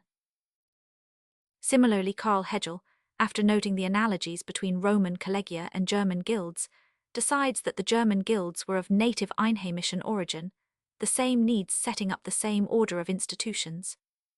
He adds that the Christian Church first evoked in the guilds a real brotherly feeling. Statt und Gilden der Germanischen Völker in Mittelalter, 1891, Einleit. He admits, however, that the guilds, when first traced under Charlemagne, are forbidden under the name Guildonia as oath societies, and that they seem to have been unknown among the Franks pp. 4-6. Almost concurrently with the new growth of political life in the cities, rural life readjusted itself under a system concerning the merits of which there has been as much dispute as concerning its origins system of feudalism. Broadly speaking, that began in the relation between the leaders of the Germanic invasion and their chief followers, who, receiving lands as their share, or at another time as a reward, were expected as a matter of course to back the king in time of war, and in their turn ruled their lands and retainers on that principle. When the principle of heredity was established as regarded the crown, it was necessarily affirmed as regards land tenures, and PG 200 soon it was applied as a matter of course to nearly all the higher royal offices and benefices in the Frankish Empire, which after Charlemagne became the model for the Germanic and the French and English kingdoms. Thus the aristocratic system was in possession of society, and the conflict which inevitably arose between the feudal baronage and the monarchic power served in time to aggrandize the cities, whose support was so important to both sides. See Stubbs' Constitutional History of England, 4th ed., I 27374 note, for a sketch of the discussion as to the rise of feudalism. It has been obscured, especially among the later writers, by lack of regard for exact and consistent statement. Thus Bishop Stubbs endorses Wates's dictum that the gift of an estate by the king involved no defined obligation of service, going on to say that a king's beneficium was received with a special undertaking to be faithful, and again adding the footnote, not a promise of definite service, but a pledge to continue faithful in the conduct, in consideration of which the reward is given.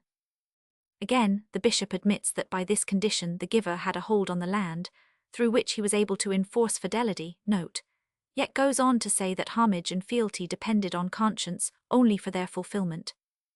Bishop Stubbs further remarks I. 278 that there was a great difference in social results between French, Frankish and German feudalism, by reason of the prostrate state of the old Gallic population, going on however to add, but the result was the same feudal government, a graduated system of jurisdiction based on land tenure, in which every lord judged, taxed, and commanded the class next below him, in which abject slavery formed the lowest, and irresponsible tyranny the highest grade, in which private war, private coinage, private prisons, took the place of the imperial institutions of government.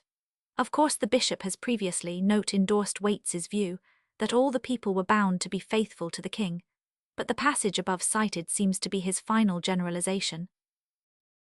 Whatever its social value, the feudal system is essentially a blend of Roman and barbarian points of polity, and in France the place of its development, Gallic usage played a modifying part. It is dubiously described as growing up from two great sources of beneficium, and the practice of commendation first consisting in gifts of land by the kings out of their own estates, and b in surrenders of land to churches or powerful men, on condition that pg 201 the surrenderer holds it as tenant for rent or service, while commendation consisted in becoming a vassal without any surrender of title. The union of the beneficiary tie with that of commendation completed the idea of feudal obligation.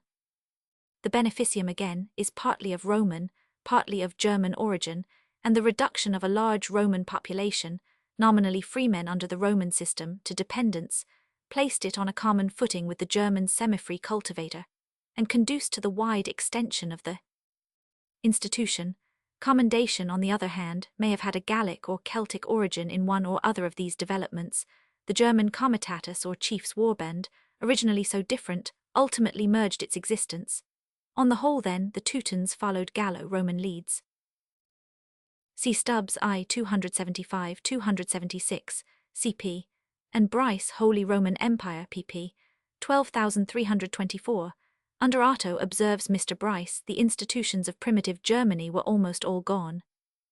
Elsewhere Bishop Stubbs decides that the essence of feudal law is custom, and again, that no creative genius can be expected among the rude leaders of the tribes of North Germany. The new life started at the point at which the old had been broken off. Then in the matter of the feudal system, the old must have been mainly the Gallo-Roman, for feudalism arose in Frankish Gaul, not in Germany. In an early passage Dr. Stubbs confuses matters by describing the government of France as originally little more than a simple adaptation of the old German polity to the government of a conquered race, but proceeds to admit that the Franks, gradually uniting in religion, blood, and language with the Romanized Gauls, retained and developed the idea of feudal subordination. The rest of the sentence again introduces error. For a good general view of the evolution of feudalism, see Prof. Abdi's Lectures on Feudalism, 1890 Lect. V. Roman 7. To pass a moral judgment on this system, either for or against, is to invert the problem. It was simply the most stable, or rather the most elastic arrangement possible in the species of society in which it arose, and we are now concerned with it merely as a conditioning influence in European civilization. Hallam, severe towards all other men's generalizations, lightly pronounces that in the reciprocal services of lord and vassal, there was ample scope for every magnanimous and disinterested energy, and that the heart of man, when placed in circumstances which have a tendency to excite them, will seldom be deficient in such sentiments. On the other hand, he concedes that the bulk of the people, it is true, pg 202 were degraded by servitude, though he affirms that this had no connection with the feudal tenures, and he is forced to decide that the peace and good order of society were not promoted by this system. Though private wars did not originate in the feudal customs, it is impossible to doubt that they were perpetuated by so convenient an institution, which indeed owed its universal establishment to no other cause. The latter judgment sufficiently countervails the others, and the claim that feudalism was a school of moral discipline, which gradually substituted good faith for bad, will be endorsed by few students of the history of feudal times. A more plausible plea is that of Sismondi, that the feudal nobles of Italy, finding themselves resisted in the cities, which they had been wont to regard as their property, and finding the need of retainers for the defence of their castles, affranchised and protected their peasants as they had never done before. There resulted, he believes, an extension of agriculture which greatly increased the population in the 10th and 11th centuries. This is partially provable, and it gives us the standpoint most favourable to feudalism, which on the other hand is seen in the main to have soon reached its constructive limits, and to have promoted division no less than union. It is important here to realize how in the new civilization, with its new language, there subsisted simultaneously all of the forms of spontaneous aggregation which had been evolved in the older Roman life. The aristocratic families in their very nomenclature exhibited anew the old evolution of the system of gentes, men being named of the Uberti, of the Buondelmonti, and so on. At the same time the industrial groups formed their communities, as the Scale of workers had done of old, and in the political history of Florence we see constitution after constitution built out of political units so formed. First came the primary patriotism of the family stock, then that of the trade or industrial group, and only as a balance of these separate and largely hostile interests did the city-state subsist. Thus the new Italian civilization was on its political side, fundamentally and organically atomistic, civic union being never a primary pg 203, but always a secondary adjustment among groups whose first loyalty was to the primary fraternity. It was hard enough to evolve out of all this a common civic interest. To rise yet higher was impossible to the men of that era, and all the while the separate corporation of the Church, despite its inner feuds, tended to seek its separate interest as against all others. As regards Italy, then, the value of the imperial feudal system, operating through the machinery of the bishoprics, was that it freed the energies of the cities, where alone the higher civilization could germinate. But on the other hand it fostered in them a spirit of localism and separatism that was ultimately fatal. The old Roman unity had been completely broken up by the invasions, by the strifes of Goths and Byzantines, by the sheer need for individual defence, and the empire, warring with the papacy, fixed the tendency. Genoa, Pisa, Florence, Milan, and the smaller cities alike felt and acted as independent states, each against the other, forming occasional alliances only as separate nations or kings might do. In the ever-changing conflict of nobles, emperor, pope, cities, and bishops, all parties alike developed the spirit of self-assertion and wrought for their own special incorporation. At times prelates and cities combined against nobles, as under Conrad the Salic 103,539, who was forced to revise the feudal law and free the remaining serfs. Later, members of each species sided with pope or emperor in the strifes of Hildebrand and Henry Roman IV, and their successors over the question of investitures, till the general interest compelled a peace.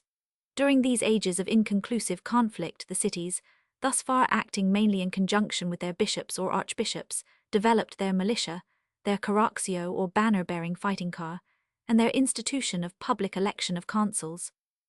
Here the very name tells of the power of the Roman tradition, as against the supposed capacity of the Teutonic races for spontaneous free organization, and self-government tells, too, of the survival of a majority of Roman-speaking people, even in the upper and middle classes of the cities. We may readily grant, as against Savigny and his disciples, that the Roman institution of the curia had not been preserved in the cities of Lombardy. There was no reason why it should have been, even if the Longobard kings had been inclined to use it as a means of extorting taxation, for in the last ages of the empire it had become detestable to the upper citizens themselves. pg 204. Savigny's proposition seems to be sufficiently confuted in a page or two by Leo, Geschichte von Italien, 1829, I. 82-83. Karl Hegel later wrote a whole treatise to the same effect, Geschichte der Stadtverfassung von Italien, Leipzig, 1847. See also F. Morin, Origins de la Démocratie 3 ed. 1865 pp. 34-35, 59-94, 122, etc. Guizot uncritically followed Raynward, who held with or anticipated Savigny. As to the general revolt against the Curia cp. Leo I 47 and Guizot, Civilization en France, I 5263. As to the theory of a Roman basis for the early civic organization of Saxon Britain, cp. Pearson, History of England during the Early and Middle Ages, 1867, I 264. Scarth, Roman Britain App. I. Stubbs, Constitutional History of England, 4th ed. I 99, and Karl Hegel, Stat und Gilden der Germanischen Völker im Mittelalter, 1891, Einleit, pp. 1033-34. But other Roman institutions remained even in the Lombard cities, in respect of the organization of trades and commerce, and apart from the Roman survivals at Ravenna, the free cities of the coast, which had remained nominally attached to Byzantium, had their elective institutions, not specially democratic, but sufficiently free to incite the Lombard towns to similar procedure. Venice in particular was moulded from the first by Byzantine influences. Industry, commerce, economic methods, and financial institutions were affected as much as manners, the arts, and even religious life. Greek was the language of Eastern trade, and served many Venetians as a second tongue. Venice and Genoa alike developed a national police on Byzantine lines, prescribing the shape, construction, and manning of vessels in the very spirit of late imperial Rome. And the cities of the peninsula could not but be similarly influenced. At all events, it was in the train of these earlier developments, and perhaps in some degree on stimulus from papal Rome, that the new organic life of the Lombard and Tuscan cities began to develop itself in the 10th and 11th centuries. The first seats of new commerce were in those cities to which, as we have seen, numbers of the old Italian population had fled before the Gothic invaders. Amalfi was such a seat even in the 9th century, and to its PG 205 merchants is credited the first traffic with the East in the Saracen period, as well as the first employment of the mariner's compass in navigation. Next flourished Pisa, where also perhaps the ancient commerce had never wholly died out, then her successful rivals Genoa and Venice, and always commerce formed the basis of the revival. Once begun, the new life was extraordinarily energetic on the industrial and constructive side, the independence and rivalry of so many communities securing for the time the maximum of effort. Already in the 7th century, indeed, their industry stood for a new era in history. Where before even the men of the cities had gone clad in skins, after the manner of the barbarian conquerors, they now began to weave for themselves woolen cloths like the civilized ancients. Soon the art of weaving the finer cloths, which had hitherto been imported from Greece in so far as they were used at all, followed the simpler craft of wool weaving. It was in these cities that architecture may be said to have had its first general revival in Western Europe, since the beginning of the decay of Rome. Walls, towers, ports, quays, canals, municipal palaces, prisons, churches, cathedrals, such were the first outward and visible signs of the new era in Italian civilization. On these foundations were to follow the literature and the art and science which began the civilization of modern Europe, the whole presided over and in part ordered and inspired by the recovered use of the great system of ancient Roman law, which too began to be redelivered to Europe early in the 12th century from Italian Bologna. The public buildings of the 11th century are to this day among the greatest in Italy. C.P. Sismondi with Testa, History of the War of Frederick I against the communes of Lombardy eng trans. Before the 10th century the houses were mostly of wood, and thatched with straw or shingles. Testa. It seems highly probable that the great development of building in the 11th century was due to the sense of a new lease of life which came upon Christendom when it was found that the world did not come to an end, as had been expected, with the year 1000. That expectation must have gone far to paralyze all activity towards the end of the 10th century. PG 206. And whereas the common political path to independence had been originally by way of the headship of the bishop, as against the count, that headship in turn disappears during the 11th century without any visible or general cataclysm. It would seem as if, when the obsessing fear of the end of the world with which men entered the year 1000 had passed away, the secular spirit recovered new life, and the intimate tyranny of the feudal representative of the military monarch being no longer a danger, the hand of the bishop was in turn thrown off. For a time, the combination of city and prelate was politically valid, as in the case of Archbishop Aribert of Milan, under whose nominal rule the civic curatio seems to have made its appearance. But even Aribert was shelved before his death, in the course of a civil strife between the people and the nobles. Thenceforward, for an age, the great Lombard city practically ruled itself, the nobles being included in a compromise brought about by Lanzone, who, himself a noble, had led the faction of the burghers. Fresh strifes followed, in which the succeeding archbishops bore part, but the virtual autonomy of the city remained. A similar evolution took place throughout northern Italy, in a sufficiently simple fashion. The bishops were still in large measure elected by the people, and rival candidates for vacant sees were always ready to outbid each other in surrendering political functions which were becoming ever harder to fulfill. Beyond this, the course of the final stage of the emancipation of the cities is not traceable. All that we can say is that at the opening of the 11th century, the bishops exercised in the cities the authority which had formerly been vested in the counts. At the close, the cities have reduced the prelates to insignificance, and stand before us as so. Many free republics. The power of the bishops was the calyx which for a certain time had kept the flower of Italian life close packed within the bud. Then the calyx weakened and opened, and Italian civic life unfolded itself to the eye to form and bear fruit. To this, however, we should add that in Florence the process was somewhat different. Under the Franks, Florence was ruled, like other cities, by a count, who replaced the Longobard duke, and under the later Germanic Empire all Tuscany and some further territory is found ruled by a marquis or markgraf, Ugo, in the 10th century. In the latter part of the 10th century, his descendant Matilda sided with Hildebrand against the emperor. At this period Florence was a centre of the papal movement of monastic reform pg 207, and the people actually rose against a simoniacal bishop, whom they fought for 5 years 106,368. Here, under the rule of Countess Matilda, the republic or commune is seen growing up rather of its own faculty than by help of the bishop. It already calls itself Populus Florentinus, and after Matilda's death in 1115, it speedily develops the self-governing functions which it had partially exercised in her lifetime. And Florence, be it noted, was the most democratic in population of the northern cities from the beginning. In no case, however, should we be right in supposing that republic or commune or free city meant a population united in devotion to a civic ideal. The eternal impulses of strife and repulsion had in no degree been eliminated by the formation of new state units. In Florence, we find all the elements of Greek stasis at work in the 1st century of the commune. Among the grandi were men who had risen from the people, and men descended from old feudal houses, and these spontaneously ranged themselves in factions. Such a division furthered imperialism by inclining groups to take the side of the emperor, who, wherever he could, set up his podesta potestas or authority in the cities. Imperialistic nobles further formed groups called Societies of the Towers, each of which had its common defensive tower or fort, communicating with the houses of neighbouring members.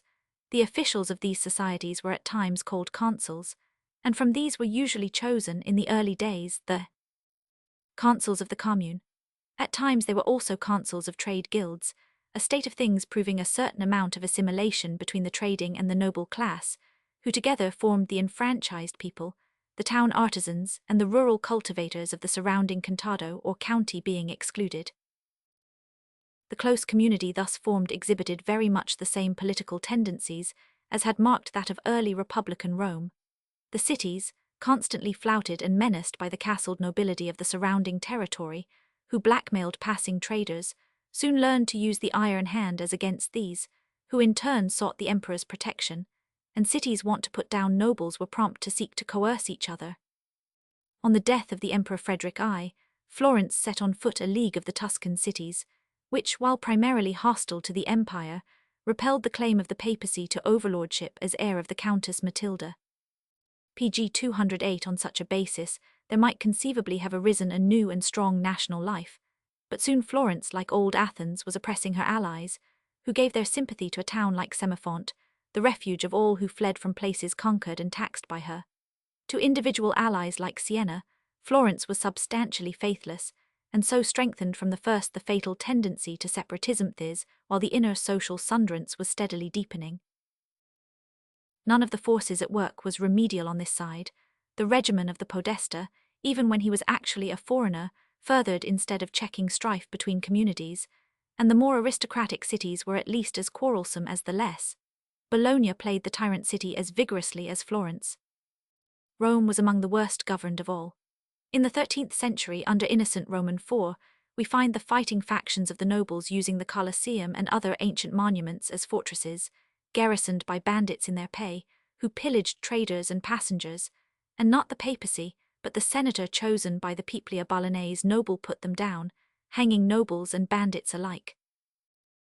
Such was civilization at the center of Christendom after 1,000 years of Christianity. The notable fact is that through all this wild play of primitive passion, there was yet growing up a new Italian civilization, and it is part of our task to trace its causation. Chapter 2, The Social and Political Evolution, 209. In the 12th century, then, we find in the full flush of life a number of prosperous Italian republics or communes, closely resembling in many respects the city-states of ancient Greece.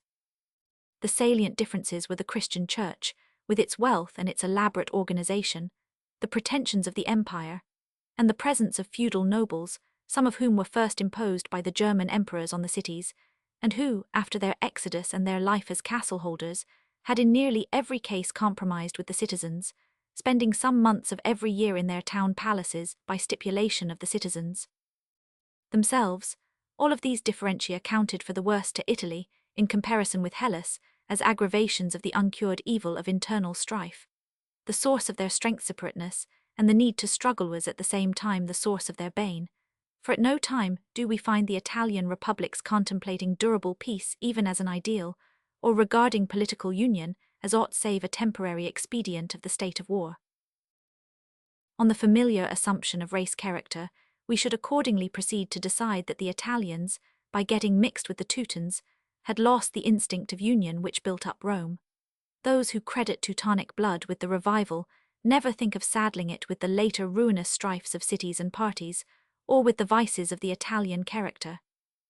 The rational explanation is, of course, that there was now neither a sufficient preponderance of strength in any one state to admit of its unifying Italy by conquest, nor such a concurrence of conditions as could enable any state to become thus preponderant, while on the other hand the empire and the church, each fighting for its own hand, were perpetual fountains of discord.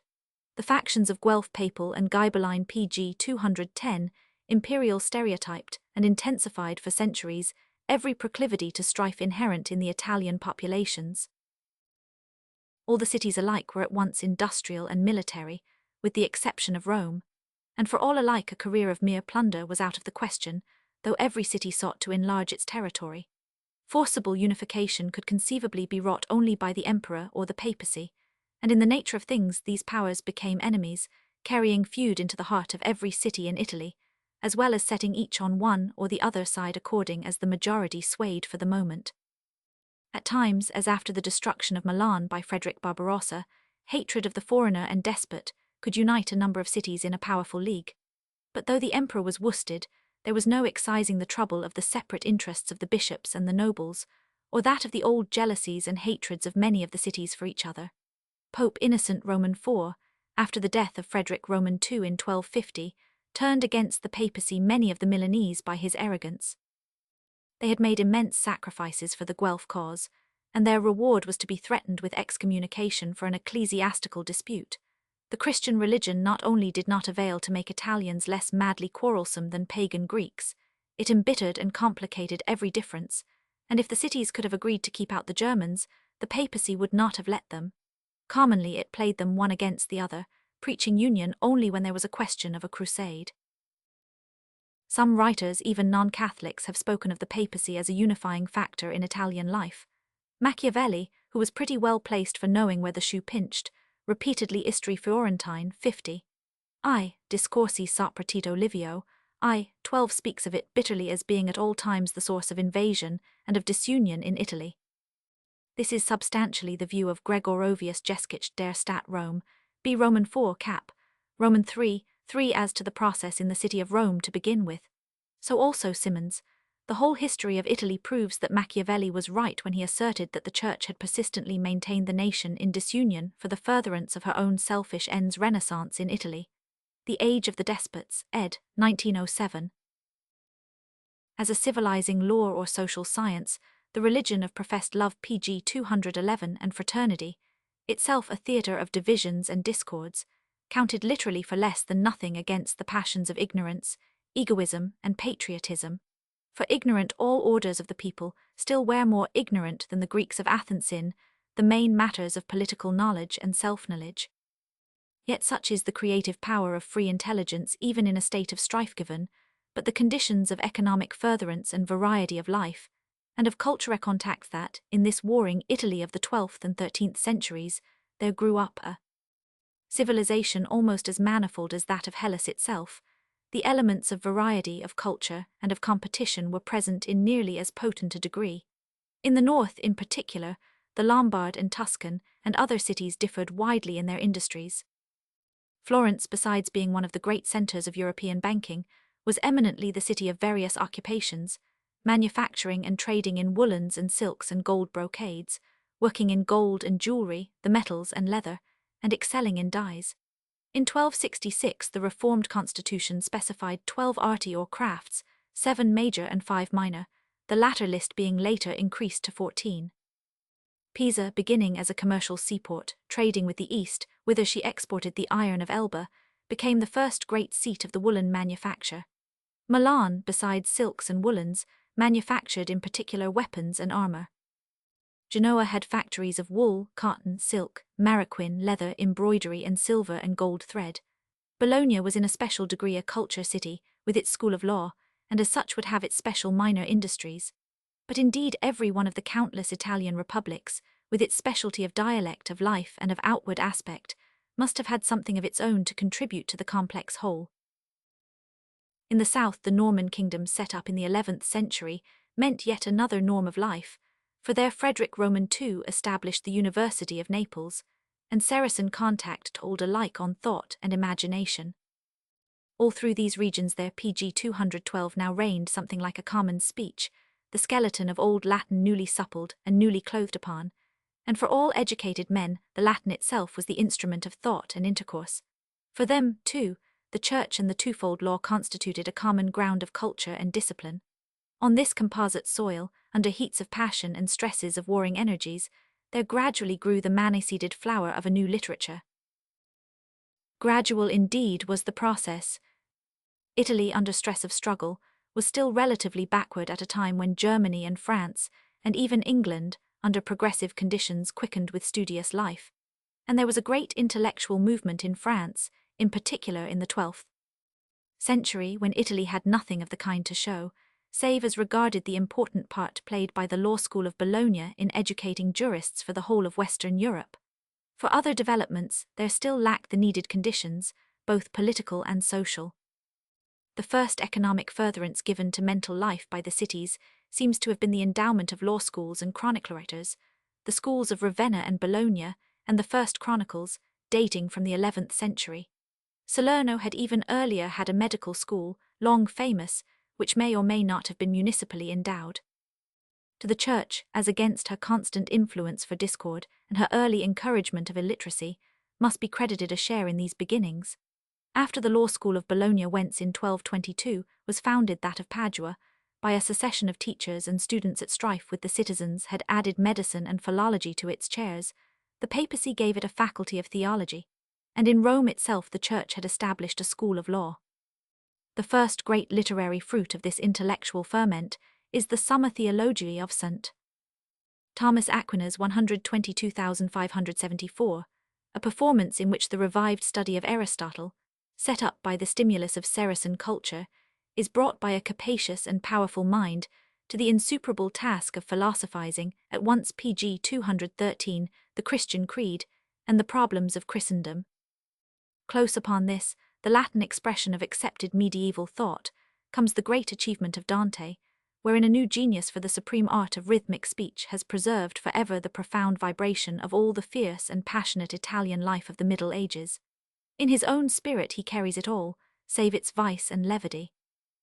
Its pitiless cruelty, its intellectuality, its curious observation, its ingrained intolerance, its piercing flashes of tenderness, its capacity for intense and mystic devotion, its absolute dogmatism in every field of thought, the whole pell-mell of its vehement experience, throbs through every canto of his welded strain. And no less does he incarnate forever its fatal incapacity for some political compromise. For Dante, politics is first and last a question of the dominance of his faction. His fellow citizens are for him Guelphs or Ghibellines, and he shares the Florentine rabies against rival or even neighboring towns, his imperialism serving merely to extend the field of blind strife, never to subject strife to the play of reason. Exiled for faction by the other faction, he foreshadows the doom of Florence.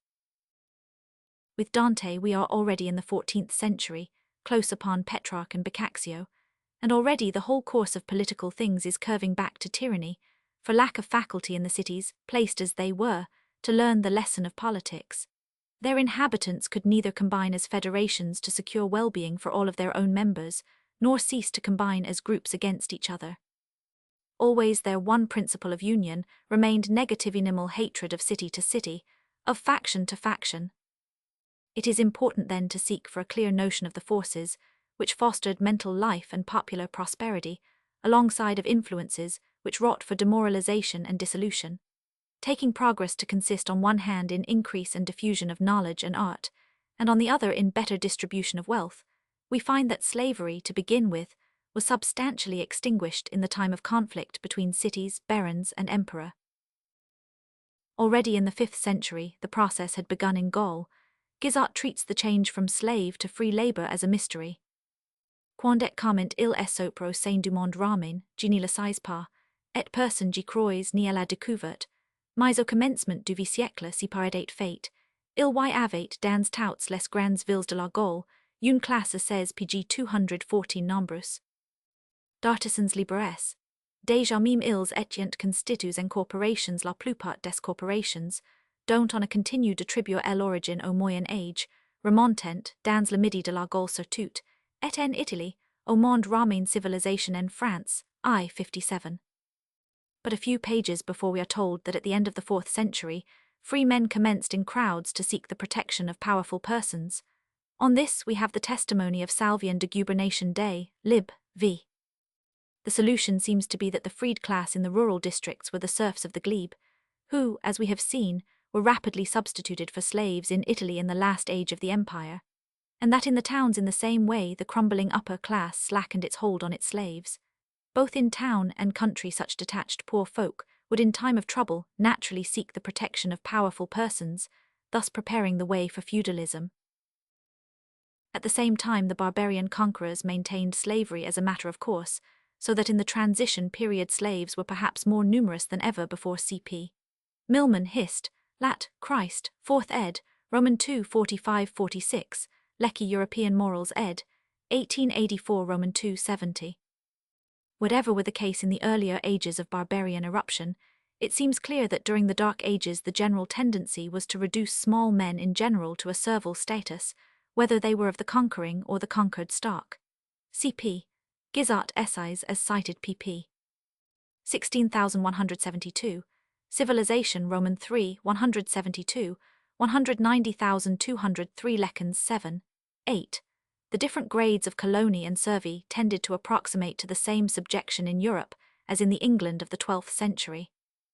But in France and Italy betterment seems to have set in about the 11th century, and the famous ordinance of Louis the Fat in 1118 given by Guizot Roman 3, 204 tells of a general movement, largely traceable to the Crusades, which in this connection wrought good for the tillers of the soil in the process of squandering the wealth of their masters. C.P. Durai Hist, de France ed., 1880 I 291. The process of causation is still somewhat obscure, and is further beclouded by a priori views and prepossessions as to the part played by religion in the change. The fact that the Catholic Church everywhere, though the last to free her own slaves, encouraged penitents to free theirs, is taken as a phenomenon of religion, though we have seen slavery of the worst description pg 215 flourishing within the past century in a devoutly Protestant community. Pope Urban Roman II actually reduced to slavery the wives of priests who refused to submit to the law of celibacy, handing them over to the nobles or bishops. The rational inference is that the motives in the medieval abandonment of slavery, as in its disuse towards the end of the Roman Empire, and as in its later re-establishments in Christian states, were economic, that nobles on the one hand and burghers on the other found it to their advantage to free their slaves for military purposes, by way of getting money, that the Church in the Dark Ages actually had to enroll many serfs as priests, the desire of freemen to escape military service by taking orders having made necessary a prohibitory law, and that the Church further promoted the process, especially during the crusading period, because a free laity was to her more profitable than one of slaves apart from her own serfs. Freemen could be made to pay clerical dues, slaves could not, save on a very small scale. See Larocque as cited ch.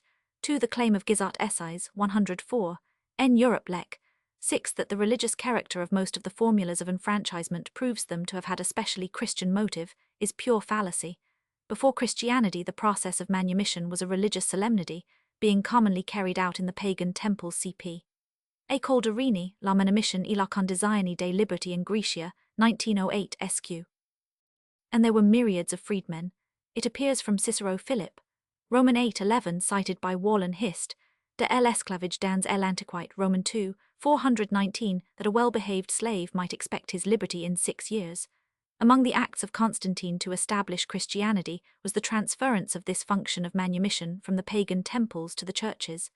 Thus Christianity took over the process, like the idea of natural equality itself, from the pagans. And the principle goes farther.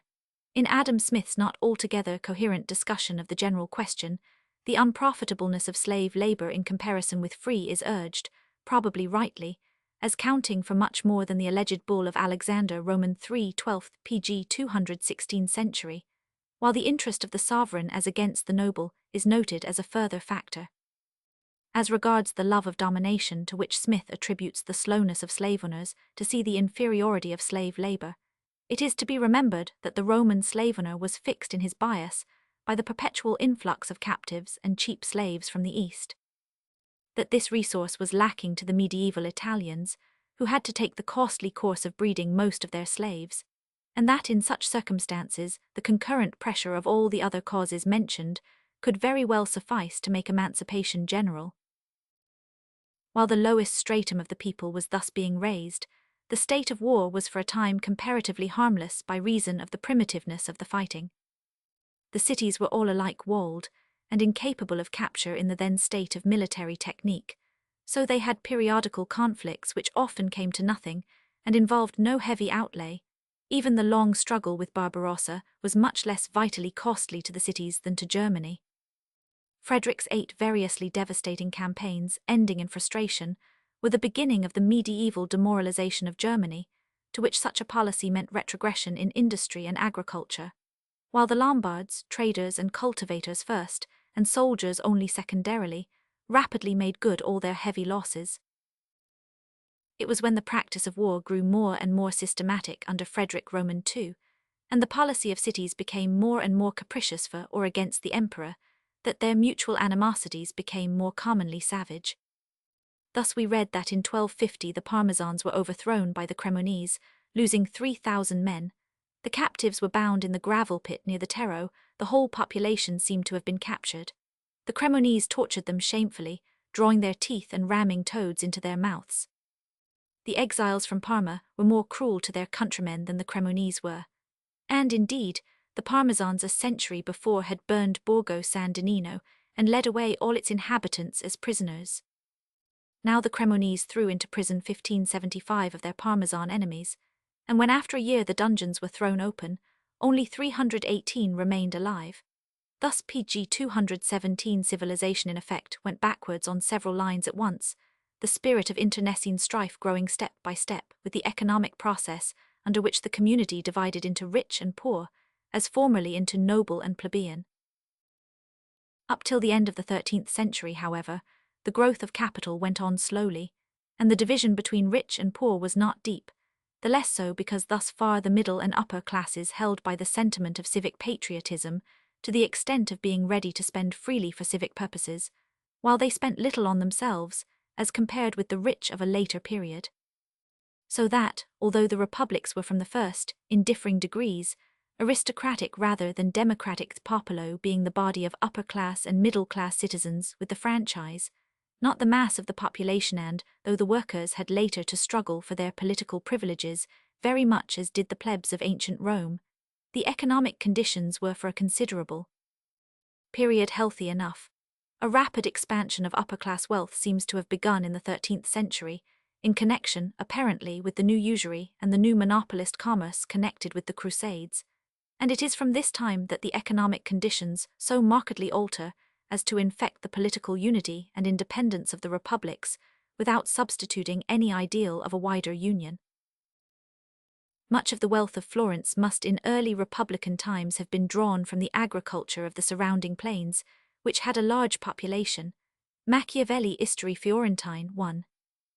Roman II states that when at the death of Frederick Roman II the city reorganized its military, there were formed 20 companies in the town and 6 to 6 in the country. C.P.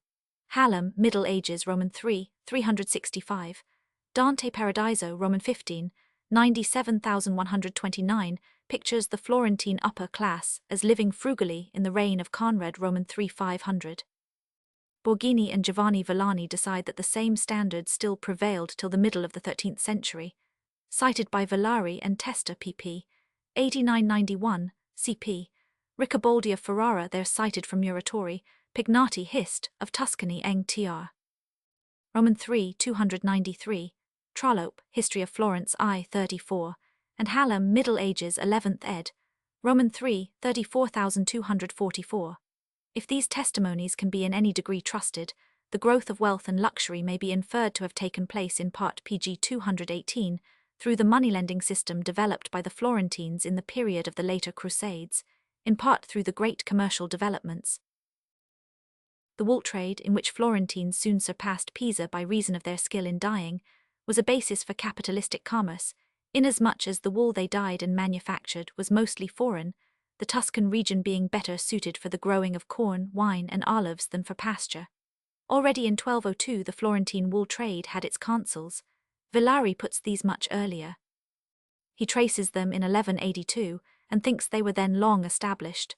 2 first centuries pp. 124-313. Woolen weaving was first noticeably improved by the lay order of the Umiliati at Milan about 1020, and this order was introduced about 1210 into Florence, where it received special privileges. Thenceforward the city became the great emporium for the finer cloths, till the Flemings and English learned to compete. Pignati Hist. Of Tuscany, as cited Roman 3, 26,570.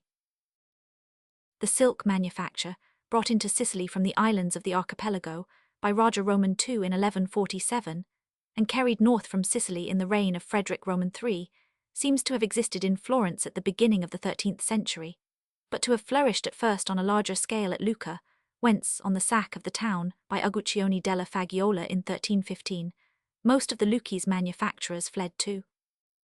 Florence taking their trade with them. Pignati Roman 3, 27,374, Villari 2 first centuries, many had fled to Venice from the power of Castruccio Castracani 5 years earlier.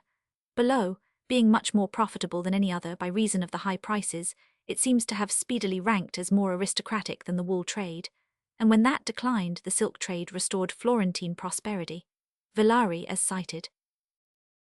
The business of banking, again, must have been much developed before the Bardi, and the Peruzzi could lend 1,500,000 florins to Edward Roman III of England g. Villani's I 88, Roman 12 54-56, Gibbon's History of Commerce 1891 pp. 47-48, Hallam Middle Ages Roman 3 340, Pignati Roman 3 279 Eng tr. estimates the sum lent as 3 million of modern money. This function, in turn, arose on the basis of commerce, and the cambisti are subjects of legal regulation in Florence as early as 1299. Pignati Roman 3, 276. On this line capitalism must have been developed greatly, till it became the preponderant power in the state. Even as the kings and tyrants were enabled, by borrowing from the bankers, to wage wars which otherwise might have been impossible to them, the republican statesman who could command the moneyed interest was destined to supersede the merely military tyrant. In Genoa, the bankers coalesced in a corporation called the Bank of St. George, which controlled politics, traded, and even made conquests, thus giving a historic lead to the Bank of PG 219 Amsterdam. CP. Hallam, Middle Ages, Roman 3 341, J.T. Bent, Genoa 1881 ch. 2. Summing up the industrial evolution, we note that about 1340 there were 200 cloth factories in Florence, and a century later 272, of which 83 made silk and cloth of gold. At the latter period there were 72 bankers or money changers, 66 apothecary shops, 30 goldbeaters, and 44 of goldsmiths, silversmiths, and jewelers. The artisan population was estimated at 30,000, and gold currency at 2 millions of florins pignati, Roman 3, 29,091. Concerning Milan, it is recorded that in 1288, a generation after it had lost its liberties, it had a population of 200,000, certainly an exaggeration, 13,000 houses, 600 notaries, 200 physicians, 80 schoolmasters, and 50 copyists of MSS. Hallam, Middle Ages, I 393, citing Galvanius Flamma, CP. Rank, Latin and Teutonic nations, Eng tr. We can now generalize, then, the conditions of the rise of the arts and sciences in medieval Italy. First, we have seen commerce, handicraft, and architecture flourish in the new free cities, as they did at the same time in Genoa, Pisa, and Venice. In the south, again, in the two Sicilies, under the reign of Frederick Roman II, prosperous industry and commerce, in contact and rivalry with those of the Saracens, supplied a similar basis, though without yielding such remarkable fruits.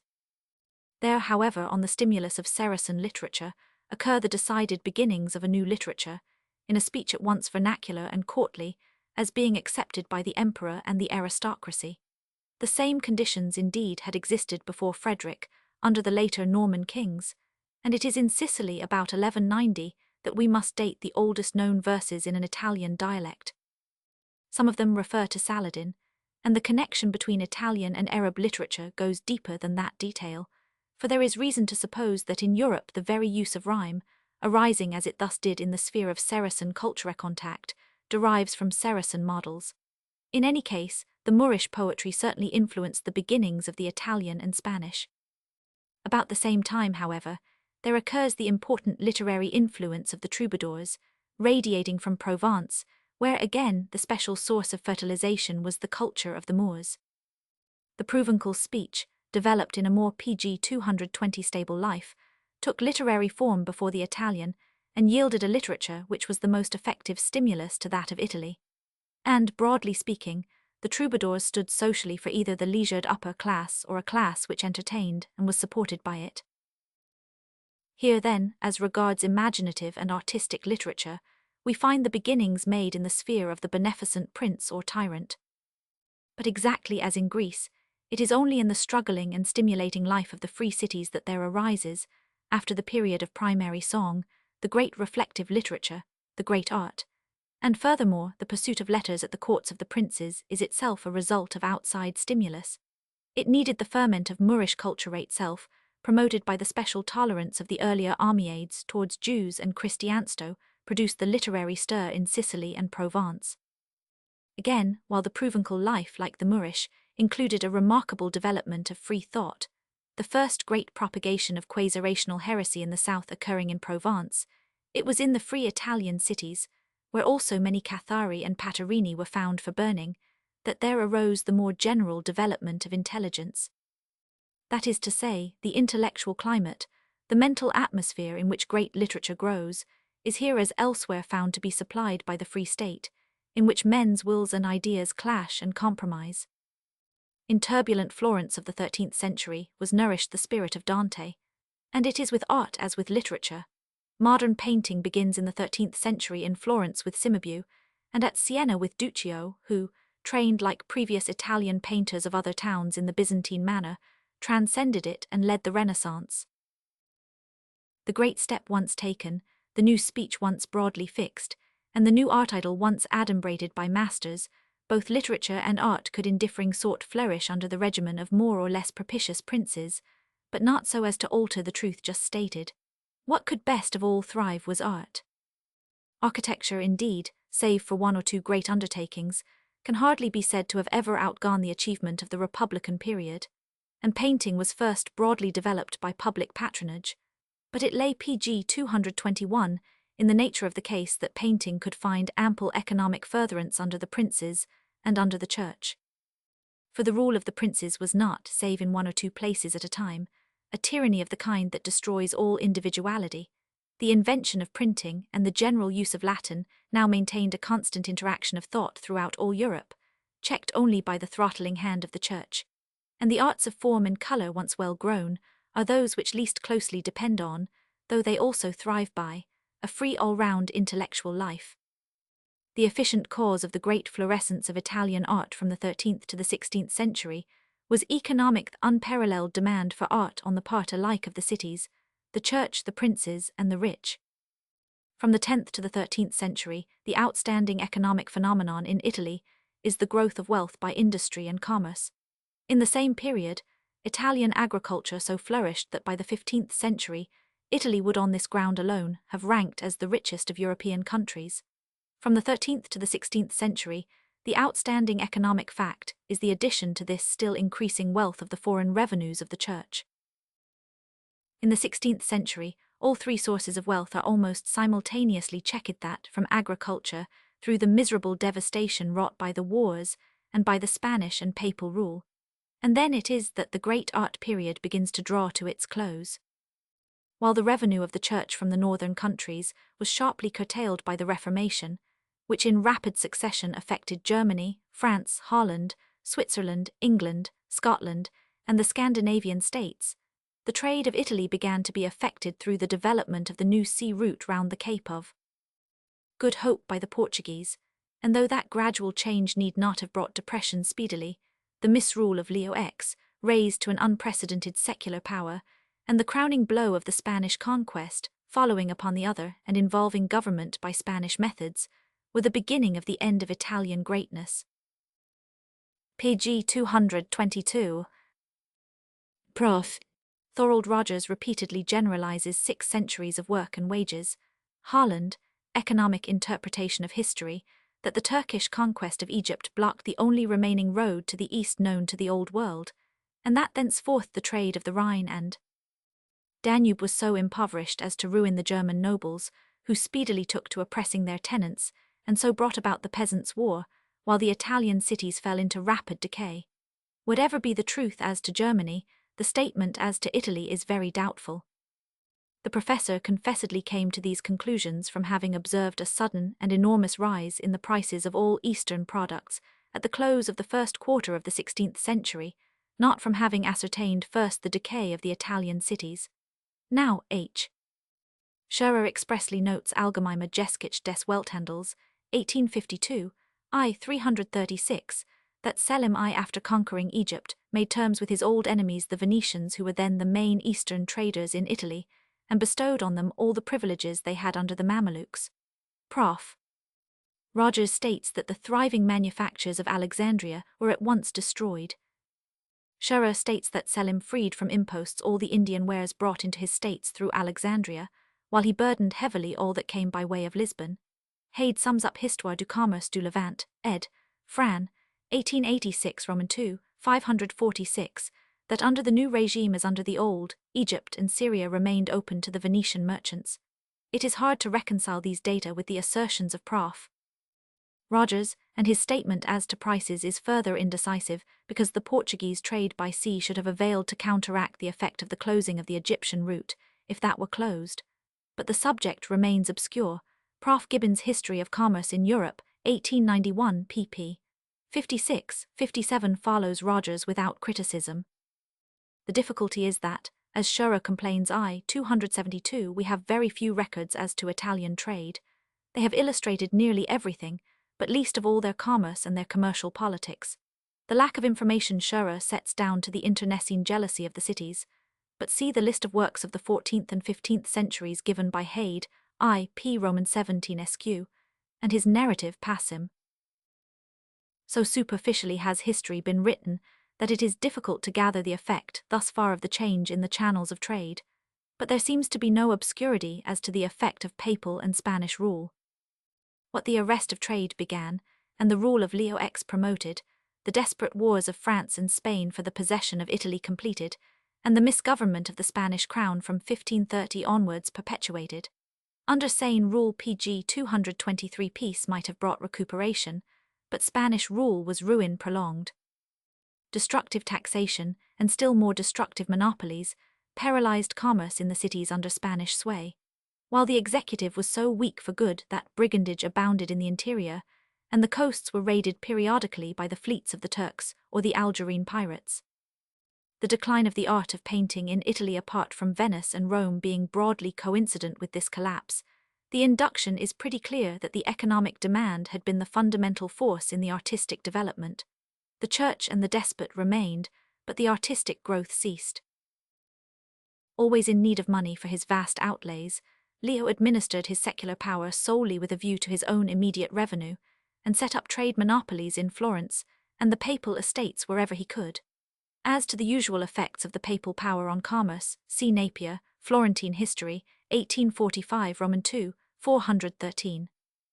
The court of Rome, since it had ceased to respect the ancient municipal liberties, never extended its authority over a new province without ruining its population and resources. Sismondi, Short History. Roscoe Life of Leo X, ed.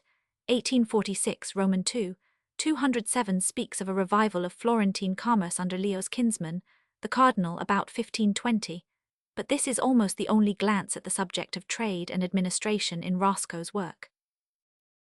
Under Pope Gregory Roman XIII 157,284, there was for a time fair prosperity in states that had formerly suffered from more precarious tyrannies, but ere long the taxes laid upon persons, property, and commerce, to replace the lost revenues of Christendom, dried up these resources, and many cities fell into poverty. Ancona in particular was so crushed by a tax on imports that her Mediterranean trade was lost once for all. Zeller, Histoire d'Italie, 1853. Sismondi's charge is substantially borne out also by Ranke's account History of the Popes, Eng trans 1 vol. ed. 1859 pp. 11,819, of the ruinous impositions of Pope Sixtus v. 158,590, who taxed the poorest trades and the necessaries of life, besides debasing the coinage and raising further revenue from the sale of places at exorbitant prices, leaving the holders to recoup themselves by extortion and corruption. Cp. However, Zeller, pp. 40,910, as to his municipal improvements. As to Spanish misrule, see Cantu Storia digli Italiani cap. 139 ed. Pop. Roman 9 512. Sismondi Republiques Roman 16 7176 15,859 170 217. Simmons Renaissance Vol. Roman 6 pt. I Catholic Reaction pp. 5265. Proctor History of Italy 1844 pp. 218-219 following Muratori and Janan. Spalding, Italy Roman II, 26,472, citing many other sources. The Spaniards, as a PG 224 Milanese writer indignantly remarks, possessed central Lombardy for 172 years. They found in its chief city 300,000 souls, they left in it scarcely a third of that number.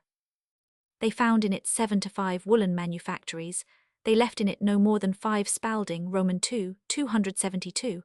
Agriculture suffered equally. The decay of manufactures might be set down to outside causes, not so the rise in taxation. Yet the decadence does not seem to have been universal, or at least was not continuous. In Sicily, it is alleged, though the statement is hardly credible, the revenue, which in 1558 was 1,770,000 ducats, was in 1625 million leo, Geschichte von Italien v. 506-507, and at the latter date, according to Howell, Naples abounded in rich staple commodities, as silks, cottons, and wines, from which there accrued to the King of Spain a mighty revenue, which, however, was mostly spent in the province. Being eaten up twixt governors, garrisons, and officers, letter of October, 1621, in Epistle Holian, Bennett's ed. 1891, I. 130. Thus there would seem to have been marked fluctuations, for in the time of Pope Gregory Naples is described as sinking under oppression and Milan as prosperous. Zeller. The inference seems to be that some governors learned from the failures of their predecessors to handle trade aright. The case of Florence after 1587, finally, shows how a wise ruler could so profit by experience as to restore prosperity where misrule had driven it out. Duke Ferdinand 15,871,609 was technically as much a tyrant as his brother and predecessor Francis, but by wise public works he restored prosperity to Leghorn and to Pisa, whose population had latterly fallen from 22,000 to 8,000 zeller pp. 406-411, and so increased both population and revenue that he even set up a considerable naval power. The net result was that at 1620, even under less sagacious successors, Florence marvellously flourished with buildings, with wealth, and with artisans, and the people of all degrees were declared to live not only well but splendidly well, notwithstanding the manifold exactions of the Duke upon all things. Howell's letter of November, 1621, ed. Cited I. 136. We are in sight, then, of the solution of the dispute, as to whether it was the republics or the tyrants that evoked the arts and literature in medieval and Renaissance Italy. The true generalization embraces both sides. It may be well, however, to meet in full the protectionist or monarchist view, as it has been very judiciously put by an accomplished specialist in Italian culture history, in criticism of the other theory. The obliteration of the parties beneath despotism was needed, pg 225 under actual conditions, for that development of arts and industry which raised Italy to a first place among civilized nations. We are not justified by the facts in assuming that, had the free burghs continued independent, arts and literature would have risen to a greater height. Venice, in spite of an uninterrupted republican career, produced no commanding men of letters, and owed much of her splendor in the art of painting to aliens from Cador, Castelfranco, and Verona. Genoa remained silent and irresponsive to the artistic movement of Italy to the last days of the Republic, when her independence was but a shadow. Pisa, though a burgh of Tuscany, displayed no literary talent, while her architecture dates from the first period of the Commune. Siena, whose republican existence lasted longer even than that of Florence, contributed nothing of importance to Italian literature. The art of Perugia was developed during the ascendancy of despotic families. The painting of the Milanese school owes its origin to Lodovico Sforza, and survived the tragic catastrophes of his capital, which suffered more than any other from the brutalities of Spaniards and Frenchmen. Next to Florence, the most brilliant centres of literary activity during the bright days of the Renaissance were princely Ferrara and royal Naples. Lastly, we might insist upon the fact that the Italian language took its first flight in the court of Imperial Palermo, while Republican Rome remained dumb throughout the earlier stage of Italian literary evolution. Thus, the facts of the case seem to show that culture and Republican independence were not so closely united in Italy as some historians would seek to make us believe. On the other hand, it is impossible to prove that the despotisms of the 15th century were necessary to the perfecting of art and literature. All that can be safely advanced upon this subject is that the pacification of Italy was demanded as a preliminary condition, and that this pacification came to pass through the action of the princes, checked and equilibrated by the oligarchies of Venice and Florence. It might further be urged that the despots were in close sympathy with the masses of the people, shared their enthusiasms, and promoted their industry to be a prince and not to be the patron of scholarship, the pupil of the humanists, and the founder of libraries, was an impossibility. In like manner, they employed their wealth upon the development of arts and industries. The great age of Florentine painting is indissolubly connected with the memories of Casa Medici. Rome owes her magnificence to the despotic popes. Even the pottery of Gubbio was the creation of the ducal house of Urbino. The criticism of this well-marshalled passage may best be put in a summary form, as thus, pg 226. 1. The despot promoter of arts and letters is here admittedly the pupil and product of a previous culture. That being so, he could avail for fresh culture in so far as he gave it economic furtherance. He might even give such furtherance on some sides in a fuller degree than ever did the republics. But he could not give, though, after the invention of printing, he could not wholly destroy the mental atmosphere needed to produce great literature. None of the above-cited illustrations goes any way to prove that he could, and it is easy to show that his influence was commonly belittling to those who depended on him. The point as to pacification is unduly pressed, or is perhaps accidentally misstated. It is not to be denied that the despot in the Italian cities, as in old Greece and Rome, did in a measure earn popular support by giving the common people relief from the strifes of Guelphs and Ghibellines. But the despots did not pacify Italy, though they to some extent set up local stability by checking faction feuds. See, the popes were in the earlier Middle Ages a main cause of the ill development of Rome. Their splendid works were much later than many of those of the republics. St. Mark's at Venice, a result of Byzantine contact, was built in the 11th century, as was the Duomo of Pisa, whose baptistry and tower belong to the 12th. The Campo Santo of Pisa, again, belongs to the 13th and 14th, and the Palazzo Vecchio of Florence to the end of the 13th. And the great architects and sculptors of the 13th century were mostly Pisans. To the point as to the lack of the right intellectual atmosphere under the princes can be proved by a comparison of products. The literature that is intellectually great, in the days before printing equalized and distributed cultures, belongs from first to last to Florence. Dante and Machiavelli are its terms, both standing for the experience of affairs in a disturbed but self-governing community, and it was in Florence that Boccaccio formed his powers. Florentine art and letters, constituting the most fertile seeds of art and letters in Italy, were essentially republican. Many writers and most of the artists of Florence were the offspring of traders or laboring men. What the popes and the princes protected and developed was the literature of scholarship, their donations constituting an endowment of research. If the revival of classic PG 227 learning and the rapid growth of art after the middle of the 15th century be held, as by some historians, to be the essence of the Renaissance, then the Renaissance is largely the work of the despots. But even the artists and scholars patronized by Cosimo de' Medici were formed before his time, and there is no proportional increase in number or achievement afterwards. On the other hand, it was mere scholarship that the potentates fostered. Lorenzo Valla, welcomed for his elegantiae Latini Lingui, had barely escaped exile for his de falsa donation Constantini Magni, and it is impossible to show that they promoted thought save in such a case as the encouragement of the Platonic philosophy by Cosimo and Lorenzo. For the rest, the character of the humanists whom the potentates fostered is admittedly laudable in nearly every case. Pomponius L. Tus, who almost alone of his class bears scrutiny as a personality, expressly set his face against patronage, and sought to live as a free professor in the University of Rome. And it is open to argument, finally, whether the princely patronage of the merely retrospective humanists did not check vital culture in Italy. It is true that when despotism has been so long acquiesced in as to mean a stable social state, there may take place under it new forms of intellectual life. The later cases of Galileo and Vico would suffice to prove as much, but it will hardly be suggested that monarchic rule evoked such forms of genius, any more than that the papacy was propitious to Galileo. In both cases the effective stimulant was foreign thought. 3. The case of Venice has to be explained in respect of its special conditions. Venice was from the first partly aloof from ordinary Italian life by reason of its situation and its long Byzantine connections.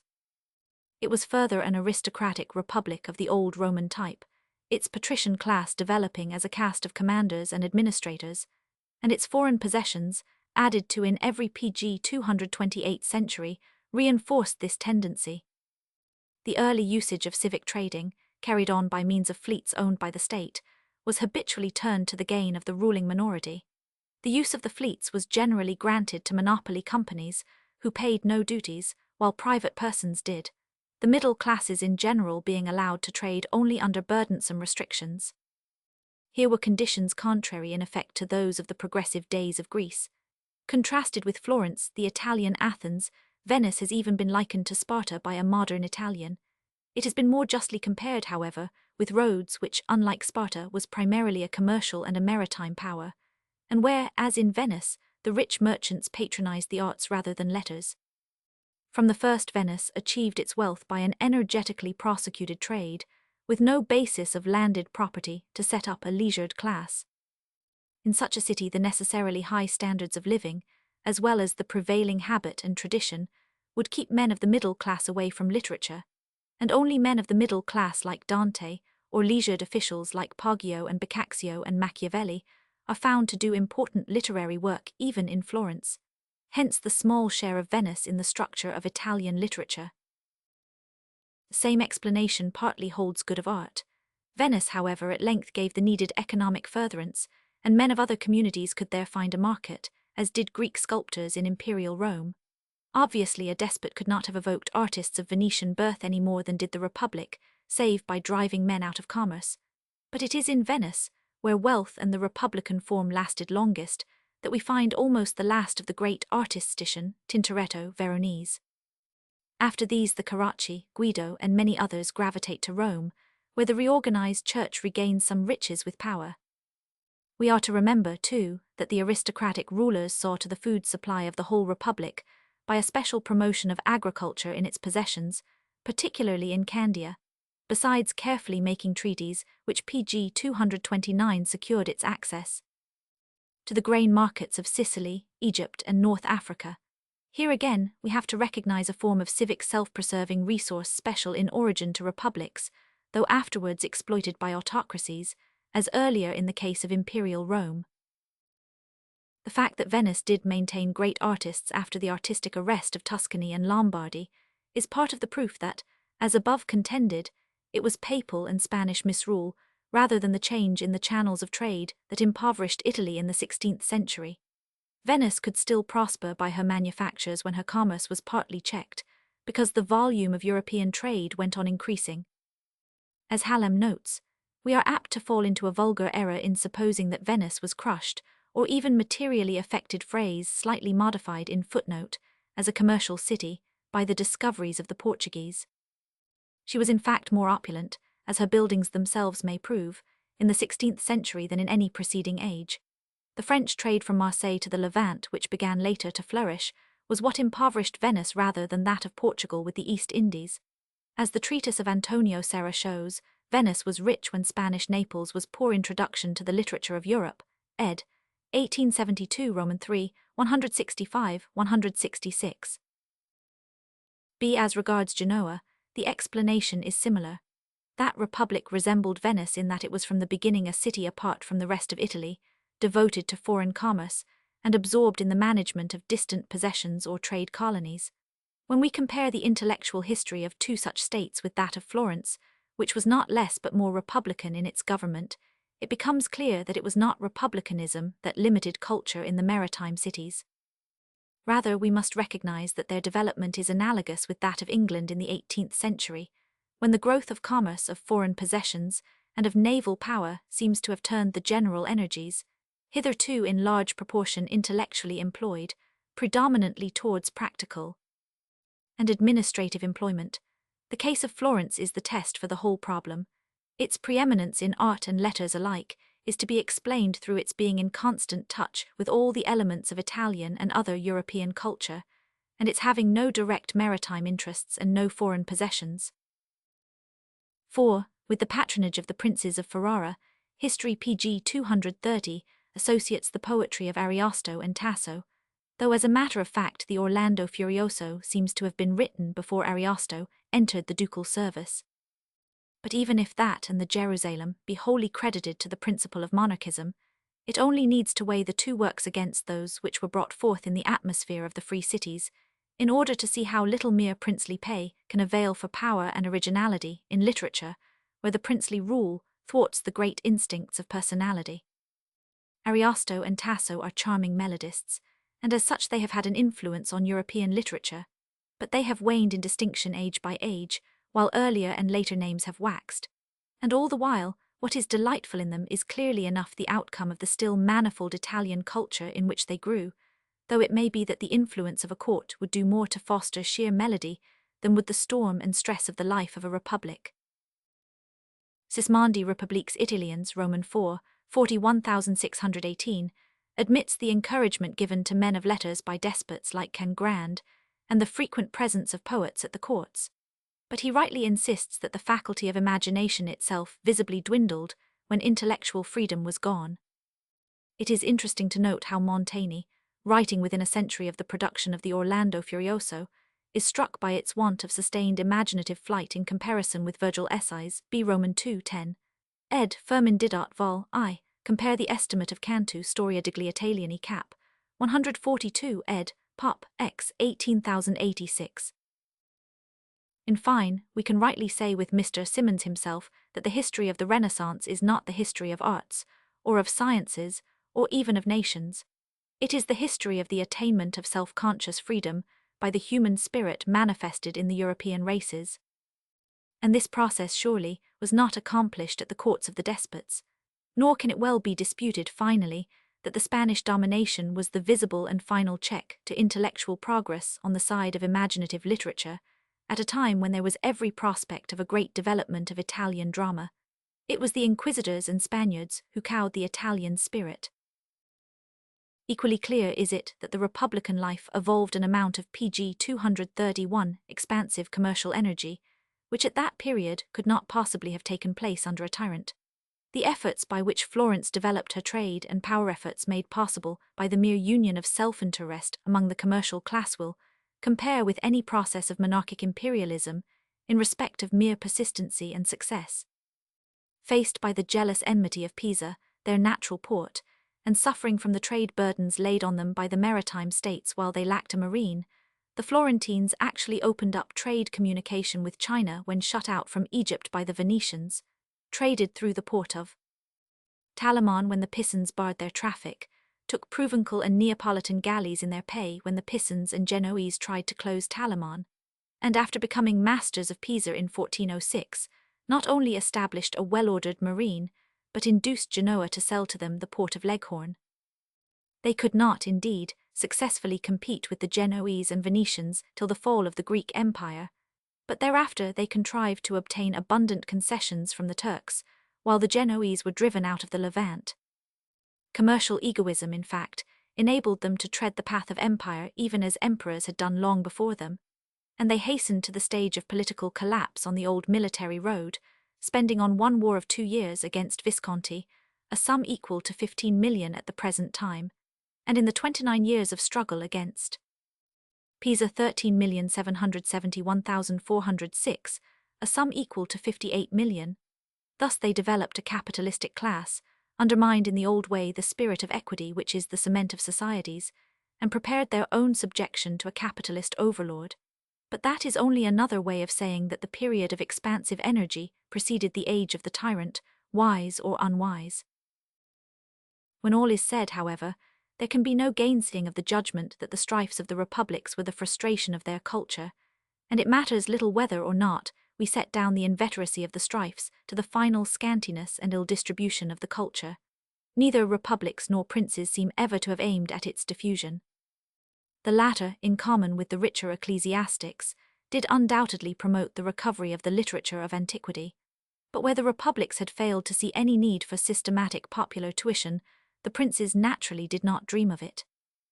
It would PG 232 be a fallacy, however, to suppose that, given the then state of knowledge and of political forces, any system of public schooling could have saved Italian liberty. No class had the science that could solve the problem which pressed on all. The increase and culmination of social and political evil in Renaissance, Italy was an outcome of more forces than could be checked by any expedient known to the thought of the time. It must never be forgotten that the very dividedness of the cities by maximizing energy had been visibly a cause of their growth in riches, and that, though peace could have fostered that when once it had been attained, anything like a federation which should secure to the satisfaction of each their conflicting commercial interests was an enormously difficult conception. It would be a bad fallacy, again, to suppose that there was lacking to the Italians of the Renaissance a kind of insight or judgment found in other peoples of the same period. There is no trace of any such estimate in that age, and we who look back upon it are rather set marvelling at the intense and luminous play of Italian intelligence, keen as that of redskins on the trail, so far as the realization of the self-expressive and self-assertive appetites could go. The tragedy of the decadence, here as in the case of Rome, is measured by the play of power from which men and states fall away, for the forces which next came to the top stand for no mental superiority. The problem, in fact, was definitely beyond the grasp of the age. It remains to realize this by a survey of the process of decline from self-government to despotism. Chapter 3, The Political Collapse, 233. Given the monarchic and feudal environment, the chronic strife within and between the Italian cities can be seen to be sufficient in time to undo them, and some wonder naturally arises at their failure to frame some system of federal government that should restrain their feuds. It was their supreme necessity. But though the idea was now and then broached, there is no sign that the average man ever came nearer planning for it than did the Ghibelline Dante, with his simple theory that Caesar should ride the horse, or than did the clear brain of Machiavelli, with its longing for a native ruler like Cesare Borgia, capable of beating down the rival princes and the adventurers, and of holding his own against the papacy. One of the statesmen who harboured the ideal was Renzi, but he never wrought for its realization, and his devotion to the papacy as well as to the headship of Rome would have made it miscarry had he set it on foot. The failure of Cesare Borgia, who of all Italians of his day came nearest to combining the needed faculties for Italian unification, is the proof of the practical impossibility of that solution. But a federation of states, it has been reasoned, was relatively feasible. Why then was it never attempted? As usual, the question has been answered in the simple verbalist way, by the decision that the Italians did not strike out a political philosophy or science because they were not that way given. They lacked the faculty for whatever they did not happen to do, whereas the ancient Greeks, on the contrary, did theorize because that faculty was theirs, though they had not the faculty to work out the theories. Pg 234. A.G. The reasoning of so intelligent a thinker as Hieron, among those countries in which political speculation might have been expected to give the earliest sign of life, Italy was undoubtedly the first. All the ordinary causes appear to have united here. A number of small states arose near each. Other republican constitutions were established. Political parties were everywhere at work and at variance, and with all this, the arts and sciences were in the full splendor of their revival. The appearance of Italy in the 15th century recalls most fully the picture of ancient Greece. And yet in Italy, political theories were as few as in Greece they had been many, a result both unexpected and difficult to explain. Still, however, I think that this phenomenon may be in great part accounted for, if we remember that there never was a philosophical system of character or influence which prospered under the sky of Italy. No nation of civilized Europe has given birth to so few theories as the Italian, none has had less genius for such pursuits. The history of the Roman philosophy, a mere echo of the Grecian, proves this of its earlier ages, nor was it otherwise in its later. Essay on the Rise and Progress of Political Theories in Historical Treatises, Eng. Tr. 1836. To say nothing of the looseness of the generalization, which ignores alike Thomas Aquinas and Vico, Leonardo and Galileo, Machiavelli and Giordano Bruno, it may suffice to note once more that on this principle the Germans must be pronounced to have been devoid of theoretical faculty before Leibniz. On that view, it does not become any more intelligible how they acquired it.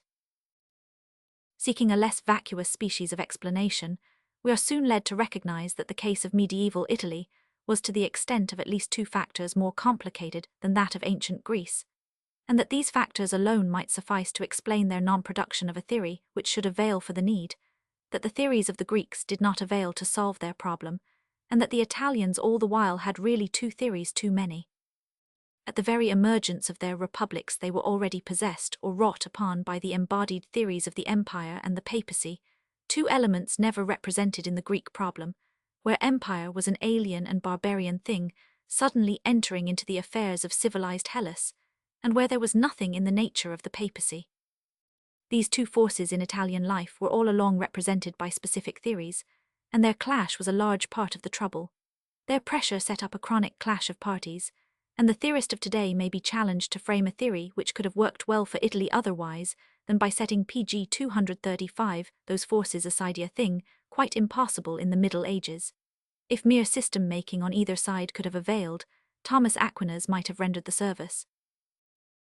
The economic and political destiny of the Church may be said to have been determined in the 11th century, when, after a desperate struggle, begun by Pope Hildebrand, celibacy was forced on the secular clergy. The real motive to this policy was of course not ascetic but economic, the object being to prevent at once the appropriation of church property by married priests for family purposes, and the creation of hereditary titles to church benefices. An evolution of that kind had actually begun, and there can be no question that had it not been checked it would have been fatal to the papacy. Naturally, the married clergy on their part resisted to the uttermost. Only the desperate policy of Hildebrand, withdrawing popular obedience and ecclesiastical protection from those who would not give up their wives, broke down the resistance, And even thereafter urban Roman too, as we saw, had to resort to the odious measure of making priests' wives slaves. From that period, we may date the creation of the Church as a unitary political power. Sacerdotal celibacy took many generations to establish, but when once the point was carried, it involved a force of incorporation which only the strongest political forces at the Reformation could outdo, and which since the Reformation has kept the Church intact. It is true that the monk Arnold of Brescia, burned alive by the papacy in 1155, fought a long battle 113,955 against the papal power, creating an immense ferment in Lombardy, and rousing a strong anti-papal movement in Rome itself. Sismondi, Republiques Italiens ICHS. 7-8. Gibbon ch. 69, and that, as noted by M. Cry Reformation in Italy, the supremacy claimed by the bishops of Rome was resisted in Italy after it had been submitted to by the most remote churches of the West, but once papalized, Italy necessarily remained so in her own pecuniary interest. C.P. Rogers, Economic Interpretation of History.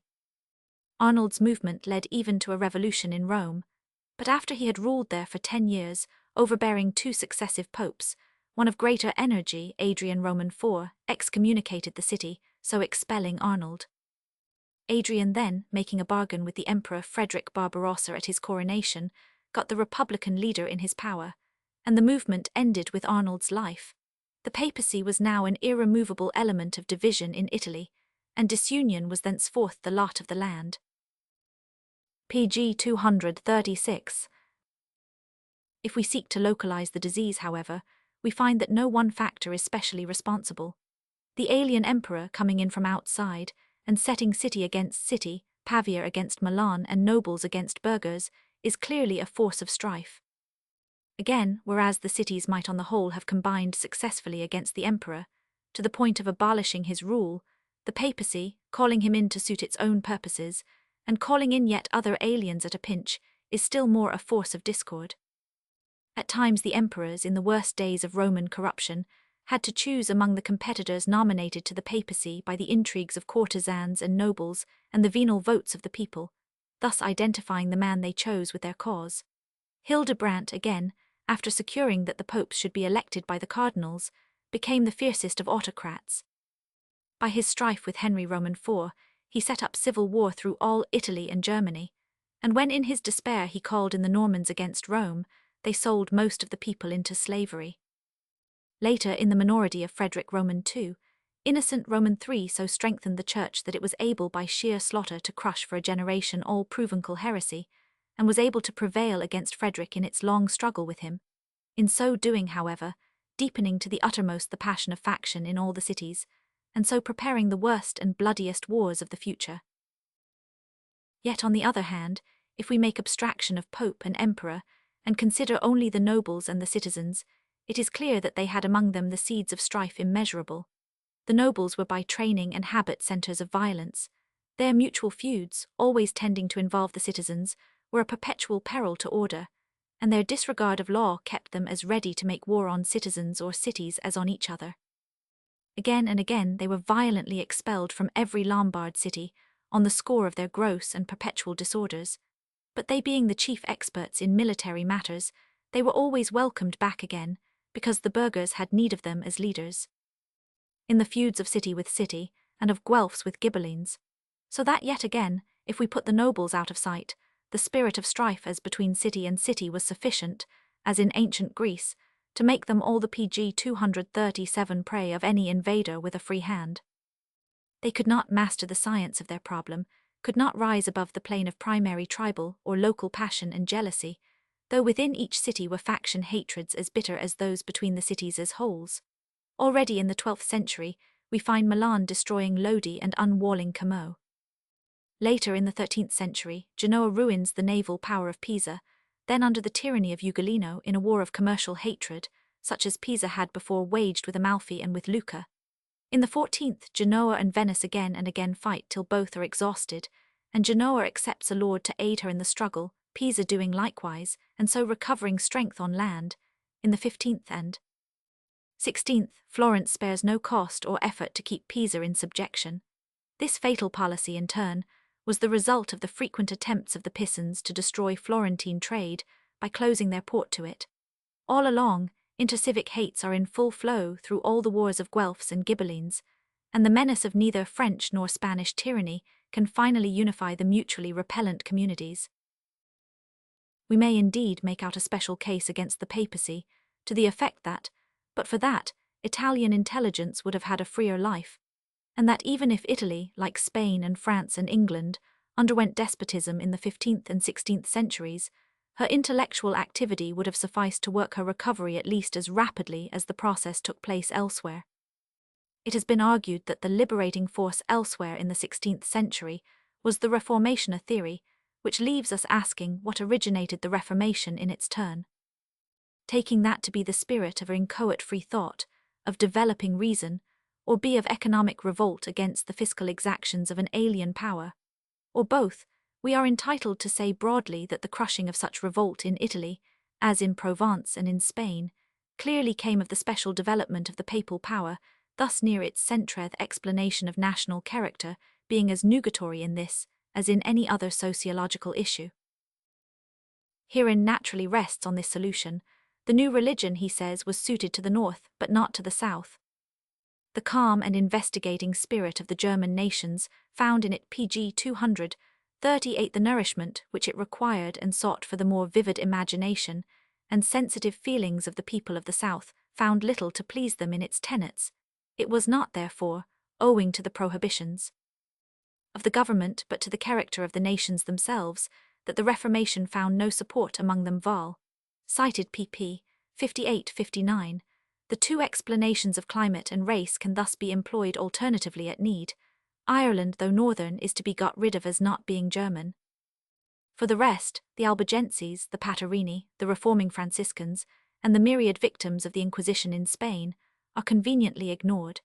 Heron's phrase about the almost total exclusion of the southern countries from the great ferment of ideas which in other countries of civilized Europe gave activity and life to the human intellect can be described only as a piece of concentrated misinformation, and a similar judgment must be passed on the summing up of Mr. Symonds that Germany achieved the labor of the Reformation almost single-handed Renaissance in Italy, 2nd ed. I. 28. There is far more truth in the verdict of Guizot, that la principale lut d'érudition et de doctrine contre l'Église catholique et soutenu par la réforme francaise, c'est en France et en Holland, et taugers en Francais, quant et écrits tant d'ouvrages philosophiques historiques polémiques, à l'appui de cette cause civilisation en France, I. 18. Martley, though an uncritical tutophile and gallophobe, admits as to Holland that the Reformation first entered the provinces, not through the Augsburg, but the Huguenot gate rise of the Dutch Republic, ed. 1863. As to the spirit of Reformation in Italy and Spain, the student may consult the too careful and learned histories of M. Cry, works which might have saved many vain generalizations by later writers, had they heeded them. The question of the supposed racial determination of the Reformation is discussed at some length in the Saxon and the Celt pp. 90-97, 14347, 203-204. cp.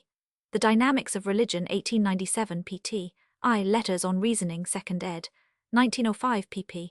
2024, and A Short History of Freethought Vol. ICHS Roman 9 x 11.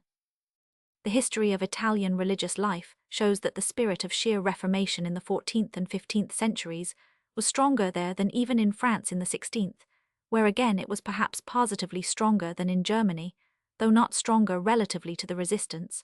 And in Italy the resistance was personified in the papacy, which there had its seat and strength.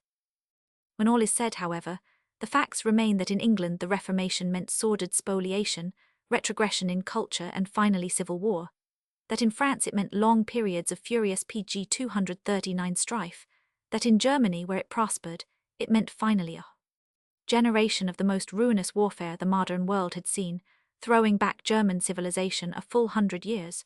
Save for the original agony of conquest and the special sting of subjection to alien rule, Italy suffered in the 16th and 17th centuries less evils than these. The lesson of our retrospect, then, is, generally, that as between medieval Italian development and that of other countries our own there has been difference, not of race character and faculty, but of favouring and adverse conditions, and particularly that certain social evils which went on worsening in Florence and are, in some degree, present in all societies today, call for scientific treatment lest they go on worsening with us. The modern problem is in many respects different from that of pre-Reformation Italy, but the forces concerned are kindred, and it may be worthwhile to note the broad facts of the past process with some particularity.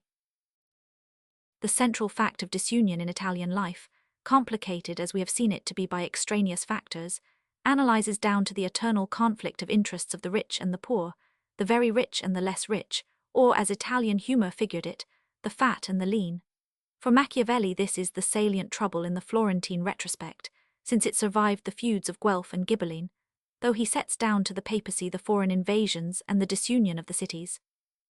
The faction feuds, of course, tell of the psychological conditions of the feud of rich and poor, and were to some extent an early form of the feud, the imperialist Ghibellines being originally the more aristocratic faction, while the papalist Guelphs, by the admission of Machiavelli, were the more friendly to the popular liberties, that being the natural course for the papacy to take. The imperial cause, on the other hand, was badly compromised by the tyranny of the terrible Ezzelino Roman III, the representative of Frederick Roman II in the Trevisan March, who ruled half a dozen cities in a fashion never exceeded for cruelty in the later ages of Italian tyranny. Whatever democratic feeling, there must needs be on the other side. After Florence had recast its constitution at the death of PG 240 Frederick Roman II, establishing 12 anziani or magistrates, replaced every 2 months, and 2 foreign judges on the upper-class podesta, and the other the captain of the Piplito prevent grounds. Of quarrel matters were in fair train, and the city approved its unity by the sinister steps of forcing Pistia, Arezzo, and Siena to join its confederation, capturing Volterra and destroying several villages, whose inhabitants were deported to Florence. But new plots on behalf of Manfred led to the expulsion of the Ghibellines, who in turn, getting the upper hand with no sense of permanence, reasoned that to make their party safe they must destroy the city, a purpose changed, as the familiar story goes, only by the protest of the Florentine Ghibelline chief, Farinata degli Uberti. They then tried, in obvious bad faith, the expedient of conciliating the people, whom they had always hitherto oppressed, by giving them a quasi-democratic constitution, in which the skilled workers were recognized as bodies, to which all citizens had to belong. But this scheme being accompanied by fresh taxation, the Ghibellines were driven out by force, and once more the Guelphs, now backed by Charles of Anjou, organized a government of 12 magistrates, adding a council of 24 upper-class citizens, called the credenza, and yet another body of 180 popular deputies, 30 for each of the 6 quarters of the city, making up with the others a council general. To this, however, was strangely added yet another council of 120, charged with executive functions. The purpose was to identify the Guelph cause with that of the Pieplithat, the lower bourgeoisie and skilled artisans, and the property of the exiled Ghibellines was confiscated and divided among the public treasury, the heads of the ruling party, and the Guelphs in general.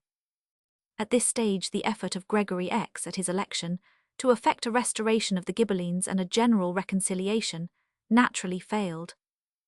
Yet when his successor, Nicholas Roman III, persisted in the anti-French policy, he was able through his northern legate to persuade the city, suffering from the lawlessness of the Guelph as of old from that of the Ghibelline nobles, to recall the latter and set up a new constitution of 14 governors, 7 of each party, PG 241, all nominated by the Popia system, which lasted 10 years. Then came another French interregnum, whereafter, on the fall of the French rule in Sicily in 1282, there was set up yet another constitution of compromise. For the Council of 14 was set up one of 3 priori del arti, heads of the crafts and number immediately raised to 6, so as to give 1 prior to each ward of the city, with a change in the title to signoria. These were to be elected every 2 months. The system, aristocratic in respect of its small governing body, yet by its elective method lent itself peculiarly to the new bourgeois tendencies, and thenceforward, says Machiavelli, we find the parties of Guelph and Ghibelline in Florence supplanted by the simpler enmity of rich and poor. Soon many of the nobles, albeit Guelph, were driven out of the city, or declared disqualified for priorship on the score of their past disorders, and outside they set up new feuds. While Florence thus held out, other cities sought safety in one-man power, choosing some noble as captain of the people, and setting him above the magistrates. Thus Pagano della Torre a Guelph became warlord of Milan, and his brothers succeeded him, till the office came to be looked on as hereditary, and other cities inclined to choose the same head. And so astutely egotistic was the action of all the forces concerned, that when the Guelph house of Della Torre thus became unmanageably powerful, the papacy did not scruple to appoint to the Archbishopric of Milan an exiled Ghibelline, Visconti. Henceforward, says Sismondi, the rivalry between the families of Della Torre and Visconti made that between the people and the nobles almost forgotten. The Visconti finally defeated the other faction, made Milan Ghibelline, and became its virtual rulers. On the other hand, the entrance of a French army under Charles of Anjou, called in by a French pope to conquer the Ghibelline realm of the two Sicilies, put a due share of wrong to the account of the Guelphs, the French power standing for something very like barbarism. Its first achievement was to exterminate the Saracen name and religion in Sicily. On its heels came a new eruption from Germany in the person of Conradin, the claimant of the imperial succession, to whom joined themselves Pisa and Siena, in opposition to their big neighbour and enemy Florence, and the people of Rome itself at quarrel with their pope, who had left the city for Viterbo. By Conradin's defeat the French power became paramount, and then it was that the next pope, Gregory X, sought to restore the Ghibellines as counterpoise, a policy pursued by his PG 242 successor, to the end, however, of substituting papal for imperial claims over Italy. Even Florence at his wish recalled her Ghibellines. But then came the forced election of another French pope, who acted wholly in the French interest, and re-exiled everywhere the Ghibellines, a process speedily followed in turn by the Sicilian Vespers, involving the massacre and expulsion of the French, and introducing a Spanish king as representative of the imperial line. Again the papacy encouraged the other power, relieving Charles Roman II, as King of Naples, from his treaty oath, and set him upon making a war with Sicily, which dragged for 24 years. Such were the main political features of the Italy of Dante. The papacy, becoming a prize of the leading Roman families, played a varying game as between the two monarchies of the south and their partisans in the north, and the minor cities, like the greater, underwent chronic revolutions. Still, so abundant was the Italian outflow of intellectual and inventive energy, so substantial was the general freedom of the cities, and so soundly was the average regimen founded on energetic agriculture and commerce, that wealth abounded on all hands. With the new French invasion under Charles of Valois, called in by Boniface Roman VIII to aid him against Sicily, a partially new stage begins. Charles was received at Florence as the typical Guelph, but being counselled by the Pope to pacify Tuscany to his own advantage, allied himself with the ultra-Guelphs, the Neri, gave up to plunder, the proceeds of which he pocketed, the houses of the other or pro-Ghibelline faction, the Bianchi, and enforced the execution or exile of its leading men, including Dante. Then came the election of a strictly French pope and his establishment at Avignon. A new lease being now given to faction, the cities rapidly lapsed into the overlord system as the only means of preserving order.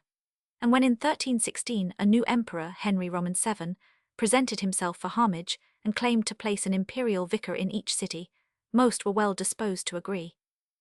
When, however, Henry, like Charles, showed himself mainly bent on plunder, demanding 100,000 florins from Milan and 60,000 from Genoa, he destroyed his prestige. He had insisted on the recall of all exiles of either party, but all united against his demands, save the Pisans, who had sent him 60,000 florins in advance. His sudden death on his way to fight the forces of Naples left everything in a new suspense, save that Pisa, already shorn of maritime power, was soon eclipsed, after setting up a military tyranny as a last resort. The regime of the local tyrant now rapidly developed.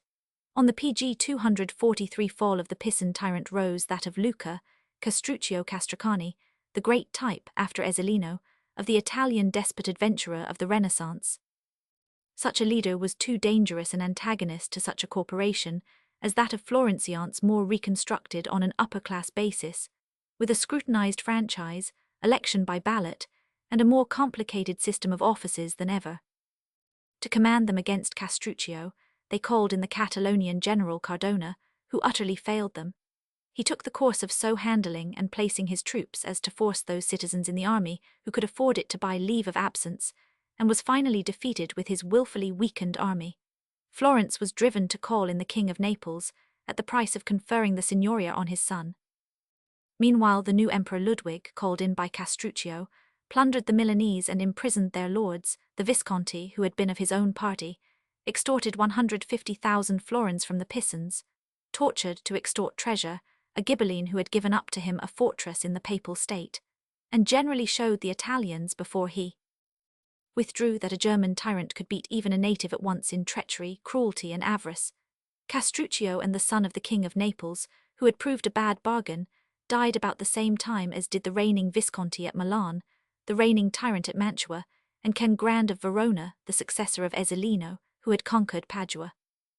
Again, the encouraged middle class of Florence recast their constitution, annulling the old councils and electing two new, a council of the people, composed of 300 middle-class citizens, and a council of the commune, composed of 250 of both orders.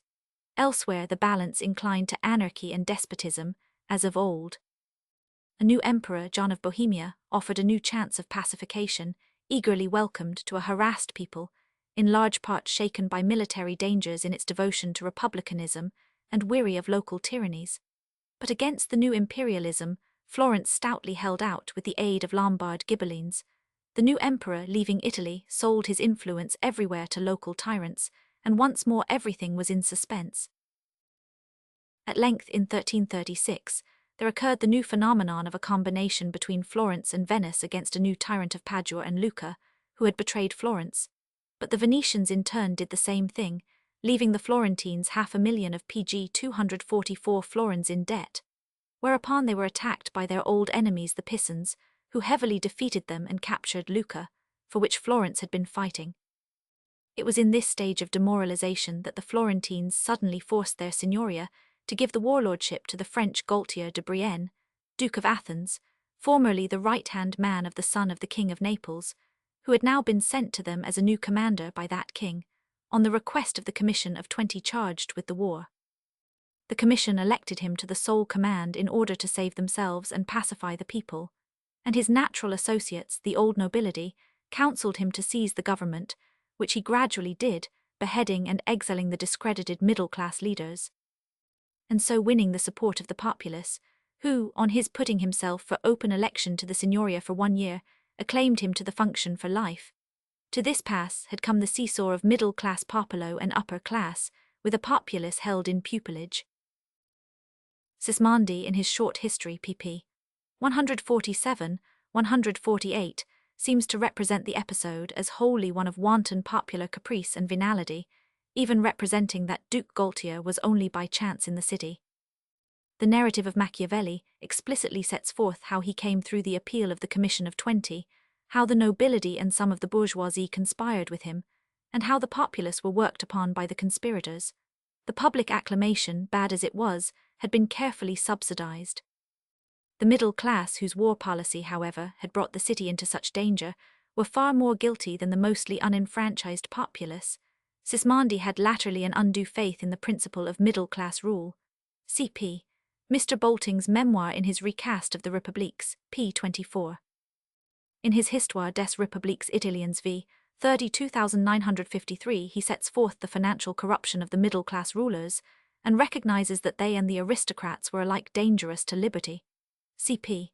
As to his change of front, F. Morin, Origines de la Démocratie 3e edit, 1865 in Trad, pp.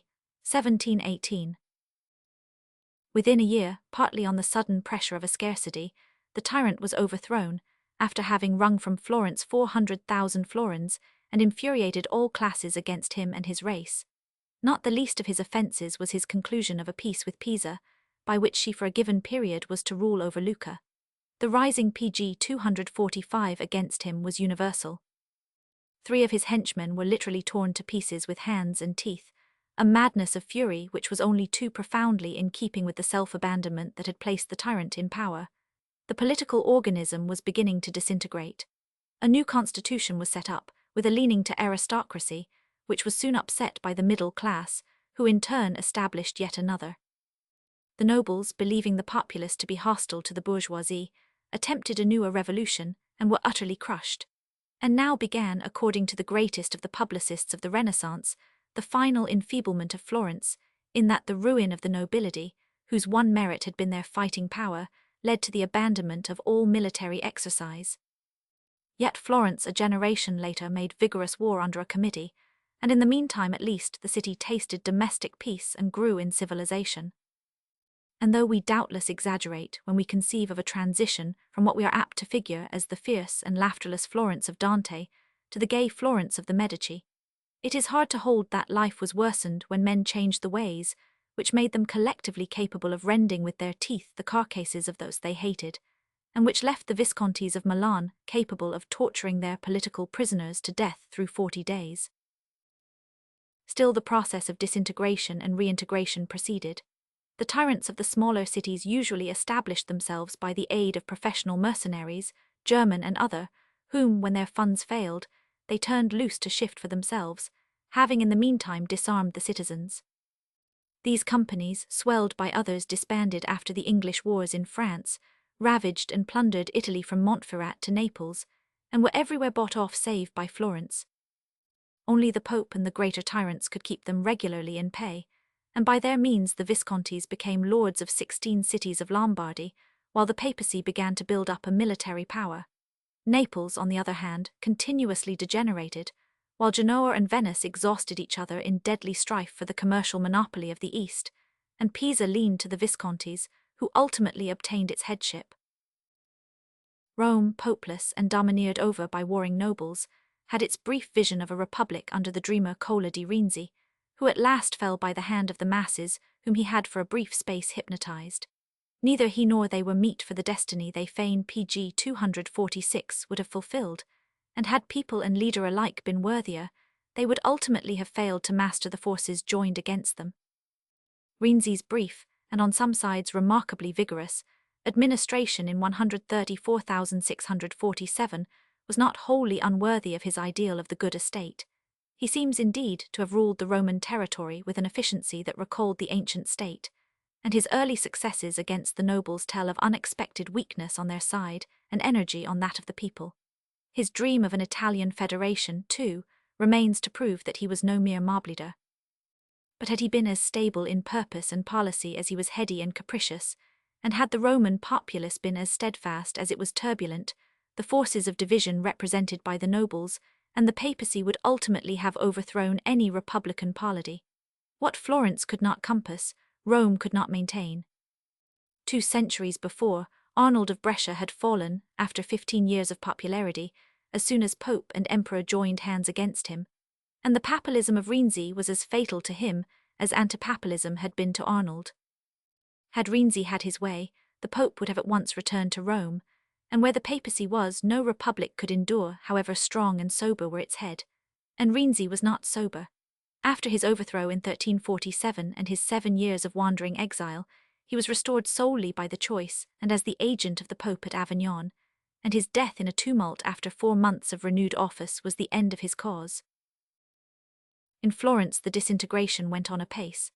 A new emperor, Charles Roman IV, charged the city 100,000 florins for her immunities, leaving all men hopeless as ever of the empire as a political solution, and when the crimes of the Viscontis drove cities and papacy to call Charles in against them, he did but used the opportunity to levy blackmail wherever he went. Later, the papacy combined with Florence against the reigning Visconti, but only to betray its ally. And now occurred what for a time must have seemed a vital revolution in Italian affairs, the infuriated Florentines suddenly allying themselves with Visconti, the enemy of the day before, against the treacherous Pope, and framing a league with Siena, Lucca and Pisa against the church that Florence had so long sustained. 80 towns in 10 days drove out their legates, and furious reprisals broke out on all hands, till the very Pope at Avignon was fain to come to stay the universal warfare.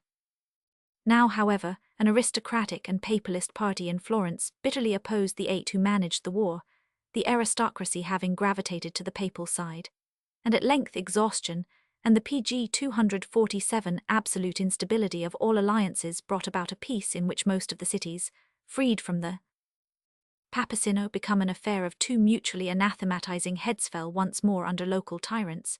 In the hour of extreme need the papacy was, if possible, a worse influence than the emperor. Nowhere was to be found a force of stability save in the tyrannies, which were merely unstable with a difference. Florence, still republican and still obstinately prosperous, stood as a strange anomaly in the general transformation. But she had now reached the stage when the long-ignored populaceth multitude beneath the popula made up of handworkers, with no nominal incorporation or franchise, was able to press its claims as against the other orders, which in turn were divided, as of old, by the jealousies between the major and minor middle-class guilds, and between the new nobility of capital and their former equals. Refused the status of incorporation, the Siampi chums or mates from the French compere made their insurrection in turn, finding for the nonce in a woolcarder a leader of the best quality the time could show, who carried his point, was chosen head magistrate, enforced order among his own partisans, and established a new magistracy, with 3 representatives of the major arts, 3 of the minor.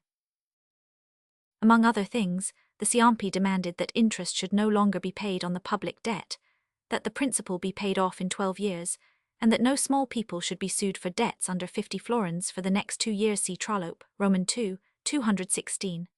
The trouble was that the brains in the movement, good as they were, could not permanently control the spirit of riot. Sismondi, after arguing short history, in the Whig manner that those who have not learnt to think, those to whom manual labour leaves no time for meditation, ought not to undertake the guidance of their fellow citizens, amusingly proceeds to point to the capacity of Lando, as showing how much a free government spreads sound sense and elevated sentiments among even the lowest classes of society.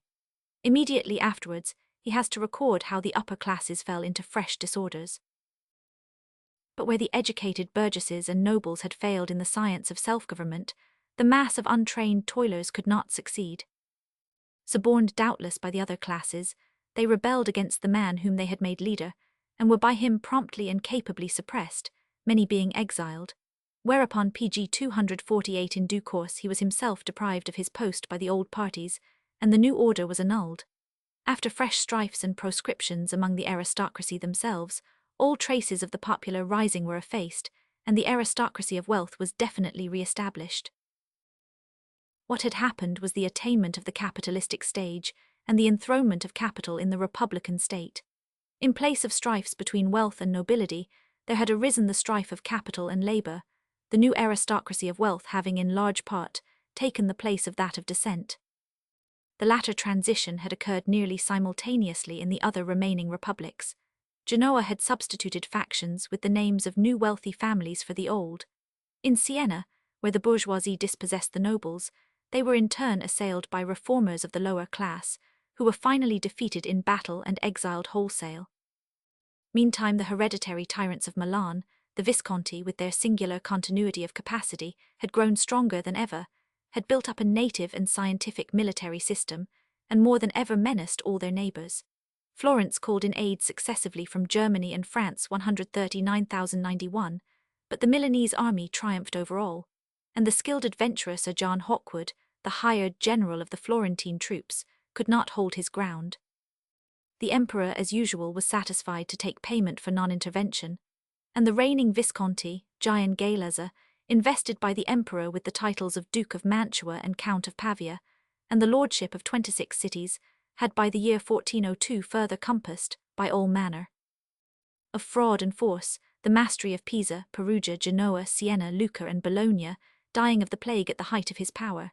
His sons being boys, his power broke up among his generals, to be in large part recovered later, however, by his second son, who first assassinated the elder. At this stage Venice once more intervenes, taking up the cause of Verona against the tyrant of Padua, whom, having defeated him by her carefully chosen and supervised mercenaries, she put to death. He had been the ally of Florence, but Florence let him fall, being now wholly bent on reconquering Pisa, her natural seaport. Pisa, in turn, always invincibly opposed to Florentine rule, was on commercial grounds backed by Genoa, now under the nominal rule of a representative of the King of France, who, however, sought to sell Pisa to the Florentines, and did receive from them 200,000 florins. Still resisting, the Pisans recalled an exile to lead them, and he in turn sold them for 50,000 florins, this pg 249 time to their complete undoing. Refusing all Florentine favours, the bulk of the ruling middle class abandoned the city forever, taking much of its special commerce with them.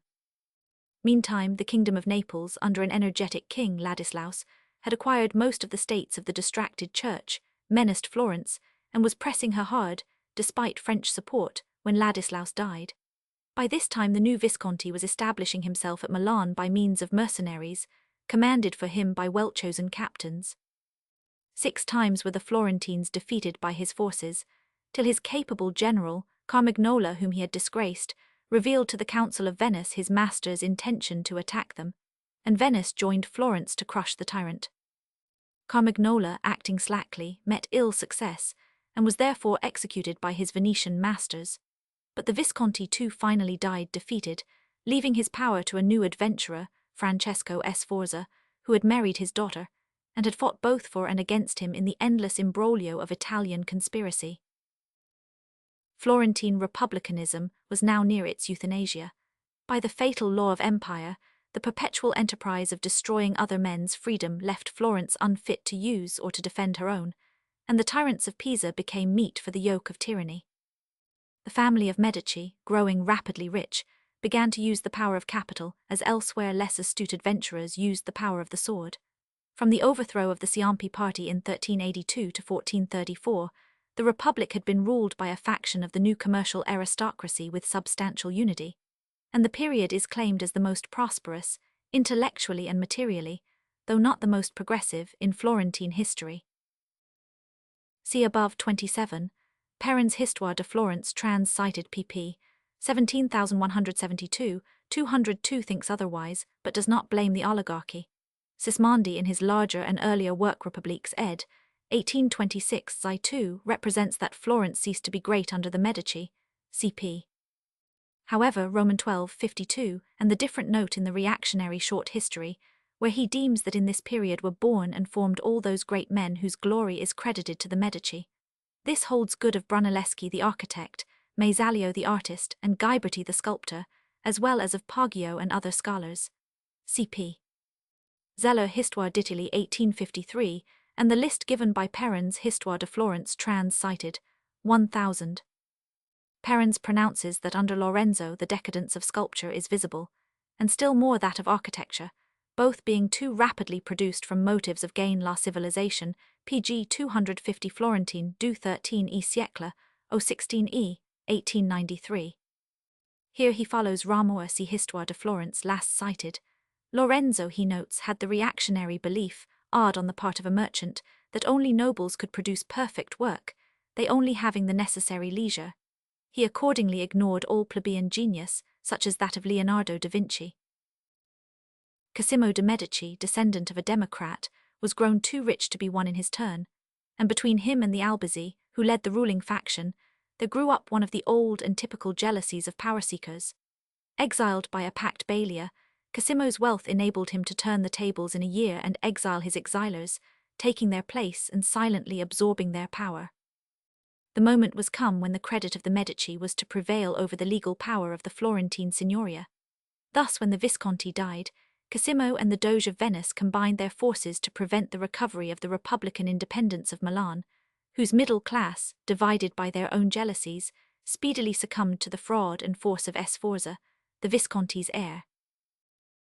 For 30 years Cosimo maintained at Florence, by the power of capital, prosperity and peace under the semblance of the old constitution, the richer of the ever-renewed capitalist class accepting his primacy, while the populace, being more equitably governed than of yore under the old nobility, and being steadily prosperous, saw no ground for revolt. Capital as tyrant had in fact done what the tyrants of early Greece and Rome are presumed to have often favoured the people as against the aristocracy, Cosimo's liberality giving employment and pay at the same time to the artisans and to the scholars. Under Cosimo and his political colleagues, doubtless, the subject cities were corruptly governed, but Florence seems to have been discreetly handled. Attempts to break the capitalistic domination came to nothing, save the exile or at a pinch the death of the malcontents. Under all of the Medici, it appears, the fiscal legislation adhered to the principle of burdening the old nobility of the city von Rumont, Lorenzo de' Medici Eng tr. I. 33. They, however, built up a fresh public debt, and their finance had very crooked aspects, especially under Lorenzo, who lacked the mercantile faculty of his grandfather 499, pp. 31-33, cp. Perrin's Histoire de Florence trans-cited pp. 5560, 288, 40,813, 41,617. Lorenzo was even accused of appropriating the dowries of orphan girls, and it seems clear that he defrauded the Monte del Dodi, or dowry bank. As regards fiscal policy, it may be interesting to note that PG 251 in Florence taxes had been imposed alternately on capital or income from the 13th century onwards, both being taken at the lowest values, and rated at from 1/2 to 3%. According to the Estimo Esquerren de Pariu, Trait des Imparts, 2 e edit. 1866, I 417. These taxes in turn were probably suggested by the practice of ancient Athens, where extraordinary revenue for war purposes was obtained partly from voluntary contributions, partly from a graduated income or property tax. In 1266, a fresh income tax of 10%, on an already heavily taxed city, incited the decisive rising against the rule of the Ghibelline Count Guido. The earlier historians of Florence, like most others, pay little attention to the history of taxation, but details emerge for the later period.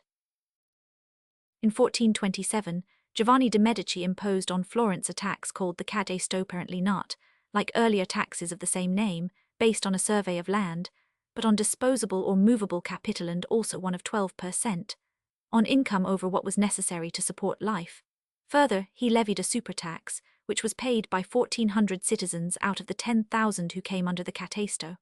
At a pinch, the catasto was levied several times in the year.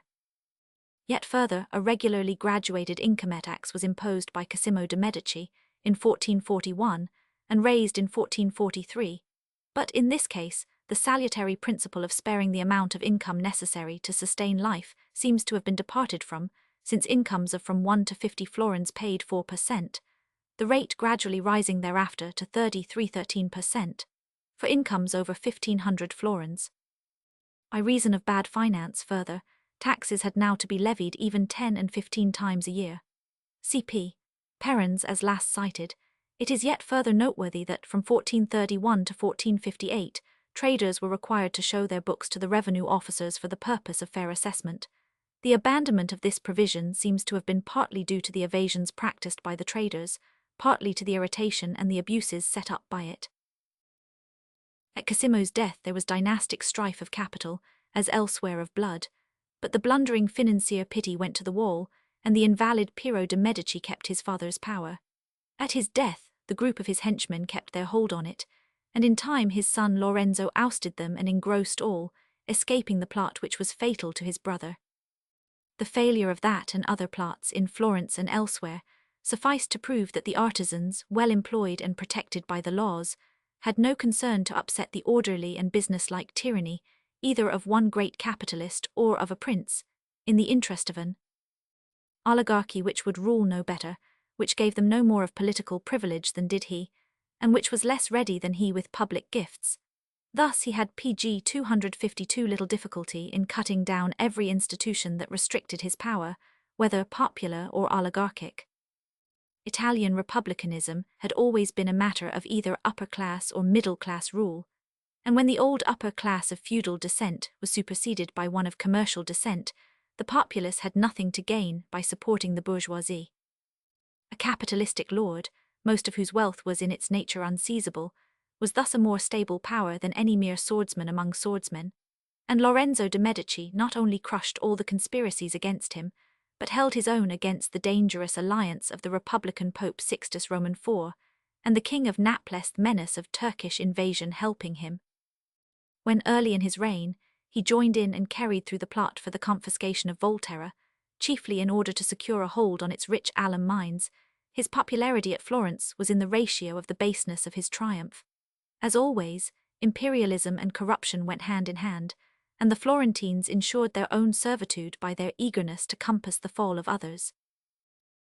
After Lorenzo's death, only the incompetence of his son Piero at the hazardous juncture of the new French invasion under Charles Roman VIII could upset the now hereditary power of the house. But such incompetence at such a crisis was sufficient, Savonarola having now set up a new democratic force, partly analogous to that of Puritanism in the England of a later age. The new party, however, brought no new political science, Republican Florence, in its interim of self-government, proceeded as of old to make war on indomitable Pisa, with which it could never consent to live on terms of equality. Time after time, vanquished by force and treachery, the Pisans had again cast loose, fighting for independence as fiercely as did their fathers of a previous generation. Savonarola, who had no better light for this problem than was given to the other Florentines of his age, staked the truth of his inspiration on the recovery of Pisa. He had not a grain of sympathy for the Pisans, and punished those who had. And though his party had the wisdom to proclaim a general amnesty for Florence, the war against Pisa went on, with the French king insensately admitted as a Florentine ally. Savonarola in his turn fell, on his plain failure to evoke the miraculous aid on the wild promise of which he had so pg 253 desperately traded. His party of pietists went to pieces, and the upper-class party which succeeded carried on the war, destroying the Pisan harvests every year, till under the one-man command of Lodrini, Florence triumphed, and the staunch sea-city fell once more. Even now the conquering city consented to pay great bribes to the kings of France and Aragon for leave to take her prey, and once more multitudes of Pisans emigrated, refusing to live in subjection, despite all attempts at conciliation. Slowly the monarchic powers closed in. France, after several campaigns, decisively defeated and captured Lodovico Sforza, Lord of Milan, and proceeded by a secret treaty with Spain to partition the kingdom of Naples, a rascal's bargain, which ended in a quarrel and in the destruction of two French armies, Spain remaining master of Naples and the Sicilies, while France held the Milanese and Liguria, including Genoa. For a few years Cesare Borgia flared across the Italian sky, only to fall with his great purposes unfulfilled, and still the foreign powers encroached. France, with Swiss support, proceeded in turn to make war on Venice, and the Emperor, the Pope, Spain, and the smaller neighboring despots joined in the attack. Against these dastardly odds the invincible oligarchy of Venice held out, till Pope Julius, finding his barbarian friends worse than his Italian enemies, changed sides, joined the Republic, and after many reverses got together an anti-French league of English, Swiss, and Spanish. Finally the Emperor betrayed his French allies, who were once more driven out of Italy, leaving their ally Florence to fall into the hands of the Spaniards. Now came the restoration of the family of Medici, soon followed by the elevation of Giovanni de' Medici to the papacy as Leo X, whence came yet more wars, enough to paralyze Italy financially had there been no other impoverishing cause. But Leo X, now the chief Italian power, misgoverned in secular affairs as badly as in ecclesiastical, and the wars, so barbarous in themselves, were waged upon dwindling resources. Venice, pressed afresh by Maximilian, made alliance with Louis, who was defeated by the Swiss, as defenders and lords of Milan, whereupon the Spanish, Papal and German forces successively ravaged the Venetian territories. Francis I zealously renewed the war, grappled with the Swiss in the desperate battle of Marignano in such sort as to get them to come to terms, pg 254, and compassed the sovereignty of Milan. On the succession of Charles V to the throne of Spain and the Empire, war between him and Francis set in systematically, and continued under Adrian and Clement Roman VII as under Leo, both combatants feeding on and plundering Italy. The defeat of Francis at Pavia brought no cessation to the drain. A new league was formed between France, the papacy, Venice and Sforza, and soon, besides the regular armies, a guerrilla horde of Germans on the imperial side, receiving no pay, was living by the plunder of Lombardy. At length in 1527 came the sack of Rome by the imperial forces, Germans and Spanish combining for 9 miserable months to outdo the brutalities and the horrors of all previous conquests, Christian or heathen. 2 years more fighting only added to the desolation of Italy, and destroyed alike in all the Italian provinces the last remains of prosperity. When a fresh German army entered Lombardy in 1529, there was nothing more to pillage. The curtain now falls rapidly on every form of independence in Italy. Pope Clement Roman VII, freed of his barbarian conquerors, sent them against Florence, which fell in a fashion not unworthy of its great republican tradition, after tasting 3 final years of its ancient and thrice forfeited freedom. With the dying Machiavelli to frame the ordinances of her revived military system, and Michelangelo to construct her last fortifications, she had in her final effort bound up with her name as a republic 2 of the greatest Italian names of the age of the Renaissance. Then came the vengeance of the Medicean Pope, Clement Roman VII, the ducal tyranny, and the end of a great period. The prolonged life of the maritime and commercial aristocratic republics of Genoa and Venice, interesting as a proof of the defensive powers of communities so placed and so ordered, was no prolongation of Italian civilization, save in so far as a brilliant art survived at Venice till the close of the 16th century. It is sufficient to note that what of artistic and intellectual life Venice and Genoa had was dependent first on Venetian contact with Byzantium, and later on the fecundity of freer Italy. The mere longer duration of Venice was due as much to her unique situation as to her system. On the other hand, it seems substantially true that the Venetian oligarchy did rule its subjects, both at home and on the mainland, with greater wisdom and fairness than was shown by any other Italian power. When PG 255 Castruccio Castracani drove 900 families out of Lucca in 1310, thus destroying some of its chief manufactures, Venice gave the silkweavers among them a politic encouragement, and so widened her commercial basis. Her rulers, in short, had the common sense of men of business, who knew the value of goodwill. There is thus an unwarrantable extravagance in the verdict of the young Macaulay, that in Venice aristocracy had destroyed every seed of genius and virtue, and in his outburst, God forbid that there should ever again exist a powerful and civilized state, which, after existing through 1300 eventful years, shall not bequeath to mankind the memory of one great name or one generous action. Such actions are not rife in any history, and in mere civic selfishness of purpose, the rulers of Venice were on a par with most others. As citizens, or as a caste, they seem to have been not more but less self-seeking as against the rest of the community, despite their determined exclusiveness, than the same class in other states. Their history does but prove that an astute oligarchy, protectively governing a commercial and industrial state, is not helpful to civilization in the ratio of its power and stability, and that the higher political wisdom is not the appanage of any class. When all is said, the whole Italian civilization of the Middle Ages and the Renaissance represents a clear political gain over that of ancient Hellas in that it had transcended slavery, while failing to attain or to aim at the equality and fraternity which alone realize liberty. Despite, too, all the scandals of the Renaissance in general, and of Papal Rome in particular, the life of such a city as Florence was morally quite on a par with that of any northern city. But the later states and civilizations which, while so much more fortunate in their political conditions, are still so far from the moral liberation of their laboring masses, these are not entitled to plume themselves on their comparative success. The petty done is still dwarfed by the undone vast. What they and we may truly claim is that in the modern state, freed from the primal curse of fratricidal strife between cities and provinces, the totality of good life, no less than of industrial and commercial life, is far greater than of old, even if signal genius be less common. To contrast the Genoa of today with the old city-state PG 256 is to realize how peace can liberate human effort. The city of Petrarch, Columbus, and Mazzini has no recent citizen of European fame, but since a wealthy son bequeathed to her his huge fortune, she has become the chief port of Italy, passing some 40% of the total trade of the country. The fact that half her imports in weight consist of coal tells of the main economic disadvantage of modern Italy as compared with the chief northern countries, but the modern development of industry is all the more notable. Under a system of general free trade, it might go much further. The fact remains that modern Italy is no such intellectual beacon light among the nations as she was in the old, unhappy, far-off times, and upon this the historical sentimentalist is prone to moralize. But there is no perceptible reason why the new life, well managed, should not yield new intellectual glories, and the latter-day intellectual renaissance of Italy may one day take its place in the historic retrospect as no less notable than that of the days of strife. Part 5. The Fortunes of the Lesser European States, 257,